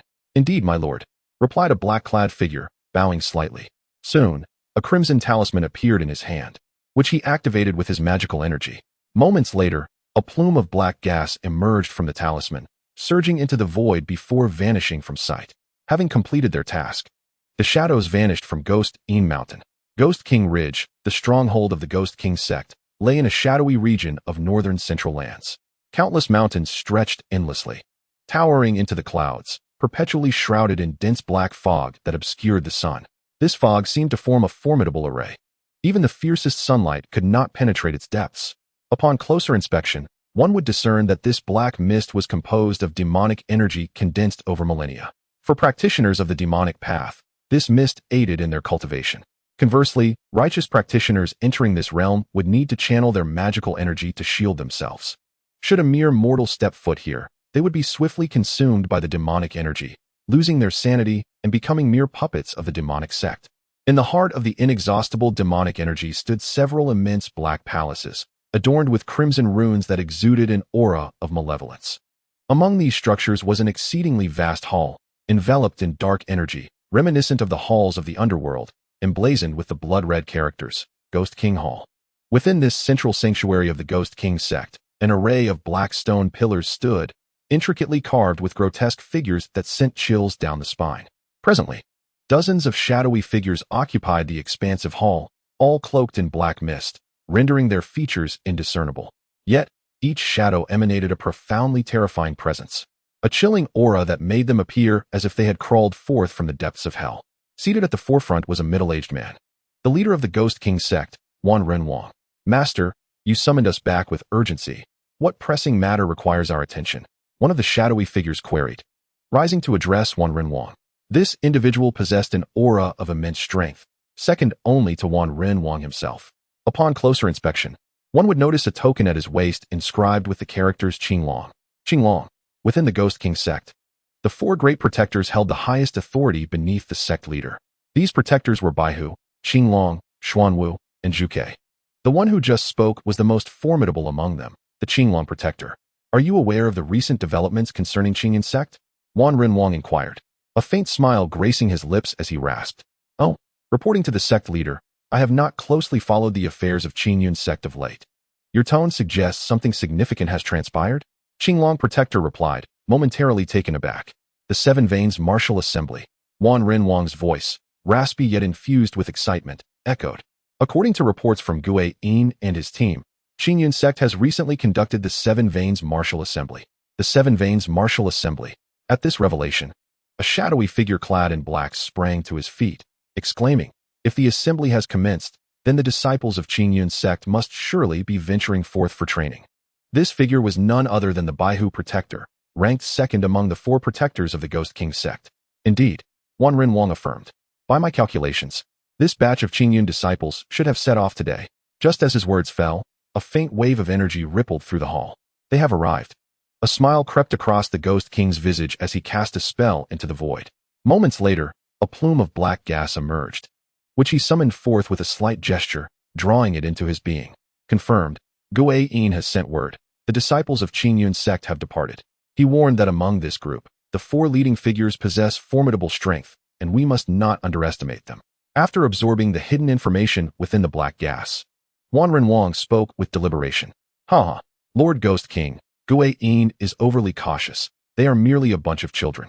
No matter their strength, how formidable could they truly be?" Baihu Protector laughed heartily, clearly dismissive of the younger generation of Qingyun Sect. "Second brother, you are mistaken. This generation of Qingyun disciples indeed boasts remarkable individuals." Zhu Ke, the only female among the 4 protectors, interjected. "I have heard that the disciples embarking on this journey are among the strongest in recent years. Notably, one named Lin Jingyu possesses extraordinary prowess, anticipated to seize the first position in this 7 Veins martial assembly." "Oh," Baihu Protector, intrigued yet skeptical, inquired, "Fourth sister, it is rare to see you hold someone in such high regard. Pray tell, what sets this Lin Jingyu apart? Allow me to elaborate." At that moment, the foremost Ghost King suddenly spoke, his voice hoarse beyond measure. The ghost had meticulously conveyed information about the foremost prodigy of the Qingyun Sect, Lin Jingyu. Subsequently, the Ghost King unveiled Lin Jingyu's details, including his cultivation level, age, appearance, and even the fact that he had mastered the perfected slaying ghost's divine art. The possession of such detailed intelligence clearly indicated that there remained traitors from the demonic sect within the Qingyun Sect. What? Achieving the pinnacle of the mid-golden elixir stage by the age of 40, and having perfected the slaying ghost's divine art? How could the Qingyun Sect produce such a talent? In the Ghost King's hall, upon hearing the Ghost King's revelations, the assembled protectors displayed expressions of disbelief. "Lord Ghost King, this Lin Jingyu possesses such monstrous talent. He absolutely must not be allowed to return alive to the Qingyun Sect." Within the Grand Hall, the Azure Dragon Protector narrowed his eyes, a glint of cold light flashing within them. "My brother is right. If such a prodigy were to succeed in returning to the Qingyun Sect and grow in strength, he would undoubtedly become a grave threat to our sacred sect in the future." Beside him, the White Tiger Protector stepped forward in agreement with the Azure Dragon Protector's words. "Hee, my brothers, this generation of Qingyun Sect disciples boasts more than just Lin Jingyu as a singular prodigy." Noticing Azure Dragon's serious demeanor, the Vermilion Bird Protector chuckled lightly, stating, "As far as I know, among the top 4 disciples of the 7 Veins, there are 2 others whose talents are not much inferior to Lin Jingyu. I remember clearly that one of them is named Lu Sueki, who placed second in this competition at just over 40 years old, having already reached the mid-golden elixir stage, and has also perfected the Qingyun Sect's secret art, the divine sword commanding thunder technique." The Vermilion Bird paused before continuing. "The other is named Zhang Xiaofan, a disciple of Tian Bai, who joined the Qingyun Sect 30 years ago. He is currently at the early golden elixir stage and has also perfected the divine sword commanding thunder technique. Tell me, if such prodigious talents were allowed to flourish, how could our sacred sect hope to maintain a foothold in this world?" After speaking, the Vermilion Bird Protector cast a glance at the other protectors. Upon hearing her words, the hall fell into a momentary silence. The Azure Dragon, White Tiger, and Xuanwu protectors, along with the upper echelons of the Ghost King Sect gathered in the hall. All wore expressions of shock. It was one thing for the Qingyun Sect to produce a singular prodigy, but now there seemed to be a multitude of them. At this moment, the 4 protectors of the Ghost King Sect, including the Ghost King himself, felt a twinge of envy and jealousy. How could the Qingyun Sect possess such extraordinary talents? If our sacred sect were to have such unparalleled geniuses, how could we not thrive? After a long while, the shock on Azure Dragon Protector's face subsided somewhat, and he spoke in a low voice. Although his words were quiet, they were audible to all present, as none were weaklings. Upon hearing him, the high-ranking members of the Ghost King Sect exchanged glances, their faces revealing a dangerous smile. Such a prodigious talent must belong to our sacred sect. If we cannot have him, then we must destroy him. If our sacred sect cannot possess it, neither shall the Qingyun Sect. Indeed, We can take advantage of this opportunity while the Qingyun Sect disciples are out on their journey, and eliminate this generation of Qingyun Sect disciples. Ha ha ha. I believe that if these talented disciples were harmed, the Qingyun Sect would surely fall into disarray, allowing us to take advantage of the situation. Within the Ghost King's hall, the high-ranking members of the Ghost King Sect spoke one after another, their tones chillingly resolute. At this moment, dangerous thoughts danced in their minds, all directed at the Qingyun Sect disciples. It seems we are all on the same wavelength. The Ghost King's hoarse voice suddenly echoed, plunging the entire hall into silence. His gaze swept across the high-ranking members of the Ghost King Sect, a strange smile gracing his face as he slowly extended his right hand. Before the eyes of the gathered members, a series of black, demonic energy coalesced into a dark mark within the Ghost King's palm. With a slight exertion of his hand, four black marks swiftly flew toward the four protectors. Ghost King, what is this? The Azure Dragon and the other three protectors looked at the dark marks in their hands. Perplexed, they could sense the pure demonic energy contained within. This is the demon soul mark. The Ghost King's voice, raspy and deliberate, continued. Once you capture Lin Jingyu and the others, imprint this demon soul mark into their souls. The demonic energy will completely erode their spirits, placing them under my control. Upon hearing this, the four protectors collectively inhaled, responding in unison. Lord Ghost King is brilliant. The Azure Dragon Protector, even more enthusiastic, added.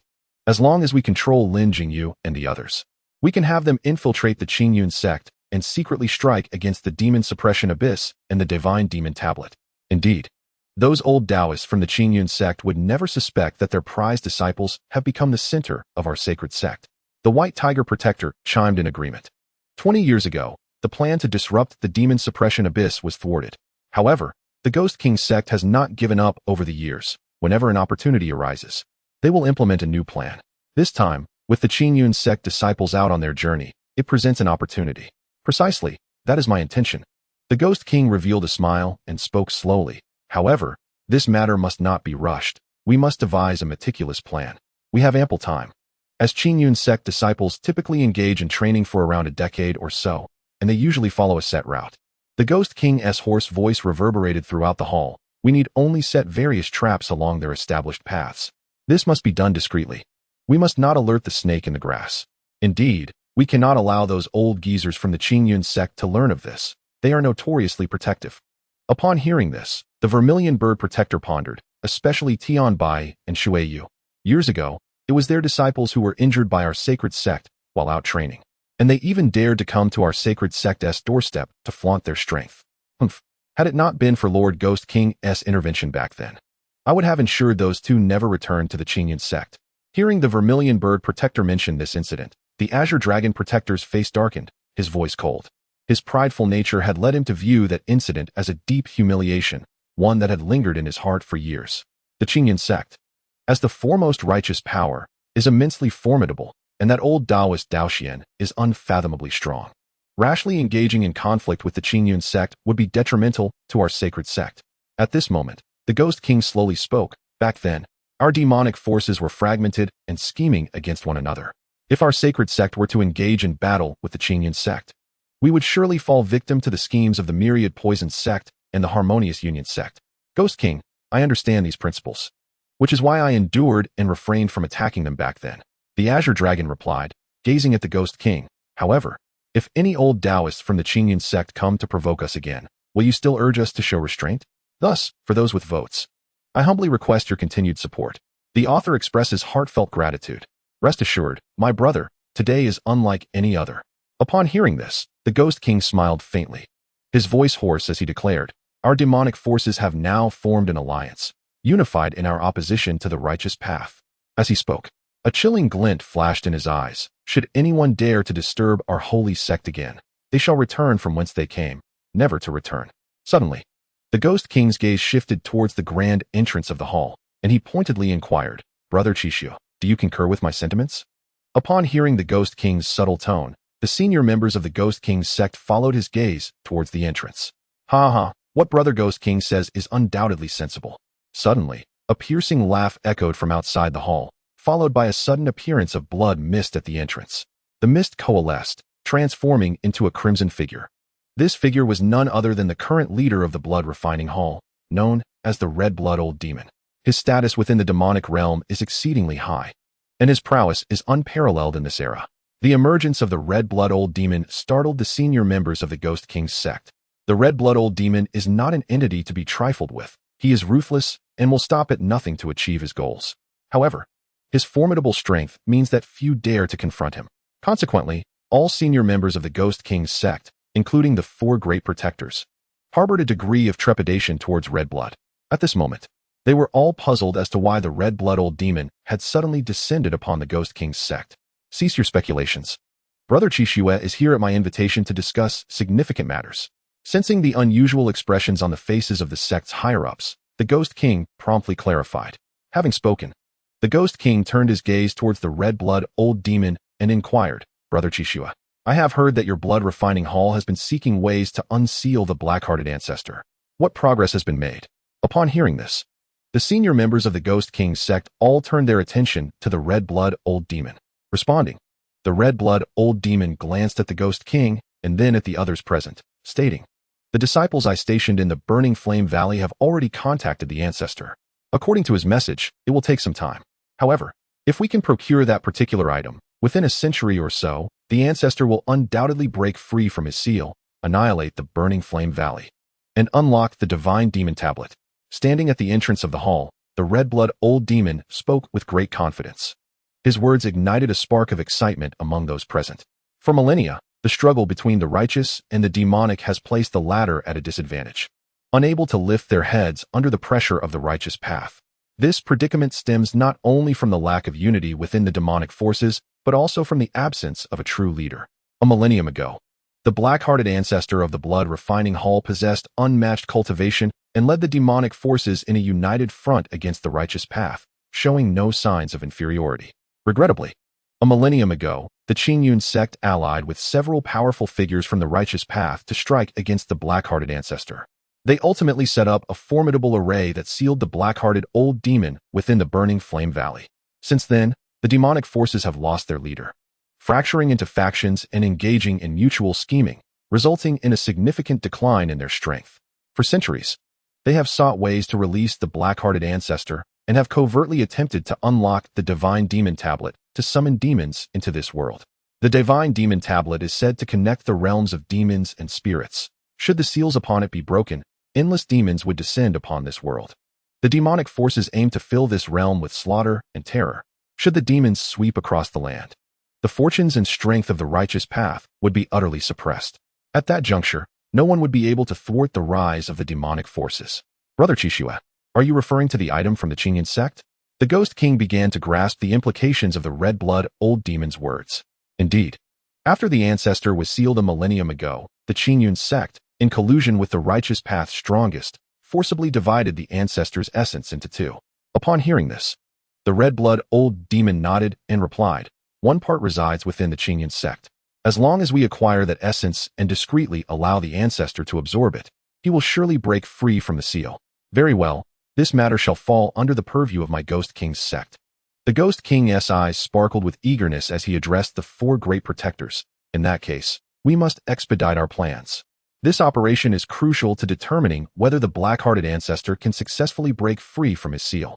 Rest assured, my Lord Ghost King, we shall accomplish our task. The four great protectors responded in unison, feeling the weight of the Ghost King's gaze. Indeed, we have ample opportunities ahead. The Ghost King nodded, stating, the training period for the disciples of the Qingyun Sect will last at least a decade. We have sufficient time to devise a comprehensive plan. Subsequently, the Ghost King and the senior members of the Ghost King's sect began to formulate their strategy for this operation. Their primary objective, of course, was Lin Jingyu and the other three. As the most gifted disciples of this generation from the Qingyun Sect, if they could successfully control all four, it would greatly facilitate obtaining the essence of the black-hearted ancestor sealed within the Qingyun Sect. Thus, it is settled. Moments later, each senior member of the Ghost King's sect received their respective tasks. Let us commence the operation. The Ghost King directed the four great protectors. Yes, my Lord Ghost King. They replied in unison before transforming into a cloud of black mist, vanishing from the Ghost King's hall. Brother Ghost King, I shall take my leave. Once all the senior members of the Ghost King's sect had departed, the Red Blood Old Demon turned to the Ghost King. Very well, Brother Qishue, travel safely. Now that our two factions are collaborating, I hope you will not refuse any future requests from my Ghost King's sect. The Ghost King nodded, gazing at the red-blood old demon with a meaningful expression. Of course, of course. The red-blood old demon grinned widely before transforming into a cloud of blood mist and disappearing from the Ghost King's hall. Humph. Observing the red-blood old demon's dismissive demeanor, a glint of cold light flickered in the Ghost King's eyes, and he too transformed into a cloud of black mist, vanishing from the Grand Hall. Thus, with the scheming of the senior members of the Ghost King's sect, the sect was poised to take decisive action. Countless disciples of the demonic path were secretly tracking Lin Jingyu and the others, implementing covert surveillance. Yet, for Lin Jingyu and the other disciples of the Qingyun Sect, this looming crisis remained utterly unbeknownst to them. In the void, hundreds of disciples from the Qingyun Sect flew on their swords, resembling a shower of meteors streaking across the sky. Moments later, this grand assembly of sword cultivators gradually came to a halt in the air. Sister Lu, Brother Qi, Xiaofan. Let us part ways here.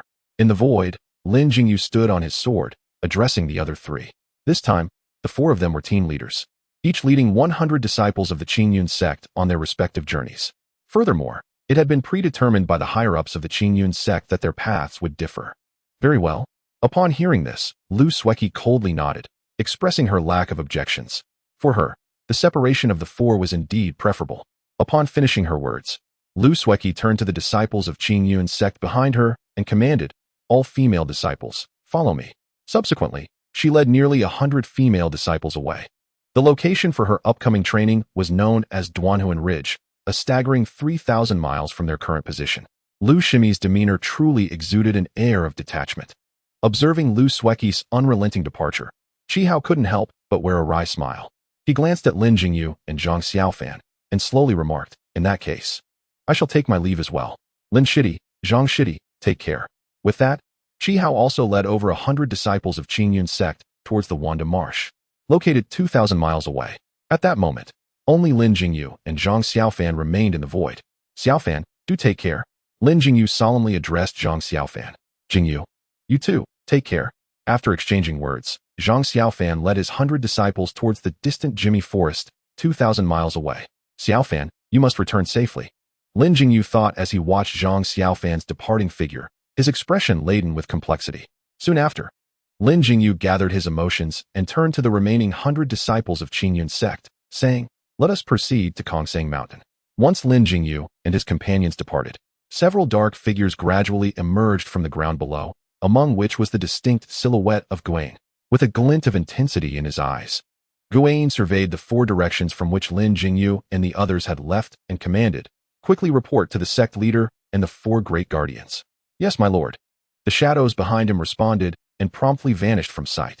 At Qingyun Sect, atop Shenma Peak, Jiang Feng stood before his cave dwelling, gazing at the crimson-clad Tian Linger with an expression of bewilderment. Linger, what brings you here? For 30 years, Tian Ling had never set foot on Shenma Peak. Why then? Did she suddenly arrive today? Here, Brother Feng, I have come to deliver the 5 elements source. Upon hearing this, a sweet smile graced Tian Linger's face as she produced a jade box.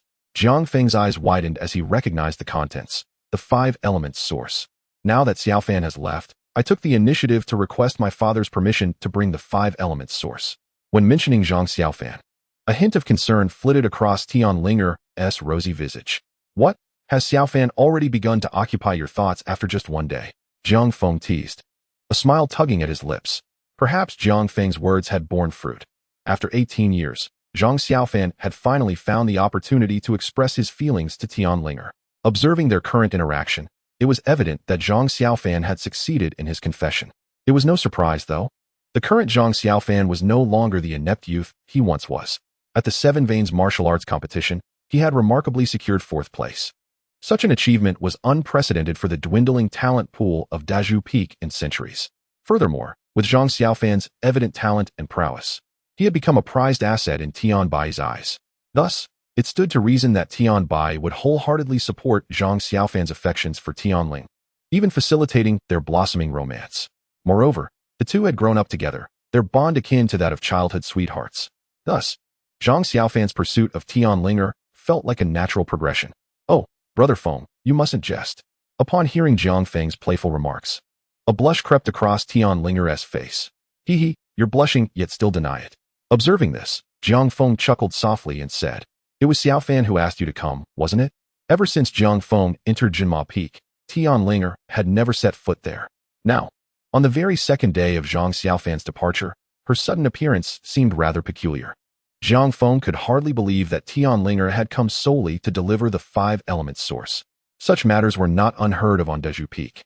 It was improbable that this young lady would be summoned for this task. Therefore, Jiang Feng surmised that Zhang Xiaofan must have spoken to Tianlinger before his departure. "Oh, Brother Feng, how did you know?" Taken aback by Jiang Feng's inquiry, Tianlinger seemed momentarily stunned before responding with astonishment.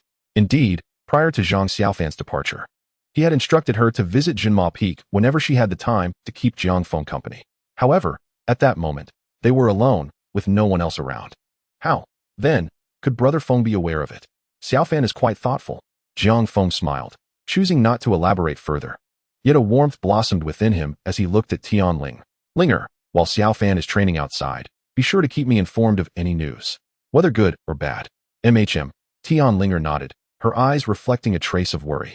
Now that Xiaofan has left, who knows when he will return? My mother mentioned that there are monsters wreaking havoc everywhere. Jiang Feng, too, harbored concerns for Zhang Xiaofan's safety, but seeing Tianlinger so troubled, he reassured her, "There's no need for such anxiety. Xiaofan is exceptionally strong, equipped with the divine sword of thunder control for protection. Ordinary monsters are hardly his match." Within Qingyun Sect, the divine sword of thunder control was the most formidable technique against demons. Zhang Xiaofan, having mastered it to perfection, was akin to a bane for such creatures. "I hope Xiaofan remains safe," Tianlinger responded, her expression softening slightly at Jiang Feng's words. 10 days later, Lin Jingyu and his group finally arrived near Kongsang Mountain. Of course, Lin Jingyu, with his cultivation, could have reached it much sooner, but he was hindered by the foundational disciples of Qingyun Sect trailing behind. Nevertheless, for Lin Jingyu, this journey marked his first venture beyond Qingyun Sect. During this time, soaring through the skies had filled him with excitement, as it afforded him the exhilarating sensation of traversing through the clouds. "Brother Lin, ahead lies Kongsang Mountain," a disciple from Longshipping respectfully pointed out as dusk settled in. "Indeed. Let us descend." Lin Jingyu nodded, leading the group of Qingyun Sect disciples down from their lofty perch. Upon catching sight of Kongsang Mountain in its entirety, Lin Jingyu felt a wave of astonishment wash over him. Before him stood a towering mountain, rugged and steep, surrounded by a desolate landscape devoid of vegetation or human presence. As dusk deepened, the setting sun cast a melancholic glow upon Kongsang Mountain, imparting an eerie beauty. The group landed at the mountain's base, promptly stowing away their flying swords and artifacts. Lin Jingyu assessed the surroundings and stated, "This place is desolate. We should ascend the mountain and find a suitable place to rest." "Brother Lin, why not fly directly to the mountaintop?" a Longshipping disciple queried, puzzled. Given the mountain's formidable height, ascending on foot would undoubtedly be time-consuming. Lin Jingyu explained, "My dear disciple, you may not be aware that Kongsang Mountain was once the stronghold of the demon sect a millennium ago. The demonic energy within is exceedingly dense, and over the centuries, countless creatures have emerged. If we were to recklessly fly in, we might fall prey to hidden ambushes." Upon hearing this, the Longshipping disciple nodded in agreement. "Brother, your words are wise." Subsequently, the group made their way towards Kongsang Mountain in a grand procession. Although the Kongsang Mountain may not reach the exaggerated heights of the Qingyun Mountain's Tongtian Peak, it is still quite formidable. Coupled with its remote and treacherous terrain, pathways are scarce. A group of individuals, ascending from the base, found themselves halted at the mountainside as darkness enveloped them. "Let us spend the night here," Lin Jingyu suddenly called out to the group as they arrived at a large flat area midway up the mountain. "Very well, Senior Brother Lin." The disciples of Qingyun Sect responded in unison, promptly coming to a halt. They then began to kindle a fire and erect tents. The dimly lit Kongsang Mountain soon flickered with flames. It was evident that there were supernatural beings lurking in the shadows. Hence, they must take turns keeping watch through the night. Lin Jingyu addressed the crowd with authority. "Understood, Senior Brother Lin." The disciples echoed together.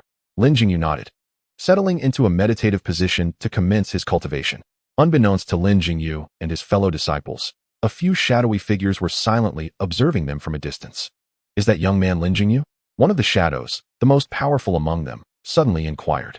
This imposing figure, adorned with a green dragon token at his waist, was none other than the leader of the 4 protectors of the Ghost King sect. Indeed, he is the unparalleled genius of the Qingyun sect, Lin Jingyu. Beside the green dragon protector stood the elusive Yin, known for his ability to vanish without a trace. The genius of Qingyun Sect, ha ha ha. The green dragon protector's eyes glinted with a hint of coldness. He shall soon become a member of our holy sect. Yin's gaze sharpened as he asked, why not simply capture this boy? With your strength, Lin Jingyu would pose no challenge. No, we cannot. The green dragon protector replied, shaking his head. The Ghost King has issued orders not to alert the prey. With Lin Jingyu's extraordinary talent, the old fogies of Qingyun Sect will never let him venture out unguarded. Thus, I surmise he must possess numerous life-saving treasures. Should we act rashly and raise his suspicions, he may escape using those treasures, and that would be a disaster. As he spoke, he cast a contemplative glance towards Lin Jingyu, his expression revealing a mix of suspicion and intrigue. The stakes of this mission were high, and even as the foremost protector of the Ghost King sect, he dared not act recklessly. Yin, quick to catch on, asked, then, what shall we do? Great Green Dragon, shall we merely watch them? To recklessly light a fire on Kongsang Mountain is to invite disaster. I cannot let this opportunity slip. It is the perfect chance to test the treasures Lin Jingyu possesses. The Green Dragon protector sneered, a glint of cunning in his eyes. Fuing, we are not far from the ancient cave of 10,000 bats. Go and lure out the blood bats from within. I trust you are adept at dealing with them. Yes, Great Green Dragon. As soon as the protector finished speaking, a shadowy figure emerged. Moments later, this figure sprouted a pair of wings, crimson in hue, resembling those of a bat. With a swift motion, the shadow took flight, disappearing into the darkness. Great Dragon, are you intending to use the blood bats to probe Lin Jingyu's capabilities? Yin inquired, realization dawning upon him. Indeed, the flames are irresistibly attractive to the mutated blood bats dwelling in the ancient cave. The Green Dragon nodded, a cold smirk playing on his lips. Once Fu Ying draws out the swarm, the blood bats will become frenzied upon seeing the fire. Your wisdom is unparalleled. Yin praised, his eyes sparkling with admiration. Together, they turned their gazes toward Lin Jingyu and his companions. Time swiftly passed, and soon an hour had elapsed. At this moment, the disciples of Qingyun Sect had entered a state of cultivation on the mountainside, some vigilant and scanning their surroundings. Suddenly, the alert disciples heard a tremendous noise from a distance, followed by a series of crackling sounds. The noise intensified, growing louder and more chaotic, until it resonated through the desolate wilderness. From afar, amidst the scattered glimmers of light, the disciples beheld a dark cloud rising ominously behind the mountain. As they peered closer, the darkness took on an even more sinister appearance, and the thunderous sound emanated from that direction. Lin Jingyu, lost in his cultivation, abruptly opened his eyes and turned to the ominous black cloud. As his spirit extended to ascertain the nature of the cloud, his expression shifted dramatically, and he could not help but exclaim, a swarm of blood bats. Upon his utterance, the disciples of Qingyun Sect were momentarily taken aback. Yet the massive cloud overhead seemed to sense something and began to rush toward them.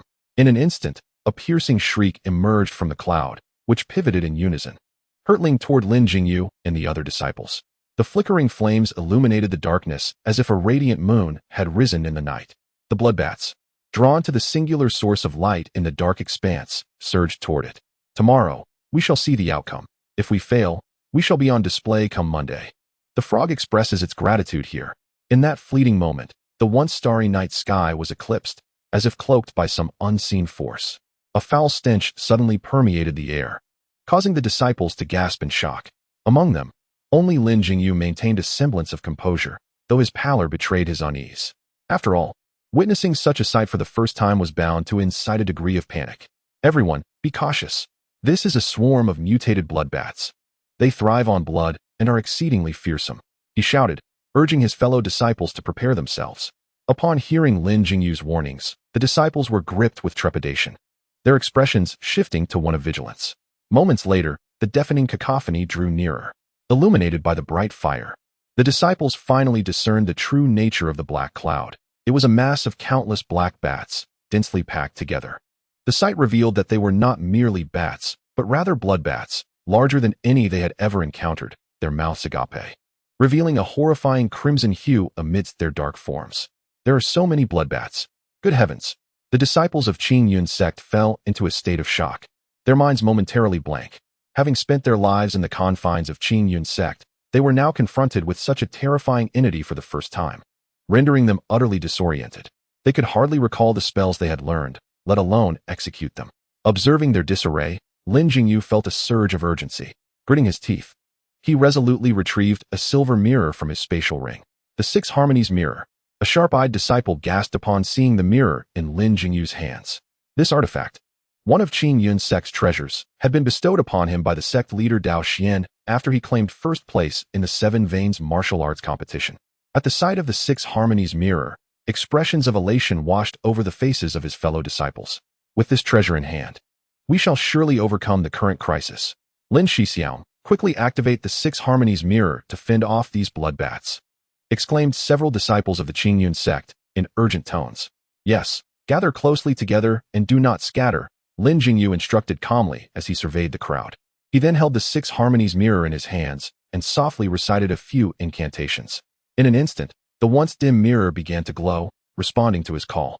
To the astonishment of all, the mirror rose from his grasp, hovering 3 meters above his head, its radiance intensifying and casting a soft yellow halo that illuminated a circular area around the disciples of the Qingyun Sect, sheltering them in the center.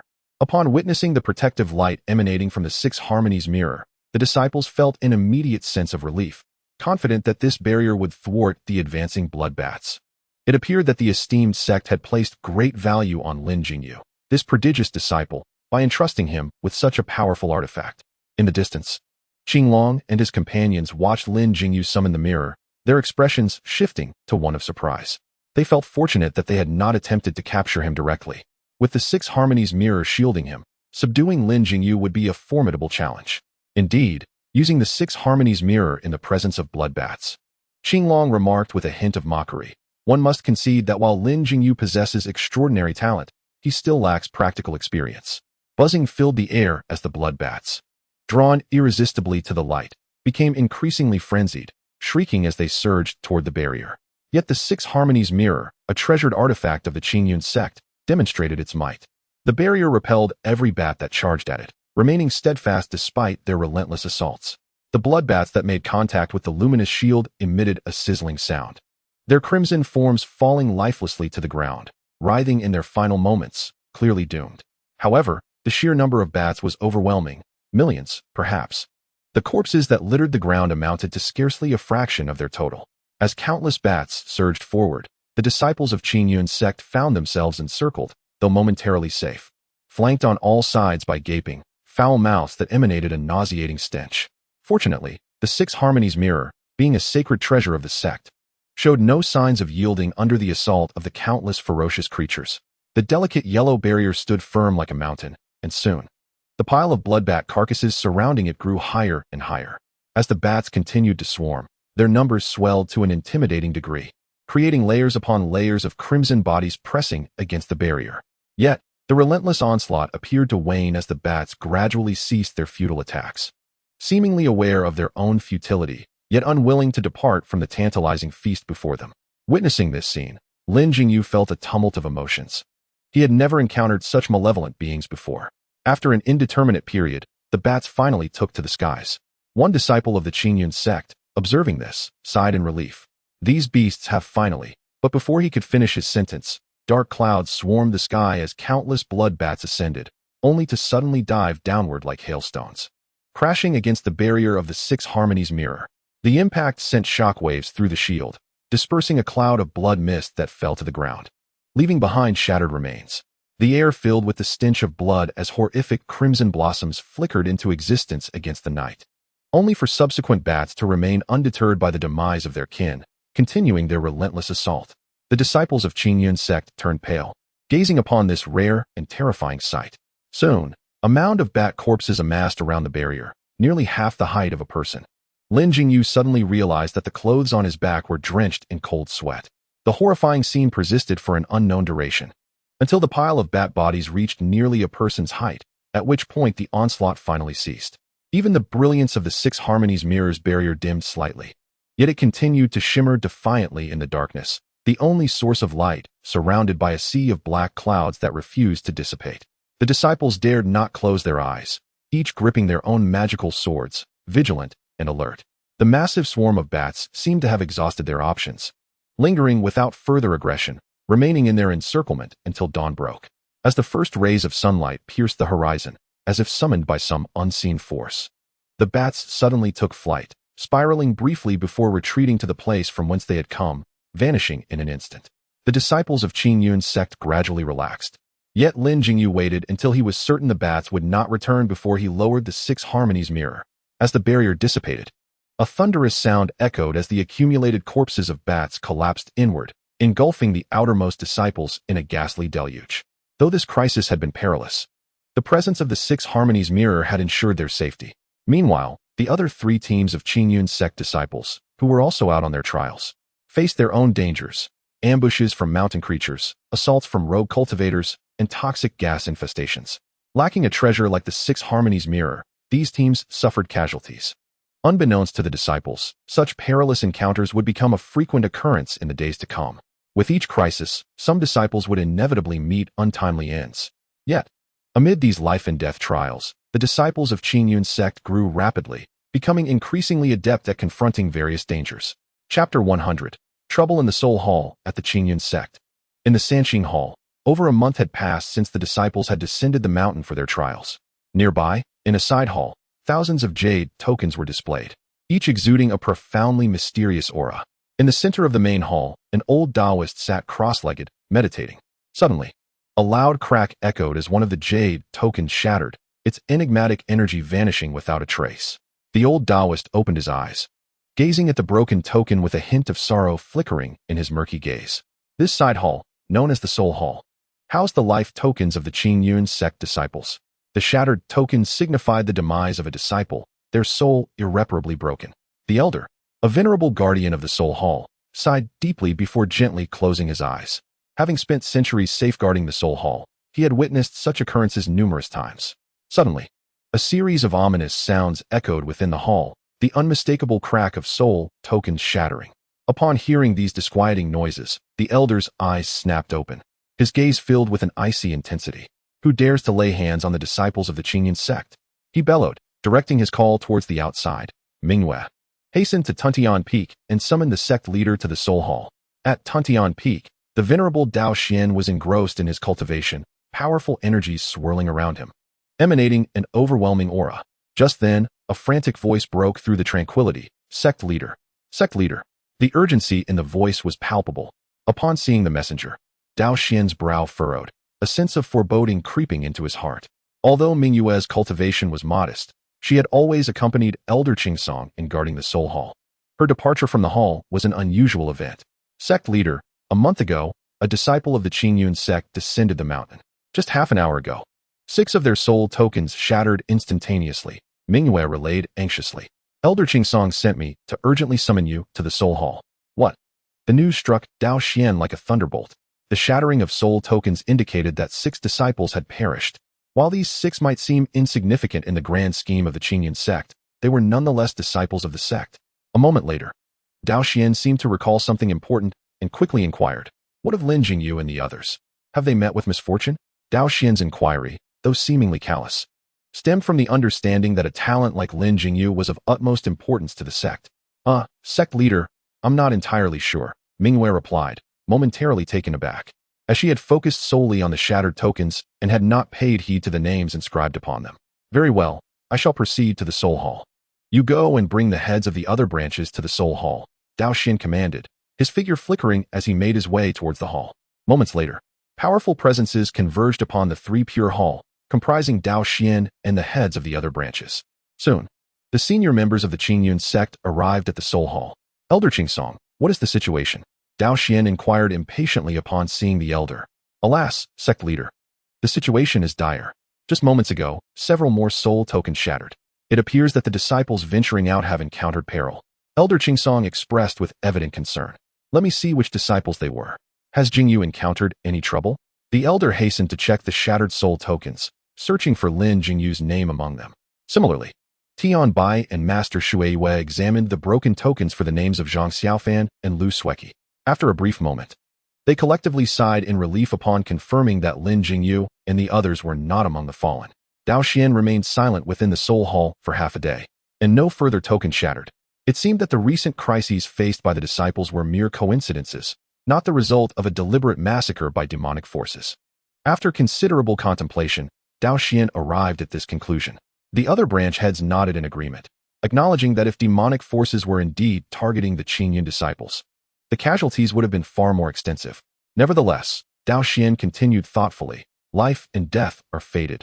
The perils of venturing out for training are inherent to the journey. Should we turn a blind eye to this matter? Elder Qingsong asked, perplexed. Given that it is not a calculated assault by the demonic sect, intervening would render their training meaningless, Zhu Xian replied, fixing his gaze on Elder Qingsong, who seemed to grasp the sentiment. Elder Qingsong, with a heavy heart, could only sigh. Witnessing the shattering of the soul tokens was akin to watching the disciples of the Qingyun Sect perish before his very eyes, and it weighed heavily on him. These were disciples of the sect, yet he understood the truth in the leader's words. Such losses were a natural part of the training process. Without facing these life-threatening challenges, they could never become formidable individuals. In his own youth, he had witnessed hundreds descend the mountain for training, yet only a mere 20 returned alive, a heart-wrenching reality. The world beyond the Qingyun Sect was rife with demons and dangers, a realm where opportunity and peril coexisted. Sect leader, I understand.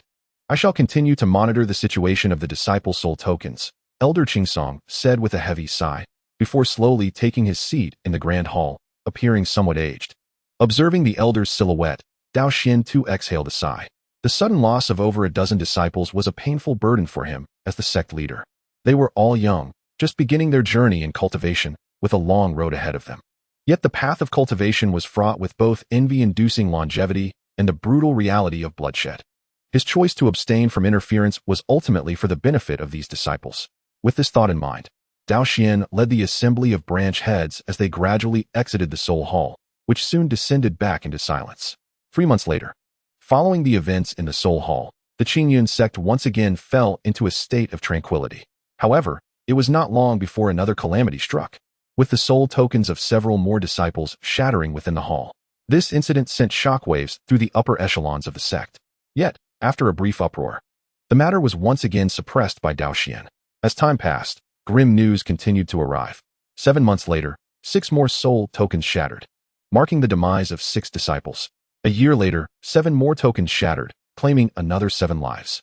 In just 2 short years, over 20 disciples of the Qingyun Sect had vanished without a trace. Though the higher-ups of the sect attempted to keep this news under wraps, it gradually seeped out. As numerous disciples became aware of the situation, a pall of gloom enveloped the entire Qingyun Sect. Although these 20 individuals represented a small fraction of the sect, the surviving disciples were unaware of the identities of the fallen. Among those who had ventured out for training were their fellow disciples, friends with whom they had grown up. The thought of their potential demise weighed heavily on their hearts. In the ensuing months, batches of Qingyun disciples continued to perish unexpectedly. By the 3rd year of their training, the hundreds who had descended the mountain were reduced to roughly half. The sight of the shattered soul tokens within the hall left the senior members of the Qingyun Sect with expressions of profound sorrow. As the current pace continues, this group of Qingyun Sect disciples will soon dwindle to a mere fraction, leaving only a pitiful number to return alive to the sect. However, the senior members of the Qingyun Sect find solace in the fact that Lin Jingyu and the other talented disciples have thus far remained unharmed. Even more reassuring is the revelation that, over the course of the next year, the casualties among the disciples numbered only 3. Particularly noteworthy is the 5th year since the disciples descended the mountain, during which not a single one suffered injury or death. This scene allowed the high-ranking members of the Qingyun Sect to breathe a sigh of relief. In their eyes, after enduring such peril, these disciples have finally adapted. The remaining disciples, having survived various dangers, have indeed undergone a significant trial of life and death. The senior officials of Qingyun Sect are filled with anticipation, wondering how much these disciples will grow once their trials conclude. Sometimes, spending over a decade in seclusion at Qingyun Sect is less beneficial than a single year of worldly experience. Yet, unbeknownst to them, all of this is precisely what someone intends for them to witness. Beneath the facade of normalcy lies a grand conspiracy brewing in the shadows. At the demon suppression peak, within a hidden chamber, Jiang Feng sat quietly upon a piece of azure stone. Before him floated a blue lamp, the Balian lantern. At this moment, an unceasing stream of magical energy surged from Jiang Feng into the lantern. A resonant humming emanated from the lantern, radiating brilliant white divine light. The brightness intensified until a beam of white light suddenly penetrated Jiang Feng's mind. In that instant, Jiang Feng abruptly opened his eyes, which also emitted the same white divine radiance. He had reached the 4th layer. After a considerable time, The glow in Jiang Feng's eyes dissipated, and he gazed at the Balian lantern, a hint of excitement gracing his features. Over the past few years, he had dedicated himself to breaking the restrictions of the lantern, and now he had successfully unraveled the fourth layer. With a flick of his wrist, he grasped the lantern, satisfaction evident on his face. With the fourth layer's restriction lifted, his strength had ascended to new heights. Jiang Feng felt confident that, wielding the Balian lantern, he was now capable of battling mid-stage transformation realm experts without being at a disadvantage. The power of an ancient artifact is not something that ordinary individuals can withstand. Now, it had been 5 years since the disciples of Qingyun Sect embarked on their worldly trials. In this brief span, Jiang Feng had managed to dismantle this layer of restriction. Of course, this was largely due to the extensive time he had devoted to it over the past 5 years. He pondered the well-being of Jingyu and Xiaofan, wondering how they were faring after 5 years apart. Suddenly, he recalled Lin Jingyu and Zhang Xiaofan, and his thoughts drifted to the distressing news he had received from Tian Linger during her visit to the Demon Suppression Peak. In response to his inquiries, she had revealed the shattering of the soul tokens within the Soul Palace. Although a sense of worry crept into Jiang Feng's heart, he noted that the Qingyun sword talisman he had bestowed upon Lin Jingyu and Zhang Xiaofan had yet to activate, indicating they had not encountered any life-threatening crises. With this thought, he felt a measure of relief. After all, with the Qingyun sword talisman in place, even a nascent soul expert would find it challenging to inflict harm upon them, unless an ancestor from the transformation realm intervened, an unlikely scenario, given their status. Resolving to continue his cultivation, Jiang Feng stowed the Balian lantern and settled into a meditative position, resuming his training. 5 years had passed, and he sensed a slight improvement in his own cultivation. It is well known that achieving breakthroughs in strength after reaching the nascent soul stage is exceedingly difficult. Jiang Feng speculated that it might take him another decade to attain the pinnacle of the nascent soul realm. Such progress would undoubtedly be exhilarating for other nascent soul cultivators. Yet for Jiang Feng, it felt somewhat sluggish. In the time to come, he planned to enter seclusion to focus entirely on breaking through to the perfected nascent soul stage, delegating all trivial matters to his avatar.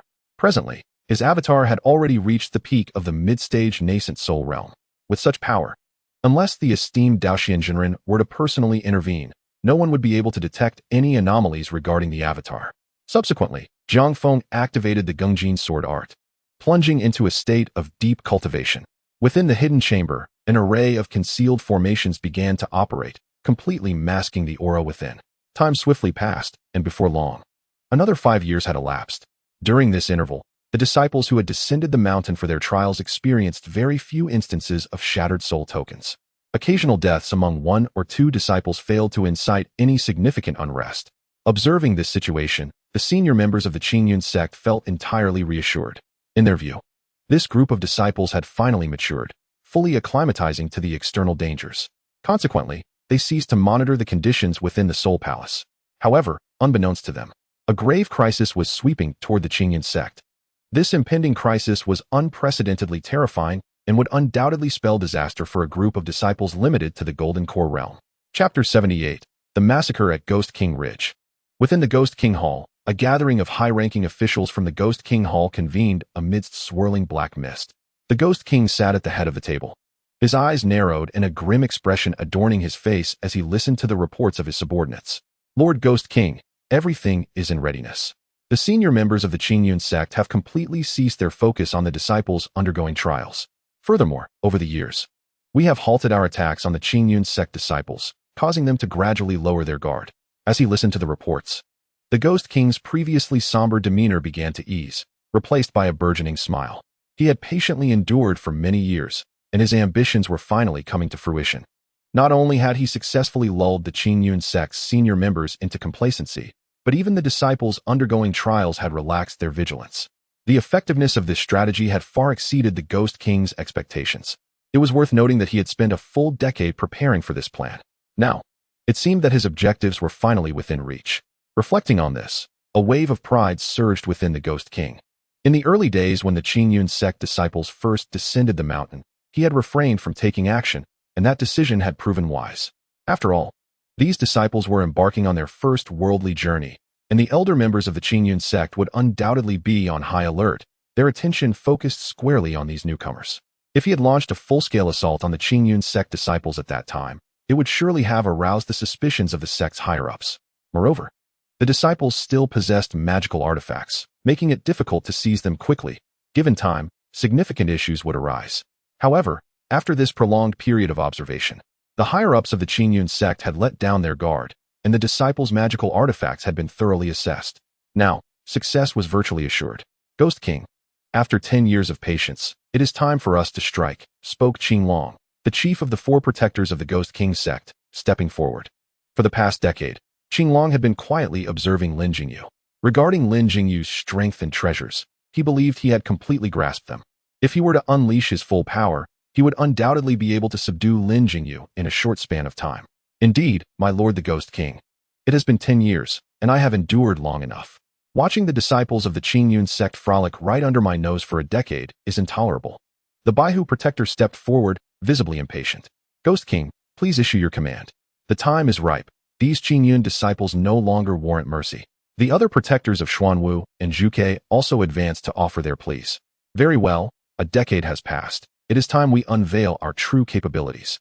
Upon hearing this, the Ghost King narrowed his eyes, a cold glint flashing within, his voice hoarse as he declared, "Let these Qingyun disciples experience firsthand what it means to undergo a trial of life and death, to witness true cruelty."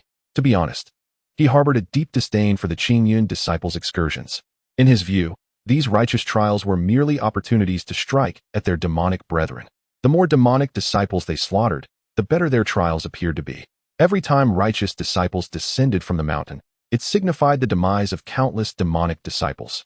Old fool of the Qingyun Sect, since you wish to temper your disciples, I shall gladly assist you this time. As he spoke, an aura of frost emanated from the Ghost King, his demonic energy swirling violently, his presence utterly terrifying. Most esteemed Ghost King, hearing his words, the high-ranking members of the Ghost King Sect immediately bowed deeply, responding in unison. The demonic energy surrounding them began to churn as well. 10 years had passed, and they could no longer endure the quietude. This time, they intended to enact a true massacre upon the Qingyun Sect. Other Qingyun disciples may be slain without hesitation, but Lin Jingyu, Lu Sueki, and Zhang Xiaofan must be left alive. Observing the fervent expressions of the Ghost King Sect's high ranks, the Ghost King suddenly spoke coldly. In his heart, the essence of this mission revolved around Lin Jingyu and his companions. The others were of little consequence, slay them at will. However, Lin Jingyu and his companions must be controlled with the demonic soul seal, as he intended to infiltrate the Qingyun Sect through them, biding his time to approach the half-sealed essence of the Blackheart ancestor. At that moment, the chances of seizing the essence and rescuing the Blackheart ancestor would greatly increase. Naturally, this plan must remain concealed for the time being. The Ghost King's strategy was straightforward, to indiscriminately slaughter the disciples of the Qingyun Sect, drawing out their stronger members. Meanwhile, he would utilize the demonic soul seal to control Lin Jingyu and the others. By the time the higher-ups from the Qingyun Sect arrived, they would only find a scene of devastation littered with the corpses of their disciples and the already subdued Lin Jingyu and his companions. As the Qingyun disciples faced this massacre, their leaders would inevitably be thrown into chaos, likely prioritizing the rescue of Lin Jingyu and his exceptional peers above all else. After that, his plan would be half accomplished. Your orders are absolute. The 4 protectors naturally complied with the Ghost King's commands. Furthermore, they were aware of the Ghost King's plan and would ensure Lin Jingyu and his companions were spared. Ghost King, shall we not spare Qi Hao? At this moment, Xuanwu cast a wicked grin towards the Ghost King. Over the past decade, he had been closely monitoring Qi Hao's team. Having witnessed Qi Hao slaughter numerous demonic disciples, he had longed to eliminate him. I have reviewed the records. Qi Hao's talents pale in comparison to Lin Jingyu and the others. Let him be slain. Having Lin Jingyu and his companions is more than sufficient. The Ghost King pondered briefly before responding. Moreover, if any of the 4 leading disciples survive, it would surely raise suspicions among the old-timers of the Qingyun Sect. Very well, I will ensure this brat meets a gruesome end. Xuanwu sneered fiercely. In a month's time, on the 15th of July, the day of the most intense Yin energy, we shall strike and commence the massacre against the Qingyun Sect. As the Ghost King spoke, he rose slowly, his voice resonating ominously in the hall. For 10 years, the Qingyun disciples have slain countless of my demonic brethren. Now, it is time for us to exact our revenge. In 1 month, the blood debts of the Qingyun disciples shall be repaid in full. Blood debts shall be repaid. Blood debts shall be repaid. Blood debts shall be repaid. In the Ghost King's hall, the murderous intent among the demonic elite surged dramatically. Very well, prepare. In 1 month, We shall act. The Ghost King glanced at those present, his tone indifferent. Understood. The high-ranking members nodded, transforming into wisps of black mist, vanishing from the Ghost King's hall. Meanwhile, the disciples of the Qingyun Sect, who remained immersed in their trials, remained blissfully unaware of the impending calamity. A month later, a horrific massacre was about to unfold. Chapter 79. The demonic sect strikes. 2,000 miles from the Qingyun Sect lay a small village known as Misty Village. At this moment, the village was eerily silent, with lifeless bodies strewn in pools of blood, a sight that was utterly shocking. There were no survivors in this small village.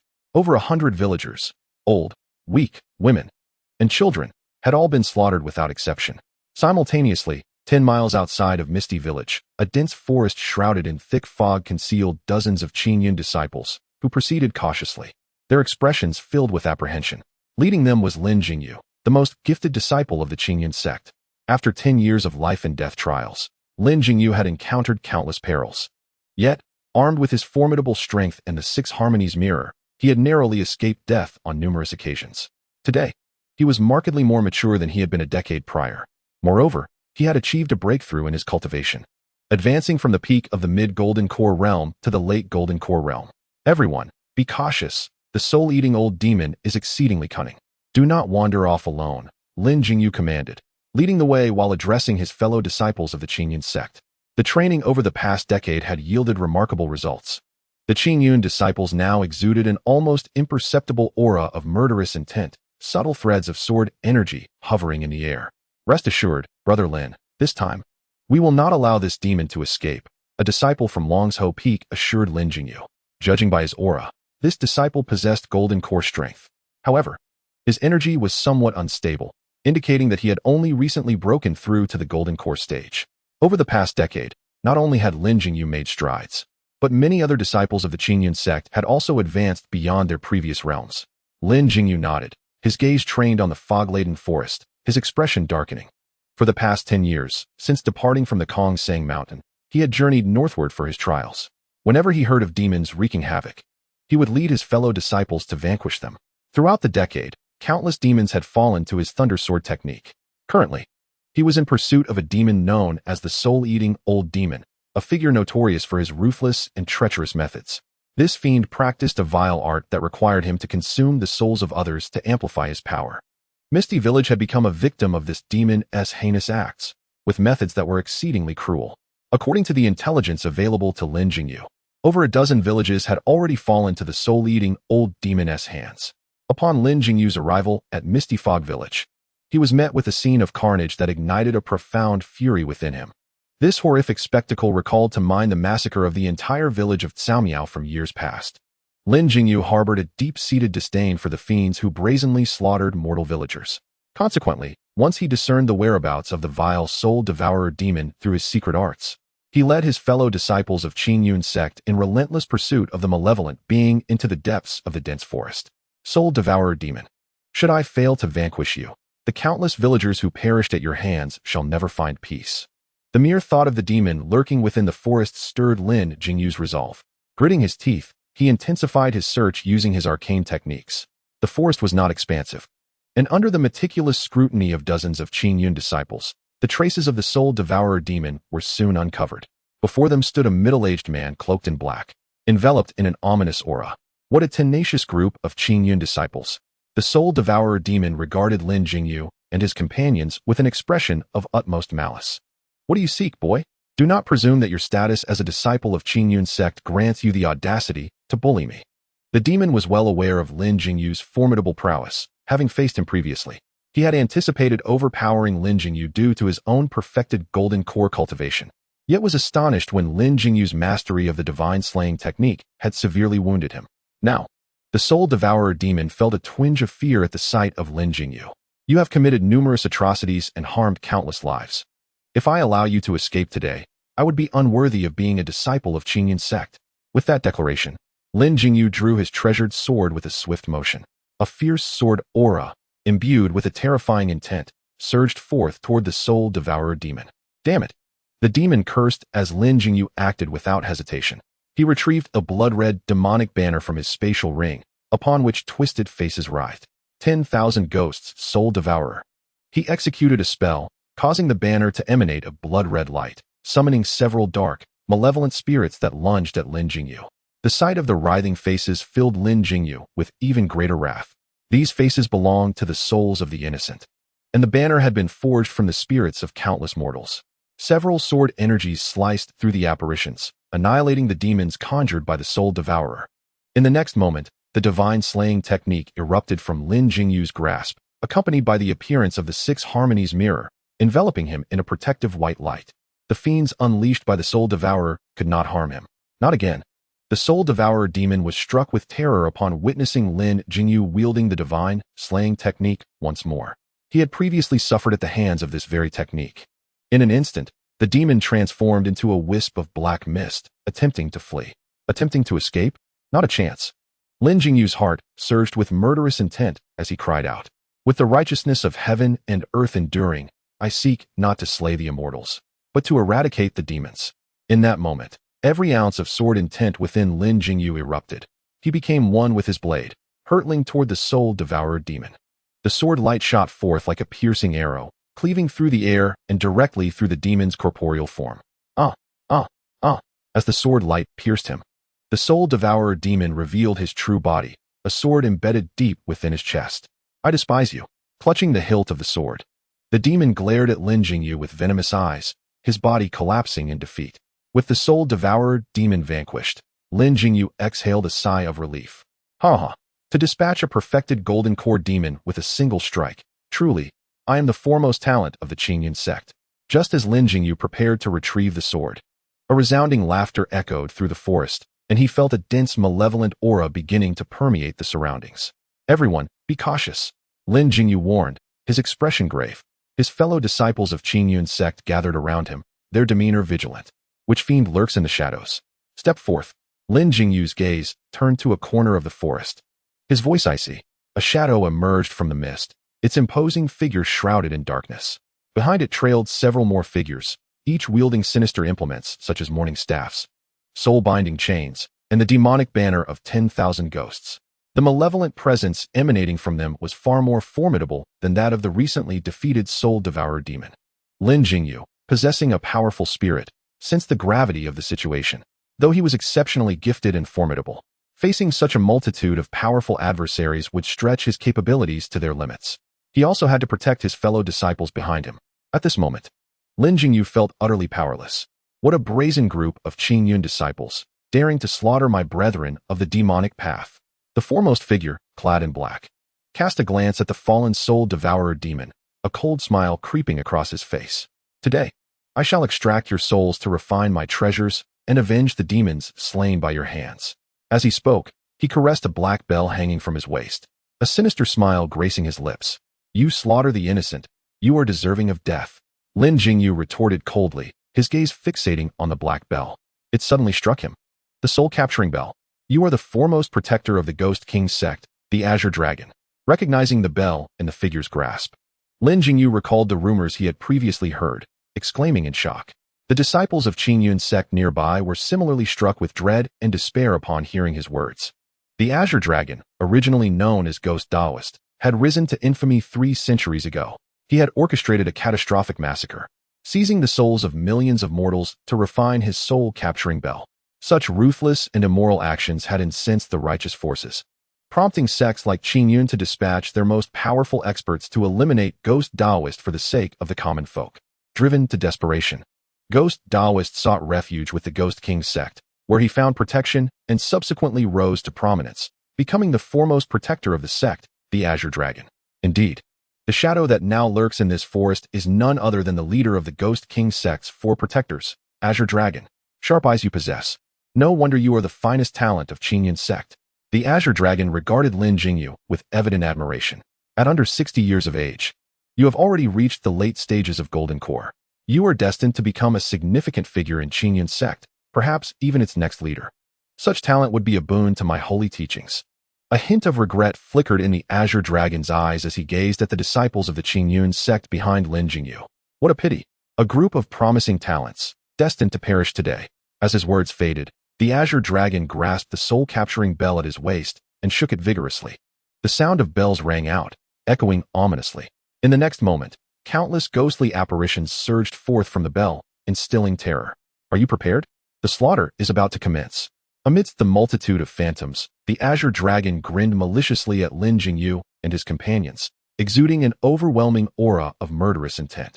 Behind him, a host of demonic experts also activated their treasures, instantly enveloping the entire dense forest in a shroud of dark energy. This scene caused the faces of the Qingyun disciples to pale significantly. The aura emanating from these masters of the demonic path was simply too formidable. Not to mention the other artifacts. Even the soul-capturing bell in the Azure Dragon's possession was enough to rattle one's spirit. At this moment, the bell continued to unleash ghostly figures, their wails echoing as if rising from the depths of hell, causing the Qingyun disciples to tremble and break into cold sweat. Wait.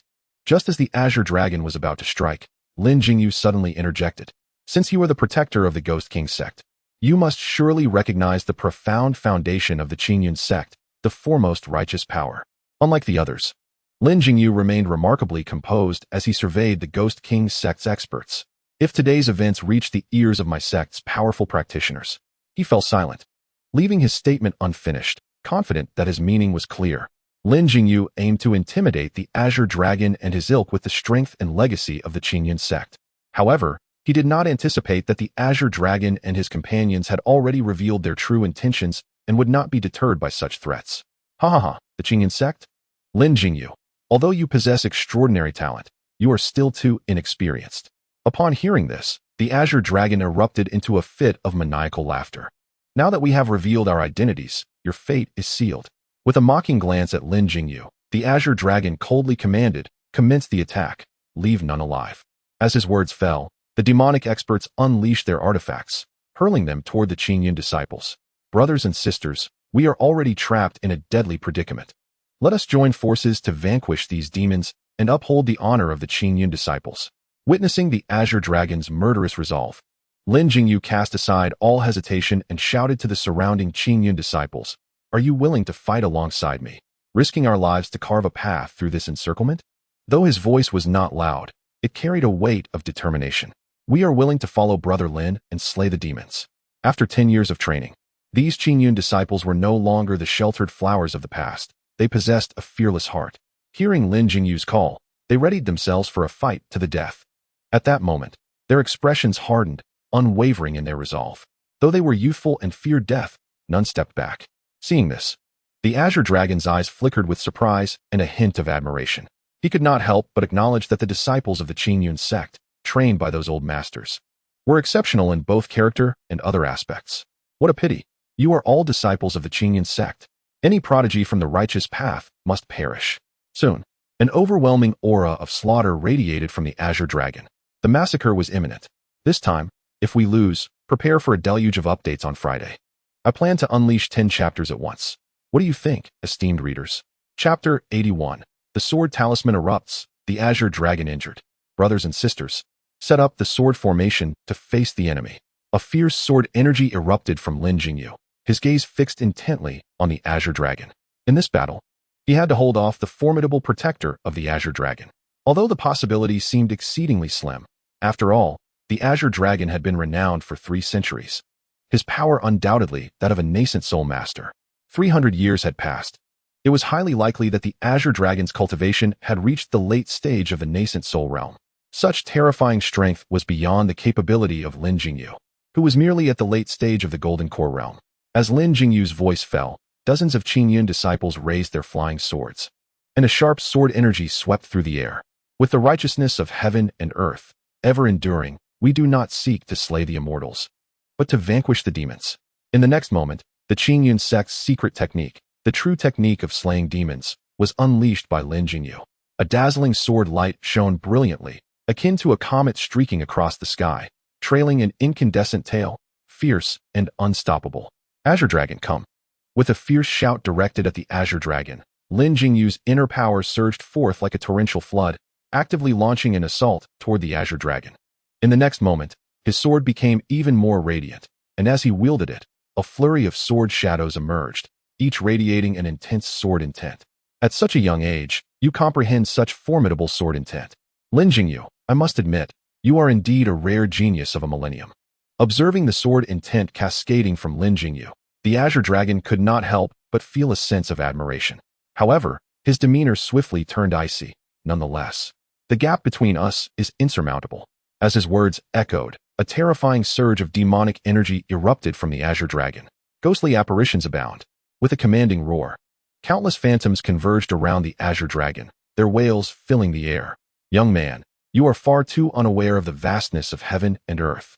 With a disdainful smirk, the Azure Dragon watched as Lin Jingyu charged toward him, imbued with a dazzling sword intent. The sound of bells rang out once more as the Azure Dragon shook the soul-capturing bell in his hand, summoning a torrent of ghostly figures that surged toward Lin Jingyu. The overwhelming tide of phantoms engulfed Lin Jingyu in an instant. Faced with such a formidable army of apparitions, Lin Jingyu, in his golden core stage, was utterly defenseless. As the ghostly army dissipated, he collapsed to the ground, his face pale. Had the Azure Dragon not spared his life, Lin Jingyu would have been unable to survive. Coughing, he managed a bitter smile as he forced himself to sit up, spitting out a mouthful of fresh blood. He realized he could not even withstand a single attack. In that moment, despair washed over Lin Jingyu's heart. He could almost foresee the fate that awaited him and his fellow disciples. It seemed he was indeed trapped in an inescapable calamity. For the first time, a smile of despair graced Lin Jingyu's face as fleeting images of figures flashed through his mind. Master, your teachings, I can only repay in the next life. Then, he thought of the black-clad senior who had often guided him. Senior, I never had the chance to learn your identity or repay your kindness, but now, it seems I shall not have the opportunity. Brother Feng, Xiao Fan, in the next life, I shall certainly be your brother once more. As Lin Jingyu's thoughts turned to Jiang Feng, a sudden spark ignited in his eyes. The Qingyun Sword Talisman. Indeed, he still possessed the Qingyun Sword Talisman that Feng Gu had bestowed upon him. With this realization, Lin Jingyu focused his mind, and a sword talisman promptly materialized in his palm. This Qingyun Sword Talisman, a relic from Master Nangong, was undoubtedly formidable. At the very least, it should be capable of wounding the Qinglong unexpectedly. With this thought, Lin Jingyu grasped the Qingyun Sword Talisman tightly. Meanwhile, Qinglong, who believed himself to be in complete control, had failed to notice any of this. He slowly approached Lin Jingyu, looking down at him with an air of mockery, proclaiming, Lin Jingyu, from this day forth, you shall belong to my holy sect. As he spoke, a dark mark suddenly appeared in Qinglong's hand. This black mark emanated a dense aura of demonic energy, as if it were forged from pure malevolence. Upon seeing this ominous symbol, Lin Jingyu's pupils constricted, his expression turning grave. He sensed a profound sense of danger emanating from the black mark. Glaring at the Qinglong protector, Lin Jingyu's eyes filled with a chilling resolve. Qinglong, do not celebrate prematurely. The outcome remains uncertain. At the very moment Lin Jingyu's words fell, he discreetly activated the Qingyun Sword Talisman. Stubborn to the end, Lin Jingyu. I detest the righteous who maintain such a fade. As a glimmer of cold light flickered in his eyes, Qinglong began to weave a spell, intending to embed the demonic soul mark into Lin Jingyu's very essence. From today onward, you will be one of us. Just as Qinglong was about to unleash the demonic soul mark upon Lin Jingyu, a brilliant, blinding golden light erupted from Lin Jingyu's hand. In that instant, Qinglong found himself unable to open his eyes. Following this, an excruciating pain coursed through his body, as if he were being subjected to 1,000 cuts. As he attempted to extend his soul to investigate, an immense force struck him in the chest, sending him hurtling away. Seizing the opportunity, Lin Jingyu did not hold back, delivering a fierce kick to Qinglong's chest that shattered his ribcage. When the golden light faded, Qinglong lay helplessly on the ground, his body a pitiful sight. The countless Qingyun sword energies had penetrated him, leaving him grievously wounded, with his left arm severed by a single sword energy, blood gushing from the wound. With a violent cough, Qinglong spat out a mouthful of blood, casting a weak glance at Lin Jingyu, his eyes filled with horror. Just moments ago, he had failed to comprehend the technique Lin Jingyu had employed, which had led to his current state. Such a method was utterly unfathomable and terrifying. Lin Jingyu, I shall remember this grievance. With a fierce glare, Qinglong transformed into a wisp of black mist, vanishing into the dense forest. Let us go. In the void, Qinglong's voice echoed, tinged with frustration. Upon hearing his words, the remaining demonic experts immediately ceased their slaughter of the Qingyun Sect disciples. Exchanging glances, they too dissipated into wisps of black mist. Unexpectedly, the power of the Qingyun Sword Talisman proved to be extraordinarily formidable. Reflecting on the force it had unleashed, Lin Jingyu was astounded. Initially, he had merely intended to launch a surprise attack on Qinglong, inflicting a minor injury to vex him. However, he had not anticipated the talisman's overwhelming might, which even the late-stage nascent soul Qinglong could not withstand, resulting in severe injury. Was this sword talisman truly a gift from Master Nangong? At this moment, doubt flickered in Lin Jingyu's mind. With Master Nangong's golden core strength, how could he possess such a powerful talisman? Perhaps it was bestowed by the sect's elders? After pondering for a moment without resolution, Lin Jingyu shook his head and gazed at the retreating figures of Qinglong and his companions, exhaling slowly. The immediate crisis had finally passed. Subsequently, his mind went blank, and he fainted. The terrifying strike from the Qinglong protector had evidently left him gravely injured. At that moment, a disciple from Longsho Peak saw Lin Jingyu collapsed and rushed over, exclaiming, "Brother Lin, this is bad. Brother Lin has fainted." Upon hearing this, the remaining Qingyun Sect disciples quickly gathered around, their faces etched with concern for Lin Jingyu. The recent battle had taken a heavy toll on the Qingyun Sect disciples, as they faced demonic adversaries of formidable strength, all possessing at least golden core cultivation. Despite their numerical advantage, they were no match for such a multitude of golden core fiends, and within moments, over a dozen Qingyun disciples had tragically fallen to the hands of the demonic experts. At this juncture, only about 30 disciples remained, many of whom were severely wounded. The Qingyun disciples gazed at Lin Jingyu with deep gratitude, fully aware that without his intervention, they would likely have perished. Who could have imagined that Brother Lin would even defeat Qinglong? If it weren't for him, we would surely be doomed. Let us assist Brother Lin in healing. We cannot be certain if the demonic fiends have retreated far, and it is unwise to linger here. The remaining Qingyun disciples swiftly helped the unconscious Lin Jingyu and made their way out of the dense forest. Meanwhile, the other 3 teams of Qingyun disciples, who were also out on a mission, had suffered dire consequences at the hands of the Ghost King sect, with casualties even more devastating than Lin Jingyu's group. For these Qingyun disciples, that day felt like the end of the world. Likewise, it was a catastrophic blow for the higher-ups of Qingyun sect. At this moment, in the Hall of Souls, Elder Qingsong stared in horror at the hundreds of shattered soul tokens. To his dismay, he even spotted the name of Qi Hao among them. At this instant, the once formidable elder appeared somewhat pale. This is serious. The next moment, Elder Qingsong vanished from the Hall of Souls. Shortly thereafter, Tongtian Peak issued a decree summoning all Qingyun sect leaders to gather at the Hall of Tongtian. Moments later, in the Hall of Tongtian, all the higher-ups of the Qingyun sect had assembled, each exuding a potent aura. Tian Bai and Sangsong Daoist showed no attempt to conceal their presence. Overwhelming waves of magical energy surged from them, as if poised to erupt at any moment. A profoundly tense atmosphere pervaded the hall as their expressions grew increasingly grave. "Master, please give the order." After a brief pause, Tian Bai could no longer contain himself and stepped forward, declaring, "Over 100 disciples have had their soul tokens shattered. In a single day, we have lost more than 100 disciples, including our nephew Qi Hao. This is undoubtedly a conspiracy, a scheme aimed at our Qingyun sect." Tian Bai's composure shattered as he raged. "If we continue to tolerate this, all disciples sent down the mountain for training will perish." The thought of Qi Hao's demise sent shivers down Tian Bai's spine. Upon receiving this news, Tian Bai was genuinely fearful that his cherished disciple, Zhang Xiaofan, might face a similar fate. Over the years, Tian Bai had come to regard Zhang Xiaofan as the beacon of hope for the rise of Dazhufeng. After so long, a prodigy had finally emerged from Dazhufeng, and naturally, Tian Bai held him dear. Moreover, his daughter, Tianling had already pledged her life to Zhang Xiaofan. For Tian Bai, Zhang Xiaofan was not only a direct disciple, but also a future son-in-law. He could not fathom the idea of Zhang Xiaofan perishing during this trial. "Indeed, I concur with Brother Tian's sentiments. Master, please issue your command," Tian Bai implored.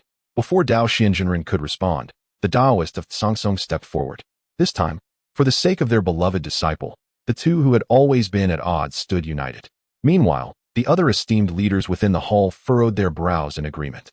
The loss of over 100 souls on the same day, compounded by the demise of even the direct disciple, Qi Hao, indicated that these disciples had encountered an insurmountable calamity. Faced with such terrifying casualties, the senior members of Qingyunmen could no longer remain passive. Upon hearing the opinions of the other leaders and elders, Dao Xianjinren slowly rose. At that moment, the usually mild-mannered Dao Xianjinren bore a chilling expression. The simultaneous fall of so many disciples was no mere accident. It was likely a premeditated conspiracy. There must be someone orchestrating these events from behind the scenes. Very well. Without further hesitation, Dao Xian Jinren decisively announced, "Brother Tian, Brother Tsongtsong, Sister Shuiwe, you three shall accompany me. The rest of the esteemed leaders and elders are to remain and guard Qingyunmen."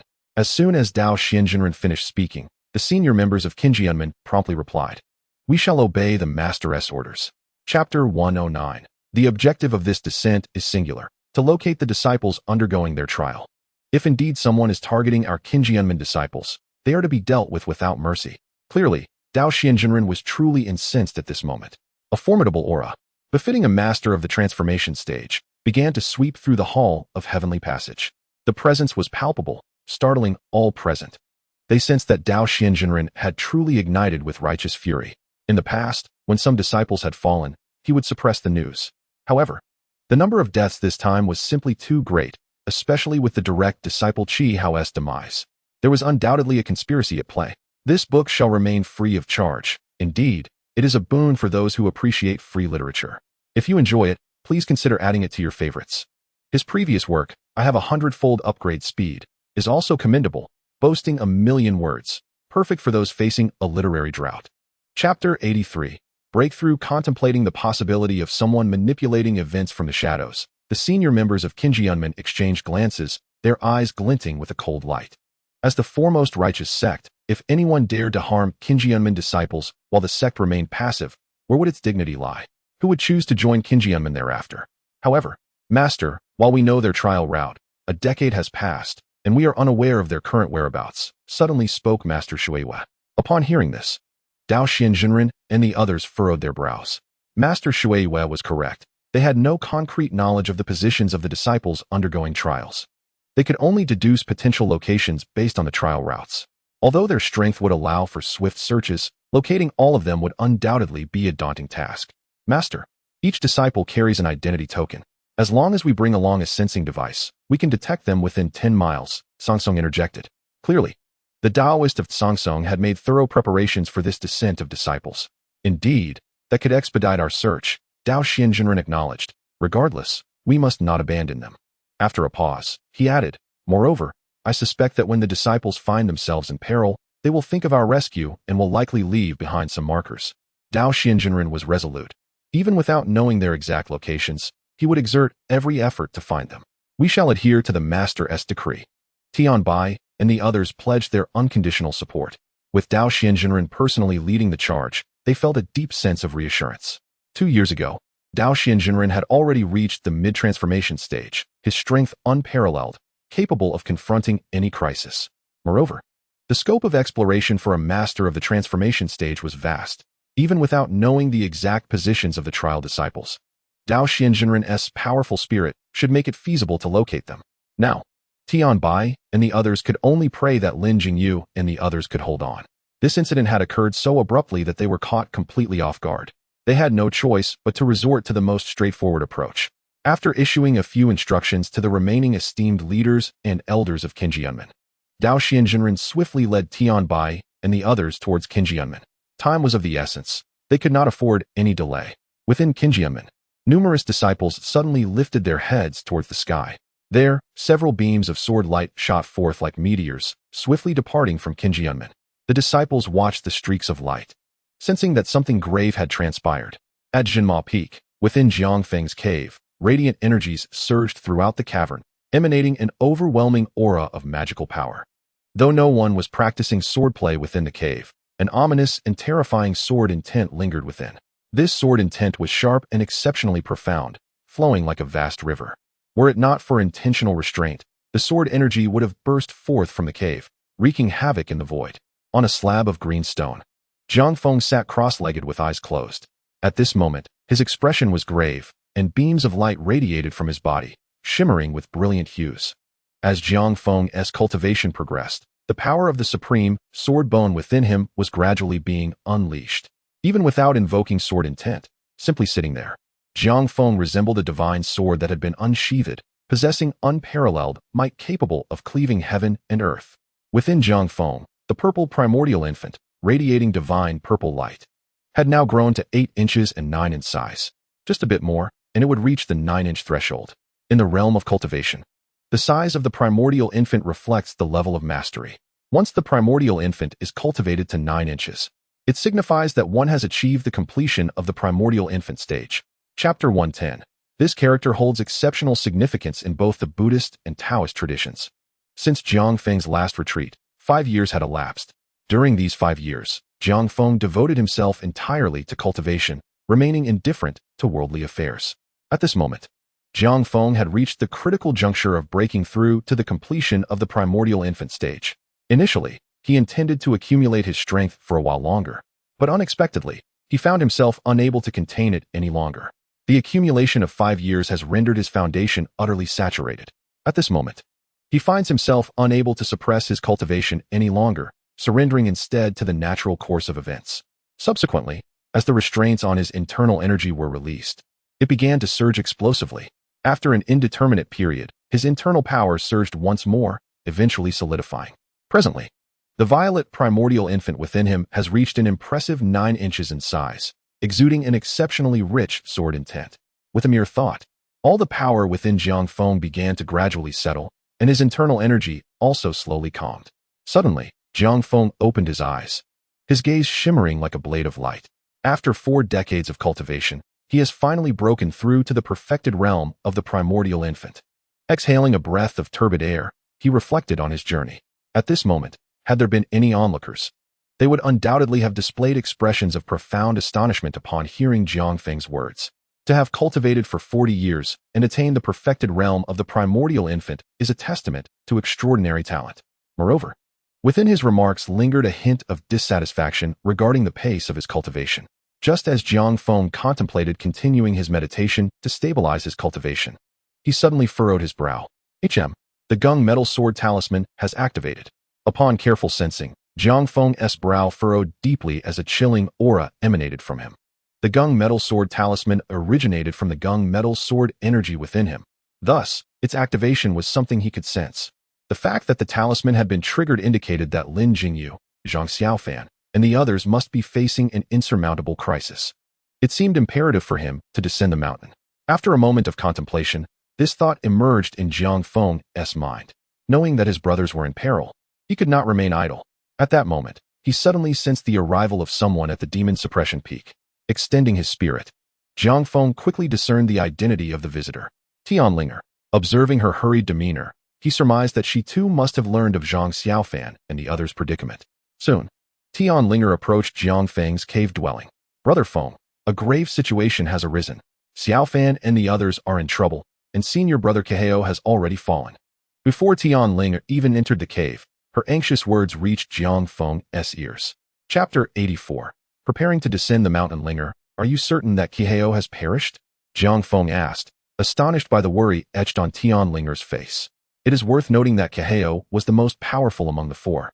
If even he has fallen, then what of Lin Jingyu and the others? At this thought, Jiang Feng's expression darkened considerably. In that moment, he reflected on many things. Qiheo and the others were the strongest disciples of this generation of the Qingyun Sect, having reached the golden core stage.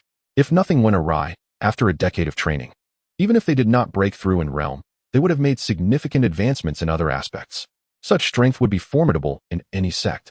The future leader of the Qingyun Sect is likely to emerge from among them.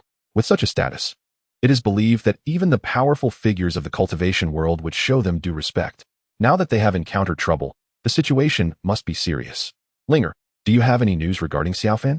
Have they encountered any misfortune? Jiang Feng inquired, as he believed that if Tianlinger was aware of Qiheo's demise, she should also know about Xiaofan's circumstances. Given that someone could deal such a lethal blow to Qiheo, they would undoubtedly show no mercy to Zhang Xiaofan and his companions.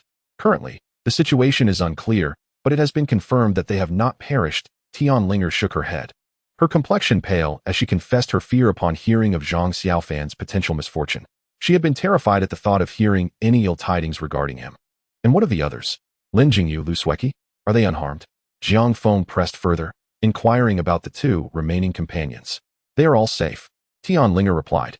Among the true disciples, only senior brother Qiheo has fallen. I see. Upon hearing this, Jiang Feng's eyes flickered. It seems that the gung metal sword talisman he provided had indeed proven effective. He speculated that Lin Jingyu and the others must have activated the talisman at a critical moment. Given the talisman's power, Even a late-stage primordial infant cultivator would be susceptible to its effects if caught off guard. It was likely that Lin Jingyu, in a life-or-death moment, had summoned the talisman and severely injured their enemy, allowing them to escape a dire fate. Unfortunately, Kaheo was not so fortunate, lacking direct access to the talisman. He could not evade the fatal blow. At this thought, Jiang Feng couldn't help but consider the group of Qingyun Sect disciples accompanying him.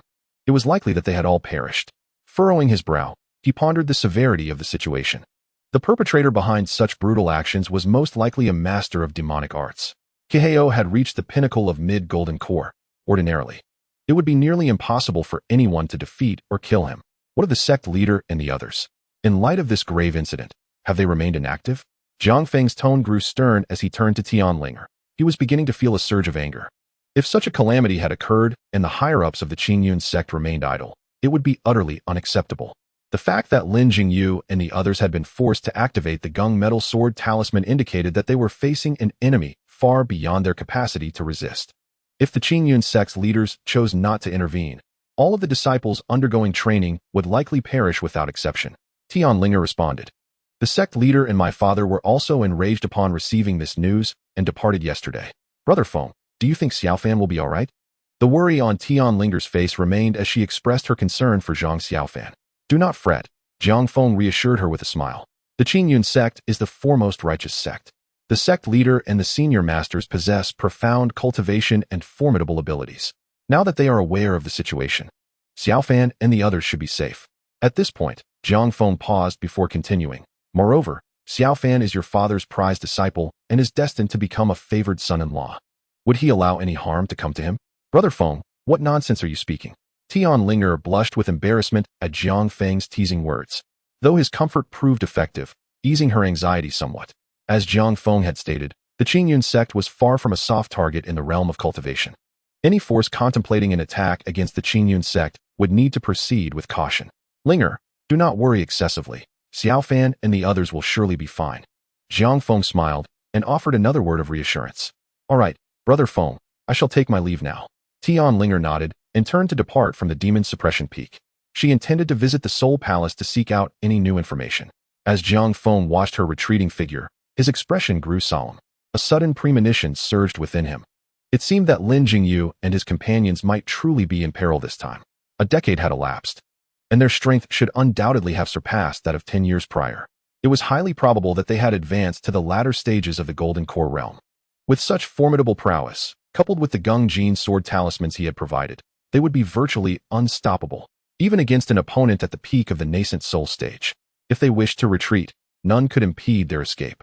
However, the simultaneous activation of 3 Qingyun sword talismans, all on the same day, indicated that they had encountered a grave crisis collectively. A flicker of realization crossed Jiang Feng's eyes. The adversaries they faced were undoubtedly prepared, perhaps having devised comprehensive strategies to confront the higher-ups of the Qingyun sect. It seemed that the hidden enemy was far more formidable than he had initially surmised. Furthermore, according to Tianlinger, the sect leader and others were unaware of Lin Jingyu's exact whereabouts. The task of locating them was akin to searching for a needle in a haystack. And by the time they succeeded, it was likely that Lin Jingyu and his friends would have already fallen victim to their foes. Moreover, given that their adversaries were well prepared, they would naturally possess countermeasures. It was conceivable that this shadowy figure could even possess a being at the transformation stage, capable of contending with the sect leader. Suddenly, a bold idea ignited within Jiang Feng's mind. Lin Jingyu and Zhang Xiaofan were his closest and dearest brothers, while Lu Sueki was also one of his few friends. Faced with such a life-and-death crisis, Jiang Feng could not stand idly by. Yet, he hesitated, for the outside world was perilously treacherous. The current crisis might even involve those at the transformation stage. With his present abilities, he feared he could not guarantee his safe return. Tomorrow, he vowed to deliver 10 updates, as promised. Additionally, the frog wished everyone a joyous New Year's Eve, filled with auspicious fortune. He expressed his gratitude for the unwavering support he had received thus far. Chapter 85. A note on the upcoming release after a month and a half of arduous effort. This book will officially launch tomorrow at noon. I extend my heartfelt thanks to all the loyal readers for their support. Without you, this achievement would not have been possible. I must also express my gratitude to my mentor for their continuous encouragement and recommendations. As the launch approaches, I hope this humble author can earn a modest living through writing. As a writer, The most crucial aspect for me is subscriptions. I earnestly beseech all my readers to support me by subscribing. Writing is indeed a challenging endeavor. As you may know, I juggle this with a day job, working during the day and writing at night. You might have noticed my frequent posts at 1 or 2 in the morning as I toil away at my keyboard, only to rise again by 7 or 8 for work. In light of my dedication, I kindly ask for your support. For the updates following the launch, with an average subscription of 300, I will guarantee 2 updates daily. With an average of 500, there will be 3 daily updates. With an average of 800, there will be 4 daily updates. With an average of 1,000, there will be 5 daily updates. Additionally, I wish everyone a happy new year in advance. Chapter 86, Preparing to Descend the Mountain, First Update. Seeking initial subscriptions, Jiang Feng felt a twinge of reluctance regarding his descent from the mountain. He believed this matter required careful consideration. Outside the Qingyun Sect, demons and malevolent sects proliferated. With his mastery at the pinnacle of the nascent soul realm, supplemented by the ancient artifact, the Lotus Lantern, he could contend with beings at the transformation stage. Furthermore, with the various secret techniques and formations he had mastered, he even held the potential to vanquish such foes. However, venturing outside introduced an element of uncertainty.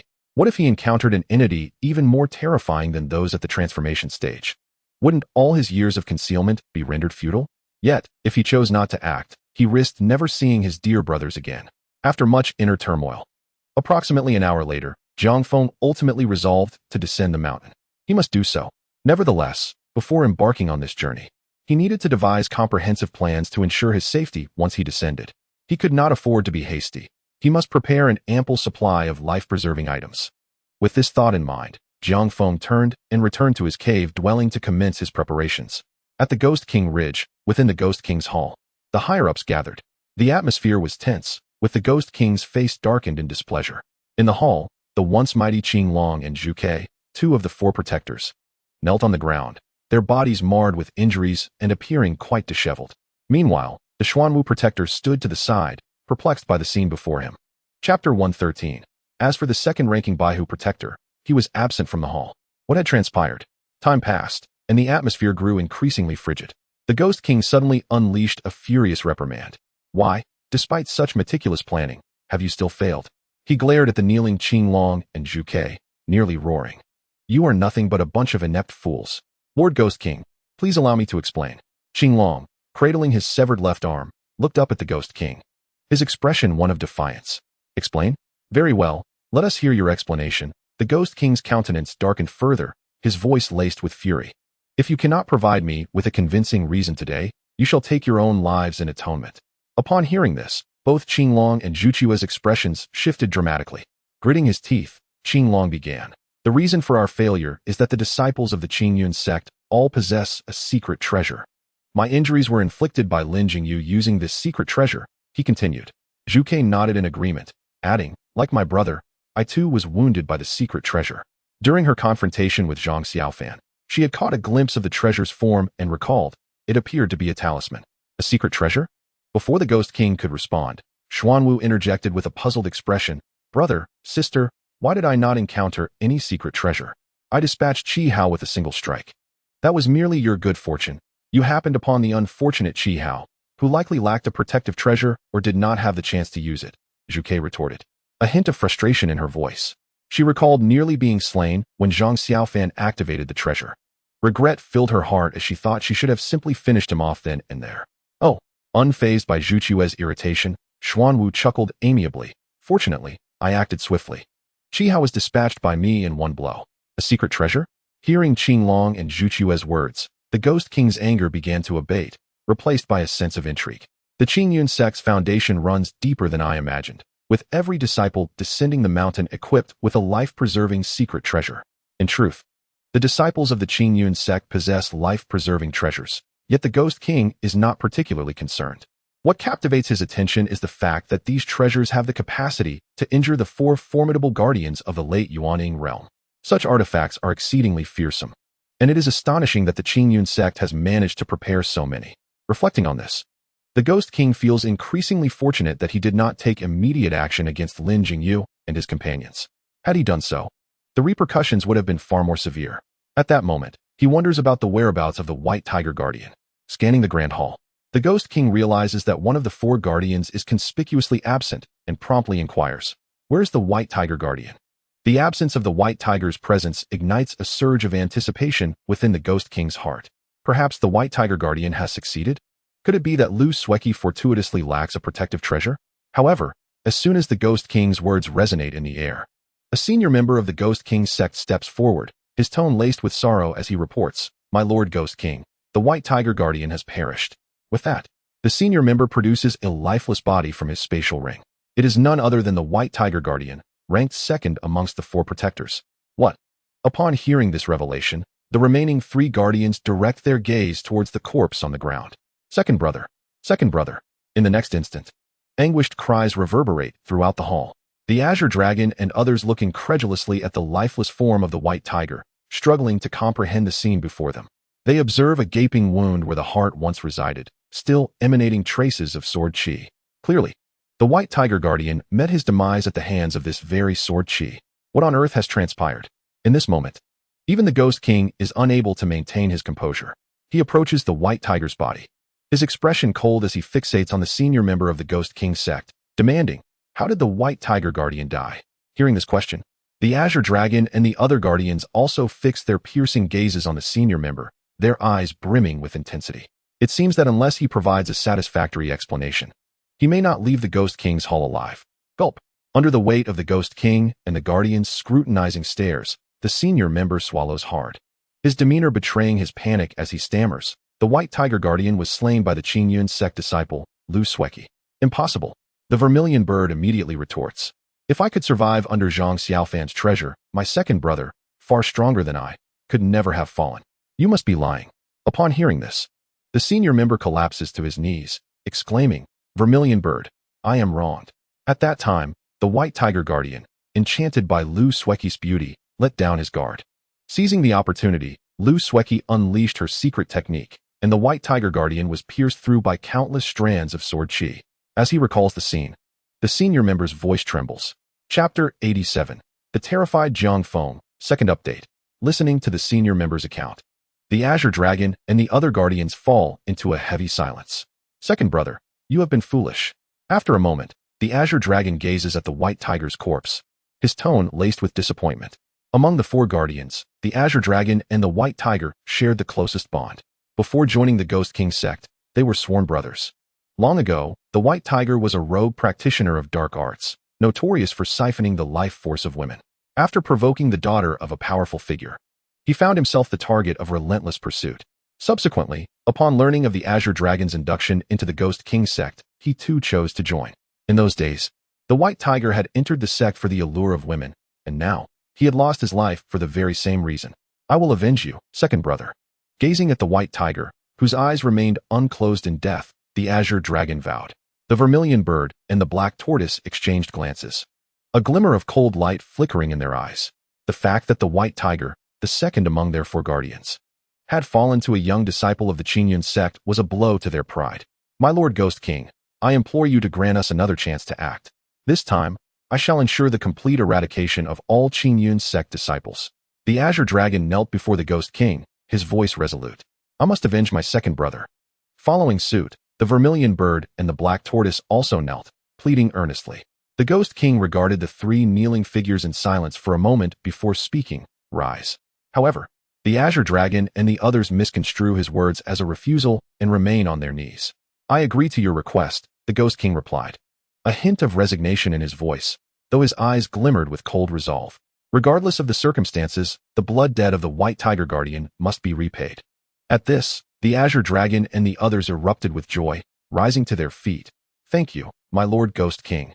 Yet the Ghost King's tone shifted as he continued. "You may act, but how can you guarantee success this time? Rest assured, my lord, I am confident that the Qingyun Sect disciples possess no treasures at this moment." The Azure Dragon asserted with conviction. "Without treasures, their strength will render them mere prey for us." He believed that such precious artifacts, even for the well-established Qingyun Sect, were likely scarce. It would be improbable for every disciple to possess 2 such treasures. "Since you harbor such confidence, I shall grant you this opportunity," the Ghost King said as he retrieved a vial of elixirs and tossed it to the Azure Dragon. "This is the Blood Soul Pill, capable of healing your injuries." Fixing his gaze on the 3 guardians, The Ghost King solemnly instructed, "The primary objective of this operation is to capture Lin Jingyu and Zhang Xiaofan. As for Lu Sueki, if you seek vengeance, then act swiftly and eliminate her." In unison, the Azure Dragon and the others affirmed, "We shall abide by your command, my Lord Ghost King." Go now? With Qi Hao deceased, the elders of the Qingyun Sect have likely received word and may be en route. You must act swiftly. The Ghost King waved his hand dismissively, his tone icy. Should you fail again, do not expect to return. At this, the expressions of the Azure Dragon and his companions turned serious. They exchanged glances before addressing the Ghost King with solemnity. "We shall obey your orders." With that, the Azure Dragon and his companions, along with the senior members of the Ghost King sect, transformed into wisps of black mist and vanished from the Grand Hall in an instant. Qingyun Sect. After the departure of the Azure Dragon and his companions, the Ghost King gazed in the direction they had left, a glimmer of cold light flickering in his eyes. "I eagerly await the day of the righteous and demonic conflict. The 10,000 methods returning to one talisman, capable of instantly slaying a perfected Yuan Ing realm expert. This must be included. The 5 elements demon suppression pearl, an explosive treasure that can unleash a devastating attack, must also be taken. The Big Dipper formation diagram, which can transform into an unparalleled trapping formation, is noteworthy as well. Although it consumes considerable energy, it may prove useful. The Heavenly Thunder Demon Exorcism Talisman. Yes, this is also valuable. It can injure even those at the transformation stage. And with 10 pieces, it shall surely be of service. The Pure Yang Refinement Pill, effective below the transformation stage, can restore all injuries within 10 breaths. I possess 10 vials. This too may come in handy. And the ancient artifact, the Lotus Lamp, within the Qingyun Sect, on the Demon Suppression Peak, in Jiang Feng's cave. At this moment, Jiang Feng's spirit delves into his spatial ring, diligently reviewing the treasures he has amassed over the years. It has been a full 40 years since Jiang Feng joined the Qingyun Sect. For the past 4 decades, Jiang Feng has diligently signed in almost every day. By now, the number of his sign-ins has approached approximately 15,000. Consequently, his inventory within the spatial ring has amassed over 5,000 items. This time, he intends to descend the mountain to meet with Lin Jingyu and the others. Before doing so, Jiang Feng prepares to meticulously organize his inventory, selecting all the items that may prove useful for his descent and capable of safeguarding his life. After spending more than 3 hours, he thoroughly cataloged everything he had accumulated over the past 40 years. He left no powerful item unselected, collecting them all and securing them on his person for any unforeseen circumstances. Among these were one-time treasures, talismans, arrays, and elixirs, everything that could potentially be used in combat and ensure his survival. It is no wonder that Jiang Feng harbors such a profound fear of death. Over the years, he has remained hidden atop the Demon Suppression Peak, carefully concealing his existence from others. Yet now, he is choosing to descend the mountain and expose his abilities. In his eyes, the world beyond is exceedingly perilous, filled with demons and formidable foes. Should he encounter an adversary stronger than himself, he would find himself inescapably doomed. The situation would be bearable if he faced an opponent at the transformation stage, even if he were unable to overpower them. His vast array of treasures would allow for a hasty retreat. However, if he were to confront someone at the integration stage, it would indeed be a grave predicament. In the presence of such beings, escaping would likely be a futile endeavor, as they cannot be resisted merely by external objects.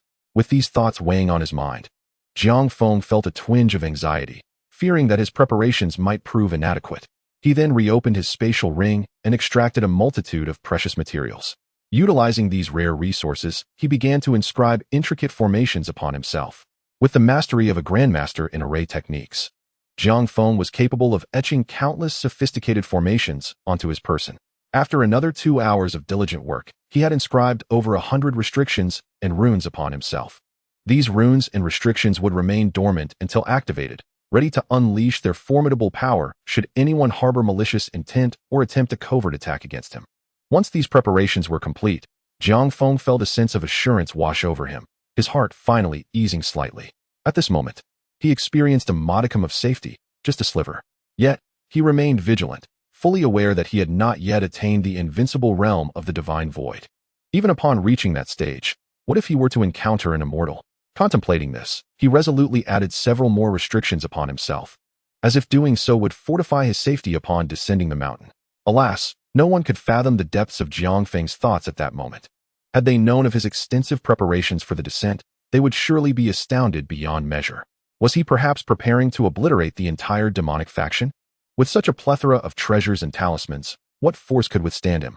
As dusk approached, Jiang Feng finally ensured that all was in order. He gazed outside with an expression of utmost seriousness. This descent was fraught with uncertainty regarding his safe return to the Qingyun Sect. With a sense of unease lingering in his heart, he placed his doppelganger within his cave dwelling and resolved to embark on his journey. His gaze then fell upon a concealed location within the Qingyun Sect. Over the years, he had discerned that this area bore the weakest restrictions. With his current abilities, he could easily navigate these defenses without detection. After spending a short incense time, Jiang Feng successfully unraveled the restrictions and departed from the Qingyun Sect. Once outside, he transformed into a streak of sword light, soaring through the skies. In the void, he gradually retrieved a compass-like treasure known as the Sky Search Compass, specifically designed to trace the whereabouts of certain individuals or objects. This compass was yet another treasure acquired through his diligent sign-ins over the years. Presently, he wielded it to locate Lin Jingyu and Zhang Xiaofan. He took out a pearl and a talisman, invoking a secret method that allowed the essence contained within the pearl to gradually merge with the Sky Search Compass. Instantly, the compass radiated a brilliant light. Jiang Feng focused intently on the needle, which pointed resolutely in a specific direction. This pearl, known as the Tranquil Heart Pearl, possesses the ability to calm the mind and enhance cultivation. Lin Jingyu had gifted it to him to assist in accelerating his training, as she had noted his slow progress. This item, originally belonging to Lin Jingyu, carried her unique essence. By extracting her aura and infusing it into the compass, the needle now indicated the direction of Lin Jingyu's location.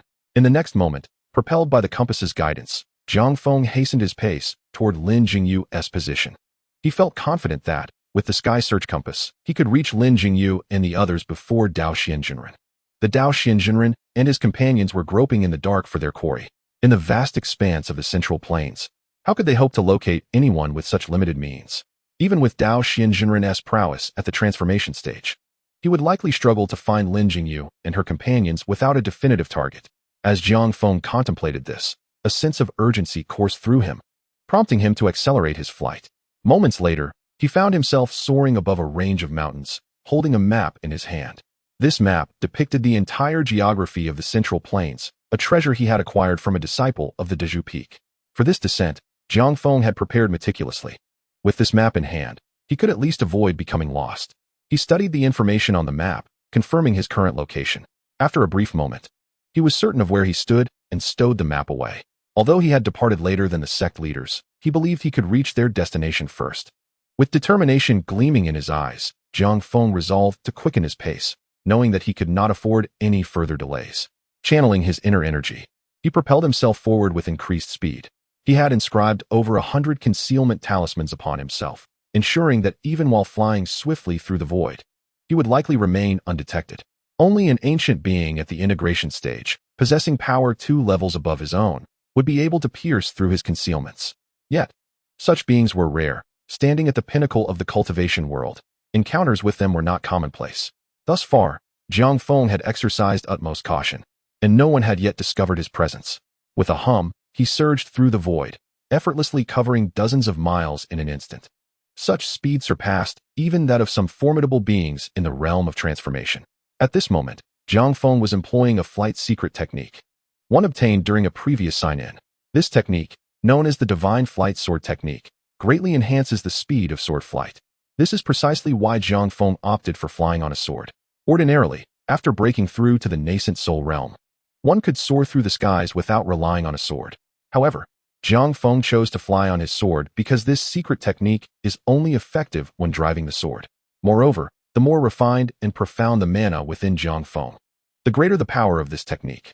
Beneath the high skies of Central Earth, the scenery was breathtaking. However, Jiang Feng found himself devoid of any desire to admire it. It was possible that Lin Jingyu and the others were currently facing immense peril, at risk of losing their lives at any moment. How could Jiang Feng find the heart to appreciate the mountains and rivers? As Jiang Feng continued his advance, he noticed something peculiar. Following Lin Jingyu's aura and guided by the celestial compass, he discovered that his position on the map was drawing alarmingly close to the territory of the Demon King's sect, the foremost power in the demonic path. Could it be that Lin Jingyu and the others were undergoing trials within the Demon King's domain? This thought caused Jiang Feng to feel a surge of anxiety. The Demon King, the sect's leader, possessed the strength of the God transformation realm. Jiang Feng had once heard his master, Nengong Mu, speak of an elder behind the Demon King, whose power might transcend even that of the God transformation realm, possibly having reached the integration realm. He hoped that he would not encounter this elder, for the consequences would be dire. With this in mind, Jiang Feng activated all the prohibitions laid upon him, rendering his aura even more perfectly concealed. Surely, no one would be able to detect me now, he mused. Chapter 89. A moment of life and death on the fringes of the Demon King's territory. A dozen figures were flying on swords, desperately fleeing towards the outskirts. Their auras were somewhat disordered, likely due to the excessive expenditure of their mana, resulting in a slowed pace. These individuals were none other than the outer disciples of the Qingyun Sect, with Lin Jingyu among them. This group was led by Lin Jingyu, who had been nursing his injuries in a secluded forest after the battle with the Azure Dragon. However, it was not long before they fell prey to a group of black-clad pursuers. These assailants were the Ghost Shadow Guards, subordinates of the Demon King's Azure Dragon, tasked with reconnaissance, led by the fearsome Guiyin. Fortunately, Lin Jingyu awoke just in time to engage in a fierce battle with Guiyin. Subsequently, he successfully led the remaining disciples of the Qingyun Sect to safety. Yet, from the original 30-plus members, only 12 remained. This battle had claimed the lives of 18. For Lin Jingyu and the others, it was yet another grievous and bloody conflict. At this moment, Lin Jingyu was nearly out of the Demon King's dominion. Yet the Ghost Shadow Guards, led by Guiyin, relentlessly pursued them. Brother Lin, we are almost out of the Demon King's jurisdiction, one of the Qingyun disciples spoke. His face pale. The others mirrored his expression, their countenances fraught with anxiety, revealing hints of fear as they appeared utterly disheveled. The previous night, they had anticipated a peaceful rest, only to be ambushed by the demonic sect. The remaining disciples of the Qingyun Sect were astounded by how familiar the black-clad assailants seemed with them. Every technique and artifact employed by their foes appeared to be tailored specifically against them. In what felt like no time at all, they found themselves unable to withstand the onslaught. Originally a group of 30, they were decimated down to merely 12 by the black-clad attackers. This grim realization filled the hearts of the remaining Qingyun disciples with sorrow. Those who had perished were their brothers and sisters. For a decade, they had lived together, sharing laughter and discussions on cultivation. In times of danger, they had united to weather the storms together. Yet last night, they could only watch helplessly as their comrades fell to the black-clad assailants, unable to offer any assistance. Now, they fled in abject disgrace, bereft of any capacity for revenge. A night painted in blood, where slaughter erupted. For the disciples of the Qingyun Sect, that night would forever be a haunting memory. We must hasten our pace. Those fiends are still in pursuit, Lin Jingyu urged, his complexion ashen as he glanced back at the approaching demonic aura, his expression darkening. Compared to a decade prior, Lin Jingyu now exuded a semblance of leadership, his essence resonating with a sharp sword intent. However, he was far from his former self. The memories of the previous night flooded his mind, his eyes reddened, and his body trembled. After believing he had secured temporary safety by defeating the Azure Dragon, Lin Jingyu had intended to withdraw from the Demon King's territory the following day. However, he had never anticipated the swift retaliation of the Demon King's forces. The remaining 30 disciples were once again subjected to a vicious ambush by the demonic sect. Their methods were brutally terrifying, unmistakably demonic in nature. In the wake of repelling the Azure Dragon, Lin Jingyu had thought himself safe. Coupled with his injuries, which required time to recuperate, he had let his guard down.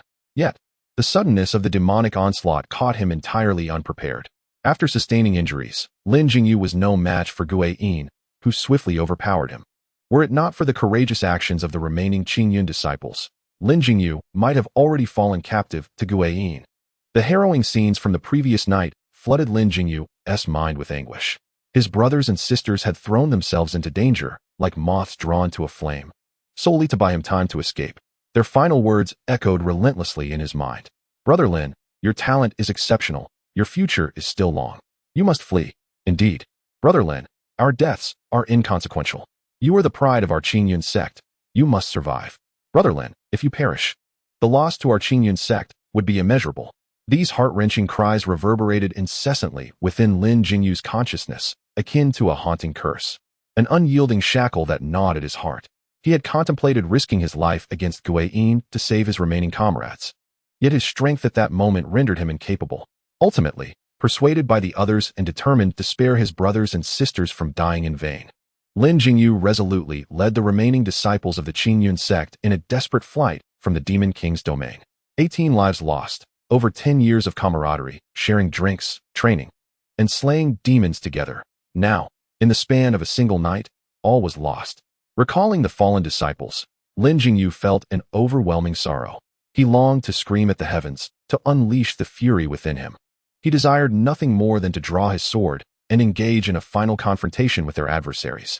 Yet, as he glanced at the 12 fellow disciples fleeing alongside him, he recognized his duty as their elder brother to lead them to safety.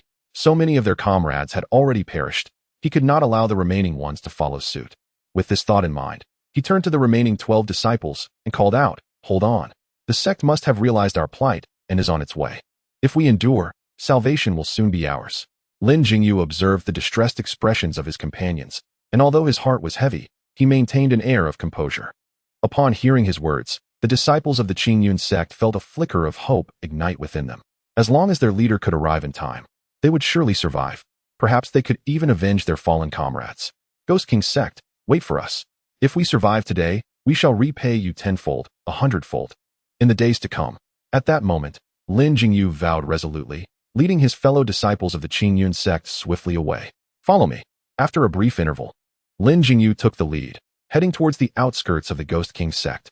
They had come quite close to the border. Approximately 15 minutes later, they reached the perimeter. "Hurry, my fellow disciples. We are on the verge of escape." Lin Jingyu called back, his spirit seemingly lifted. Once they crossed this threshold, they would no longer be on the Ghost King Sect's territory.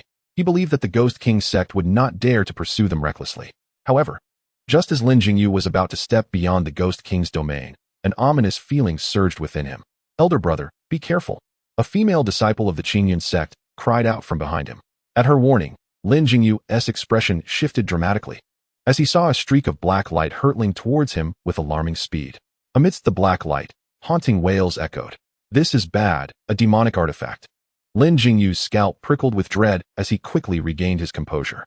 In the next instant, he drew his sword, summoning his inner power. The sword emitted a resonating hum, and a brilliant light erupted as he swung it. Simultaneously, a fierce sword intent surged from him. With a glint of cold determination in his eyes, he directed the concentrated sword energy towards the approaching black light. The clash between Lin Jingyu's formidable sword intent and the black light unleashed an overwhelming wave of energy. A thunderous explosion resonated through the void, dispersing the spiritual energy and creating a vacuum. Even the clouds above ruptured in response. The relentless sword intent intertwined with the black light in the air. After the impact, a tremendous force surged within Lin Jingyu, who, already injured, could not suppress a spurt of blood. "Elder brother." Seeing this, the disciples of the Qingyun Sect halted and swiftly descended. After repelling the black light with his sword, Lin Jingyu took a deep breath and turned to his fellow disciples. At this moment, their safety depended on unity. As the black light gradually dissipated, its true form revealed itself to be a small black bell. Though it was diminutive, intricate carvings of various malevolent spirits adorned its surface, numbering in the tens of thousands. The bell radiated a chilling aura of resentment, evoking a sense of soul extraction in those who beheld it. Any ordinary person who approached would find their essence consumed by the bell. Upon recognizing the bell's form, Lin Jingyu's pupils constricted. The soul-capturing bell. He realized that the black bell attacking him was the soul-capturing bell, the foremost treasure of the Ghost King Sect, wielded by the Azure Dragon Protector. Impossible. Wasn't the Azure Dragon severely injured? How could it have caught up so quickly? A cold dread enveloped Lin Jingyu as disbelief gripped him. In his current state, how could he contend against the Azure Dragon? He had already expended the Qingyun Sword Talisman and was no match for the Azure Dragon now. As he stood in shock, a figure abruptly emerged ahead. This figure appeared to be in their 40s or 50s, shrouded in thick black mist. The Azure Dragon. Lin Jingyu's heart sank as he recognized the figure. It was indeed the Azure Dragon he had wounded previously. "Lin Jingyu, we meet again." The Azure Dragon, missing an arm, glared at Lin Jingyu with icy malice. "This time, let us see how you escape." At that moment, Lin Jingyu had descended to the ground, accompanied by the 12 Qingyun disciples. "Are you all unharmed?" he asked, his heart aching at the sight of their frightened faces. Could he truly not protect even this last group of disciples? "Lin Jingyu, you truly are a failure." Guilt washed over him as he gazed at his 12 companions, feeling utterly despondent. "Elder brother, I'm fine." "Elder brother, what should we do?" The Azure Dragon has caught up. The disciples voiced their despair, realizing they were likely doomed. Just as they were on the brink of safety, the Azure Dragon had appeared. Don't worry, I am here. Taking a deep breath, Lin Jingyu focused his thoughts and retrieved a silver mirror, the treasured Liuhe mirror of the Qingyun Sect. Activating the mirror, a white light enveloped him. It's the Liuhe mirror. Upon seeing it, the disciples felt a surge of hope. Perhaps, with the Liuhe mirror, their elder brother might indeed defeat the Azure Dragon, though the possibility seemed exceedingly slim. Azure Dragon, you pitiful loser. I spared your life last time, and yet you dare return to seek death? Lin Jingyu, emboldened by the light of the Liuhe mirror, gazed confidently at the Azure Dragon, as if victory were within his grasp. Lin Jingyu, cease your pretense. Without that secret treasure, you are nothing before me. Upon finishing his words, the Azure Dragon clapped his hands, and in the next moment, several shadowy figures emerged, each adorned with a chilling smile. Among them the vermilion bird and the black tortoise. Allow me to introduce these two. They are the protectors of our holy sect, the black tortoise and the vermilion bird. With a hint of mockery, the Azure Dragon proceeded to introduce the vermilion bird and the black tortoise to Lin Jingyu. At this revelation, Lin Jingyu's heart sank, and his gaze turned gravely serious as he beheld the vermilion bird and the black tortoise beside the Azure Dragon, a bitter sensation welling up within him. The four great guardians of the Ghost King sect had arrived all at once. Heavens, are you leaving me no room for survival? Upon hearing Azure Dragon's proclamation, the disciples of the Qingyun sect were struck with terror. They hastily assumed defensive stances, channeling their own techniques to prepare for the impending confrontation. With the three great guardians present, it seemed they were facing inevitable doom. In that moment, despair engulfed the hearts of the Qingyun disciples. Brother, act swiftly. Do not forget about Jiang Feng and Lu Sueki. As the Azure Dragon hesitated to strike, the vermilion bird urged impatiently. Very well, nodding in acknowledgement. The Azure Dragon's eyes soon brimmed with murderous intent. Everyone, the slaughter begins. As his words fell, the experts from the Ghost King sect behind the three sprang into action without hesitation. One by one, they summoned their treasures and unleashed dark beams of energy towards Lin Jingyu and his companions. Witnessing this scene, Lin Jingyu's expression tightened as he made a swift decision. He turned to the disciples of the Qingyun sect behind him, saying, I will use the Six Harmonies mirror to hold them off. You must take this opportunity to flee. At this moment, Lin Jingyu was prepared for a desperate fight against the Azure Dragon and his companions. No, Brother Lin, how can we allow you to cover our retreat? The disciples pleaded.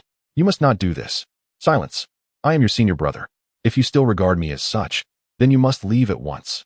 Lin Jingyu bellowed at the disciples, fixing his gaze on the Six Harmonies mirror, bracing himself for the assault of the Ghost King sect's experts. Behind him, a female disciple stepped forward, gazing at Lin Jingyu's back, an unusual emotion flickering in her eyes as she resolutely declared, It is of utmost importance that you survive.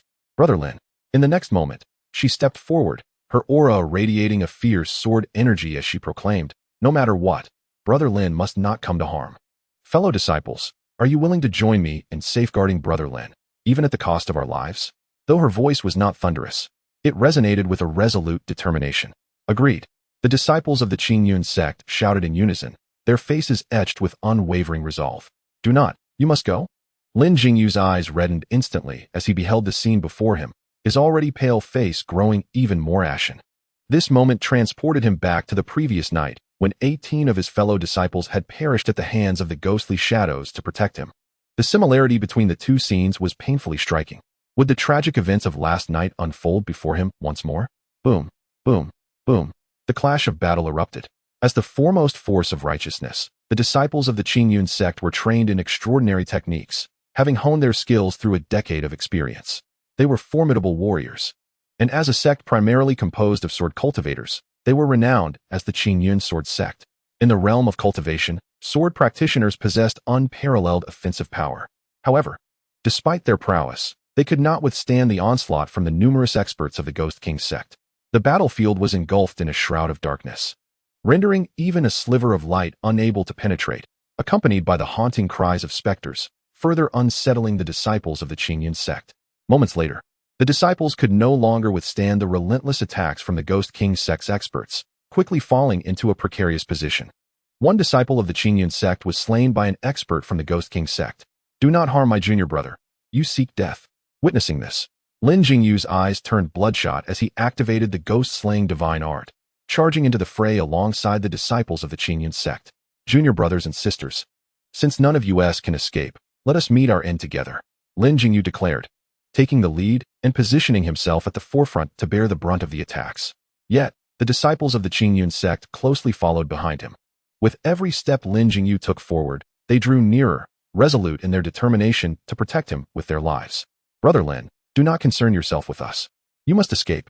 Go, Brother Lin. Your survival is paramount. Everyone, burn your essence and prepare to fight. The female disciple spoke again, her expression one of unwavering resolve. She then turned her gaze to Lin Jingyu, solemnly urging, Brother Lin, you must leave. Do not let us sacrifice ourselves in vain. With that, the female disciple turned and advanced towards the rest of the Qingyun disciples, offering no opportunity for Lin Jingyu to refuse. Clearly, these disciples had made up their minds to protect Lin Jingyu with their lives. Witnessing this, Lin Jingyu trembled, his eyes filled with bloodshot fury, his expression one of profound unwillingness. Suddenly, he recalled the words of the sect leader when he first descended the mountain, urging him to be a leader and to protect his junior brothers and sisters at all costs. Yet now, the role seemed entirely reversed. Time and again, he had placed these junior disciples in peril, forcing them to sacrifice their lives to shield him. Overwhelmed by resentment and bitterness, Lin Jingyu glared at the Azure Dragon and his cohorts, filled with animosity.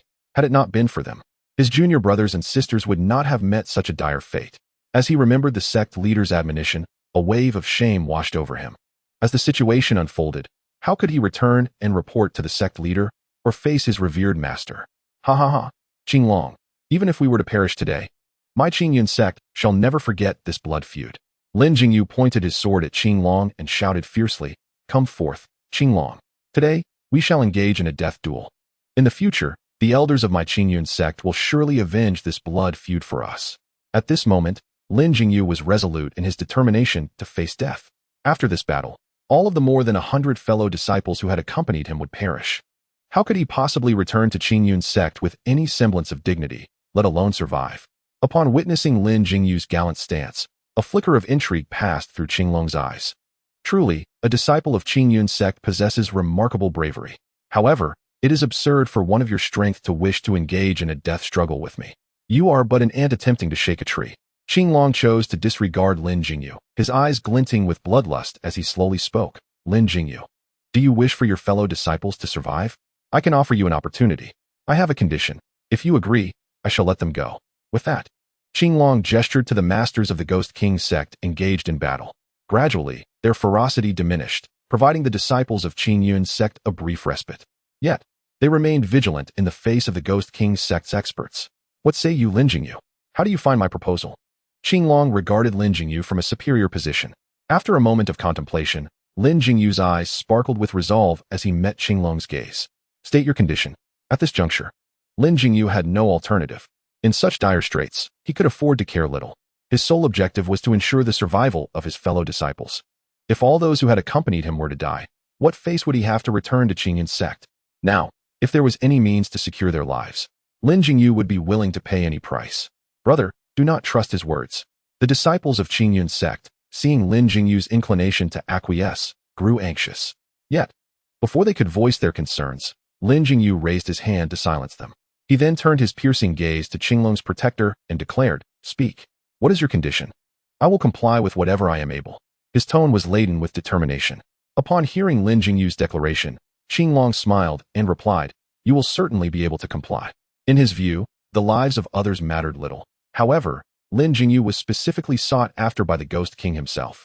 This prodigy of Qingyun Sect could not be allowed to perish. Moreover, he must be secured for the utilization of our holy sect. My demand is simple. You must accompany me. Should you agree, I will allow them to depart unharmed. After pausing for effect, Qinglong added, Rest assured, I, Qinglong, am a man of my word. I guarantee your life will be spared. At this proclamation, the disciples of Qingyun Sect were taken aback, their expressions a mixture of disbelief and concern. What was Qinglong's true intention? Why had he pursued them for so long only to offer them clemency now? Lin Jingyu, upon hearing Qinglong's demand, was momentarily stunned. Suddenly, he recalled that after his previous defeat, Qinglong had shown no intention of taking his life. The implication of Qinglong's words suggested that their objective was indeed him. What could they possibly want? After a brief contemplation, Lin Jingyu could devise no answer. He inhaled deeply, gazing intently at Qinglong, and continued, "Very well, I accept your terms. However, I have one stipulation. Your men must retreat entirely. Otherwise, I would rather perish alongside them." "Oh. It is no surprise that you are the foremost prodigy of Qingyun Sect. It seems you have deduced that our aim is indeed you."